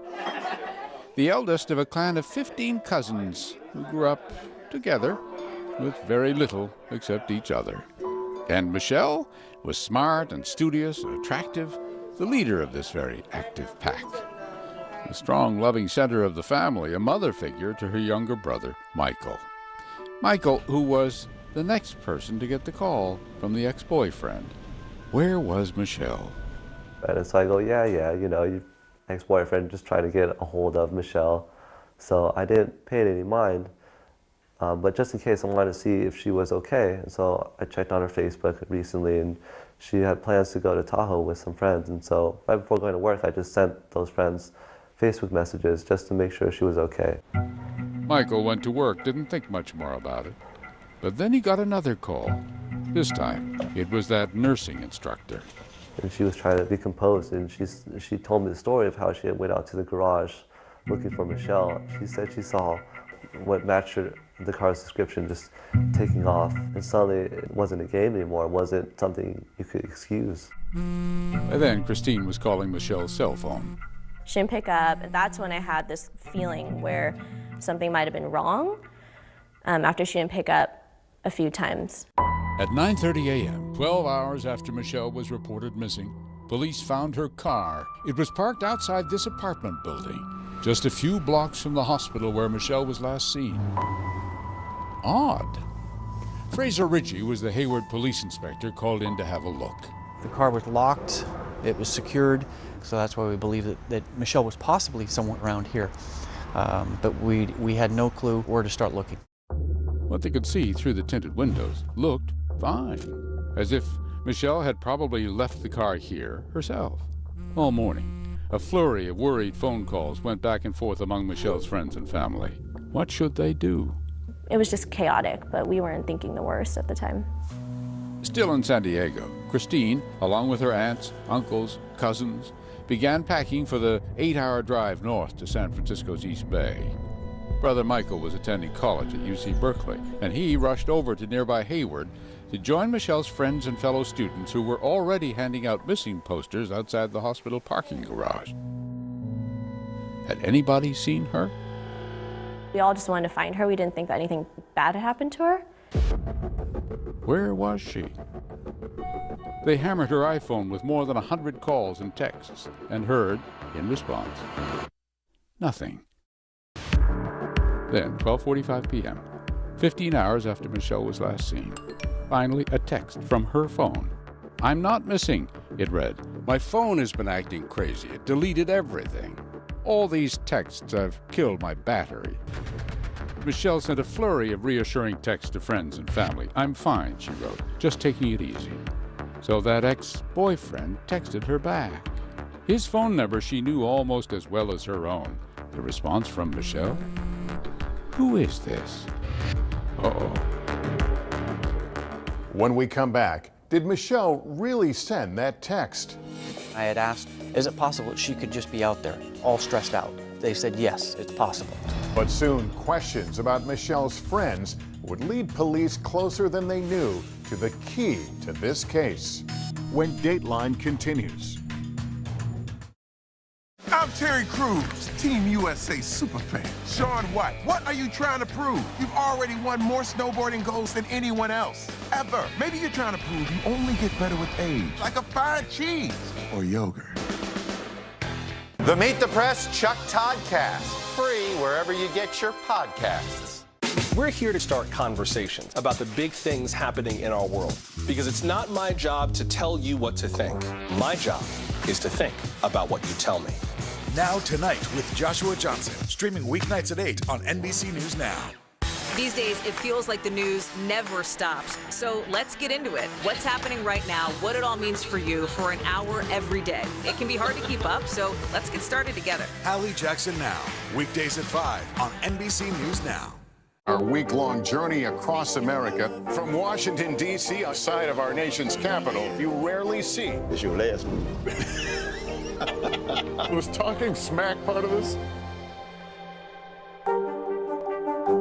Still to come on the Channel 2 News. Well, the waters are certainly receding now. Still too close to call. Lester Holt reporting from the Ground Zero, as it's being referred to. It is, in fact, the taste of freedom. The Haitian people know a little something about resiliency. What's the biggest risk right now? Some of the troops who have been proud. I want to welcome you to the first presidential debate. In fact, we've been told we can't go any farther. You are some resilient folks. Let me get in.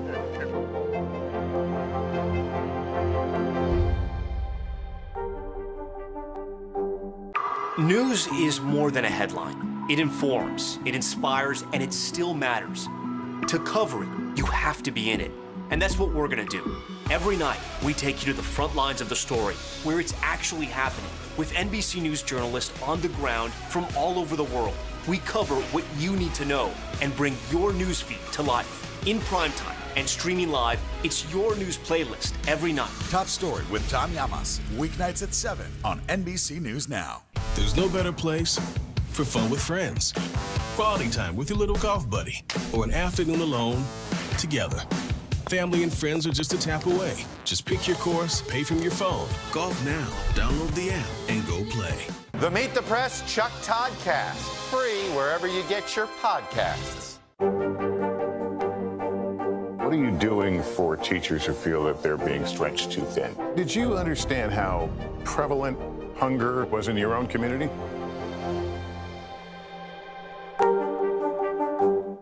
News is happening now. A look at what's making headlines around the world. Tonight, the major announcement of the COVID vaccine. This is a significant moment. Your news, whenever it happens, wherever you are, it's here now.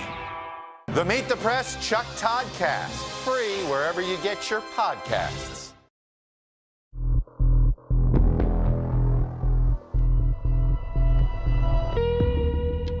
Cell phones buzzed and chirped all afternoon that day after Michelle Lay vanished from the watching web. Certainly her iPhone hadn't vanished.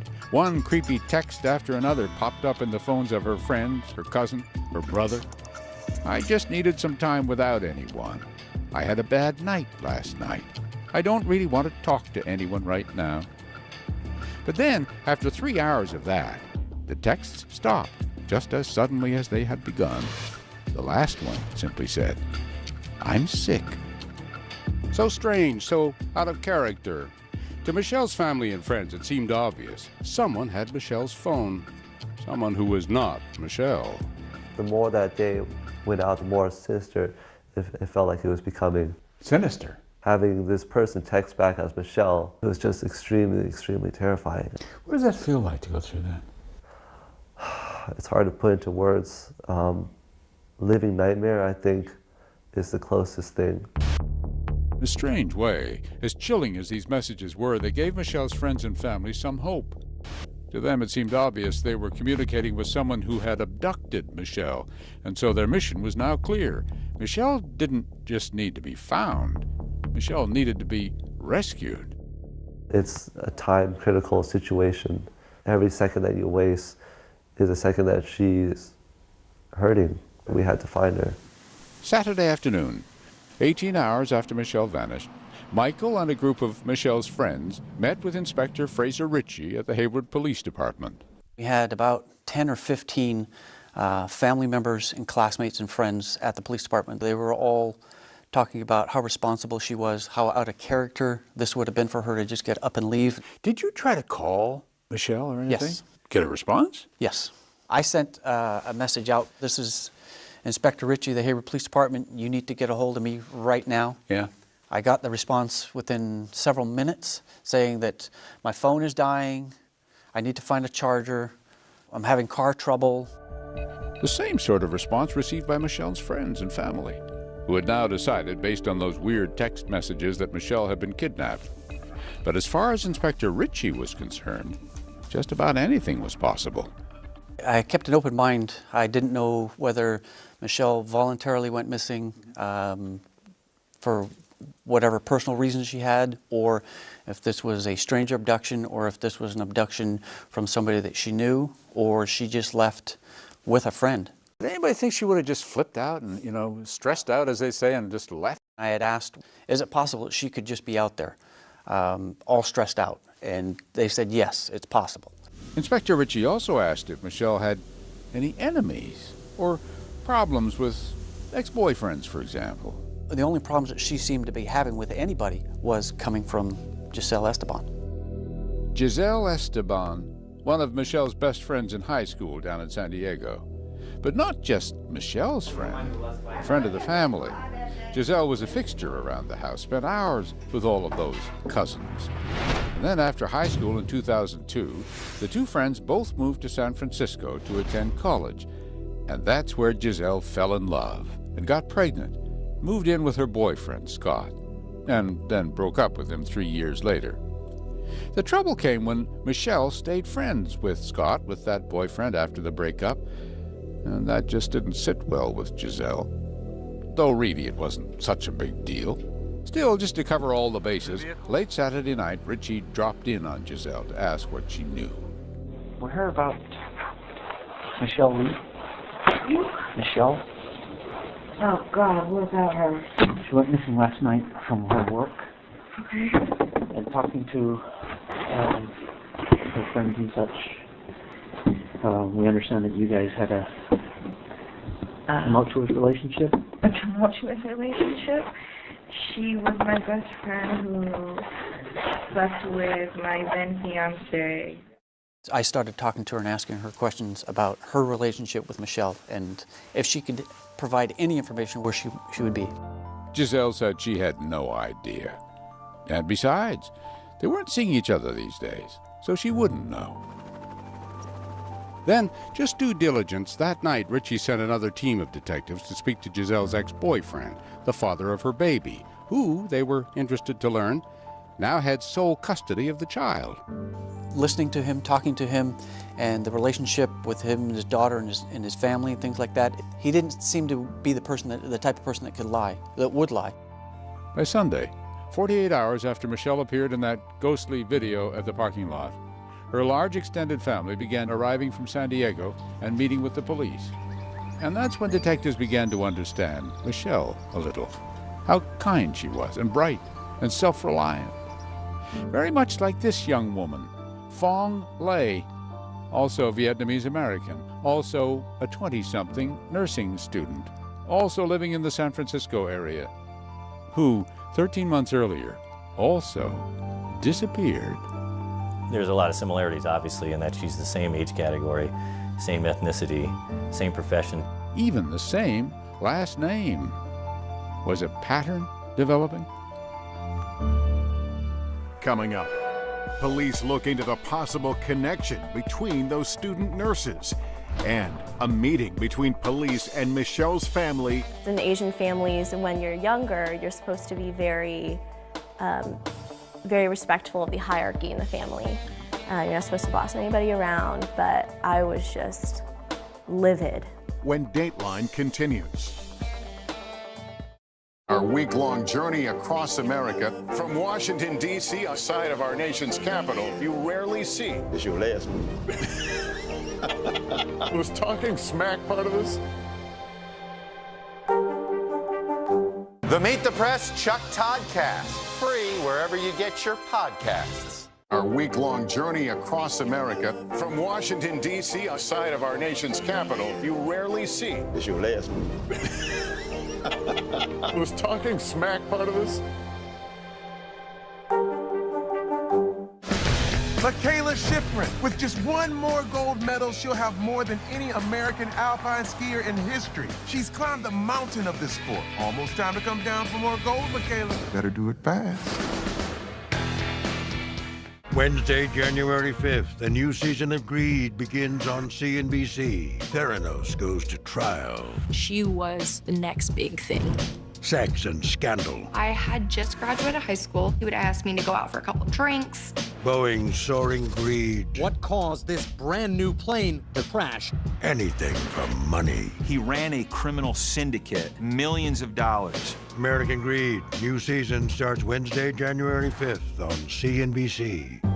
In the City of Angels, two kindly old ladies wanted to help homeless men get off the streets forever. And so they did. Listen to The Thing About Helen and Olga, the new podcast from Dateline and Keith Morrison. Good morning, I'm Joe Fryer. And I'm Savannah Sellers. Another giant leap for mankind. They want folks to shelter in place until this storm pushes through. This new travel requirement, is it possible we're going to see tighter restrictions? Morning News Now, streaming weekdays at 7. American Greed, new season, new night. Theranos goes to trial. Boeing's soaring greed, anything for money. A new season of Greed starts Wednesday, January 5th on CNBC. I'm Terry Crews, Team USA superfan. Sean White, what are you trying to prove? You've already won more snowboarding golds than anyone else, ever. Maybe you're trying to prove you only get better with age, like a fried cheese or yogurt. The Meet the Press Chuck Toddcast, free wherever you get your podcasts. Good morning, I'm Joe Fryer. And I'm Savannah Sellers. Another giant leap for mankind. They want folks to shelter in place until this storm pushes through. This new travel requirement, is it possible we're going to see tighter restrictions? Morning News Now, streaming weekdays at 7. Is this an issue about guns or is this an issue about social justice? This supply chain issue has been a problem for months. Do you concur that this is going to get worse before it gets better? The question is, are you now more open to packing the court? If it's Sunday, it's Meet the Press. The Meet the Press Chuck Toddcast, free wherever you get your podcasts.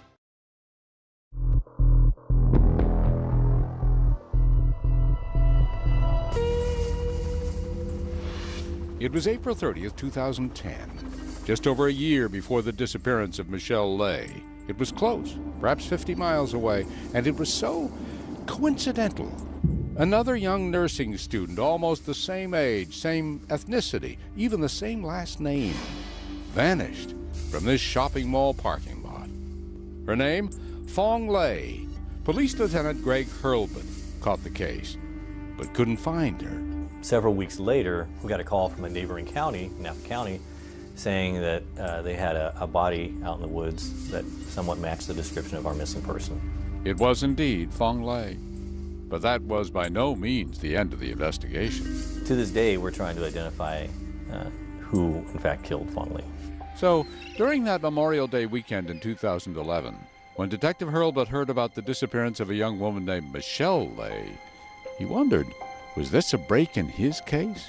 And you have somebody that looks almost exactly the same, almost the same name, the same circumstances. It's a real bizarre coincidence.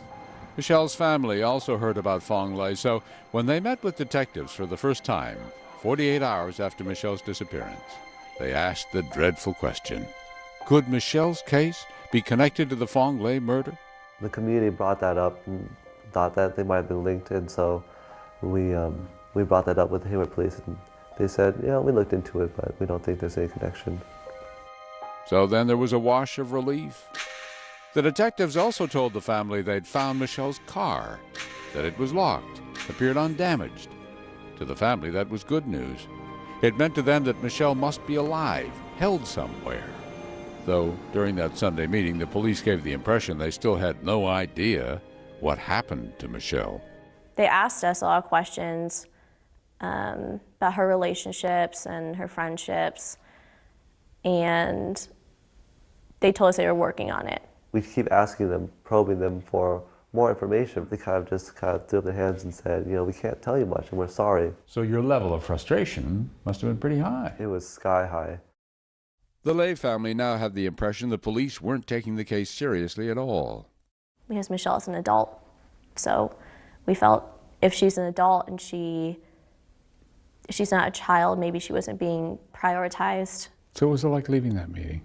It was, chaos is probably the number one feeling. We didn't have a place to stay. We were hotel hopping.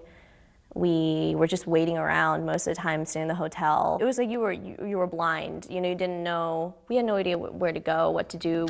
The family couldn't understand why the police seemed to be moving so slowly. In their minds, Michelle was being held against her will. A week went by. Saturday, June 4th, 8 days after Michelle's disappearance. Her family held this vigil near the place where her car was found. We wanted the FBI to get involved in all this, and we were just making a lot of noise. Quietly attending was Scott, the young man the police had questioned a week earlier, Giselle Esteban's old boyfriend, remember, the father of her child. 2 days later, the family was called back to the police station for an important meeting. The police finally had a chance to search Michelle's car. and the status of her case had been changed from missing person to homicide, and the family felt blindsided. And they said, you know, I think you have to get comfortable with the fact that your sister is probably dead. We were horrified. And just like that, the information door closed. The Hayward police told the family it was a murder investigation now, so, department policy, they could reveal nothing more, and therefore couldn't or wouldn't tell the family why they thought Michelle was dead. But without hearing an explanation or seeing any evidence, how could the family believe the police? No, they simply wouldn't accept what the cops had to say. It was horrible. We were really angry because, okay, you want to make it homicide, you're not going to tell us why. Richie understood the family's anger, but as far as he was concerned, he had a murder investigation on his hands, and that meant the family had to be kept in the dark. There's certain procedural things that we have to keep close to us that we can't put out there because we have to maintain evidence, we have to maintain the custody of certain information, and it's of evidentiary value to us that if we don't have the suspect in custody, that the only people that know about it is the suspect and us. So, in the absence of official information, the Lay family, at least its younger members, decided the only option was massive publicity and appealed to the public for whatever help they could offer. But that was the kids, the cousins. Family elders were deeply reluctant to share their grief with strangers. They didn't want her story out there publicized, like we had made it, they didn't. Why? Well, it's very private. It was such a fine line between how much do you give away about your own family's misfortune to do good for Michelle. In Asian families, when you're younger, you're supposed to be very respectful of the hierarchy in the family. You're not supposed to boss anybody around, but I was just livid, and I was so angry. Family elders knew far more about survival than most people ever do. They were boat people, had been forced to flee Vietnam after the war, very nearly perished in their open boat in the South China Sea. And then they spent months in a refugee camp before being dropped in a land whose language and customs they did not know. And yet, before long, they embraced it all. Big family celebrations at Christmas time, and Easter, and birthdays. They went on all-American vacations, like this one to the California coast. That's little Michelle in the glasses. And here we are in Santa Barbara Beach. We're having lots of fun. And here's my brother. They succeeded in America by doing what they had since their days of crisis on the South China Sea. They stuck together. An epic, very American tale of grit and hope and self-reliance. Lessons absorbed whole by their children. If I was missing and Michelle was looking for me, she would, you know, tear up heaven and earth, you know, to find me. And so I had to fight for her. So it was the new generation, the American-born generation, that finally convinced the family it had to go public, to put their story out in the press and on social media. Until the Hayward Police Department can offer conclusive and definite proof. Otherwise, we will continue to believe she is alive. Michelle is still alive and needs to be rescued. We're going to find you and we're going to bring you home. 2 weeks to the day after Michelle's disappearance, the family organized this vigil to make a public case that Michelle was not dead, but instead a kidnapped victim in urgent need of rescue. We're just focusing on getting her home and what we can do to get her home. I truly, truly believe that she's out there and we're going to find her. If Michelle was going to be rescued, the family decided it would be up to them to do it. Coming up. But where is Michelle and who could have taken her? An outside investigator zeroes in. We're looking to human trafficking patterns and... Human trafficking patterns? Yeah. You thought that was a possibility? We did. This is someone that knew her, knew when she'd be at work. When Dateline continues. Good morning, I'm Joe Fryer. And I'm Savannah Sellers. Another giant leap for mankind. They want folks to shelter in place until this storm pushes through. This new travel requirement, is it possible we're going to see tighter restrictions? Morning News Now, streaming weekdays at 7. Michaela Schifrin, with just one more gold medal, she'll have more than any American alpine skier in history. She's climbed the mountain of this sport. Almost time to come down for more gold, Michaela. Better do it fast. News is happening now. Look at what's making headlines around the world. Right now on Morning News Now. Tonight, the major announcement of the COVID vaccine. And this is a significant moment. Your news, whenever it happens, wherever you are, it's here now.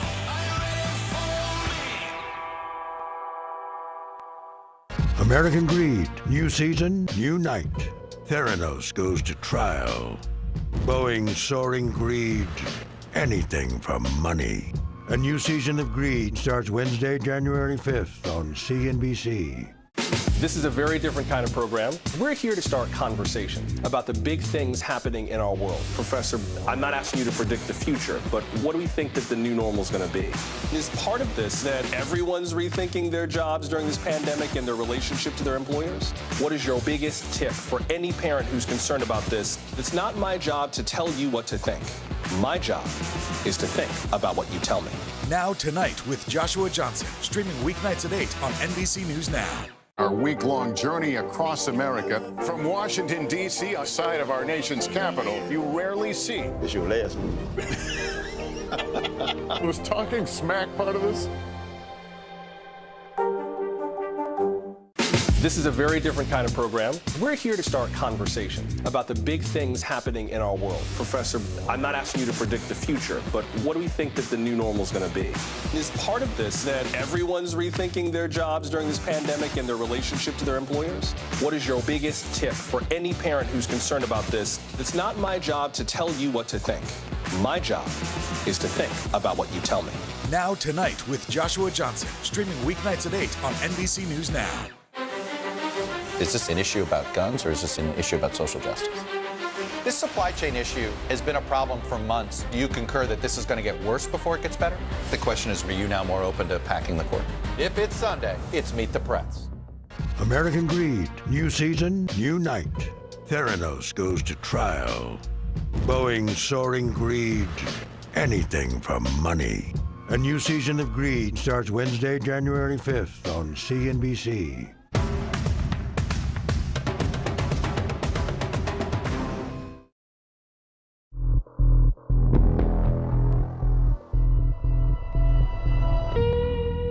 What happened to Michelle Lay? Vanished on a sunny evening from a well-lit parking garage under the protective watch of 18 surveillance cameras. Detectives with the Hayward Police Department went over this footage again and again. Were they missing something? What happened in those minutes after Michelle walked out of camera range and before her car went racing out of the garage? It was infuriating. There was one camera right above Michelle's car, would have revealed everything. But that night, the camera wasn't working. What happened in those missing minutes? The police, remember, weren't talking to the family. So the family pursued its own line of investigation. We're looking to human trafficking patterns and... Human trafficking patterns?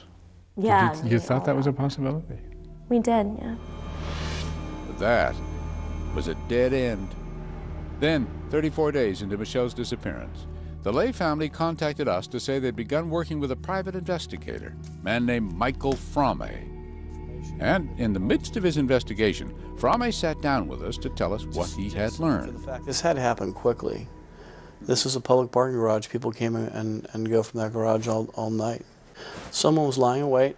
They knew that at some point she'd return to her vehicle. It was a number of hours before her shift was going to be over.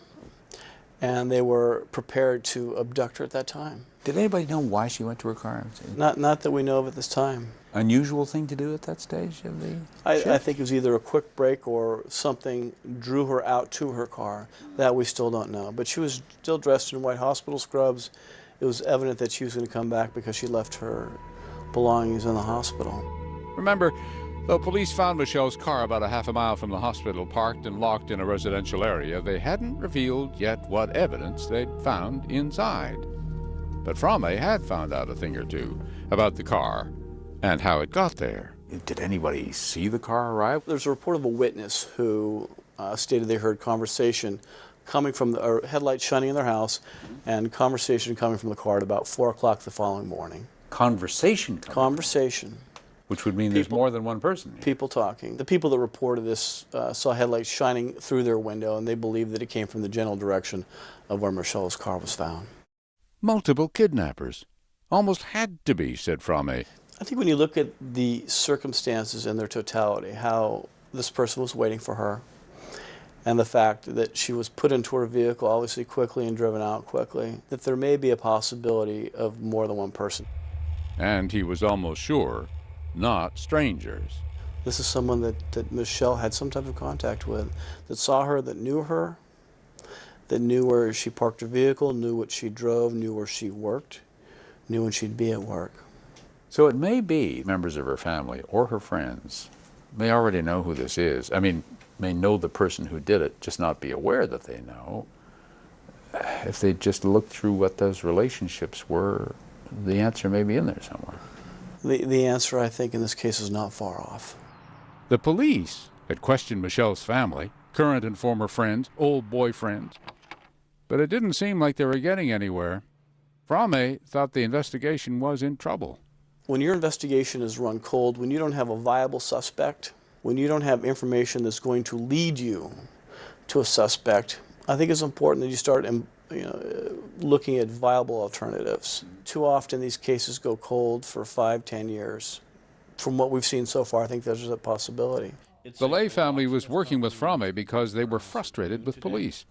And now Frame tried to do something the police couldn't. What we've done is put out information to anyone that may know something or potentially be involved or think that they know who's involved. They'll call us confidentially without contacting the police. And we'll provide that information to the right authorities and at the same time protect these people if they need protection. Soliciting tips from people who were afraid to call the cops. Would his plan work? Wait and see.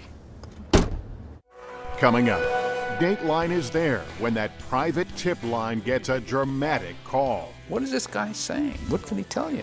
He said he has information to a potential site where Michelle may be. Will he lead them to Michelle when Dateline continues? In the City of Angels, 2 kindly old ladies wanted to help homeless men get off the streets forever. And so they did. Listen to The Thing About Helen and Olga, the new podcast from Dateline and Keith Morrison. The Meet the Press Chuck Toddcast, free wherever you get your podcasts.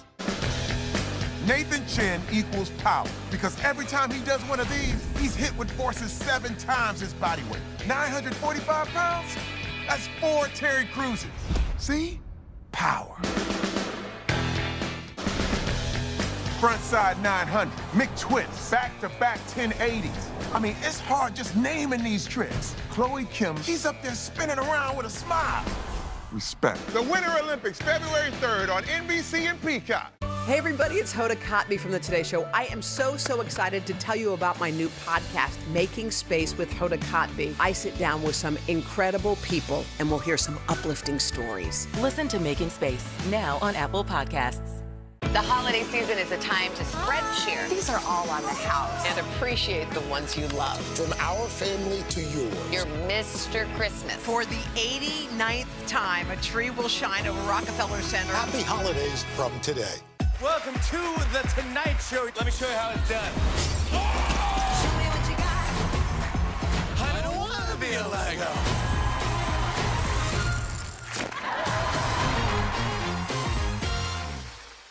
There's no better place for fun with friends. Quality time with your little golf buddy. Or an afternoon alone together. Family and friends are just a tap away. Just pick your course, pay from your phone. Golf now. Download the app and go play. News is happening now. Look at what's making headlines around the world. Right now on Morning News Now. Tonight, the major announcement of the COVID vaccine. And this is a significant moment. Your news, whenever it happens, wherever you are, it's here now.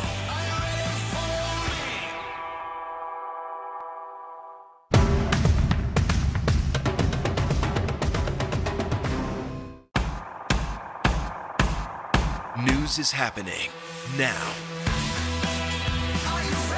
Look at what's making headlines around the world. Right now on Morning News Now. Tonight, the major announcement of the COVID vaccine. And this is a significant moment. Your news, whenever it happens, wherever you are, it's here now.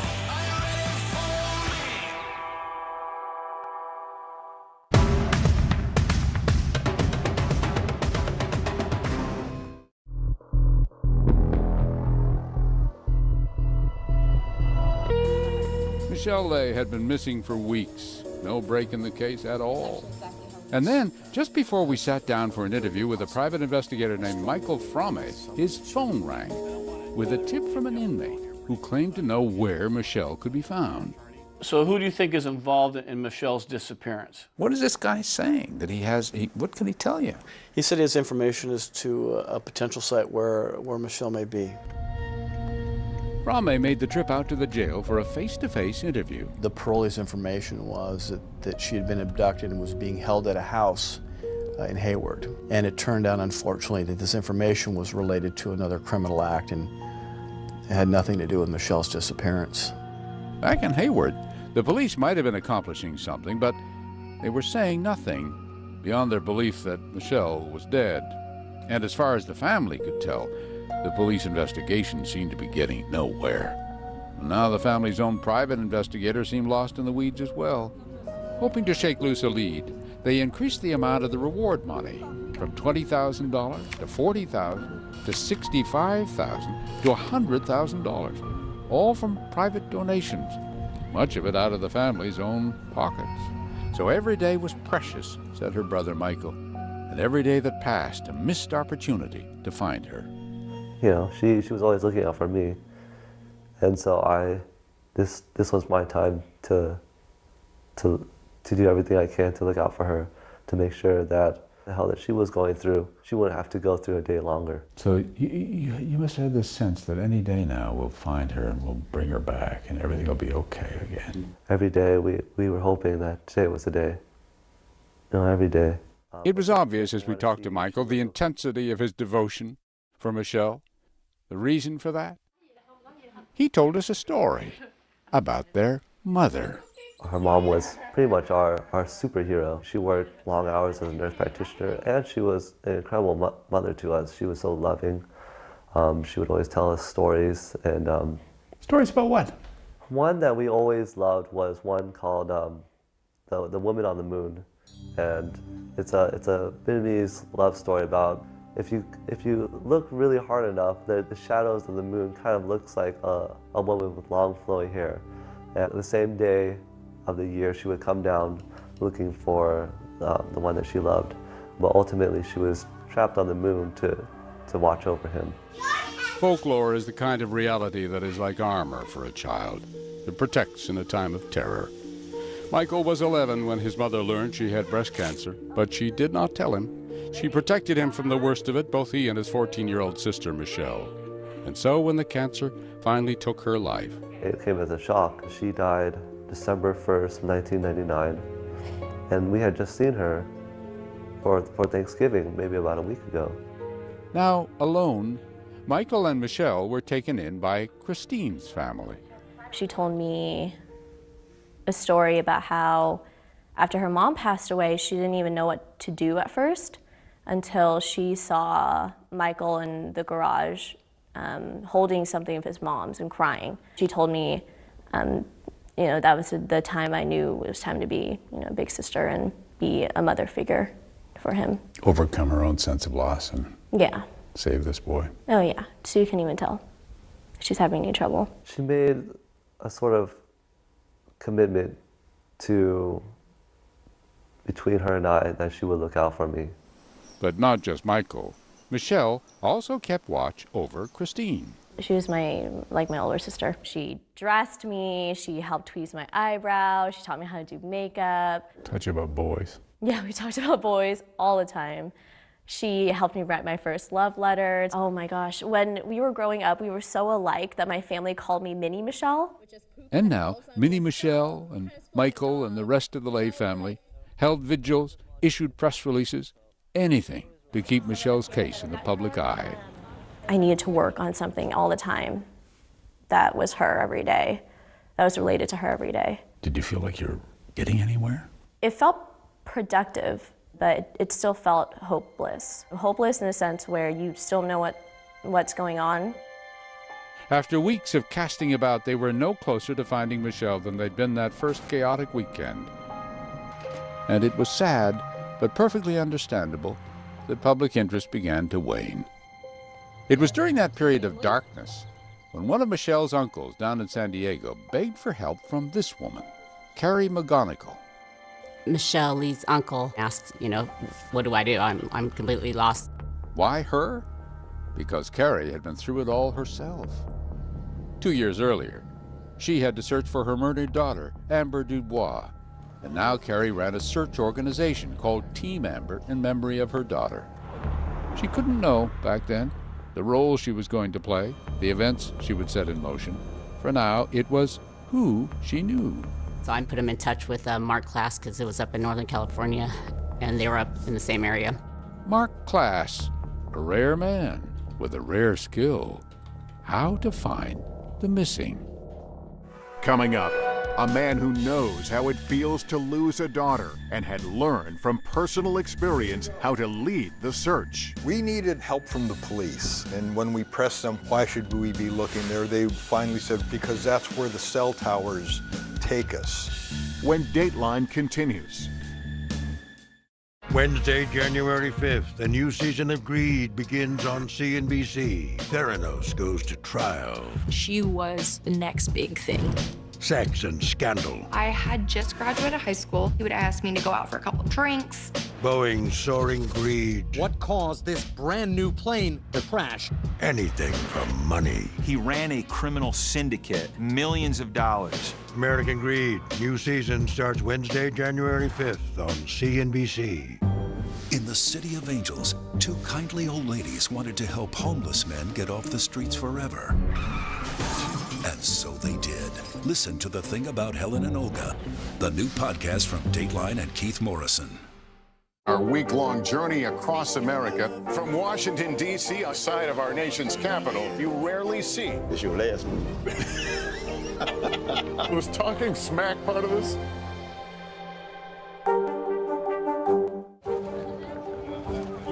Let's go. This is a critical choke point for this fire.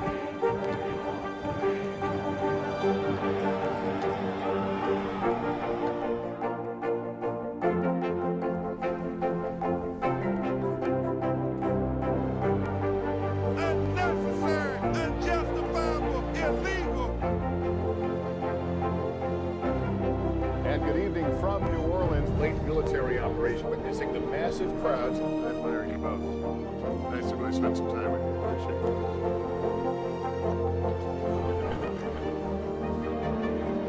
At any moment now.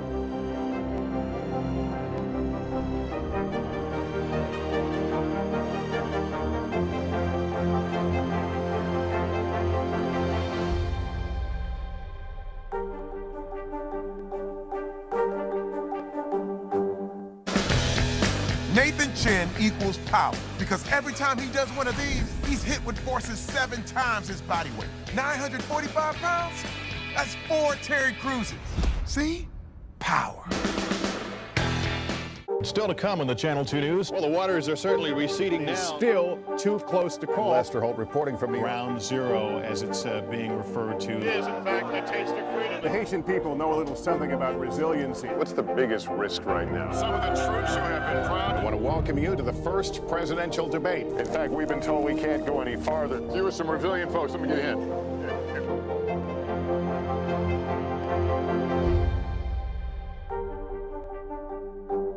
Hey everybody, it's Hoda Kotb from The Today Show. I am so excited to tell you about my new podcast, Making Space with Hoda Kotb. I sit down with some incredible people and we'll hear some uplifting stories. Listen to Making Space now on Apple Podcasts. Welcome to The Tonight Show. Let me show you how it's done. I don't want to be a Lego.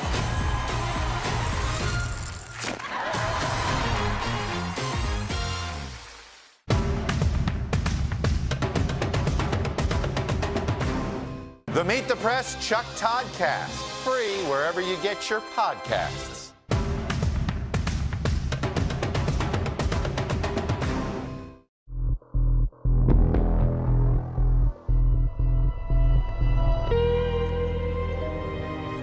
The vigils, the reward, the Facebook campaign, the flyers, the detective, all kept Michelle's family busy and hopeful, but had ultimately been unproductive. They were nowhere. And it was just at that point when Mark Klass stepped into the life of the Lay family. I met the family in a dingy motel on the side of the freeway in Hayward, California at about 11 o'clock in the morning, and they were all huddled inside this little room. To the Lay family, Klass was like the cavalry riding in. We were all in our pajamas, like disheveled, and we were all together on our laptops, trying to edit press releases, trying to organize all the interviews, and reading the news, trying to talk to the police. And I looked around and I said, the first thing you people need to do is get out of this room. Dark and depressing. It was horrible. It was horrible, and they were so downtrodden. They had absolutely no idea of what to do or where to go. And he sat down and gave us a list of what to do. We had to find a search center. We had to get volunteers.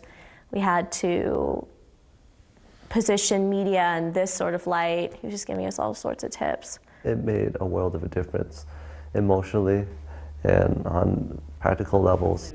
But what Mark Klass didn't do was burden the Lay family with his own story. Didn't tell them about his own daughter, Polly, kidnapped 2 decades ago. That was the worst time in my life. It shattered me. It shattered my heart. 12-year-old Polly Klass was snatched from her room in Petaluma, California in the midst of a slumber party. Polly's body was only discovered when her killer, arrested at a traffic stop 2 months later, showed detectives where he'd buried her. Do you still live with that awful week now, all these years later? My work is my therapy. Yeah. My work is my therapy. And that work through the Klass Kids Foundation is to help families find their missing loved ones by providing families with a now proven, professional, methodical approach to their search efforts. You have to basically start in the center and work your way out, following statistics that the vast majority of people that are missing are going to be found A, within a half-mile radius of where they went missing, or B, within a 5-mile radius of where they went missing. Boy, this is dismal work you do. It's not dismal. No, nothing that we do is dismal. It's hard work. It can be heartbreaking. It can be so sad. But it's not dismal. It's really good work, and it's important work, and there's just not enough people doing it. Possibly because it's work that lays bare wounds. Hundreds of times now since Polly's death, Mark has shared his experience learned through his own parental grief with families just like Michelle's, adrift and in shock. And the first order of business, said Mark, repair the relationship with the police, which had become very frayed indeed. We needed help from the police, and they slowly started to let us know where they thought we should be looking. And when we pressed them, why should we be looking there? Why should we be looking there? They finally said, well, because that's where the cell towers take us. Michelle Lay, it turns out, went on a strange journey on the evening of May 27, 2011. Or at least, her cell phone did. In the 2 hours after Michelle abruptly left a training session here at the Kaiser Hospital in San Francisco's East Bay, that phone of hers left its indelible footprint through the congested streets of the East Bay. And then it turned onto a 2-lane back road, and then a major freeway, and then it pinged its way right back along the very same route, back to the parking lot. At the very moment the nursing instructor saw Michelle's car drive into that parking lot, then rapidly reverse course and speed away into the dark. A puzzle. But getting that cell phone trail from the police was also a huge break, said Mark Klass, who was now deeply involved in the search for Michelle. It enabled us then to really hone in on what we needed to do and why we needed to do it. It was to prepare viable search locations for search teams. But the area was vast, much of it rugged, rural. The search for Michelle would be tough, labor-intensive work. Just the sort of thing Mark Klass's organization knew how to do. When we saw the machine in motion was when we felt that, wow, this guy and this foundation has really got it together. We would have never thought of that on our own. Klass even flew in his director of search operations, who was one of the first volunteers to look for Polly years before. We're going to be dealing in some pretty treacherous terrain today, as well as tomorrow. Canyon areas, lots of rocks into the ravines. This was day 49 since Michelle disappeared. And once again, her San Diego relatives loaded into cars around midnight and drove the 8 hours north to the San Francisco Bay. Dateline was there, watching, as they gathered for a morning briefing to prepare them for the long day of searching ahead. If you take nothing else away from this presentation, take this portion right here, okay? Every single search that we put you on, today, tomorrow, we consider a potential crime scene. The police suggested a zone to be searched, but that's about all the information they provided. We don't know exactly why, but they say it's based on all the evidence and their timeline. They believe that something might have happened in this area. The area? A narrow canyon in the hills east of the San Francisco Bay. As the search party made its way up the canyon, they tied off, here and there, pink ribbons. We've got a system of tape marking that we use, and then we report it into the investigators, and they follow up. Everything we're doing here is to support the police effort in bringing back Michelle. A complication. This area is a haven for the homeless. It's also a notorious dumping ground for murder victims. Here, one of the searchers found an encampment, and inside, a sleeping bag. Ian, do you want to check out this? Looks like a sleeping bag. Do you want me to pull this bag out? Yeah. The bag was empty. But deeper inside the encampment, something else was uncovered. A large bone. This Creek Canyon, it soon became apparent, had been well traveled by both creatures great and small. It's an animal, some mammal. But there was another bone at a creek crossing. Searchers had already passed it by when our producer noticed it lying there. Cow bone, probably. And yet... Where do you think it'd be from? I'm not sure. I'm going to have Ian come check it out. That does look like a thigh bone. A hip joint. Hey Ian, come take a look at this for me. There's no other bones around it, which is kind of interesting. It's big. It's pretty big, huh? That's just a really big ball. Looking at a bone from a large mammal. Let's tag it and let's do a more thorough article search around here just in case. And then we'll get somebody to get the gear. You think you can scamper up to that little piece of rebar or whatever that's there and tie a pink ribbon on it for us? The bone was tagged, sent off to a lab, examined, and yes, it was from the leg of a large mammal. In this case, a human. Coming up, while Michelle's friends and family are searching, police are making discoveries of their own. Is one tiny clue a key to the mystery? We found an identification card from the nursing school, but it was not Michelle's. When Dateline continues. What are you doing for teachers who feel that they're being stretched too thin? Did you understand how prevalent hunger was in your own community?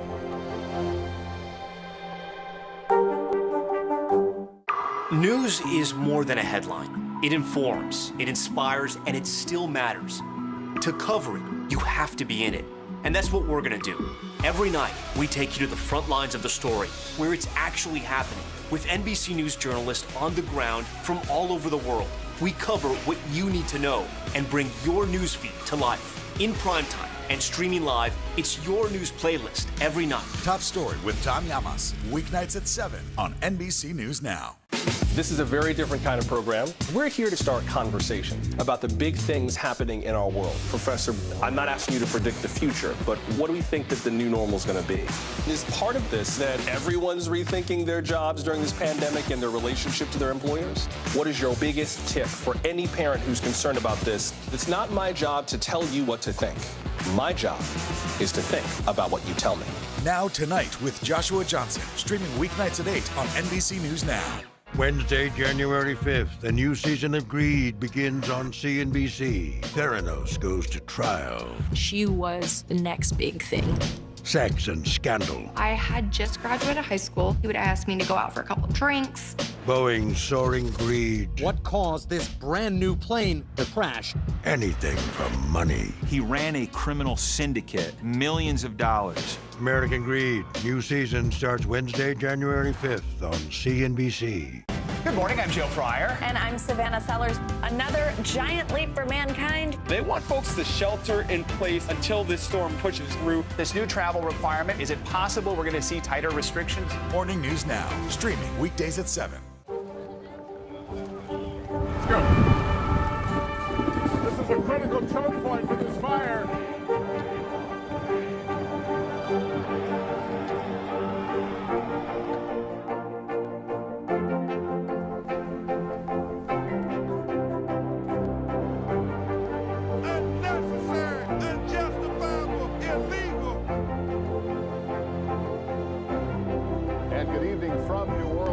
Military operation, witnessing the massive crowds. I admire you both. Nice to really spend some time with you. Appreciate it.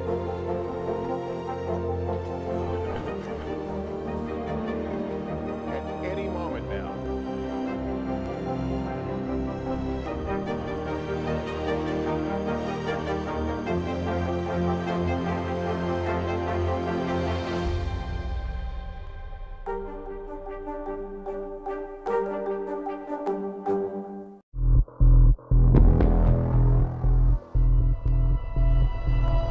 It's been months now since Michelle Lay vanished from a hospital parking garage.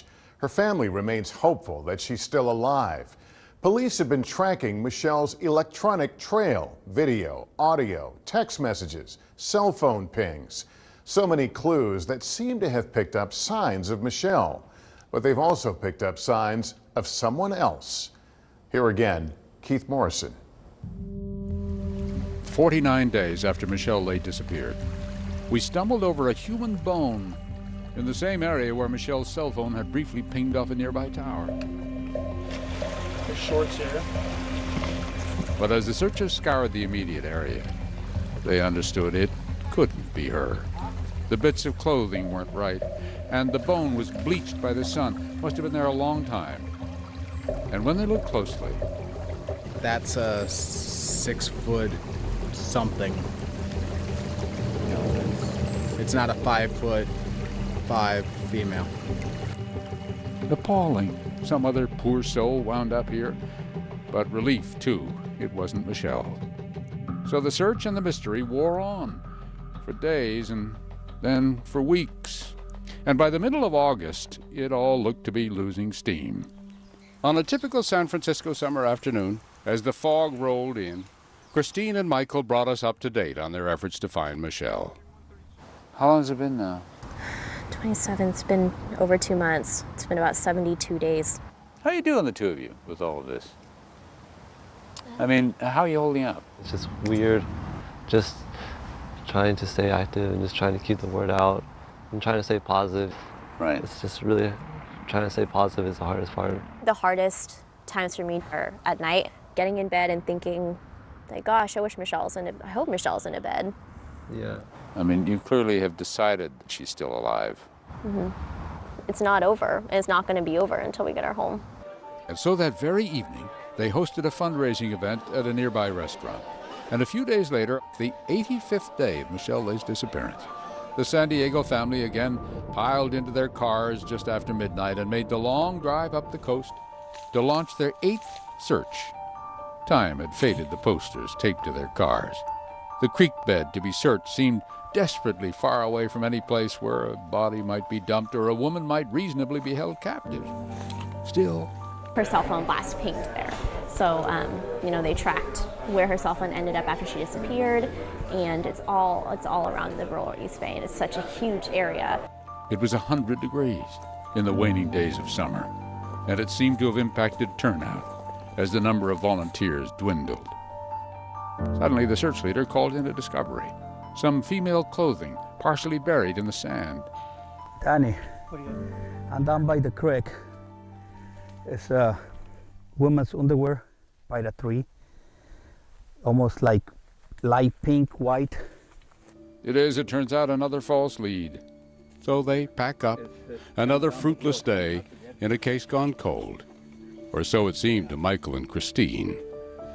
But oh, what they did not know, that during all those weeks and months in which the family had been searching for a living woman, a police murder investigation had been very active indeed.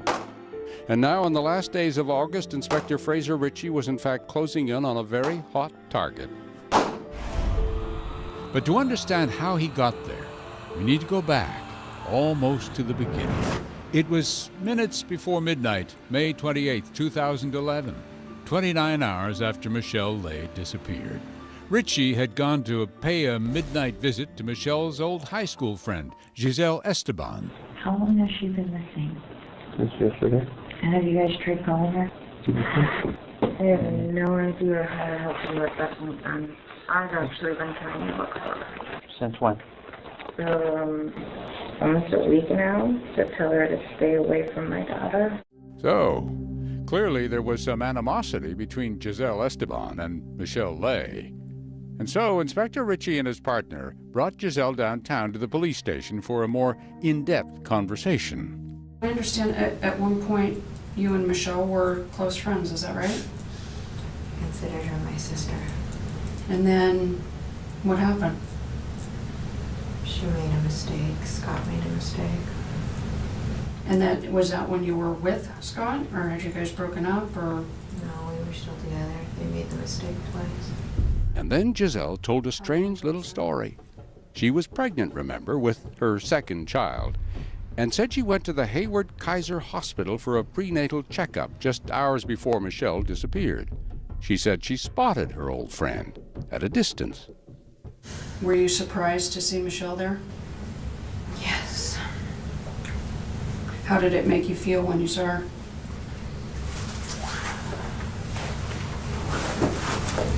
At first, surprised, and then annoyed, and then I thought, okay,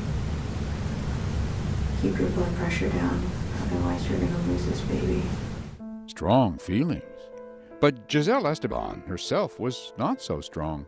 Tiny and pregnant. Hardly seemed physically capable of overpowering and murdering the larger Michelle Lay, let alone finding a way of disposing her body. So they sent her home, and later that afternoon finally got a look inside Michelle's car. As we did much later when the detective showed it to us. Nothing had changed. Nothing was touched. Here, the morbid sense we were somehow violating a sad and very personal space. This is what Ritchie found. A crime scene. Once we got the car open, you can see there's blood wiped across here in the plastic, a little bit on the floor mats, and then, as you can see, there's more droplets or blood dropping down, going in a straight down pattern. Police also found some blood smeared on the floor of the garage where Michelle's car had been parked. Were you able to make a judgment about what would have happened when she got to her car? She was attacked, most likely here, because from the looks of it, it looked like she ended up being placed in the back seat. There's a bloody confrontation here, and then there's more blood back there. But you can see here, it's been moved around a bit. It's a little bit smeared up, and there's more than one location. Clearly a very violent and physical assault. Who could have done this? A fresh look at the surveillance tapes may offer a clue. Watch what Michelle does as she walks to her car, parked to the far right-hand side of the lot. Michelle makes a wide, sweeping turn to the left, away from the car, then walks back to the right. A few seconds later, it appears she stopped. What happened? Did she see somebody she knew? or somebody she didn't want to see? Richie felt he may have answered that question when he found on the passenger seat of Michelle's car a little piece that would end up fitting into a very large puzzle. We found a identification card from the Samuel Merritt nursing school that Michelle was attending, but it was not Michelle's. There was no reason for that to be there. The name and face were plainly visible on the card, partially wedged into the seat cushion, as if somebody had left it there by mistake. So Richie called the school and was told, "Oh, that's our new instructor that's starting in a week." And then I could hear in the back of the phone, "Her ID card's gone. It's missing from my desk." The card had been stolen. But by whom? Here's the thing about these identity cards. They are actually key cards. This is mine at NBC here, and whenever I'm in the headquarters building at 30 Rockefeller Plaza, I use them to swipe the key card on that little box there. It makes an electronic recording of the use of the card at that moment in time and at this place. And then, of course, I'm being watched by a security camera at the same time. In fact, you can't go anywhere in this building without being seen by security cameras. The security team at the nursing school did the same thing. They just looked for the computer record of the key card being used, and they pulled up the security video from that moment and that place, and voila, there was their thief. So I had them send me the still photographs, and when I looked at it, I immediately identified it. It was Giselle Esteban. The picture was dated May 26th, one day before Michelle lay disappeared. So, what else did she do that day? Richie got a subpoena for all the school's security camera footage from May 26th. What he saw in those videos was both strange and disturbing, and moved Giselle Esteban to the top of the list of persons of interest. Coming up, the strange video trail of Giselle Esteban the day before Michelle disappeared. It shows Giselle walking around with a lab coat on, pretending to be an instructor. Weird. Yeah. What was she up to? When Dateline continues. There's no better place for fun with friends. Quality time with your little golf buddy, or an afternoon alone together. Family and friends are just a tap away. Just pick your course, pay from your phone. Golf now. Download the app and go play. The Meet the Press Chuck Toddcast, free wherever you get your podcasts. In the City of Angels, two kindly old ladies wanted to help homeless men get off the streets forever. And so they did. Listen to The Thing About Helen and Olga, the new podcast from Dateline and Keith Morrison. This is a very different kind of program. We're here to start conversation about the big things happening in our world. Professor, I'm not asking you to predict the future, but what do we think that the new normal is going to be? Is part of this that everyone's rethinking their jobs during this pandemic and their relationship to their employers? What is your biggest tip for any parent who's concerned about this? It's not my job to tell you what to think. My job is to think about what you tell me. Now Tonight with Joshua Johnson, streaming weeknights at 8 on NBC News Now. Hey everybody, it's Hoda Kotb from The Today Show. I am so excited to tell you about my new podcast, Making Space with Hoda Kotb. I sit down with some incredible people and we'll hear some uplifting stories. Listen to Making Space now on Apple Podcasts. Good morning, I'm Joe Fryer. And I'm Savannah Sellers. Another giant leap for mankind. They want folks to shelter in place until this storm pushes through. This new travel requirement, is it possible we're going to see tighter restrictions? Morning News Now, streaming weekdays at 7. Still to come on the Channel 2 News. Well, the waters are certainly receding now. Still too close to call. Lester Holt reporting from Ground Zero, as it's being referred to. It is, in fact, a taste of freedom. The Haitian people know a little something about resiliency. What's the biggest risk right now? Some of the troops who have been proud. I want to welcome you to the first presidential debate. In fact, we've been told we can't go any farther. You with some resilient folks, let me get a hint.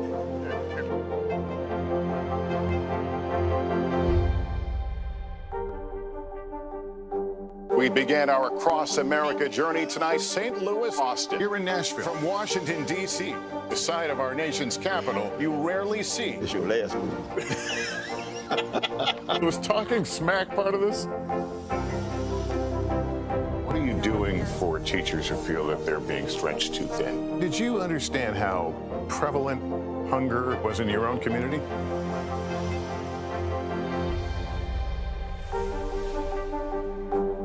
American Greed, new season, new night. Theranos goes to trial. Boeing's soaring greed, anything for money. A new season of Greed starts Wednesday, January 5th on CNBC. Welcome to The Tonight Show. Let me show you how it's done. Show me what you got. I don't want to be a Lego.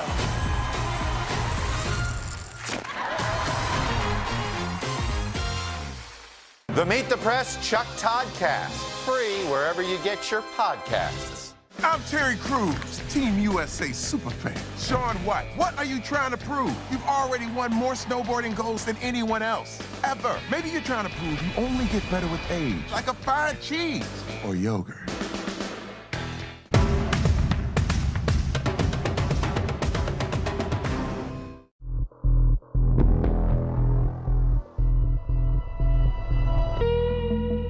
What you're watching is far better than any eyewitness. What you're seeing is an exact record of a strange moment in time. This is Giselle Esteban at Michelle Lay's nursing school, the day before Michelle vanished. Why she was here was a mystery. But what she did? That Richie pieced together from Giselle's electronic trail, which picked her up in the morning at the nursing school, posing as a prospective student. Well, there she stole an instructor's key card, then appeared to test whether it would work by entering this break room. And then at 5:30 in the evening, when the campus is closed, she gains access through the back door using that electronic key card. Same swipe card. Yes. Throughout the campus, there are, in the classrooms and in the hallways, there's cameras. And it shows Giselle walking around with the lab coat on, her glasses up, and she's going around turning on computers. Weird. Yeah. Giselle can also be seen with a class roster stolen from an instructor's office. And you can see the class roster because it has all the students' photographs on there. So it's not just typed, it's photographs. So you can see that it's a class roster. And it looks like she's walking around as if she's pretending to be an instructor or something like that. She's in Samuel Merritt for an hour and a half or so, and then she leaves. All of this the night before Michelle Lay disappeared. What was Giselle doing? And then Richie learned, from questioning eyewitnesses, that on the morning after Michelle disappeared, Giselle Esteban went with her daughter in tow to an Apple store. And sure enough, there she was on the store security camera. That's her there at the top left of your screen, having one of the employees unlock an iPhone. She told the Apple employee that her daughter had put a code into the phone and locked it. Once he unlocked it, the phone started binging and ringing. And just at that very moment, as cell phone records showed, Michelle Lay's iPhone began pinging on a cell phone tower not far from the Apple store. Now it was a matter of following the signal, which led to this Chuck E. Cheese restaurant a few miles away, where the phone turned up again. Giselle was seen on a video showing a white iPhone. Remember, this is the day after Michelle's disappearance, when her friends and family were frantically calling and texting her. And look at this surveillance footage. Looks like Giselle is sending out text messages. And at that moment, as records show, Michelle's iPhone was pinging off a nearby cell tower. To Richie, it seemed quite clear Giselle Esteban was the one using Michelle's phone to send those creepy text messages to worried friends and family, and to him. And Giselle did all this while on a shopping trip with her daughter.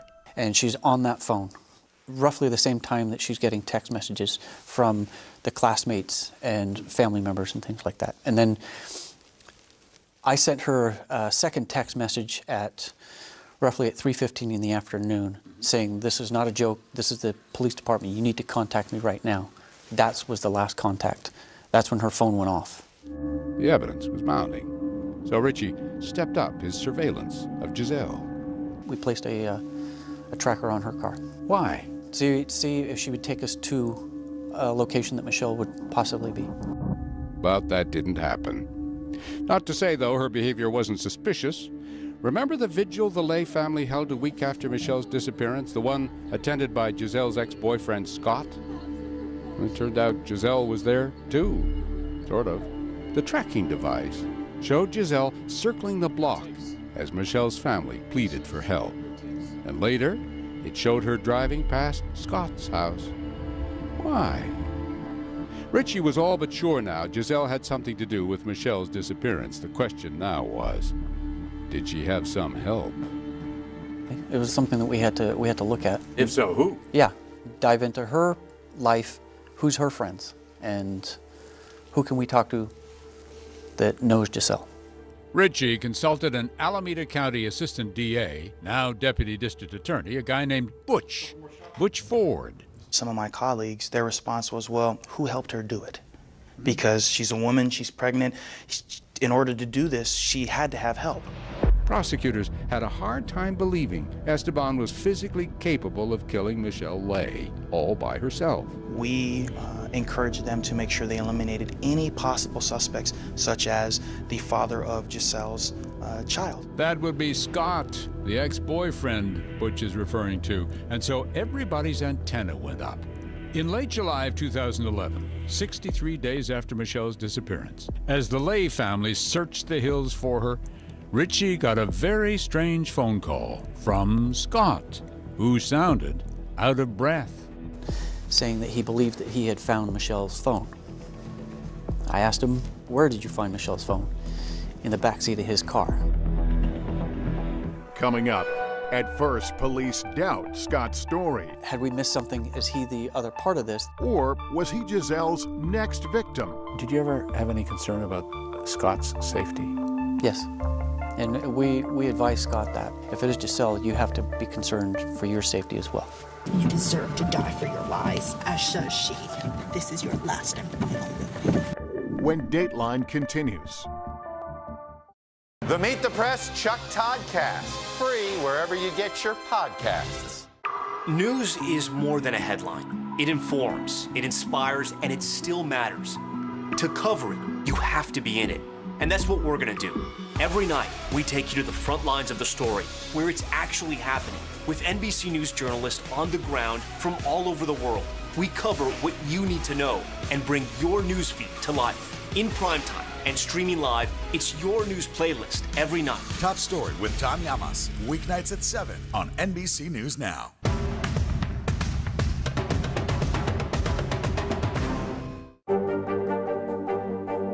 What are you doing for teachers who feel that they're being stretched too thin? Did you understand how prevalent hunger was in your own community?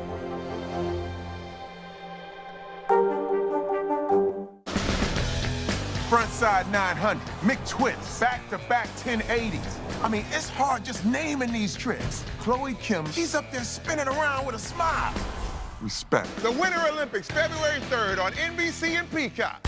These days, it feels like the news never stops. So let's get into it. What's happening right now, what it all means for you for an hour every day. It can be hard to keep up, so let's get started together. Hallie Jackson Now, weekdays at 5 on NBC News Now. There's no better place for fun with friends. Quality time with your little golf buddy. Or an afternoon alone together. With the Golf Now app, family and friends are just a tap away. Just pick your course, pay from your phone, get out and enjoy. Golf Now. Download the app and go play. To cover the news, you have to be in it. We'll take you to the front lines of the story, bringing your news feed to life. Streaming live every night. It's your news playlist. Top Story with Tom Llamas, weeknights at 7 on NBC News Now. There's no better place for fun with friends. Quality time with your little golf buddy. Or an afternoon alone together. Family and friends are just a tap away. Just pick your course, pay from your phone. Golf Now. Download the app and go play. We began our cross-America journey tonight, St. Louis, Austin, here in Nashville. From Washington, D.C., the site of our nation's capital, you rarely see. It's your last one. Was talking smack part of this? What are you doing for teachers who feel that they're being stretched too thin? Did you understand how prevalent hunger was in your own community?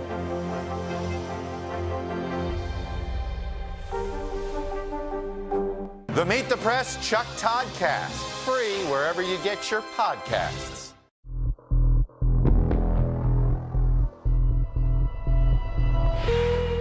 It's hard to tell from this video, but the prime suspect in Michelle Lay's disappearance, Giselle Esteban, is tiny, barely 5'2". And at the time she was questioned by police, she was 3 months pregnant with her second child, which made detectives wonder. Is there somebody else involved with her? It was a question often repeated at the Alameda County DA's office. We have an able-bodied young lady who disappears from a public place.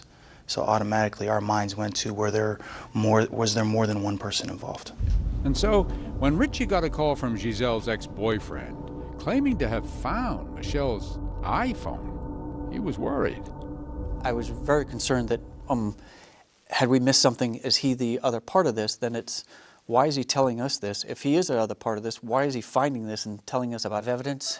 And that was the key question. Why would Scott admit to having incriminating evidence? Was he trying to outsmart the cops by pretending to be helpful? To have found Michelle's iPhone when he had it all along? Or was he afraid somebody was trying to set him up? Which might have been the reason why Scott shared this document with detectives. This is a temporary restraining order against Giselle Esteban. In signed declarations, both Scott and his mother told how their family was awakened early one morning by Scott's car alarm. Scott went to investigate. And while he's out front, he hears his mother screaming. He goes inside. Giselle is inside of his house. She's inside his room, tampering with his computer. Sound familiar? It was the same thing Esteban was doing at the nursing school. And when was this vis-a-vis the murder? 4 days before, on the Tuesday. But there was something else. A piece of evidence you have to hear to believe. Scott told the detectives that 4 months before Michelle's disappearance, Giselle harangued and threatened him, verbal attacks so alarming, he recorded some on his iPhone, just in case something bad ever happened. This one in Scott's car, their small daughter sitting in the back seat listening. You listen closely. You're about to hear the real Giselle Esteban. I asked you, can we just be honest about Michelle, because she's the one issue that I really, really am having a hard time dealing with. That's not what you said at all. Yes! Okay, well then fine. Starting from now, we are going to be honest about Michelle. Do you understand me? Okay. Whether you sleep with her, whether you share food with her, whether you talk to her, you will be honest with me. Look at me! You will be honest with me regarding her. Otherwise, I will take your life and hers. Mom. And you can take that to the grave with you. Why? Why? Because you lied about her so many times, it's hard to believe that you didn't sleep with her and knock her up. You deserve to die for your lies, as does she. And you will.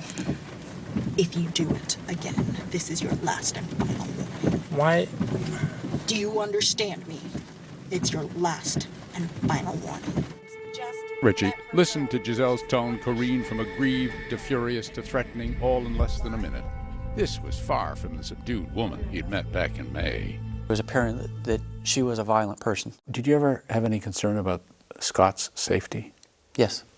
And we advise Scott that if it is Giselle, you have to be concerned for your safety as well. And he might well be a target. Yeah. Esteban, it was clear in the recording, had become fixated on her old friend. Was convinced Michelle had somehow broken up her relationship with Scott. And yet, as Richie took pains to discover, Michelle and Scott were nothing more than just friends. She had a boyfriend. Scott was just one of the many friends that she had. But the only person in this world that seemed to think that there was more to it was Giselle.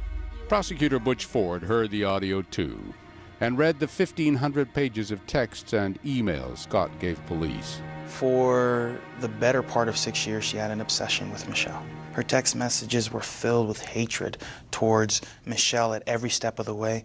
And then towards the last 4 months or so, they were filled with hatred towards Scott, wishing his death. Wow. They were just filled with hate towards the two of them, with blame towards Michelle for ruining her relationship and essentially breaking her family. Do you think there's any truth to that at all? Only from the standpoint that Giselle believed it was Michelle's fault. Huh. So if, in terms of responding to that question, the answer has to be yes, there's truth to it, but from Giselle's perspective, because she had to blame somebody. This is a very disturbed individual. Yes, there's no question about that. From my perspective, when we're dealing with, in particular, murderers, my position is that they're all sort of screwed up. Yeah. Because the normal person doesn't react that way. I mean, we have to believe that, right? Right. The normal person does not react that way. So at some level, anytime one person commits a murder, there's something that's loose in their head. There has to be. Butch Ford may know more than most about the parameters of human nature. He helped raise 8 younger siblings while growing up in South Central L.A., worked his own way through law school, and now as a prosecutor seeks out sound advice from someone who has seen it all, his own grandmother. I have dinner every Wednesday at my grandmother's house. The first female African-American judge appointed in Alameda County. I've never had a case that I haven't spoken to her about and run ideas by her in terms of trial presentation, closing arguments, things like that. I always run it by her. But this case was special. Ford's grandmother was struck by the Lays' devotion to Michelle, by their determination to find answers. But it was clear there were still too many questions to take this case to court. The theory was that Giselle had done something to bring about her demise. It just was a question of what? Of what and how we prove it. In fact, without a body, how could they prove there was a murder at all? Coming up, in a strange twist of fate, the mother of Amber Dubois joins another search for Michelle, along with her new dog. She was barking. She jumps up on me and takes off again. And I followed her, and I noticed rope sticking out of the ground. A dramatic discovery when Dateline continues.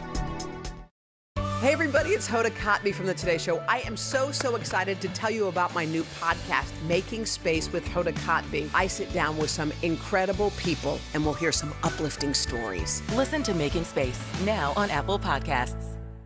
This is a very different kind of program. We're here to start conversation about the big things happening in our world. Professor, I'm not asking you to predict the future, but what do we think that the new normal is going to be? Is part of this that everyone's rethinking their jobs during this pandemic and their relationship to their employers? What is your biggest tip for any parent who's concerned about this? It's not my job to tell you what to think. My job is to think about what you tell me. Now Tonight with Joshua Johnson, streaming weeknights at 8 on NBC News Now. Our week-long journey across America, from Washington, D.C., outside of our nation's capital, you rarely see. It's your last one. Was talking smack part of this?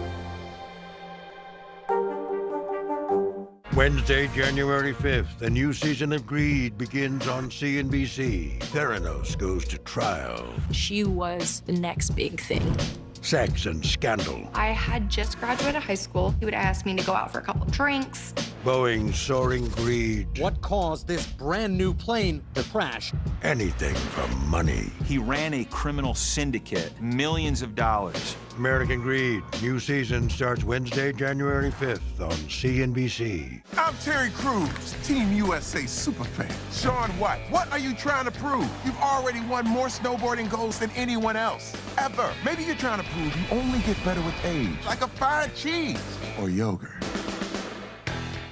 This is a very different kind of program. We're here to start conversation about the big things happening in our world. Professor, I'm not asking you to predict the future, but what do we think that the new normal is going to be?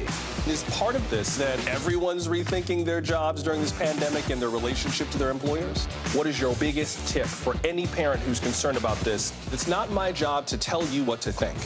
My job is to think about what you tell me. Now Tonight with Joshua Johnson, streaming weeknights at 8 on NBC News Now.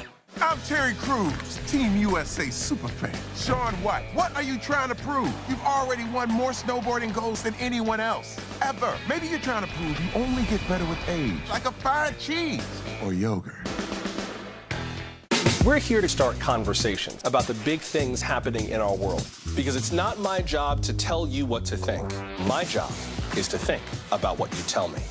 Now Tonight with Joshua Johnson, streaming weeknights at 8 on NBC News Now.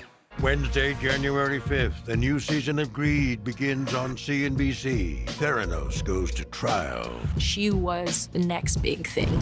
Sex and scandal. I had just graduated high school. He would ask me to go out for a couple of drinks. Boeing's soaring greed. What caused this brand new plane to crash? Anything for money. He ran a criminal syndicate, millions of dollars. American Greed. New season starts Wednesday, January 5th on CNBC.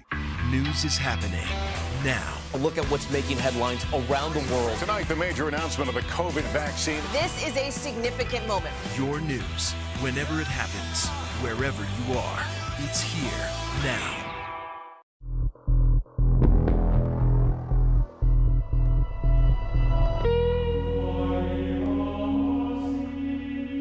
All Saints Catholic Church in Hayward, California.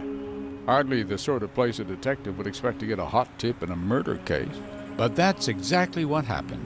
It was the priest who called the police, wound up talking to the inspector at the time, Fraser Ritchie, and told him a story about an odd encounter with a young woman who came to him seeking solace of some kind. It was actually outside of an office in a patio area. Then he asked her several times, do you want to go into a confessional? She said no. So that's why he was able to talk to us about it. And he said that she was wearing a medical type scrubs, same physical build characteristics of Giselle, and she was asking for forgiveness for something that she had not yet done. Wait a minute, she asked for forgiveness for a sin that's what the she hadn't committed. That's the interpretation that the priest had got. That was roughly at 3 o'clock in the afternoon, the day that Michelle went missing. Ritchie was convinced Giselle Esteban killed Michelle Lay. So was then Assistant DA Prosecutor Butch Ford. But they didn't know how she did it, or when she did it, or where she did it, or, more important, what she did with the body. If you don't have a body, it makes the case more difficult. And so Ritchie and the other investigators with the Hayward PD continued the tedious work of building a murder case without a body. They ran fingerprints. They sent DNA out for testing. They interviewed witnesses, all quietly, out of sight of the family and press. They tested a strand of hair found in Michelle's car. It turned out to be Giselle's. Some of her touched DNA on the turn signal, too. But since the two knew each other, that wasn't enough evidence to make an arrest. So they checked Giselle's cell phone records, found that her phone, like Michelle's, left a trail in the hours after Michelle vanished. And what do you know?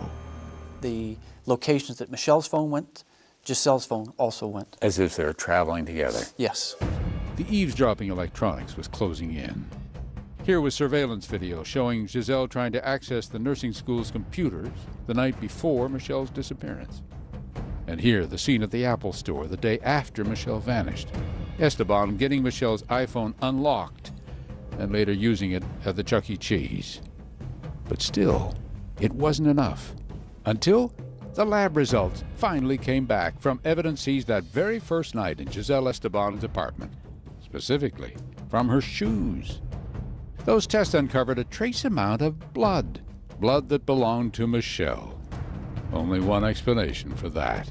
And so on September 7th, 2011, 104 days after Michelle Lay's disappearance, Inspector Fraser Ritchie went to Giselle Esteban's house for a final visit. We showed up on that September morning, waited for her to come out of her house. I pulled up in front with two other investigators. We got out of the car. She looked at me very nonchalantly, dismissive. What now? You're under arrest. Not for what, anything. It was just like a matter of fact. She was waiting for it. It wasn't, there was no sign of guilt. There was no sign of remorse. There was nothing. It was just, she just, okay. And when the news was announced, Michelle's family knew Giselle, knew her as one of Michelle's closest friends. And they were stunned. I never suspected her and thought the worst until we knew for sure. You know, I didn't think it was her. When Giselle was having problems, Michelle would go to these counseling sessions with her, all because she felt that Giselle would always be her friend. And that was her last text to Giselle, was that no matter what, you'll always be my friend. And now with Giselle Esteban's arrest, the Lay family found themselves in a strange paradox. Glad someone would finally be held accountable for Michelle's disappearance, yet refusing to accept she was dead. To them, the fact that no body had been found meant there was still hope, however slim, that they might find her alive. I was still hoping. You know, without finding my sister's remains, I was still holding out hope. Until it was definitive, we were going to fight for her.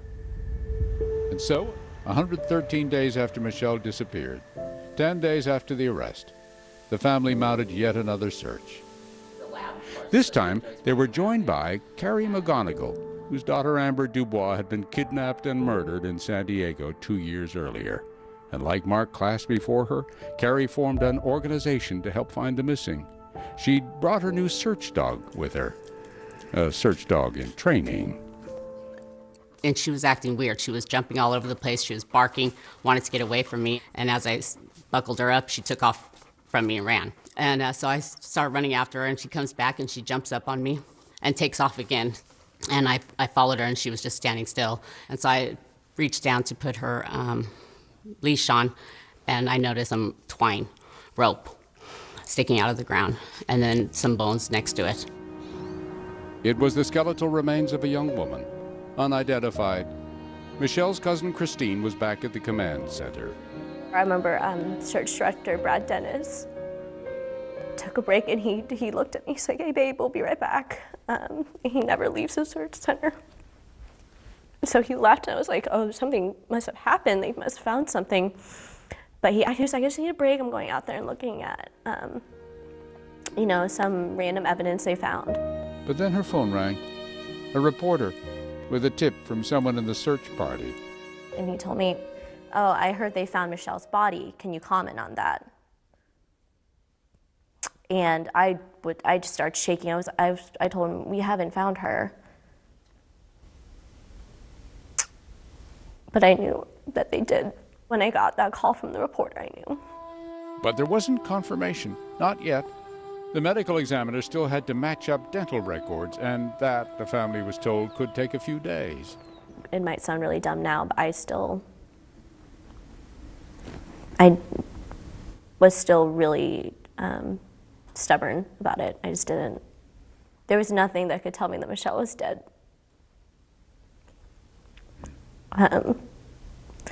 But we all stayed in a hotel room because we were just hiding. I think no one knew where we were. We were just in a hotel room for the next few days.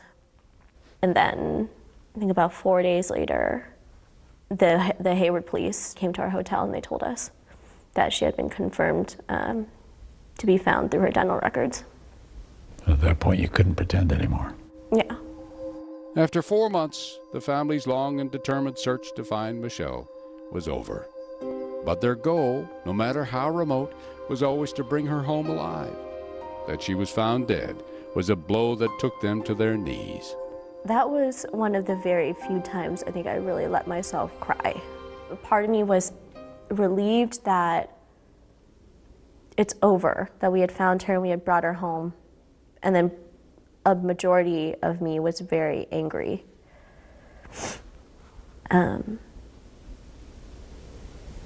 And it just felt hollow. Now there was one thing left to do: make sure Michelle got justice. But that, it turned out, was not going to be so easy. Coming up, Giselle on trial, and her defense strategy surprises everyone. I think that if you're going to defend against the indefensible, you have to find a better way of doing it than to vilify the victim. Would it work? When Dateline continues. Frontside 900, McTwist, back-to-back 1080s. I mean, it's hard just naming these tricks. Chloe Kim, she's up there spinning around with a smile.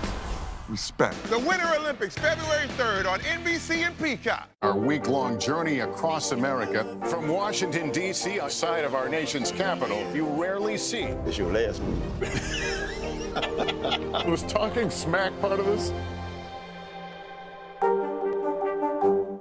Good morning, I'm Joe Fryer. And I'm Savannah Sellers. Another giant leap for mankind. They want folks to shelter in place until this storm pushes through. This new travel requirement, is it possible we're going to see tighter restrictions? Morning News Now, streaming weekdays at 7. In the City of Angels, two kindly old ladies wanted to help homeless men get off the streets forever. And so they did. Listen to The Thing About Helen and Olga, the new podcast from Dateline and Keith Morrison. Wednesday, January 5th, a new season of Greed begins on CNBC. Theranos goes to trial. She was the next big thing. sex and scandal. I had just graduated high school. He would ask me to go out for a couple of drinks. Boeing's soaring greed. What caused this brand new plane to crash?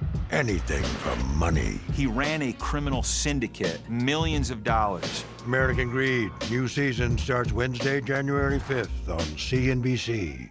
News is more than a headline. It informs, it inspires, and it still matters. To cover it, you have to be in it. And that's what we're gonna do. Every night, we take you to the front lines of the story, where it's actually happening, with NBC News journalists on the ground from all over the world. We cover what you need to know and bring your newsfeed to life. In primetime and streaming live, it's your news playlist every night. Top Story with Tom Llamas, weeknights at 7 on NBC News Now. Is this an issue about guns or is this an issue about social justice? This supply chain issue has been a problem for months. Do you concur that this is going to get worse before it gets better? The question is, are you now more open to packing the court? If it's Sunday, it's Meet the Press. We began our cross-America journey tonight, St. Louis, Austin, here in Nashville. From Washington, D.C., the site of our nation's capital, you rarely see. It's your last move. Was talking smack part of this? What are you doing for teachers who feel that they're being stretched too thin? Did you understand how prevalent hunger was in your own community?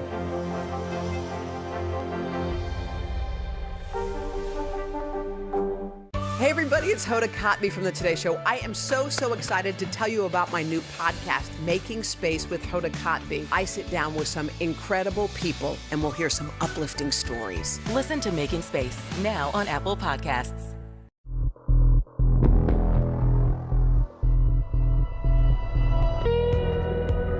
In October of 2012, when Giselle Esteban went on trial for the murder of Michelle Lay, prosecutor Butch Ford expected he'd have his hands full. I thought she would fight tooth and nail that she didn't do it because she doesn't want her family and, more importantly, probably her kids to know that she's responsible for that. So, in his opening statement, Ford laid out a devastating case, all pointing to premeditated, first-degree murder. Motive? Tons of it. Esteban's life was in shambles, said Ford. She'd lost custody of a daughter. Her boyfriend left her. She blamed it all on her successful, too beautiful friend, Michelle, and set about methodically to kill one of the few people left in the world who still tried to be her friend. Why'd she sneak into the school? To find Michelle's new address, maybe kill her there, said Ford. Why'd she send those texts from the Apple Store and the Chuck E. Cheese? To cover up her crime. But she couldn't hide from the cameras, said the prosecutor. The phone pings, her own electronic trail, and the DNA in the car confirmed it. The evidence was overwhelming, just no refuting it, said Ford. And so the defense didn't even try. Instead, they did something wholly unexpected, a big surprise. Giselle admitted she did it. So you're putting all of these building blocks together to show that she had to be responsible for Yes. this, and then she goes and admits it. Yes. I could not believe she would allow her defense to be, I did it. But there was a reason, said the defense. Giselle had been provoked. She killed Michelle in the heat of passion. Michelle, she claimed, was a lying schemer who had been busy stealing what little Giselle had left in life, her family. Mark Klass watched from the back of the courtroom and was disgusted. I don't think character assassination is a defense. I think that if you're going to defend against the indefensible, you have to find a better way of doing it than to vilify the victim. But Ford was worried. The defense just might work. If I come in as a defense lawyer and I say, we're going to tell you that my client did it, even though the district attorney has the burden of proof, but we're going to tell you why it happened, because that's the most important thing. And that's something the DA can't tell you. Exactly. And it has an air of credibility. And thus, it's not first-degree murder. Yes, a voluntary manslaughter. And then you get out in 9 years. So that was the big fight. Yes. There was another problem. Even as Ford methodically laid out the evidence for the jury, what he couldn't do, and this turned out to be a big hole in his case, was tell the jury how the murder took place. Michelle's remains were so decomposed the coroner couldn't determine the cause of death. The pathologist report indicated that they not only visually examined Michelle's remains, but also examined it using an x-ray to look for any sort of trauma to her skull, her bones, anything of that nature, and they couldn't locate any. And, well, security cameras seem to have recorded just about everything before and after the murder. They didn't capture the crime itself. It's my position that the evidence of the crime is most supported by an assault with a sharp object, a stabbing object, a knife, a box cutter, something to that effect.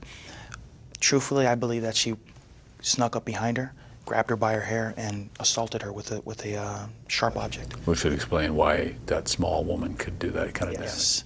It immediately incapacitates you. You can't yell out. You can't scream. The forensic evidence, the blood evidence, all of that seems to indicate that type of assault. The only person who knows for sure is Giselle.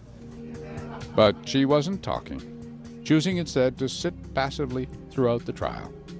We would constantly look at the jury, like, what are they thinking? Are they buying this? Are they believing all this nonsense that the defense is offering up?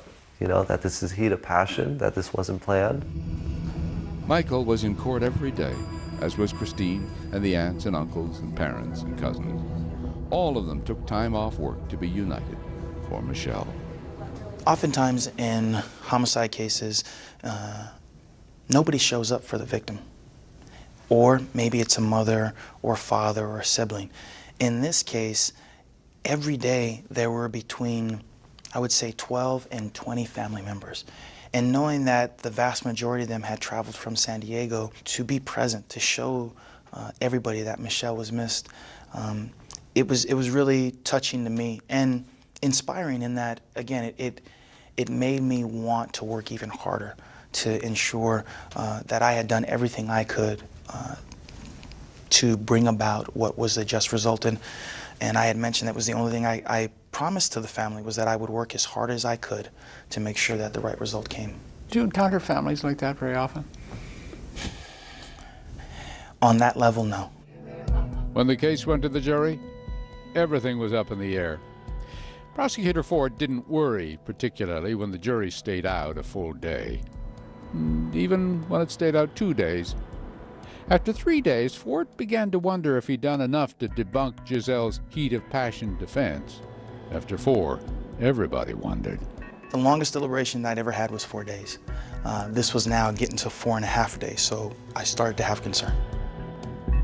Coming up, day 5, and the suspense is over. The jury sends word of a verdict. We were just all holding hands in the front row. Will there be justice for Michelle? When Dateline continues. News is happening now. Look at what's making headlines around the world. Right now on Morning News Now. Tonight, the major announcement of the COVID vaccine. And this is a significant moment. Your news, whenever it happens, wherever you are, it's here now.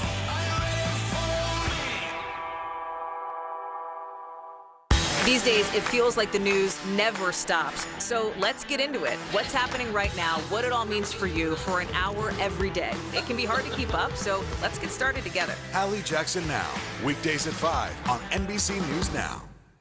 News is happening now. A look at what's making headlines around the world. Tonight, the major announcement of the COVID vaccine. This is a significant moment. Your news, whenever it happens, wherever you are, it's here now. Michaela Schifrin. With just one more gold medal, she'll have more than any American alpine skier in history. She's climbed the mountain of this sport. Almost time to come down for more gold, Michaela. Better do it fast. American Greed, new season, new night. Theranos goes to trial. Boeing's soaring greed, anything for money. A new season of Greed starts Wednesday, January 5th on CNBC. To cover the news, you have to be in it. We'll take you to the front lines of the story, bringing your news feed to life. Streaming live every night. It's your news playlist. Top Story with Tom Llamas, weeknights at 7 on NBC News Now. American Greed, new season, new night. Theranos goes to trial. Boeing's soaring greed, anything for money. A new season of Greed starts Wednesday, January 5th on CNBC. In the City of Angels, two kindly old ladies wanted to help homeless men get off the streets forever. And so they did. Listen to The Thing About Helen and Olga, the new podcast from Dateline and Keith Morrison. There's no better place for fun with friends. Quality time with your little golf buddy. Or an afternoon alone together. With the Golf Now app, family and friends are just a tap away. Just pick your course, pay from your phone, get out and enjoy. Golf Now. Download the app and go play. We're here to start conversations about the big things happening in our world, because it's not my job to tell you what to think. My job is to think about what you tell me. Now Tonight with Joshua Johnson, streaming weeknights at 8 on NBC News Now. Good morning, I'm Joe Fryer. And I'm Savannah Sellers. Another giant leap for mankind. They want folks to shelter in place until this storm pushes through. This new travel requirement, is it possible we're going to see tighter restrictions? Morning News Now, streaming weekdays at 7. These days, it feels like the news never stops. So let's get into it. What's happening right now, what it all means for you for an hour every day. It can be hard to keep up, so let's get started together. Hallie Jackson Now, weekdays at 5 on NBC News Now.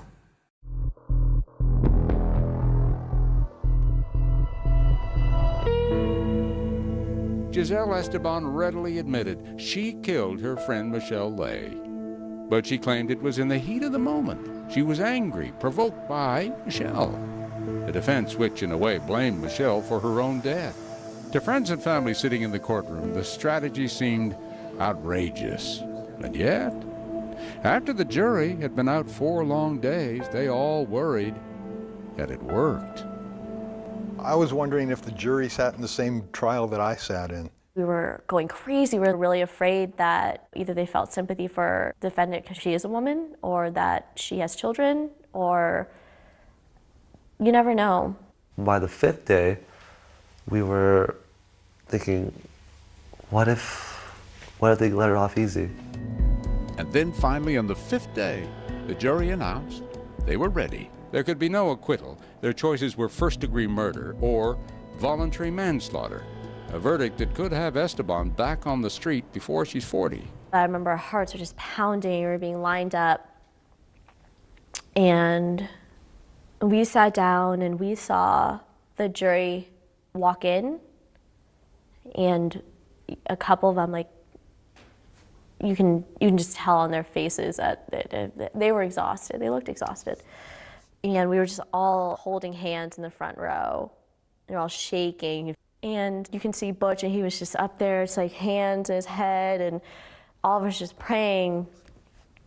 And then we heard guilty of murder first. I burst right into tears. And that feeling was just so indescribable, how much relief was there. 17 months after Michelle Lay went missing, after endless searches, a relentless investigation, a tense trial, finally an end. The search for Michelle and for justice was over. One of the things I was so angry about was that nothing made sense. Nothing made sense. Why did it have to happen to Michelle? And so I think the verdict brought reason. Like a sense of someone committed a murder, they will pay for the crime. It's just as awful as it was, and the loss is just as great, but the world is back on its axis, or something like that. In some way, yeah. How was it to get that verdict? What was it like? In one word, relief. What did your grandmother say? She asked, how is Michelle's family doing? Because I had talked to her about what a great family they were. I have nothing but respect for that family. And they had faith in the process, and more than anything, I appreciated that they had faith in me. The Lay family's uncommon grace and dignity and determined togetherness infected many of the families that stood with them during those dark months. They were able to do what a lot of other families have never been able to do, and that's rally around each other in a time of great need, to prop each other up. Michael and Christine volunteered with Mark Klass's organization. They helped to coordinate searches in the case of a teenager kidnapped near San Jose, their way to honor Michelle. Michelle, who still refuses somehow to leave them. She mainly comes in dreams, and it's so real that it feels like her. And she won't say a thing. She'll just give me a hug or something. I would flip out. I'd be like, Michelle, where the heck have you been? We had this huge thing where we thought you were gone, you know? And she laughed and she said, I'm fine. And Michael, when he and Michelle were little, they begged their mother to tell them the old Vietnamese folk tale of the woman in the moon who protects and watches over them. The tale is very real now for Michael Lay. I feel like they're always watching me. And, you know, at the very least, I like to believe that, you know, my sister's with my mom finally, and that, you know, they're together, and, you know, it's not my time yet, but I just can't wait to see them again. That's all for now. I'm Lester Holt. Thanks for joining us.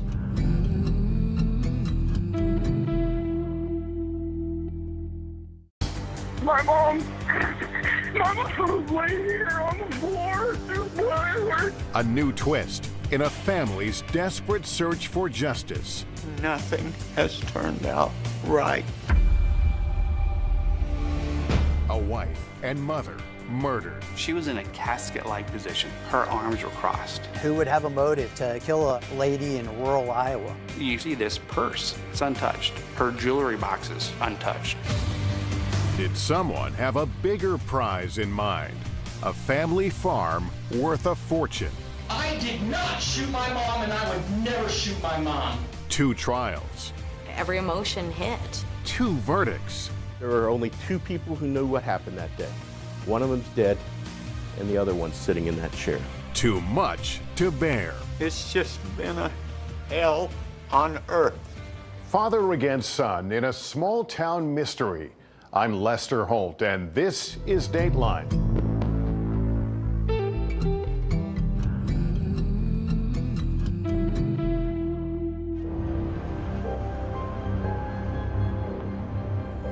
Council Bluffs, Iowa. In a small courtroom, the new and final scene of a 4-year-long drama was playing out.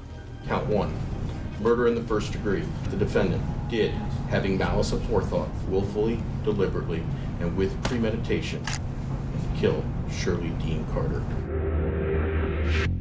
It's a case that ripped the stitches out of a close-knit family.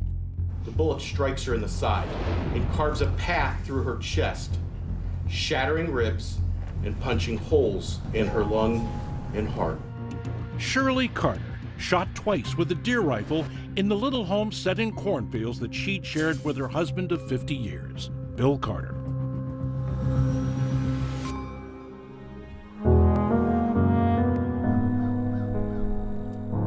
In Pleasantville, Iowa, so much of the rhythm of life is set by the seasons, turning the acreage, planting the seed, then bringing in the harvest, corn and soy mostly. So that June morning in 2015 dawned with no particular omens.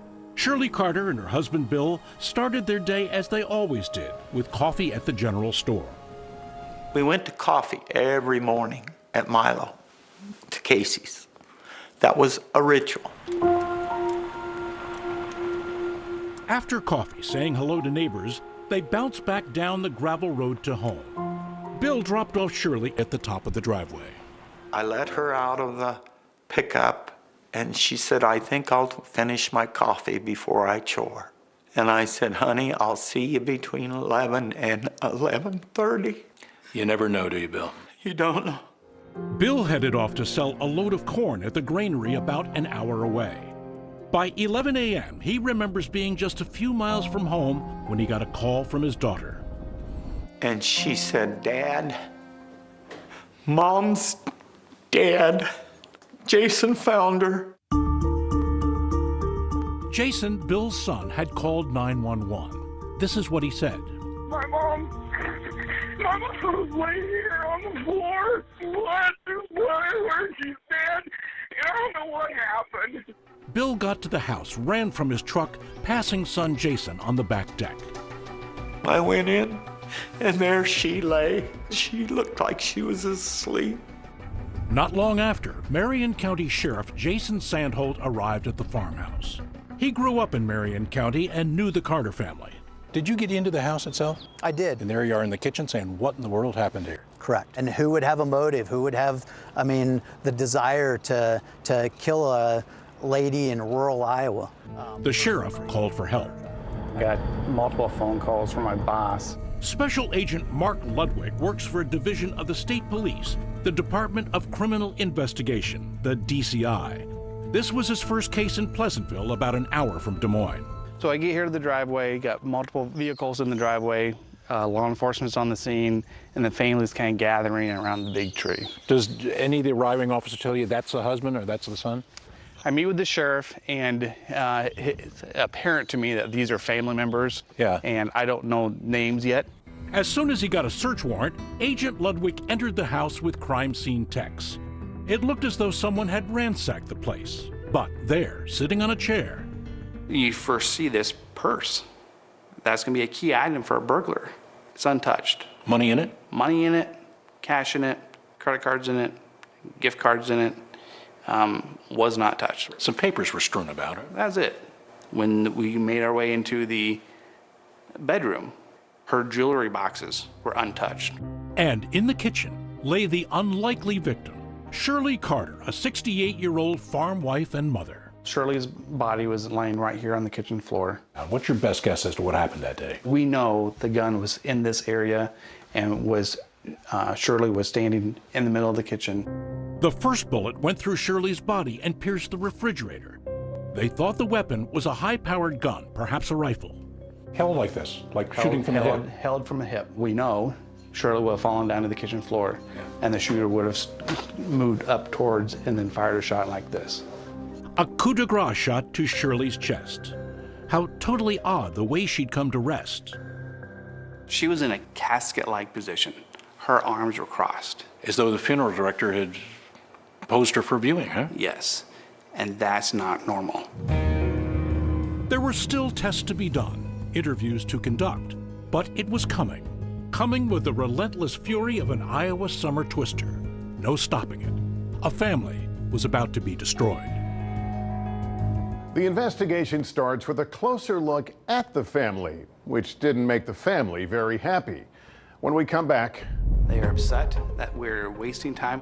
But police had their reasons. The murder weapon may have belonged to someone within the family.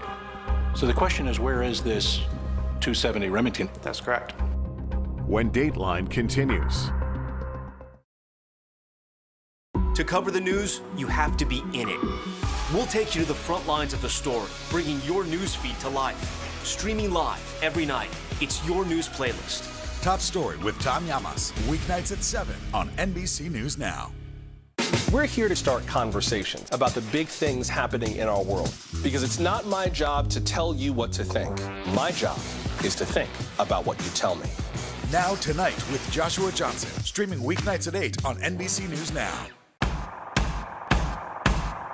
News is happening now. Look at what's making headlines around the world. Right now on Morning News Now. Tonight, the major announcement of the COVID vaccine. And this is a significant moment. Your news, whenever it happens, wherever you are, it's here now.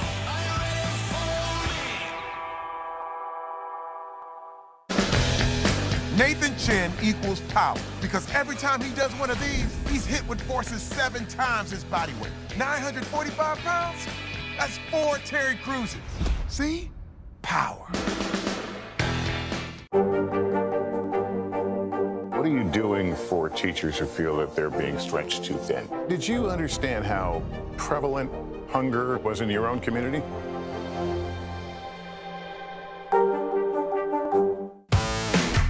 There's no better place for fun with friends. Quality time with your little golf buddy. or an afternoon alone together. With the Golf Now app, family and friends are just a tap away. Just pick your course, pay from your phone, get out and enjoy. Golf Now. Download the app and go play. The Meet the Press Chuck Todd Cast, free wherever you get your podcasts. This is a very different kind of program. We're here to start conversation about the big things happening in our world. Professor, I'm not asking you to predict the future, but what do we think that the new normal is going to be? Is part of this that everyone's rethinking their jobs during this pandemic and their relationship to their employers? What is your biggest tip for any parent who's concerned about this? It's not my job to tell you what to think. My job is to think about what you tell me. Now Tonight with Joshua Johnson, streaming weeknights at 8 on NBC News Now. News is more than a headline. It informs, it inspires, and it still matters. To cover it, you have to be in it. And that's what we're gonna do.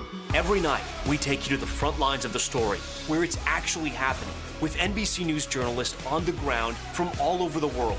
We cover what you need to know and bring your newsfeed to life. In primetime and streaming live, it's your news playlist every night. Top Story with Tom Llamas, weeknights at 7 on NBC News Now. Is this an issue about guns or is this an issue about social justice? This supply chain issue has been a problem for months. Do you concur that this is going to get worse before it gets better? The question is, are you now more open to packing the court? If it's Sunday, it's Meet the Press.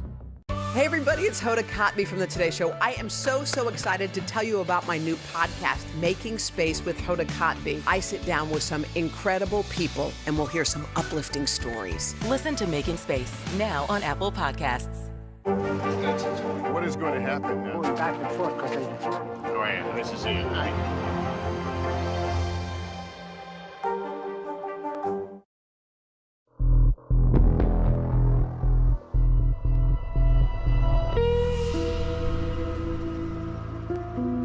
In Iowa cornfields, a warm sun was beating down on the farmhouse where a murder investigation was underway.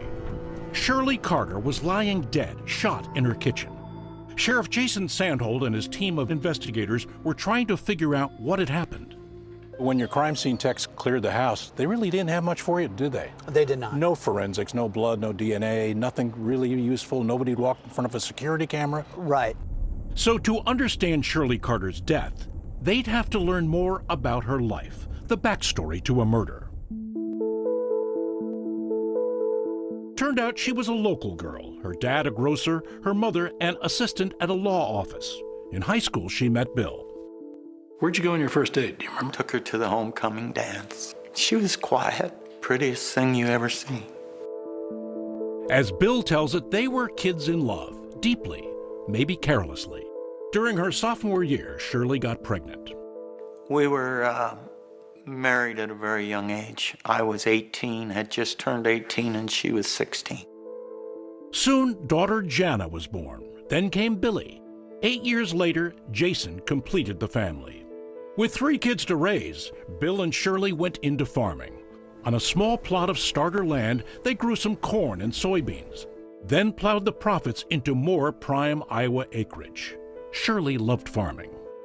She did everything. She just took to it, huh? She was a natural. She loved being in the tractors. Longtime friend and neighbor Irene Schultz said Shirley brought a little pizzazz to the fields when she climbed into her custom-made tractor. She always put a little bit of makeup on every morning before she went out. You mean up on the John Deere? She's John decked Deere, out? She was. She had rosy cheeks. She was beautiful inside and out.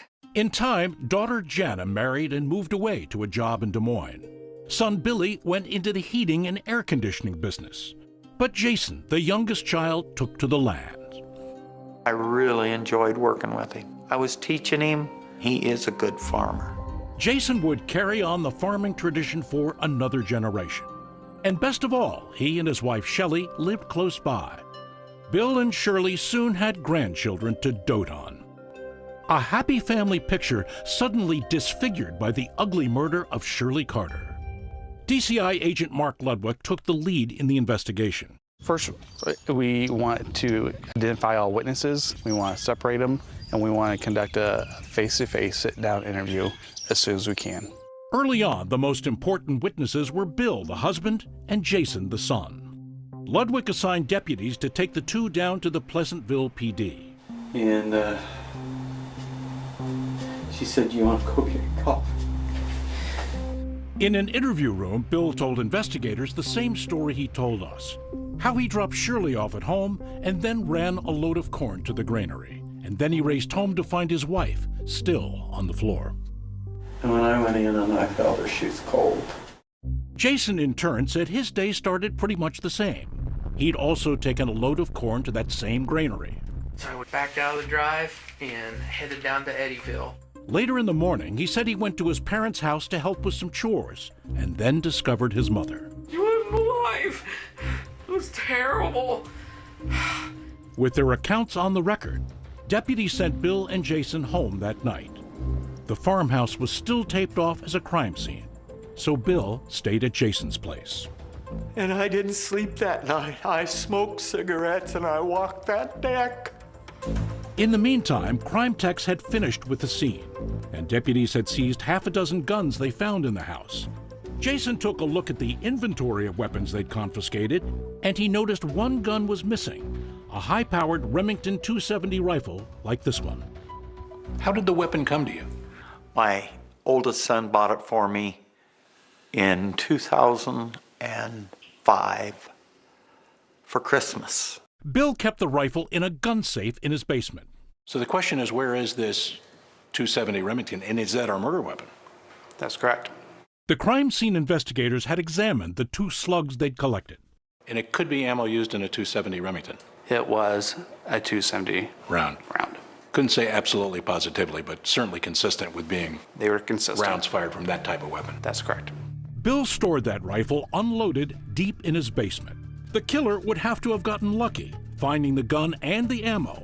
Or investigators thought maybe the shooter was someone who knew where that gun was.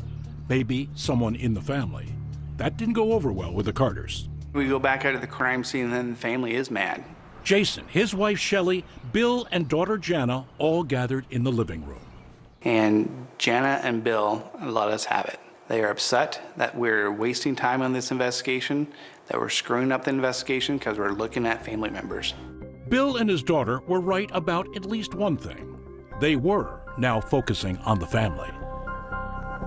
Coming up. We had found out that Jason Carter was having an affair. If Jason was hiding an affair, was he hiding anything else? I never hurt my mom. If you want to hold those affairs against me, that's fine. But I never hurt my mom. When Dateline continues. News is happening now. Look at what's making headlines around the world. Right now on Morning News Now. Tonight, the major announcement of the COVID vaccine. And this is a significant moment. Your news, whenever it happens, wherever you are, it's here now.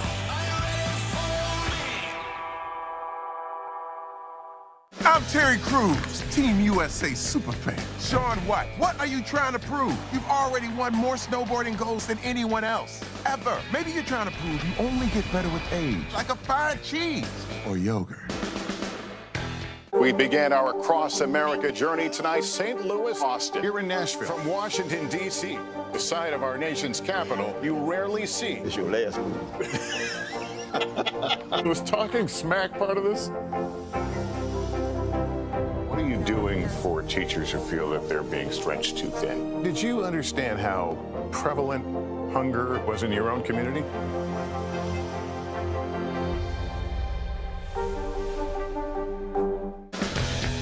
Nathan Chen equals power because every time he does one of these, he's hit with forces 7 times his body weight. 945 pounds? That's 4 Terry Cruzes. See?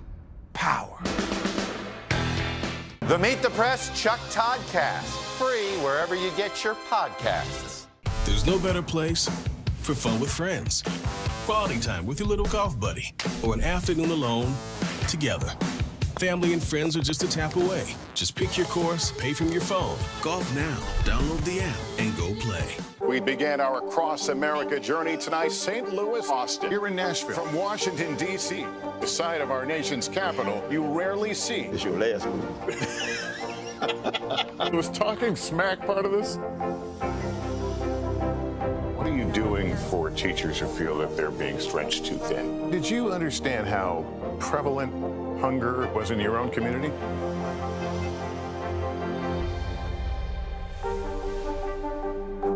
Still to come on the Channel 2 News. Well, the waters are certainly receding now. Still too close to call. Lester Holt reporting from Ground Zero, as it's being referred to. It is, in fact, the taste of freedom. The Haitian people know a little something about resiliency. What's the biggest risk right now? Some of the troops who have been proud. I want to welcome you to the first presidential debate. In fact, we've been told we can't go any farther. You are some resilient folks. Let me get a hand.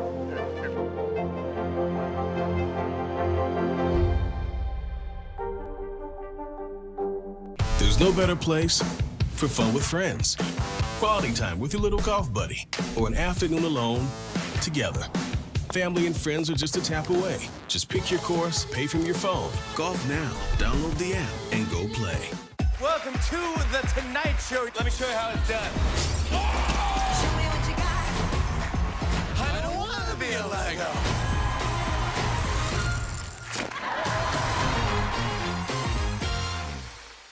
Hey everybody, it's Hoda Kotb from the Today Show. I am so excited to tell you about my new podcast, Making Space with Hoda Kotb. I sit down with some incredible people and we'll hear some uplifting stories. Listen to Making Space now on Apple Podcasts. These days, it feels like the news never stops. So let's get into it. What's happening right now, what it all means for you for an hour every day. It can be hard to keep up, so let's get started together. Hallie Jackson Now, weekdays at 5 on NBC News Now. What is going to happen now? Going back and forth because they... Go ahead. This is it.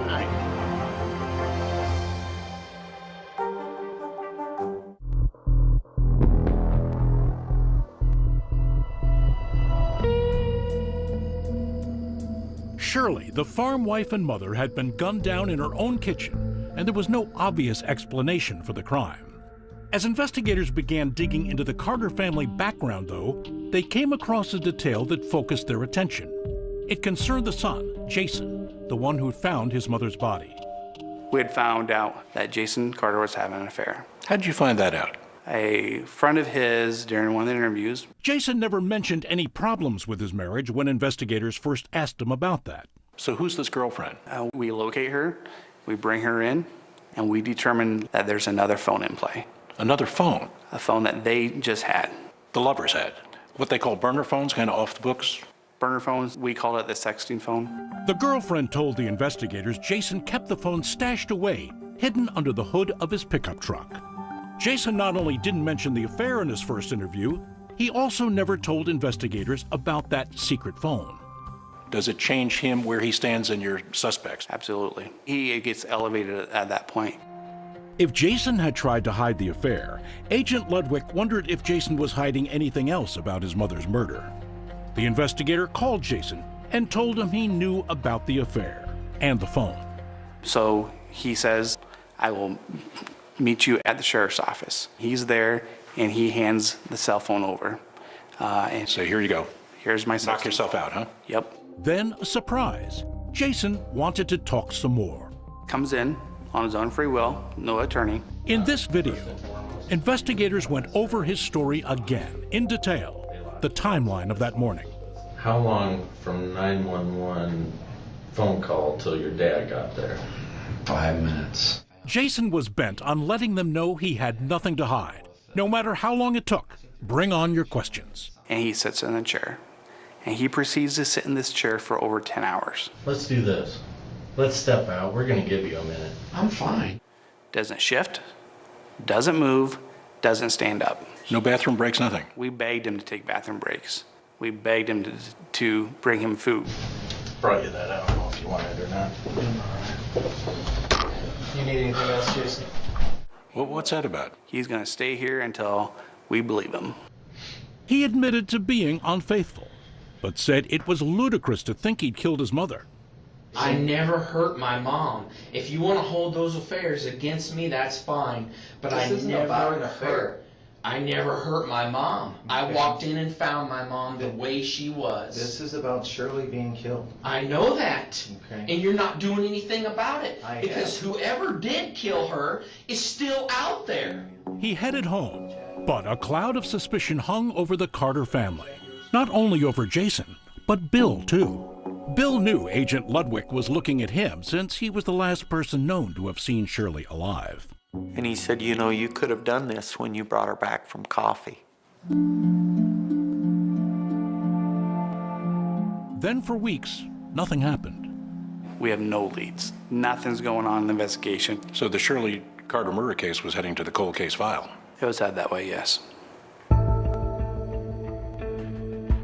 But Bill Carter wasn't going to let that happen. He hired his own detective. Nick Webb is a crime scene analyst and a former homicide detective from Texas. Bill instructed him to dig into the case with an open mind. If it's the good, the bad, and the ugly, is it all going to be in your final report? We are only advocates for the truth. To aid his investigation, Webb purchased a rifle similar to the one missing from Bill's basement. The Remington rifle ejects a shell casing between shots. At least one of those would have flown out as the killer racked another round in the chamber to shoot Shirley twice. It was never found. So somebody had the presence of mind to gather it up. That's correct. And since Webb promised to look at every possibility, he examined Bill's movements the day of the killing. Phone records show Shirley making a call from the house phone at 8:45 a.m. after Bill had dropped her off. And by 9 a.m., Bill was spotted at the granary, 50 miles from the house. Webb said Bill's only opportunity to kill her was after that. Bill has to leave the granary, has to get home, kill his wife, Shirley, and then leave before Jason can get there. Is it impossible for Bill to do all this toing and froing in the time allowed? It would certainly be a very tight timeline. Squeaky to get it done, huh? Certainly. Then the private analyst looked at Jason's timeline. He already puts himself there. So Jason simply has to commit the murder instead of doing the other tasks that he said he did. Is it your belief that Jason shot his mother? Yes. Painful as it was, Bill had been suspicious of his son early on and remembers a moment when it all became clear. Not long after the murder, Bill says, Jason found out he was going to visit his lawyer. He came barging through the door and he said, what are you going to go see your lawyer about? And I said, I just need to get some things straightened out. There's some things that don't add up. And that's when he slammed his fist on the countertop and he said, my life is over. His life, Jason's life is over. His life is over. I knew then he had done it. It was a shocking realization. You're telling me your boy became a monster? He did. He did. I'm ashamed. You shouldn't be ashamed. You did everything you could for the boy. I didn't do something right. Shirley and I did something wrong. Bill Carter tired of waiting for the prosecutor. He, the father, would take the almost unprecedented step of bringing his son before a civil jury. My attorney said, you know, we can file a wrongful death suit, and that will force the county attorney to make a move. Bill was about to sue his son for Shirley's death. If the jury ruled for the father, Jason wouldn't face prison, but something like financial ruin. Coming up. Plaintiffs called Jason Carter. Father against son. He became a practiced, skilled, and chronic liar. Son against father. Killer, Shirley Carter, is in this room. And it's not Jason Carter. When Dateline continues. News is happening now. Look at what's making headlines around the world. Right now on Morning News Now. Tonight, the major announcement of the COVID vaccine. And this is a significant moment. Your news, whenever it happens, wherever you are, it's here now.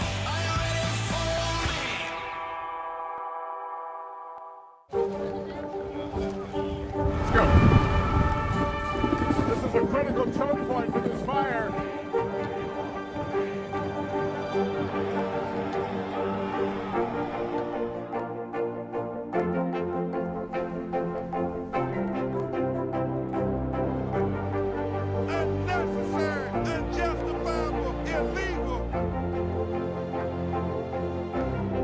And good evening from New Orleans, late military operation, witnessing the massive crowds. I admire you both.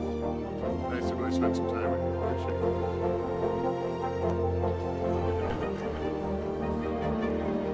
At any moment now.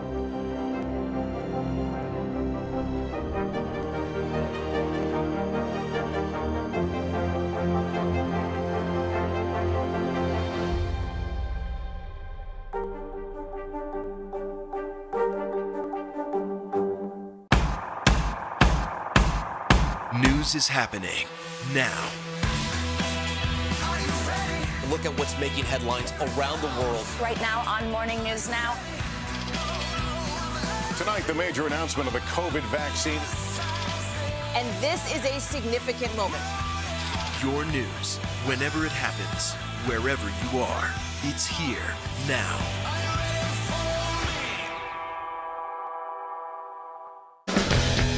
Nathan Chen equals power because every time he does one of these, he's hit with forces 7 times his body weight. 945 pounds? That's 4 Terry Cruises. See? Power. Welcome to The Tonight Show. Let me show you how it's done. I don't want to be a Lego.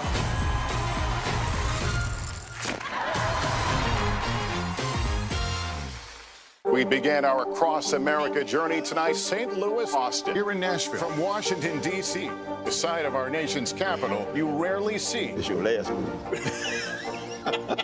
Was talking smack part of this?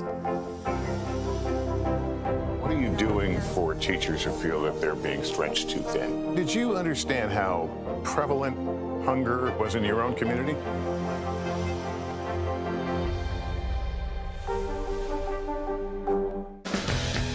Nathan Chen equals power because every time he does one of these, he's hit with forces 7 times his body weight. 945 pounds? That's 4 Terry Cruises. See? Power.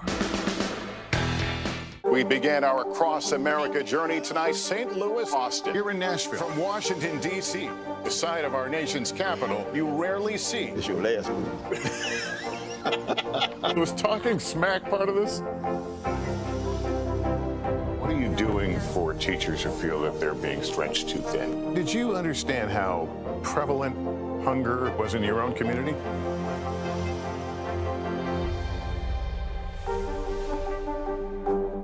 Good morning, I'm Joe Fryer. And I'm Savannah Sellers. Another giant leap for mankind. They want folks to shelter in place until this storm pushes through. This new travel requirement, is it possible we're going to see tighter restrictions? Morning News Now, streaming weekdays at 7.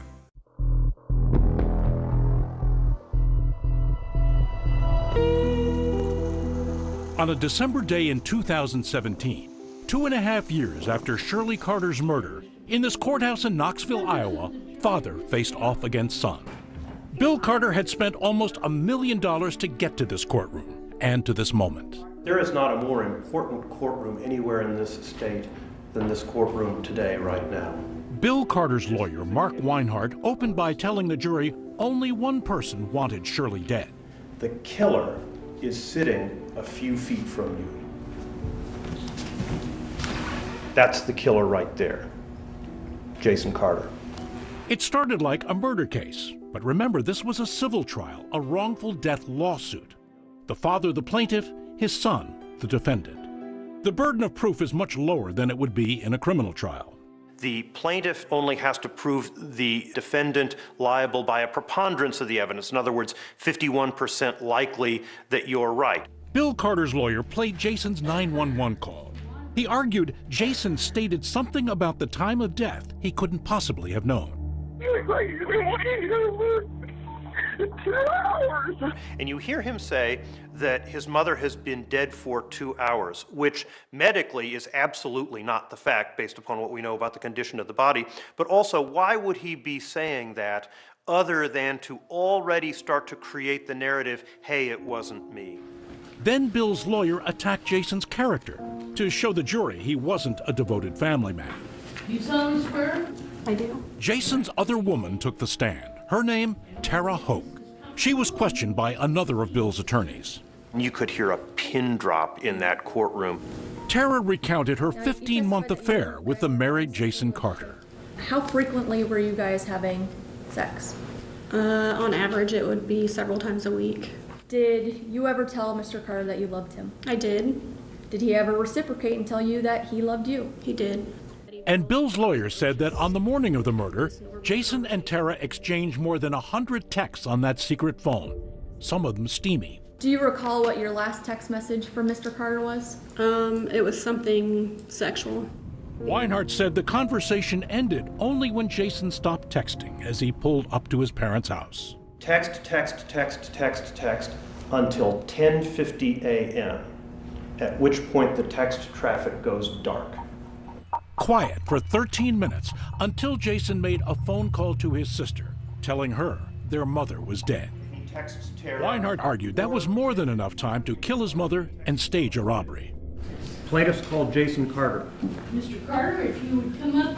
Then came the moment so many had been waiting for. Jason, the favorite son, in his own words, telling the jury about seeing his mother dead.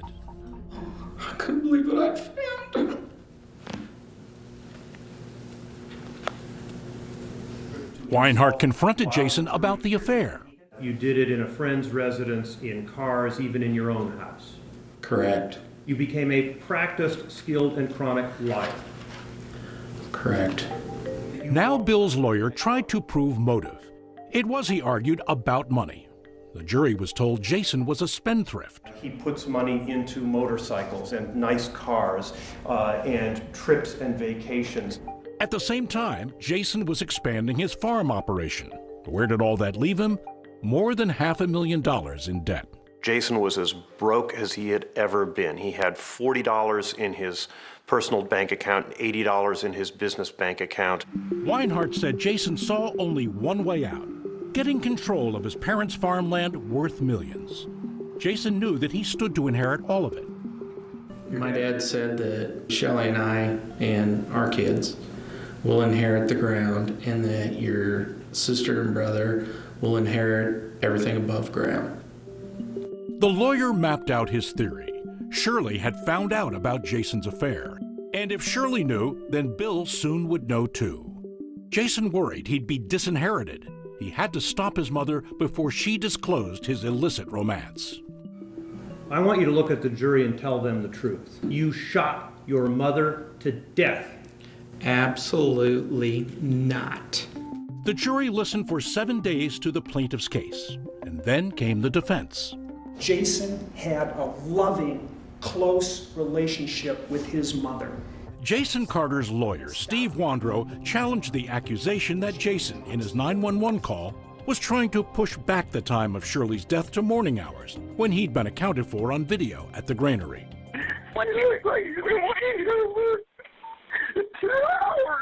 This is all happening within a matter of minutes. Jason was simply so distraught. And to say, you know, you should have done this and you should have done that at this and that, I think is just ridiculous.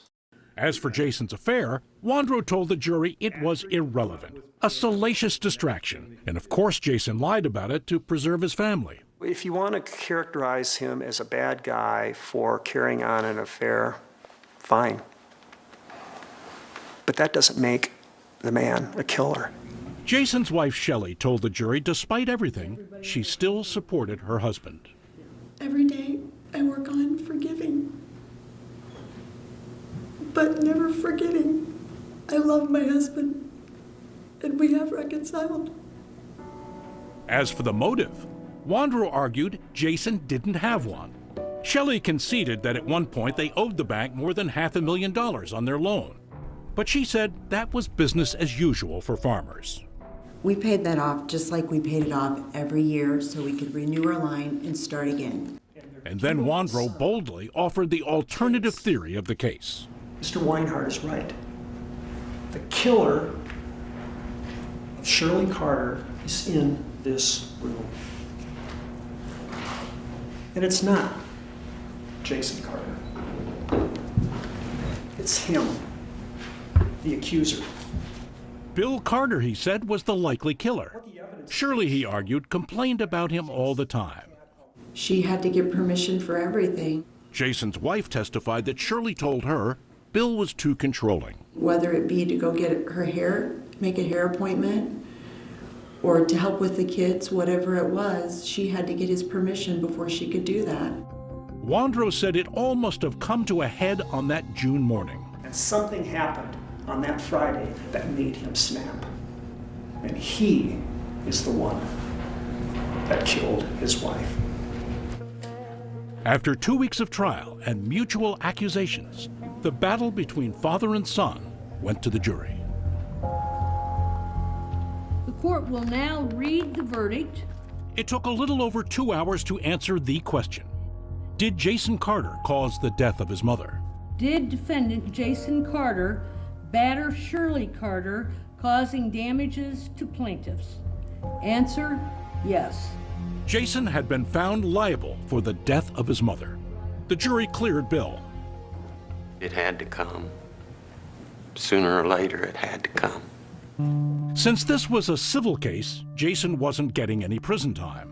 What amount of punitive damages, if any, do you award the estate of Shirley Carter?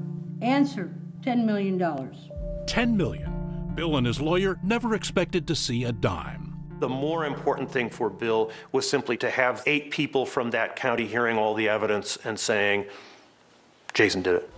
Meanwhile, the county district attorney, Ed Bull, sitting in the back of the courtroom, had been watching closely. What would he do now?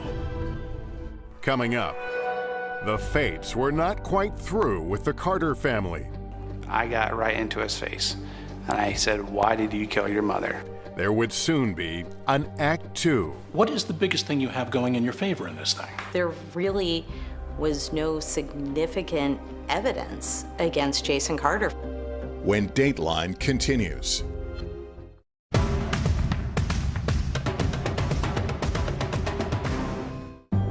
In the City of Angels, 2 kindly old ladies wanted to help homeless men get off the streets forever. And so they did. Listen to The Thing About Helen and Olga, the new podcast from Dateline and Keith Morrison. Welcome to The Tonight Show. Let me show you how it's done. I don't want to be a Lego.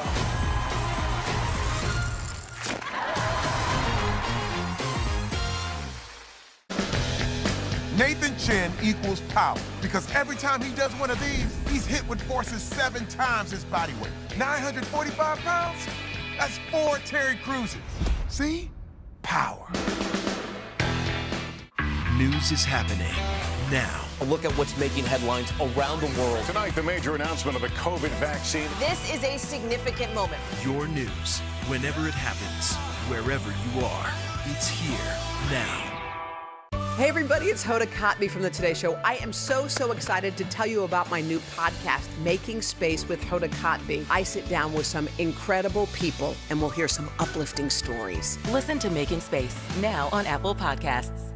To cover the news, you have to be in it. We'll take you to the front lines of the story, bringing your news feed to life. Streaming live every night. It's your news playlist. Top Story with Tom Llamas, weeknights at 7 on NBC News Now. I'm Terry Crews, Team USA superfan. Shaun White, what are you trying to prove? You've already won more snowboarding golds than anyone else, ever. Maybe you're trying to prove you only get better with age, like a fine cheese or yogurt. News is happening now. Look at what's making headlines around the world. Right now on Morning News Now. Tonight, the major announcement of the COVID vaccine. And this is a significant moment. Your news, whenever it happens, wherever you are. It's here now.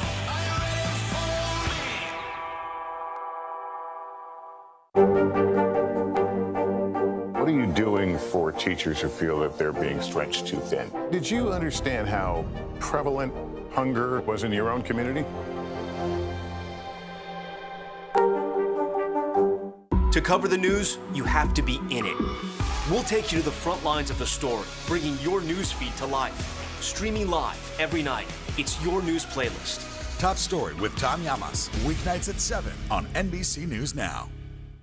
News is happening now. A look at what's making headlines around the world. Tonight, the major announcement of the COVID vaccine. This is a significant moment. Your news, whenever it happens, wherever you are. It's here now. These days, it feels like the news never stops. So let's get into it. What's happening right now, what it all means for you for an hour every day. It can be hard to keep up, so let's get started together. Hallie Jackson Now, weekdays at 5 on NBC News Now. Wednesday, January 5th, a new season of Greed begins on CNBC. Theranos goes to trial. She was the next big thing.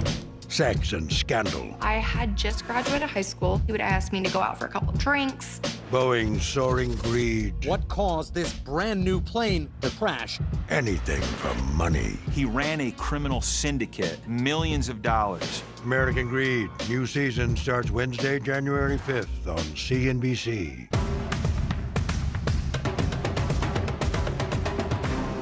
The Meet the Press Chuck Todd Cast, free wherever you get your podcasts.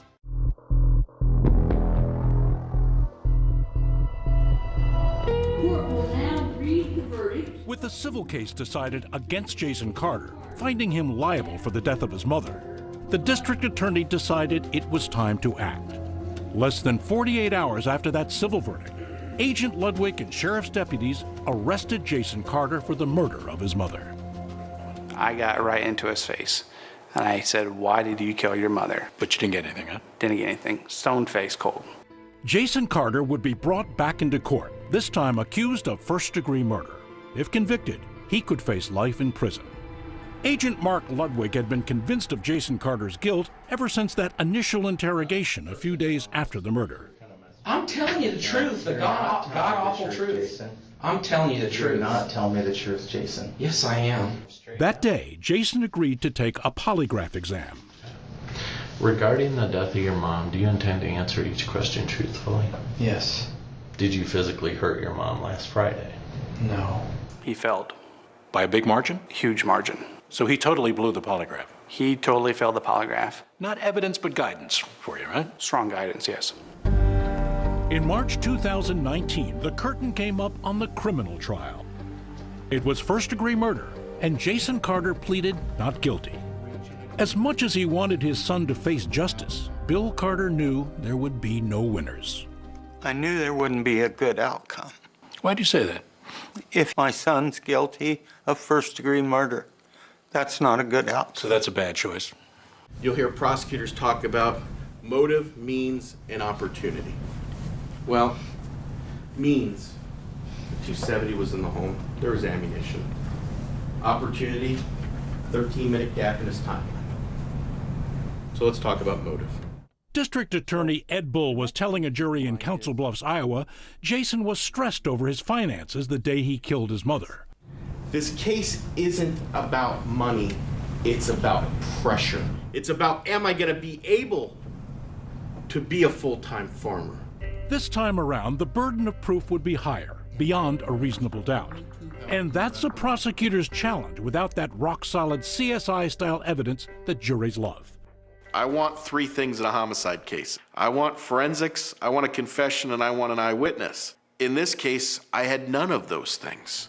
Ed Bull would pretty much follow the map of the civil trial, but the jury wasn't allowed to know about the civil case or its outcome. And Bull's hands would also be tied by the judge's ruling that the jury wouldn't be allowed to hear about Jason's affair or the steamy texts on his secret phone, and that Jason had lied about all of that at first. Tara Hoke, the girlfriend, took the stand, but only to testify to the gap in Jason's timeline and to the abrupt end to their conversation. Was your conversation that morning, without telling us any of the details, such that you expected it was at a logical stopping point? No. As to motive, in his opening, the DA had mentioned the financial pressure on Jason. But in the end, he found it hard to explain why Jason would have shot Shirley in cold blood. There's absolutely nothing I can tell you that would make sense of why it is a son shoots and kills his mother. Now it was time for the defense. Jason Carter's attorney, Christine Branstad, had a clear message for the jury. A shoddy investigation focused on Jason early and never looked anywhere else. And there were plenty of people to question. Very significant parts of this investigation simply weren't completed, weren't followed, weren't done. So, War Room, Christine, what is the biggest thing you have going in your favor in this thing? There really was no significant evidence against Jason Carter. As in the civil case, the defense attorney argued Jason had a loving relationship with his mother, and that his allegedly incriminating "how did he know that" statements were taken out of context. And, by the way, he wasn't in any financial trouble. There was a $3,000 check deposited that day, and another check for $3,000 in the mail, and $175,000 worth of grain in the bins. And as to the abrupt ending to Jason's texting with his lover on the day of the murder, the defense attorney asked the girlfriend on the stand, Did you perceive in any way that Jason Carter was troubled on the morning of June 19th? No. Then there was the timeline of that morning to deal with. All along, based on statements of first responders and crime scene techs, it was estimated Shirley had been murdered sometime just before 11 a.m., when Jason admits he was at the farmhouse. To counter the time of death, one of the nation's most famous pathologists for hire took the stand, Cyril Wecht. Wecht has been involved in thousands of cases from the JFK assassination to O.J. Simpson. You were asked to attempt to determine approximate time of death for Shirley Carter, is that correct? Yes. Were you able to do that to a reasonable degree of medical certainty? Yes. Wecht told the jury that Shirley may have been killed 2 hours earlier than anyone had thought possible. If he was correct, then Shirley was murdered around 9 a.m., when Jason was seen on video clearly still at the granary. He could not have killed his mother.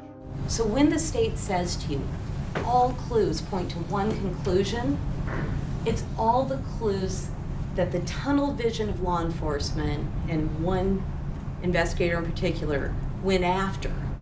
The defense attorney said the tunnel-visioned investigator was Special Agent Mark Ludwig. About the truth. I do. Now he reluctantly became her star witness, with Branstad rattling off the names of people who'd come up during the investigation. Ludwig fumbled.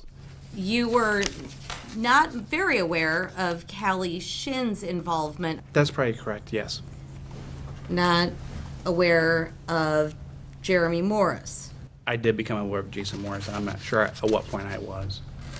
And that would be Jeremy Morris? Is that who? I think you just said Jason. Yeah, that's my mistake. And that was a big part of the point we were trying to make to the jury.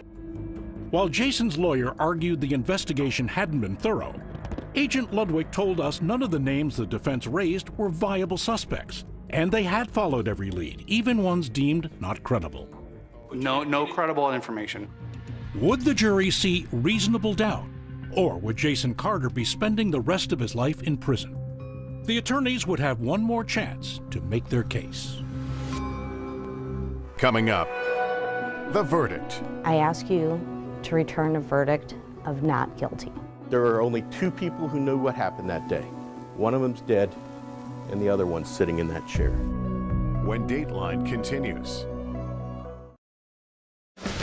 Michaela Schifrin. With just one more gold medal, she'll have more than any American alpine skier in history. She's climbed the mountain of this sport. Almost time to come down for more gold, Michaela. Better do it fast. Hey everybody, it's Hoda Kotb from The Today Show. I am so excited to tell you about my new podcast, Making Space with Hoda Kotb. I sit down with some incredible people and we'll hear some uplifting stories. Listen to Making Space now on Apple Podcasts. What is going to happen now? Going back and forth because Go ahead. This is it.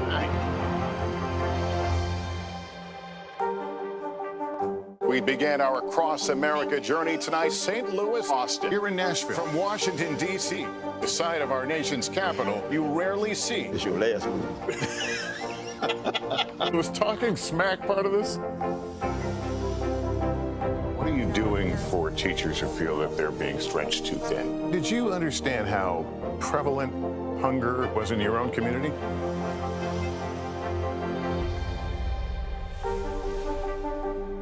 The Meet the Press Chuck Todd Cast, free wherever you get your podcasts.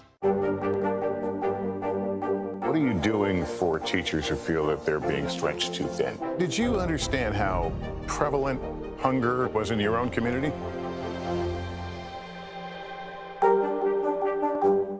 We're here to start conversations about the big things happening in our world, because it's not my job to tell you what to think. My job is to think about what you tell me. Now Tonight with Joshua Johnson, streaming weeknights at 8 on NBC News Now.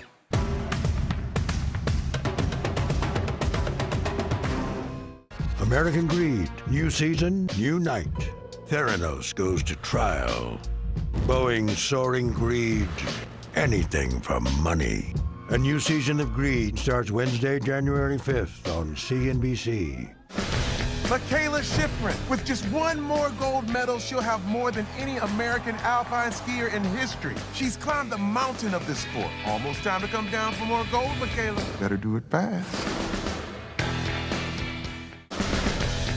Frontside 900, McTwist, back-to-back 1080s. I mean, it's hard just naming these tricks. Chloe Kim, she's up there spinning around with a smile. Respect. The Winter Olympics, February 3rd on NBC and Peacock. Let's go. This is a critical choke point for this fire.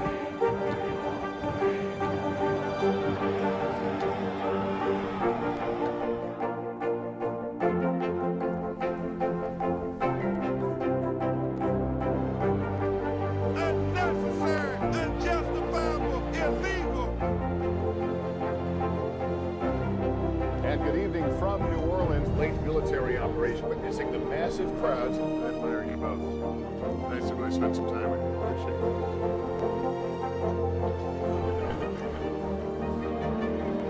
At any moment now.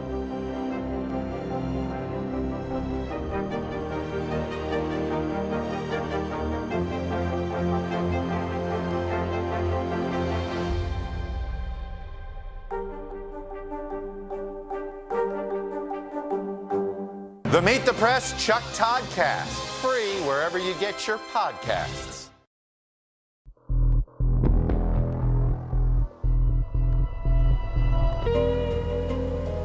The case of the state of Iowa versus Jason Carter was about to go to the jury. There's so many holes in this investigation. There's so much that isn't even explored. Jason's defense attorney made one last plea. And in reality, the forensic evidence says Jason Carter couldn't possibly be guilty. I ask you to return a verdict of not guilty. Now the county prosecutor argued all the viable leads were followed, and the defense was just so much smoke and mirrors. If you believe this is a staged burglary, then all of the names and stuff they put up on the board is irrelevant. Bull told the jury Jason just snapped that morning and, in a fit of rage, had killed his mother. There are only two people who knew what happened that day. One of them's dead, and the other one's sitting in that chair. Find him guilty as charged. It took the jury less than 2 hours to reach a verdict, about the same duration as the civil jury's deliberation. And remember, that jury had found Jason liable for his mother's death. So the lead investigator felt good about things. We felt this is it, and I had that feeling and emotion of he's going to be found guilty. Ludwig assembled a team to take Jason into custody after the verdict. Ladies and gentlemen, have you reached the verdict? Yes, we have. Jason knew a conviction could send him to prison for life. We, the jury, find Jason Carter not guilty. Is that your verdict, ladies and gentlemen? Yes, it is. Not guilty. Jason had gotten his life back. I just want to go home and see my kids. It's been a long time coming. Jason was a free man. The district attorney says he gave it his best shot. So you're giving the jury this argument of a moment of rage, but you can't really play that movie for them and explain what it was. It's not a very satisfying thing to say something happened, he went downstairs, got the rifle, and killed his mom. I don't disagree with you. I wish that there was a better story I could tell, but I'm limited based on what the facts are that I can prove to a jury, and that's the best I had. But that wasn't good enough for Bill Carter. The worst thing I was afraid of was that Shirley would never get justice. And that happened. Is this case closed? Yes. We believe that we held the right person accountable, but if new information comes forward, we will continue to investigate this. That's just what Jason Carter said he wanted. Find the killer. He declined an interview with Dateline, but his attorney said he realizes some people will still believe that he shot his mother to death. Jason knows that until someone is conclusively proven to be the murderer, some people will still suspect him. The $10 million civil judgment against Jason remains in place. After the trial, Jason returned to the life he'd always known, as a farmer with cycles that don't stop. It's planting season. I imagine seeds are going in the ground, huh? That's exactly it. I know that he was planting on Easter Day, and Jason saw his father out planting at the same time. And what did he think? He said his thought was, it just seems wrong. This should have been the time where we were both planting and we both quit and we went in for Easter dinner together. And it's hard for him to understand how his family ended up split up like this. And on his side of that field, Bill Carter watched the son he loved so much work the land, just as he taught him. I have to farm right across the fence from him. And you see him? I was from here to that wall from him yesterday. A few feet, but an unbridgeable divide when it's a matter of father versus son. That's all for now. I'm Lester Holt. Thanks for joining us.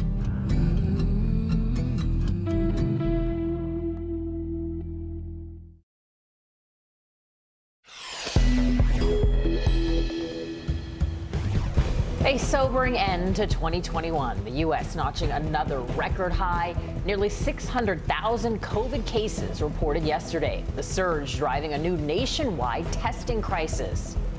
A catastrophe in Colorado. A fast-moving wildfire forces tens of thousands to evacuate near Denver. The flames now closing in on multiple towns, but relief could be on the way. Airlines ringing in the new year with more cancellations. The travel nightmare expected to stretch for at least another week as COVID and winter weather wreak havoc at airports. As we all hope for a better COVID-free 2022, a look back at the year that was. We will revisit the biggest stories of 2021. It's Friday, December 31st. Early Today starts right now. Good morning and thanks for being with us. I'm Vanita Nair. And I'm Philip Mena. 2021 is nearing its close, and if we could leave one thing behind, it would be the coronavirus pandemic, which unfortunately is sure to follow us into the new year. The U.S. continues to set new infection records due to the fast-spreading Omicron variant. On Thursday, the nation saw over 584,000 new cases, and there have been over 54 million infections in the U.S. since the start of this pandemic. NBC's Chris Pallone has more. The FDA is expected Monday to approve Pfizer vaccine booster shots for children 12 to 15 years old, according to a New York Times report. The agency is also expected to move up eligibility for adults getting a Pfizer booster shot from 6 months after the second shot to 5. The expected changes come as new COVID cases nationwide approached 500,000 on Wednesday alone. Long lines for testing persist in several cities.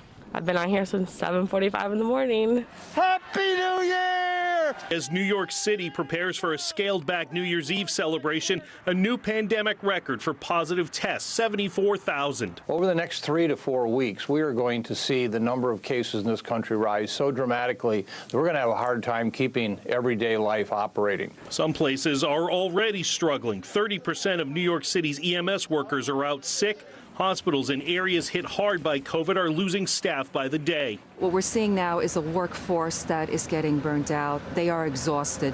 It's taking a toll on travel as well. The CDC now warning people to avoid cruises, regardless of vaccination status, as it tracks several ships with COVID outbreaks. Delta Airlines expects to cancel up to 300 flights a day into the new year. And JetBlue said it will cancel nearly 1,300 flights between now and the middle of next month because of staffing issues. Chris Pallone, NBC News, Washington.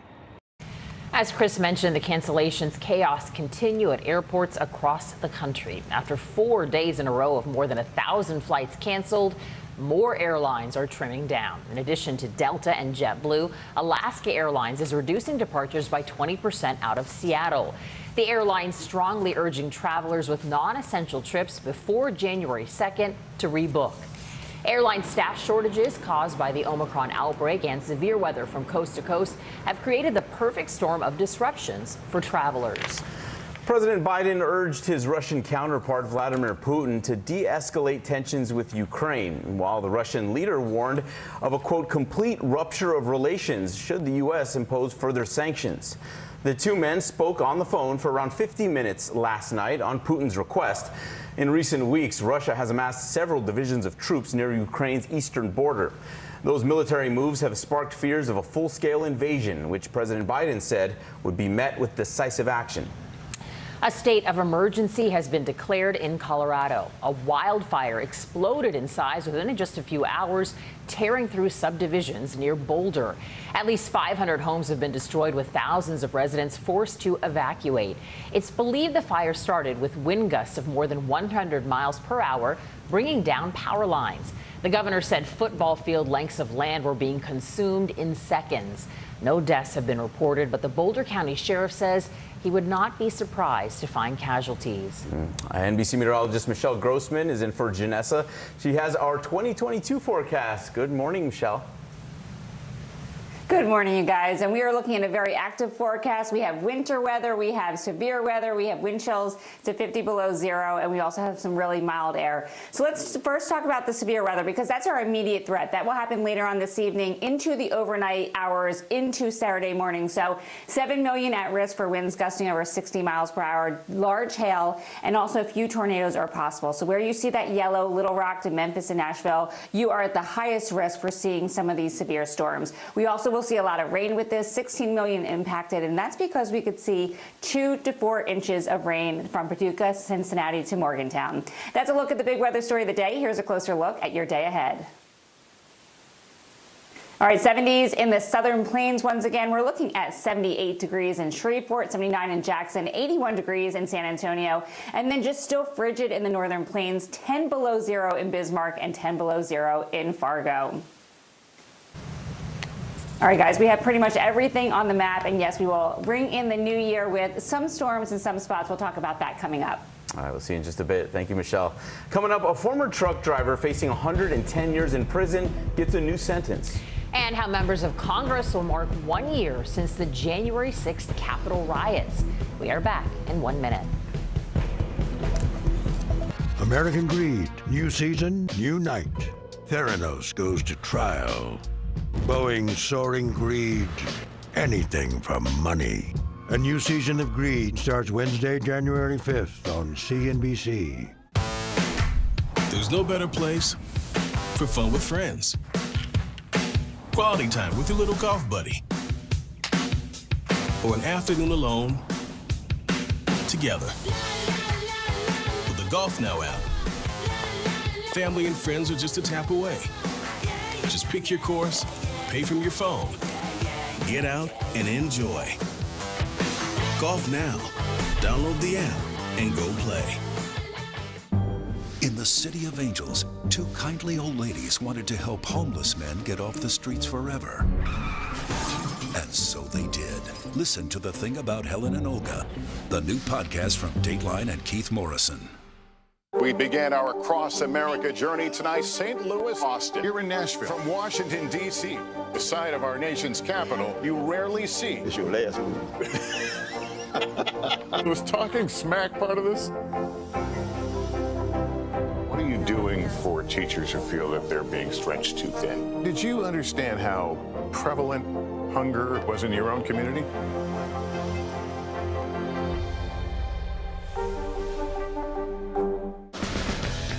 Frontside 900, McTwist, back-to-back 1080s. I mean, it's hard just naming these tricks. Chloe Kim, she's up there spinning around with a smile. Respect. The Winter Olympics, February 3rd on NBC and Peacock. The Meet the Press Chuck Todd Cast, free wherever you get your podcasts. What What is going to happen now? Going back and forth because they... Go ahead. This is it, right?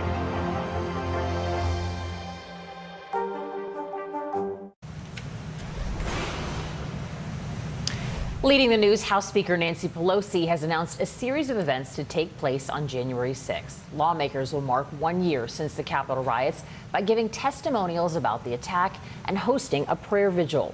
Meanwhile, historians will participate in a panel discussion about preserving the narrative of that day. The events will all be live streamed. As for former President Trump, he has announced he will hold a press conference on the 6th from Mar-a-Lago. After public outcry and calls for clemency, Colorado's governor reduced the sentence yesterday for Rogel Aguilera Mederos. He is the former truck driver who faced 110 years behind bars for a fiery chain reaction crash that killed 4 people in 2019. He will now instead serve 10 years. Aguilera Mederos says his brakes failed, causing that accident. Still to come this morning, our first look at body cam footage from the chaotic tiger attack at a Florida zoo. And as we close out 2021, a look back at the biggest headlines of the year. Frontside 900, McTwist, back-to-back 1080s. I mean, it's hard just naming these tricks. Chloe Kim, she's up there spinning around with a smile. Respect. The Winter Olympics, February 3rd on NBC and Peacock. This is a very different kind of program. We're here to start conversation about the big things happening in our world. Professor, I'm not asking you to predict the future, but what do we think that the new normal is going to be? Is part of this that everyone's rethinking their jobs during this pandemic and their relationship to their employers? What is your biggest tip for any parent who's concerned about this? It's not my job to tell you what to think. My job is to think about what you tell me. Now Tonight with Joshua Johnson, streaming weeknights at 8 on NBC News Now. Our week-long journey across America, from Washington, D.C., outside of our nation's capital, you rarely see. It's your last move. Was talking smack part of this? News is happening now. A look at what's making headlines around the world. Tonight, the major announcement of the COVID vaccine. This is a significant moment. Your news, whenever it happens, wherever you are, it's here now. Our week-long journey across America, from Washington, D.C., outside of our nation's capital, you rarely see. It's your last move. Was talking smack part of this?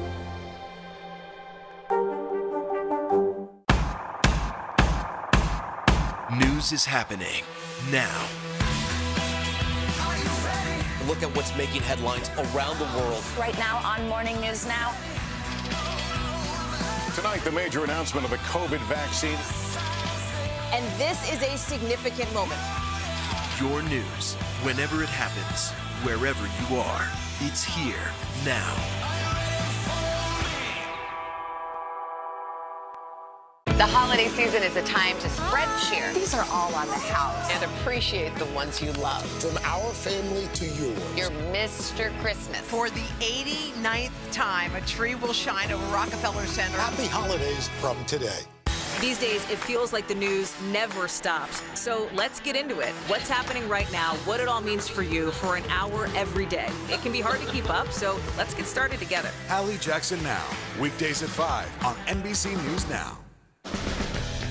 Frontside 900, McTwist, back-to-back 1080s. I mean, it's hard just naming these tricks. Chloe Kim, she's up there spinning around with a smile.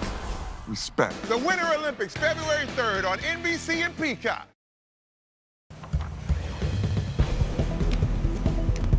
Tonight on NBC, don't miss Miley's New Year's Eve party. Miley Cyrus and Pete Davidson will ring in 2022, starting at 10:30 Eastern. Well, this year started out on a hopeful note as the nation was awaiting a new vaccine and a new president. But as we all know now, 2021 packed plenty of dramatic twists and turns. Here's Joe Fryer with a recap.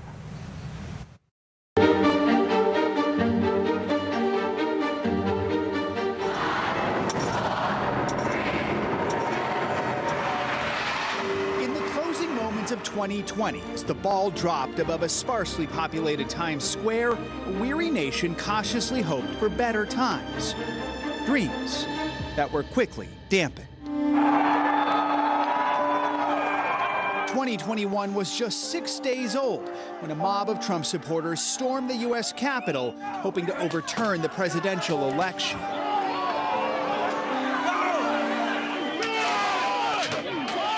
The images from that day captured in the Capitol Rotunda, in Speaker Pelosi's office, in the Senate chamber.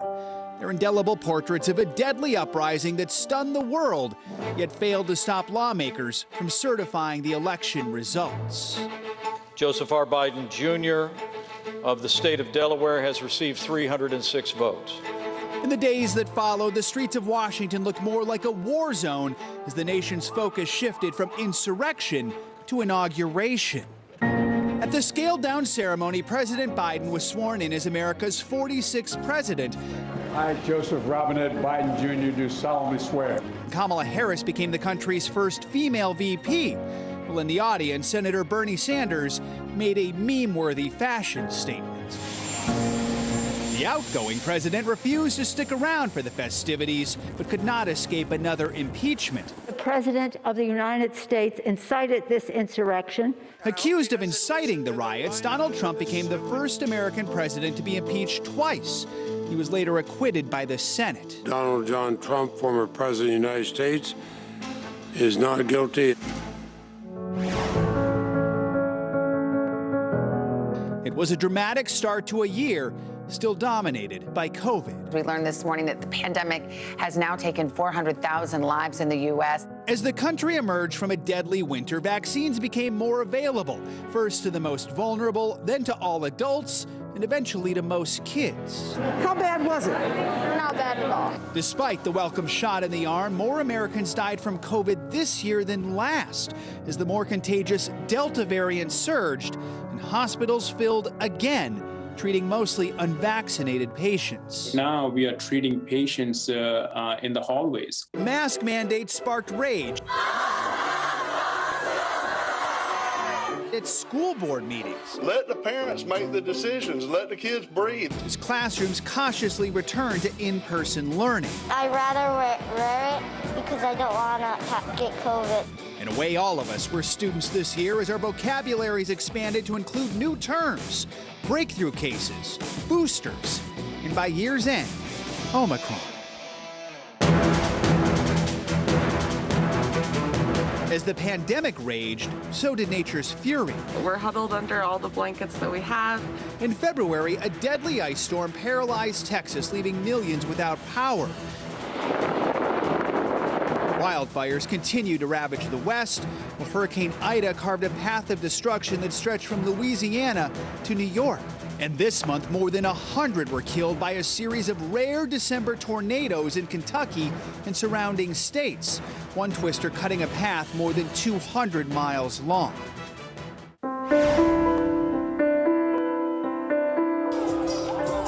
It was a year of fatal tragedies. The Astroworld concert in Houston, a Christmas parade in Waukesha, Wisconsin, and a condo building in Surfside, Florida. It just felt like an earthquake. Whoever thinks a building's gonna collapse on you, you just never. Without notice, the 12-story tower partially collapsed, killing nearly 100 people while many slept.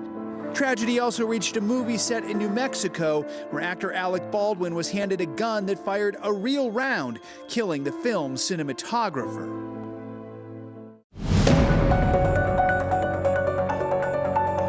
Some of last year's biggest stories led to this year's biggest trials.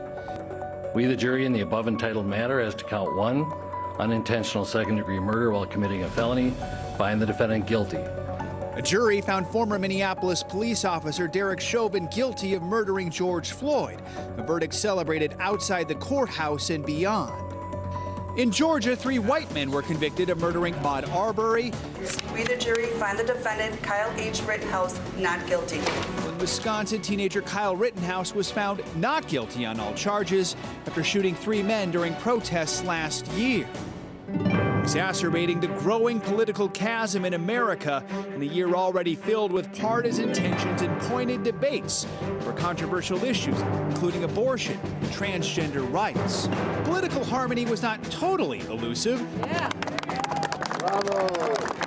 Capitol Hill lawmakers passed a bipartisan infrastructure bill and overwhelmingly voted to make Juneteenth a federal holiday. Warnock now 83.2%. And if you thought our politics would settle down after the last election, think again. The year started with Democrats flipping 2 Senate seats in Georgia and ended with Republicans flipping the governor's seat in Virginia.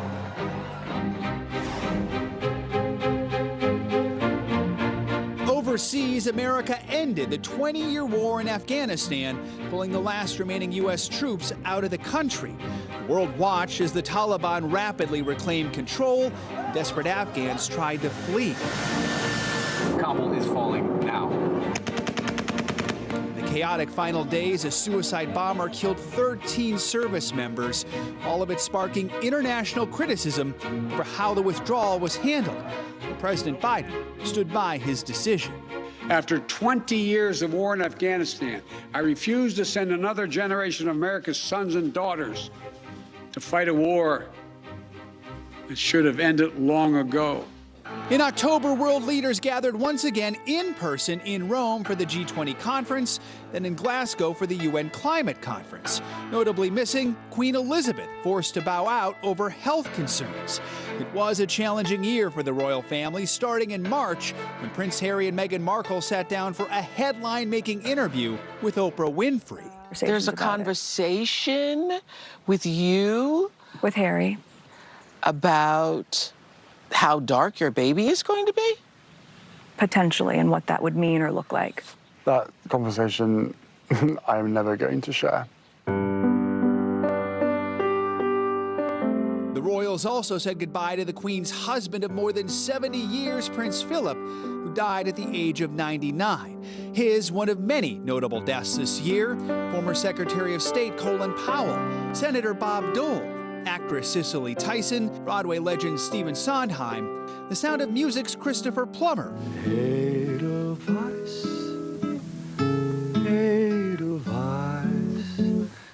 and so many more.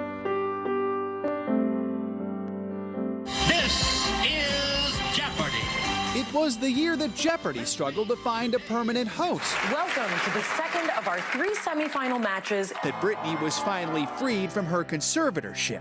That our friends reunited. And that Ruby blockbusters made their long-awaited return, along with Broadway and Adele.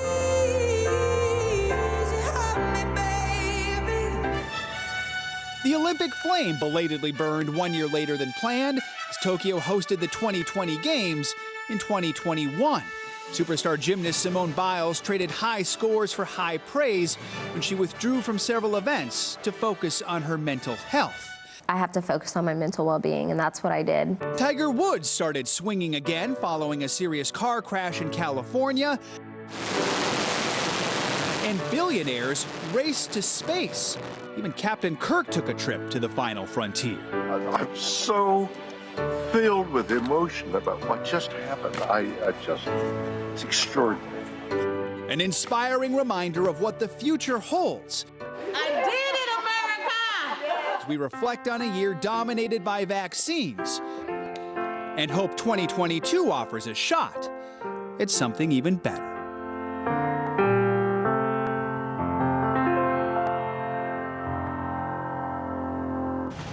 Our thanks to Joe Fryer for that look back. We're going to get a fresh start just a few hours from now. When you see it all laid out like that, it feels like longer than a year, right? Right. We fight just like that. All right, coming up, Michelle Grossman has the weather forecast for the Times Square ball drop. And that iconic crystal ball just got a test run before tonight's main event. Wednesday, January 5th, the new season of Greed begins on CNBC. Theranos goes to trial. She was the next big thing. Sex and scandal. I had just graduated high school. He would ask me to go out for a couple of drinks.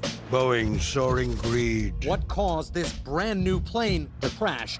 Anything for money. He ran a criminal syndicate, millions of dollars. American Greed, new season starts Wednesday, January 5th on CNBC. The Meet the Press Chuck Toddcast, free wherever you get your podcasts. Our week-long journey across America, from Washington, D.C., outside of our nation's capital, you rarely see. It's your last one.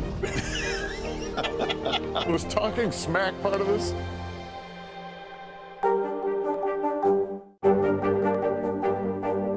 What are you doing for teachers who feel that they're being stretched too thin? Did you understand how prevalent hunger was in your own community?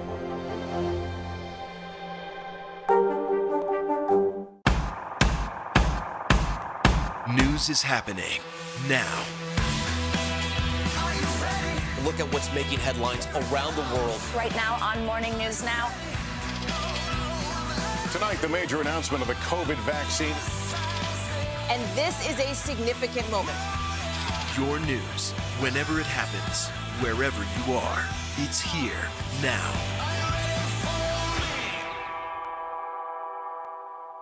Wednesday, January 5th, the new season of Greed begins on CNBC. Theranos goes to trial. She was the next big thing. Sex and scandal. I had just graduated high school. He would ask me to go out for a couple drinks. Boeing's soaring greed. What caused this brand new plane to crash? Anything for money. He ran a criminal syndicate, millions of dollars. American Greed. New season starts Wednesday, January 5th on CNBC. These days, it feels like the news never stops. So let's get into it. What's happening right now, what it all means for you for an hour every day. It can be hard to keep up, so let's get started together. Hallie Jackson Now, weekdays at 5 on NBC News Now. What is going to happen now? Going back and forth because Go ahead. This is it, right?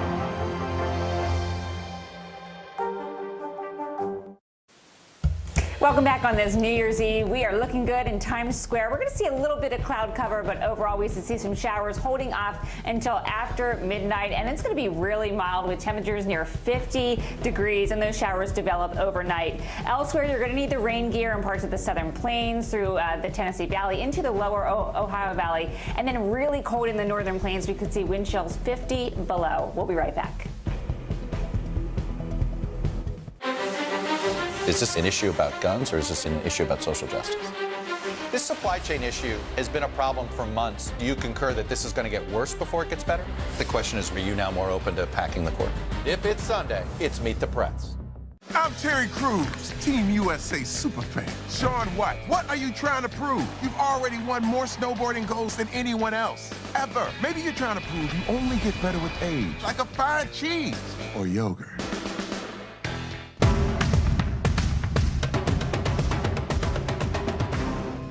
There's no better place for fun with friends. Quality time with your little golf buddy, or an afternoon alone together. Family and friends are just a tap away. Just pick your course, pay from your phone. Golf now. Download the app and go play. News is happening now. Look at what's making headlines around the world. Right now on Morning News Now. Tonight, the major announcement of the COVID vaccine. And this is a significant moment. Your news, whenever it happens, wherever you are, it's here now.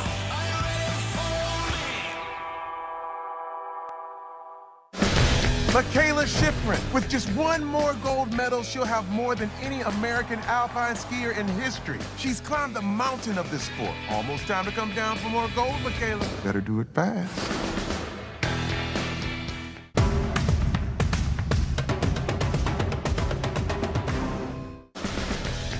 Frontside 900, McTwist, back-to-back 1080s. I mean, it's hard just naming these tricks. Chloe Kim, she's up there spinning around with a smile. Respect. The Winter Olympics, February 3rd on NBC and Peacock. The Meet the Press Chuck Todd Cast, free wherever you get your podcasts. Newly released footage reveals the panic 911 call from inside a Florida zoo and the terrible scene that met the sheriff's deputy responding to a tiger attack Wednesday night. Now, a quick warning, some of you might find this footage disturbing. What's happening? I'm being attacked by a tiger. Please, please, please. You're being attacked by a tiger? Oh my God. Is that real? Yeah. Oh my God. The deputy fired a single shot at the tiger, freeing the man and killing the endangered animal. River Rosenquist is currently in the hospital with serious injuries. The 26-year-old cleaning crew member was not authorized to go near the tiger's enclosure and could now face criminal charges over the incident. Virginia officials announced plans to give Richmond's Confederate statues and pedestals to the Black History Museum and Cultural Center of Virginia. This includes the General Robert E. Lee Monument that was taken down earlier this year. The Black History Museum will partner with the Valentine Museum and other Richmond cultural institutions to determine the future use of the statues. And the Labor Department says weekly jobless claims are hitting levels so low they haven't been seen in more than 50 years. Last week's jobless claims totaled 198,000, a dip of 8,000 from the previous week. And the numbers are the lowest level since 1969. Continuing claims also fell, dropping to 1.72 million for their lowest total since March 7th, 2020. 15 of football's best are one step closer to being enshrined in Canton. The Pro Football Hall of Fame announced this list here of finalists for its 2022 class. It features plenty of Pro Bowlers and Super Bowl champions, from standout Colts wide receiver Reggie Wayne to fearsome Bucs safety Rondé Barber to kick returning specialist Devin Hester. 3 finalists are in their first year of eligibility, while one player, Sam Mills, is in his 20th. The official class of 2022 will be announced in the week leading up to the Super Bowl. It is out with the old and with the new as Times Square prepares for its celebration of 2022. Just hours ahead of the annual event, the Waterford Crystal Ball went on a test run while security measures are put into place. This year's attendees are required to be masked and to show proof of vaccination before ringing in the new year. Also saying goodbye to 2021 at the crossroads of the world will be NYC Mayor-elect Eric Adams, who is set to be sworn in just after the ball drops. I mean, what a year it's been, you know, but like every morning you get a new chance, you know, to create what's ahead of you. But there's something really refreshing about seeing that calendar turn to the next year. Absolutely. Well, thank you for ending the year with Early Today. I'm Vanita Nair. And I'm Philip Mena. Be safe.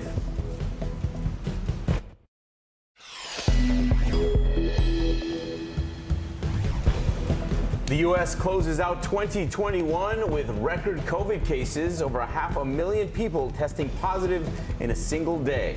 How this latest surge is impacting New Year's Eve plans.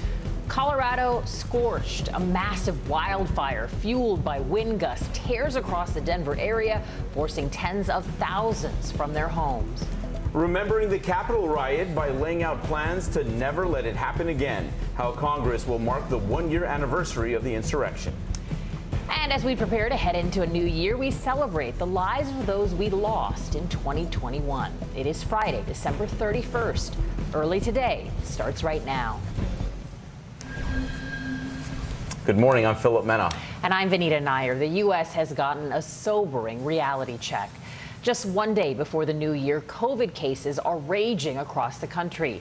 On Thursday, the nation recorded over 584,000 new COVID cases, and there have been more than 54 million infections in the U.S. since the start of the pandemic. NBC's Chris Pallone has more. The FDA is expected Monday to approve Pfizer vaccine booster shots for children 12 to 15 years old, according to a New York Times report. The agency is also expected to move up eligibility for adults getting a Pfizer booster shot from 6 months after the second shot to 5. The expected changes come as new COVID cases nationwide approached 500,000 on Wednesday alone.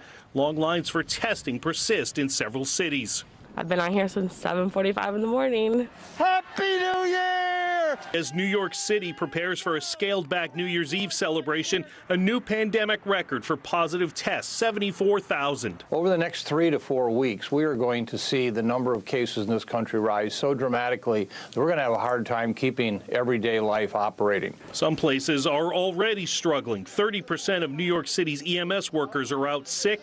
Hospitals in areas hit hard by COVID are losing staff by the day. What we're seeing now is a workforce that is getting burnt out. They are exhausted. It's taking a toll on travel as well. The CDC now warning people to avoid cruises, regardless of vaccination status, as it tracks several ships with COVID outbreaks. Chris Pallone, NBC News, Washington. A state of emergency has been declared in Colorado. A wildfire exploded in size within just a few hours, tearing through subdivisions near Boulder. At least 500 homes have been destroyed, with thousands of residents forced to evacuate. It's believed the fire started when wind gusts of more than 100 miles per hour brought down power lines.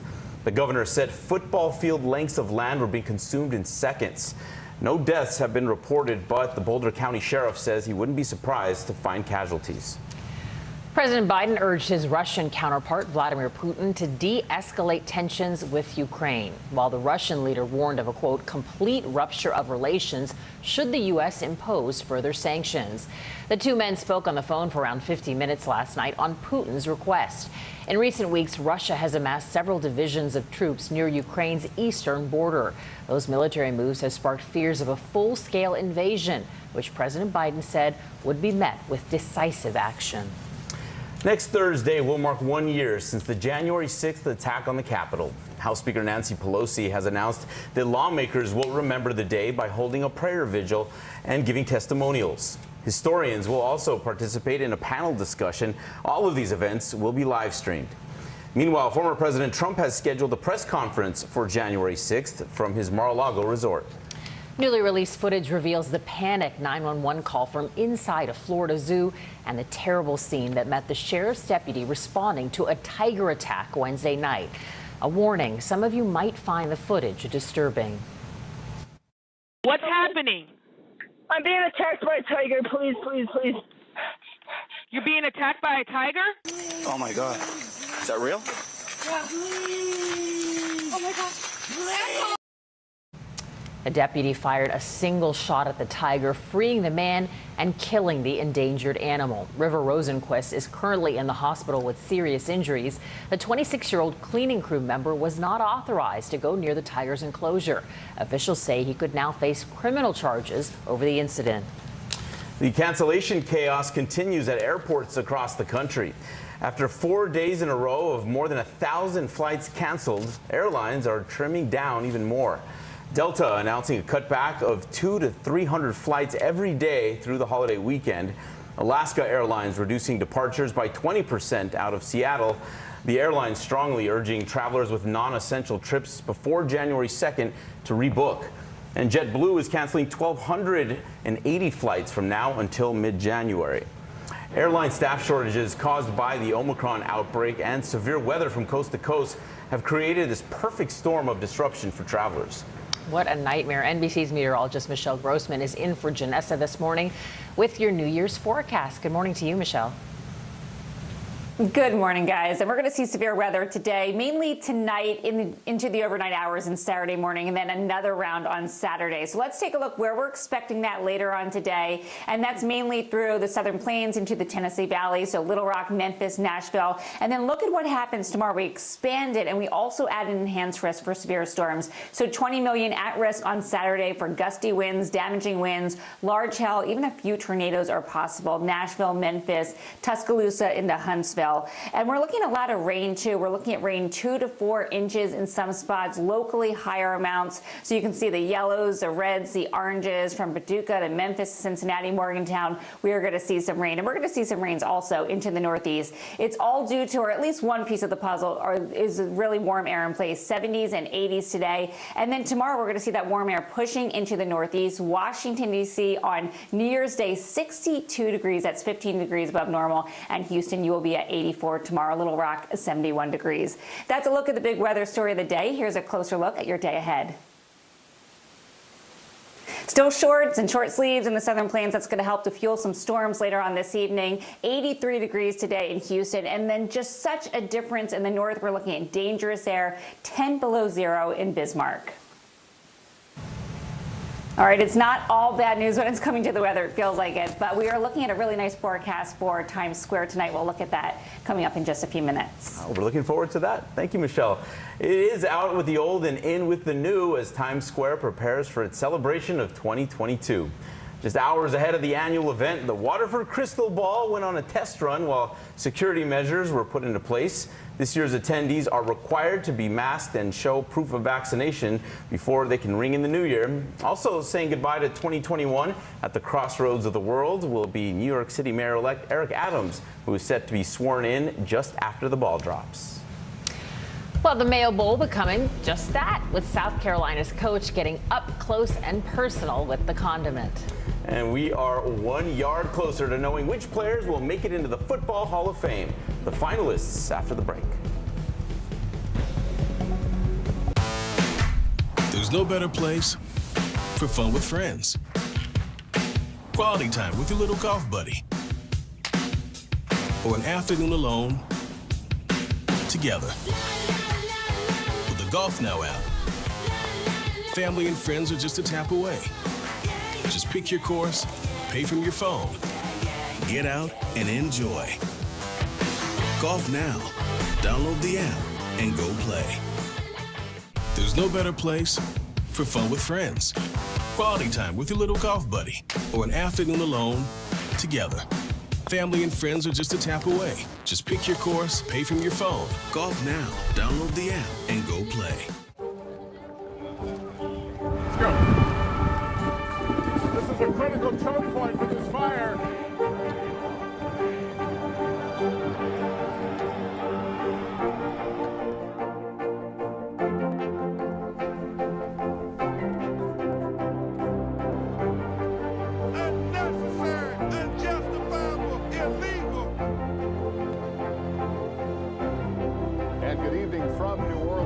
Military operation witnessing the massive crowds. I admire you both. Nice to really spend some time with you. Appreciate it.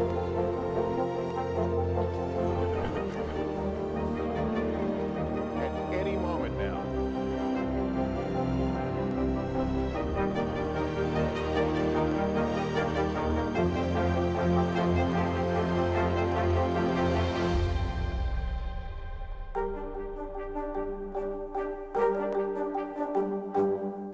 We're here to start conversations about the big things happening in our world, because it's not my job to tell you what to think. My job is to think about what you tell me. Now Tonight with Joshua Johnson, streaming weeknights at 8 on NBC News Now. Unconventional foods that work with mayonnaise. We're starting with what? Cream-filled cookies here.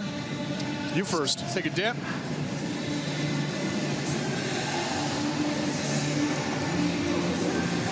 It's a really interesting blend of flavors. Thumbs up for me. Interesting is always an interesting way to describe Yeah, that means food. it's gross. Yes, pretty much. Well, as the name suggests, mayonnaise was the focus of the Duke's Mayo Bowl. The broadcast team, as you saw there, was pairing the condiment with odd choices all game long. And to top it off, after the game, South Carolina head coach Shane Beamer got a mayo bath along with $10,000 toward a charity of his choosing. On the field, South Carolina beat North Carolina 38-21. I don't know. That mayo bath should have gone to the loser, not the winner. 15 of football's best are one step closer to being enshrined in Canton. The Pro Football Hall of Fame announced this list here of finalists for its 2022 class. It features plenty of Pro Bowlers and Super Bowl champions, from standout Colts wide receiver Reggie Wayne to fearsome Buck safety Rondé Barber to kick returning specialist Devin Hester. 3 finalists are in their first year of eligibility, while one player, Sam Mills, is in his 20th. The official class of 2022 will be announced in the week leading up to the Super Bowl. When we return, police officers in Tulsa, Oklahoma, rescuing puppies on Christmas in more ways than one. And next, we take a moment to remember some of the icons we lost this year. Good morning, I'm Joe Pryor. And I'm Savannah Sellers. Another giant leap for mankind. They want folks to shelter in place until this storm pushes through. This new travel requirement, is it possible we're going to see tighter restrictions? Morning News Now, streaming weekdays at 7. Wednesday, January 5th, the new season of Greed begins on CNBC. Theranos goes to trial. She was the next big thing. Sex and scandal. I had just graduated high school. He would ask me to go out for a couple of drinks. Boeing's soaring greed. What caused this brand new plane to crash? Anything for money. He ran a criminal syndicate, millions of dollars. American Greed, new season starts Wednesday, January 5th on CNBC. Our week-long journey across America, from Washington, D.C., outside of our nation's capital, you rarely see. It's your last move. Was talking smack part of this? News is more than a headline. It informs, it inspires, and it still matters. To cover it, you have to be in it. And that's what we're gonna do. Every night, we take you to the front lines of the story, where it's actually happening, with NBC News journalists on the ground from all over the world. We cover what you need to know and bring your newsfeed to life. In primetime and streaming live, it's your news playlist every night. Top Story with Tom Llamas, weeknights at 7 on NBC News Now.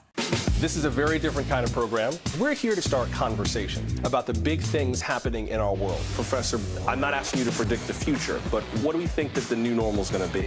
Is part of this that everyone's rethinking their jobs during this pandemic and their relationship to their employers? What is your biggest tip for any parent who's concerned about this? It's not my job to tell you what to think. My job is to think about what you tell me. Now Tonight with Joshua Johnson, streaming weeknights at 8 on NBC News Now. Michaela Schifrin, with just one more gold medal, she'll have more than any American alpine skier in history. She's climbed the mountain of this sport. Almost time to come down for more gold, Michaela. Better do it fast. There's no better place for fun with friends. Quality time with your little golf buddy. Or an afternoon alone together. With the Golf Now app, family and friends are just a tap away. Just pick your course, pay from your phone, get out and enjoy. Golf Now.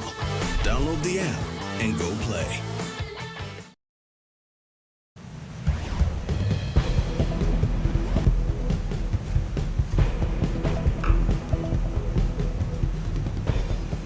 This morning, we want to pay tribute to the towering figures we lost this year.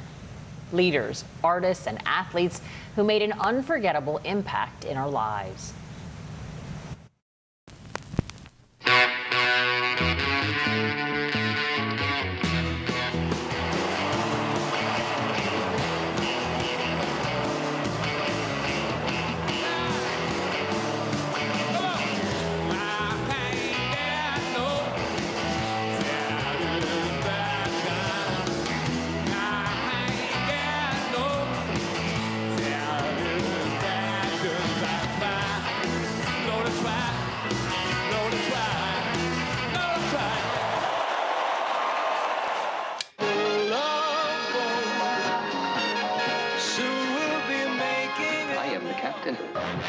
Murray, come into my office. You know what? You got spunk. Well, I hate spunk. new dress. You like it? Oh, very much. Lou, Huh? you like it? Yeah, I like it.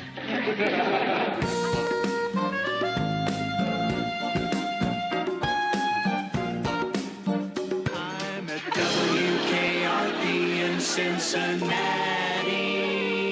How's it going? Dear sweet Karma, we're gonna make our dreams come true. The hands. Welcome to the big time. These days are I'm changing my free throw from an underhand to an overhand.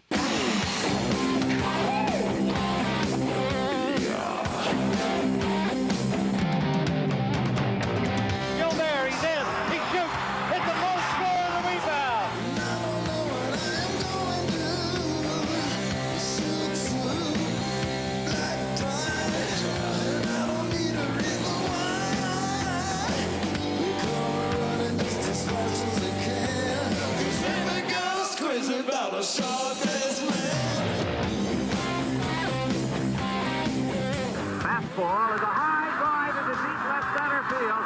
It is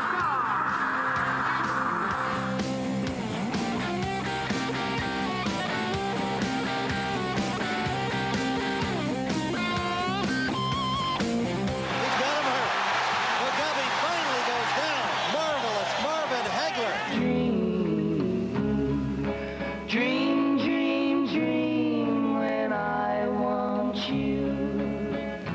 In my arms when I want you. And all your charms whenever I want you. All I have to do is dream. Dream, dream, dream, dream. I can make you mine, taste your lips of wine, anytime, night or day. Only trouble is, gee whiz, I'm dreaming my life away. You'll see. One day you'll meet a girl and bam, it'll feel like you got hit in the face with a bag of quarters. I have found her. She's an angel with the dust of the stars in her eyes. We are dancing, we are flying, and she's taking me back to the sky.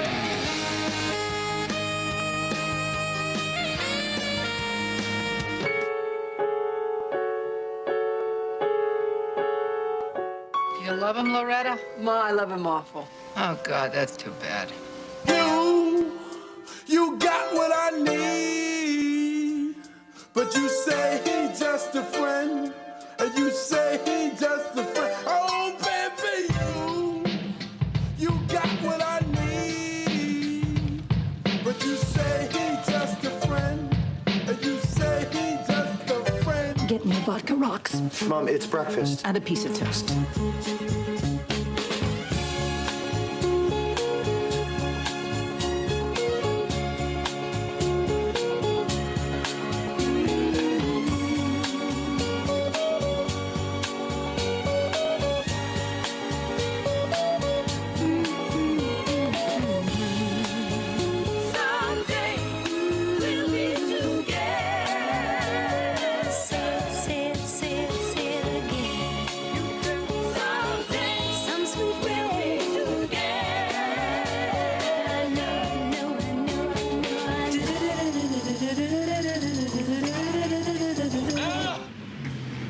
Get him out of here.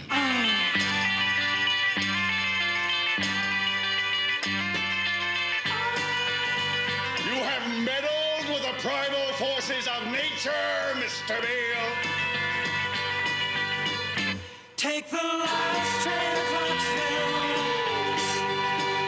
Take the last train of Clarksville. Norm McDonald is moving on. Norm, I really want you to see someone.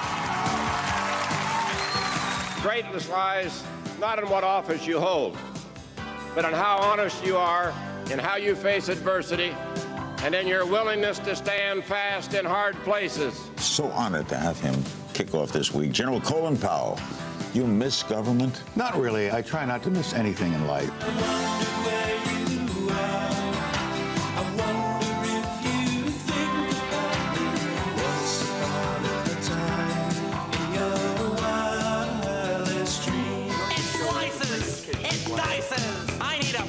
Fisherman. Help me, Mr. Popale! This has been the sweetest ride of them all.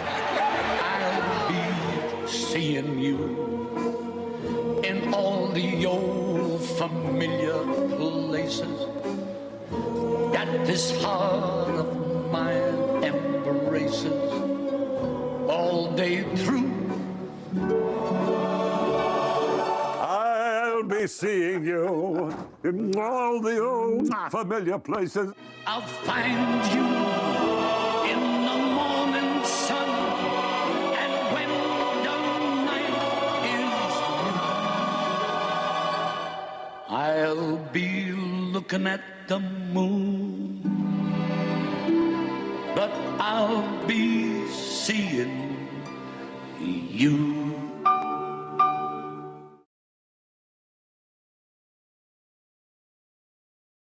Hey everybody, it's Hoda Kotb from The Today Show. I am so excited to tell you about my new podcast, Making Space with Hoda Kotb. I sit down with some incredible people and we'll hear some uplifting stories. Listen to Making Space now on Apple Podcasts.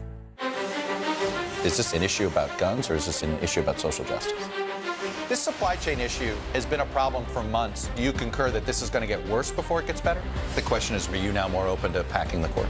If it's Sunday, it's Meet the Press. Let's go. This is a critical choke point for this fire.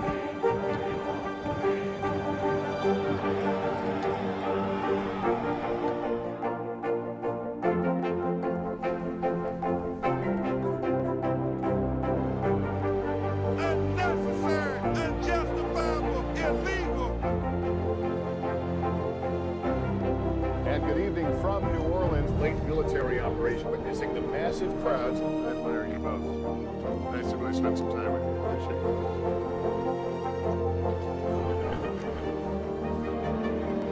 At any moment now.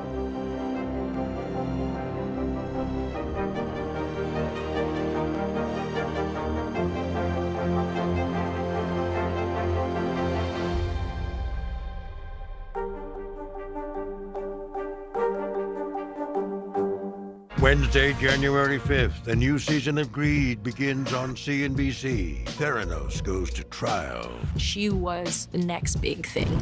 Sex and scandal. I had just graduated high school. He would ask me to go out for a couple drinks. Boeing's soaring greed. What caused this brand new plane to crash? Anything for money. He ran a criminal syndicate, millions of dollars. American Greed, new season starts Wednesday, January 5th on CNBC. To cover the news, you have to be in it. We'll take you to the front lines of the story, bringing your news feed to life. Streaming live every night. It's your news playlist. Top Story with Tom Llamas, weeknights at 7 on NBC News Now. Good morning, I'm Joe Fryer. And I'm Savannah Sellers. Another giant leap for mankind. They want folks to shelter in place until this storm pushes through. This new travel requirement, is it possible we're going to see tighter restrictions? Morning News Now, streaming weekdays at 7. Welcome back on this New Year's Eve. Hope it's a great one so far. And we're looking pretty good in terms of the forecast for the ball drop in Times Square. Temperatures right around 50 degrees, cloudy skies. We're going to see showers, but I think they'll hold off until after that ball drop overnight hours. And we're looking at some rain, though, around midnight in parts of the Southern Plains into the Tennessee Valley. Back to you guys. All right, Michelle, thank you. Still ahead, how American Girl dolls are starting to better represent American girls.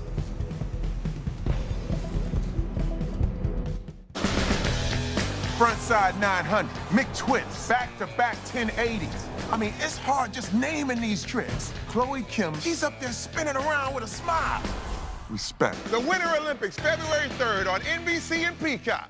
American Greed, new season, new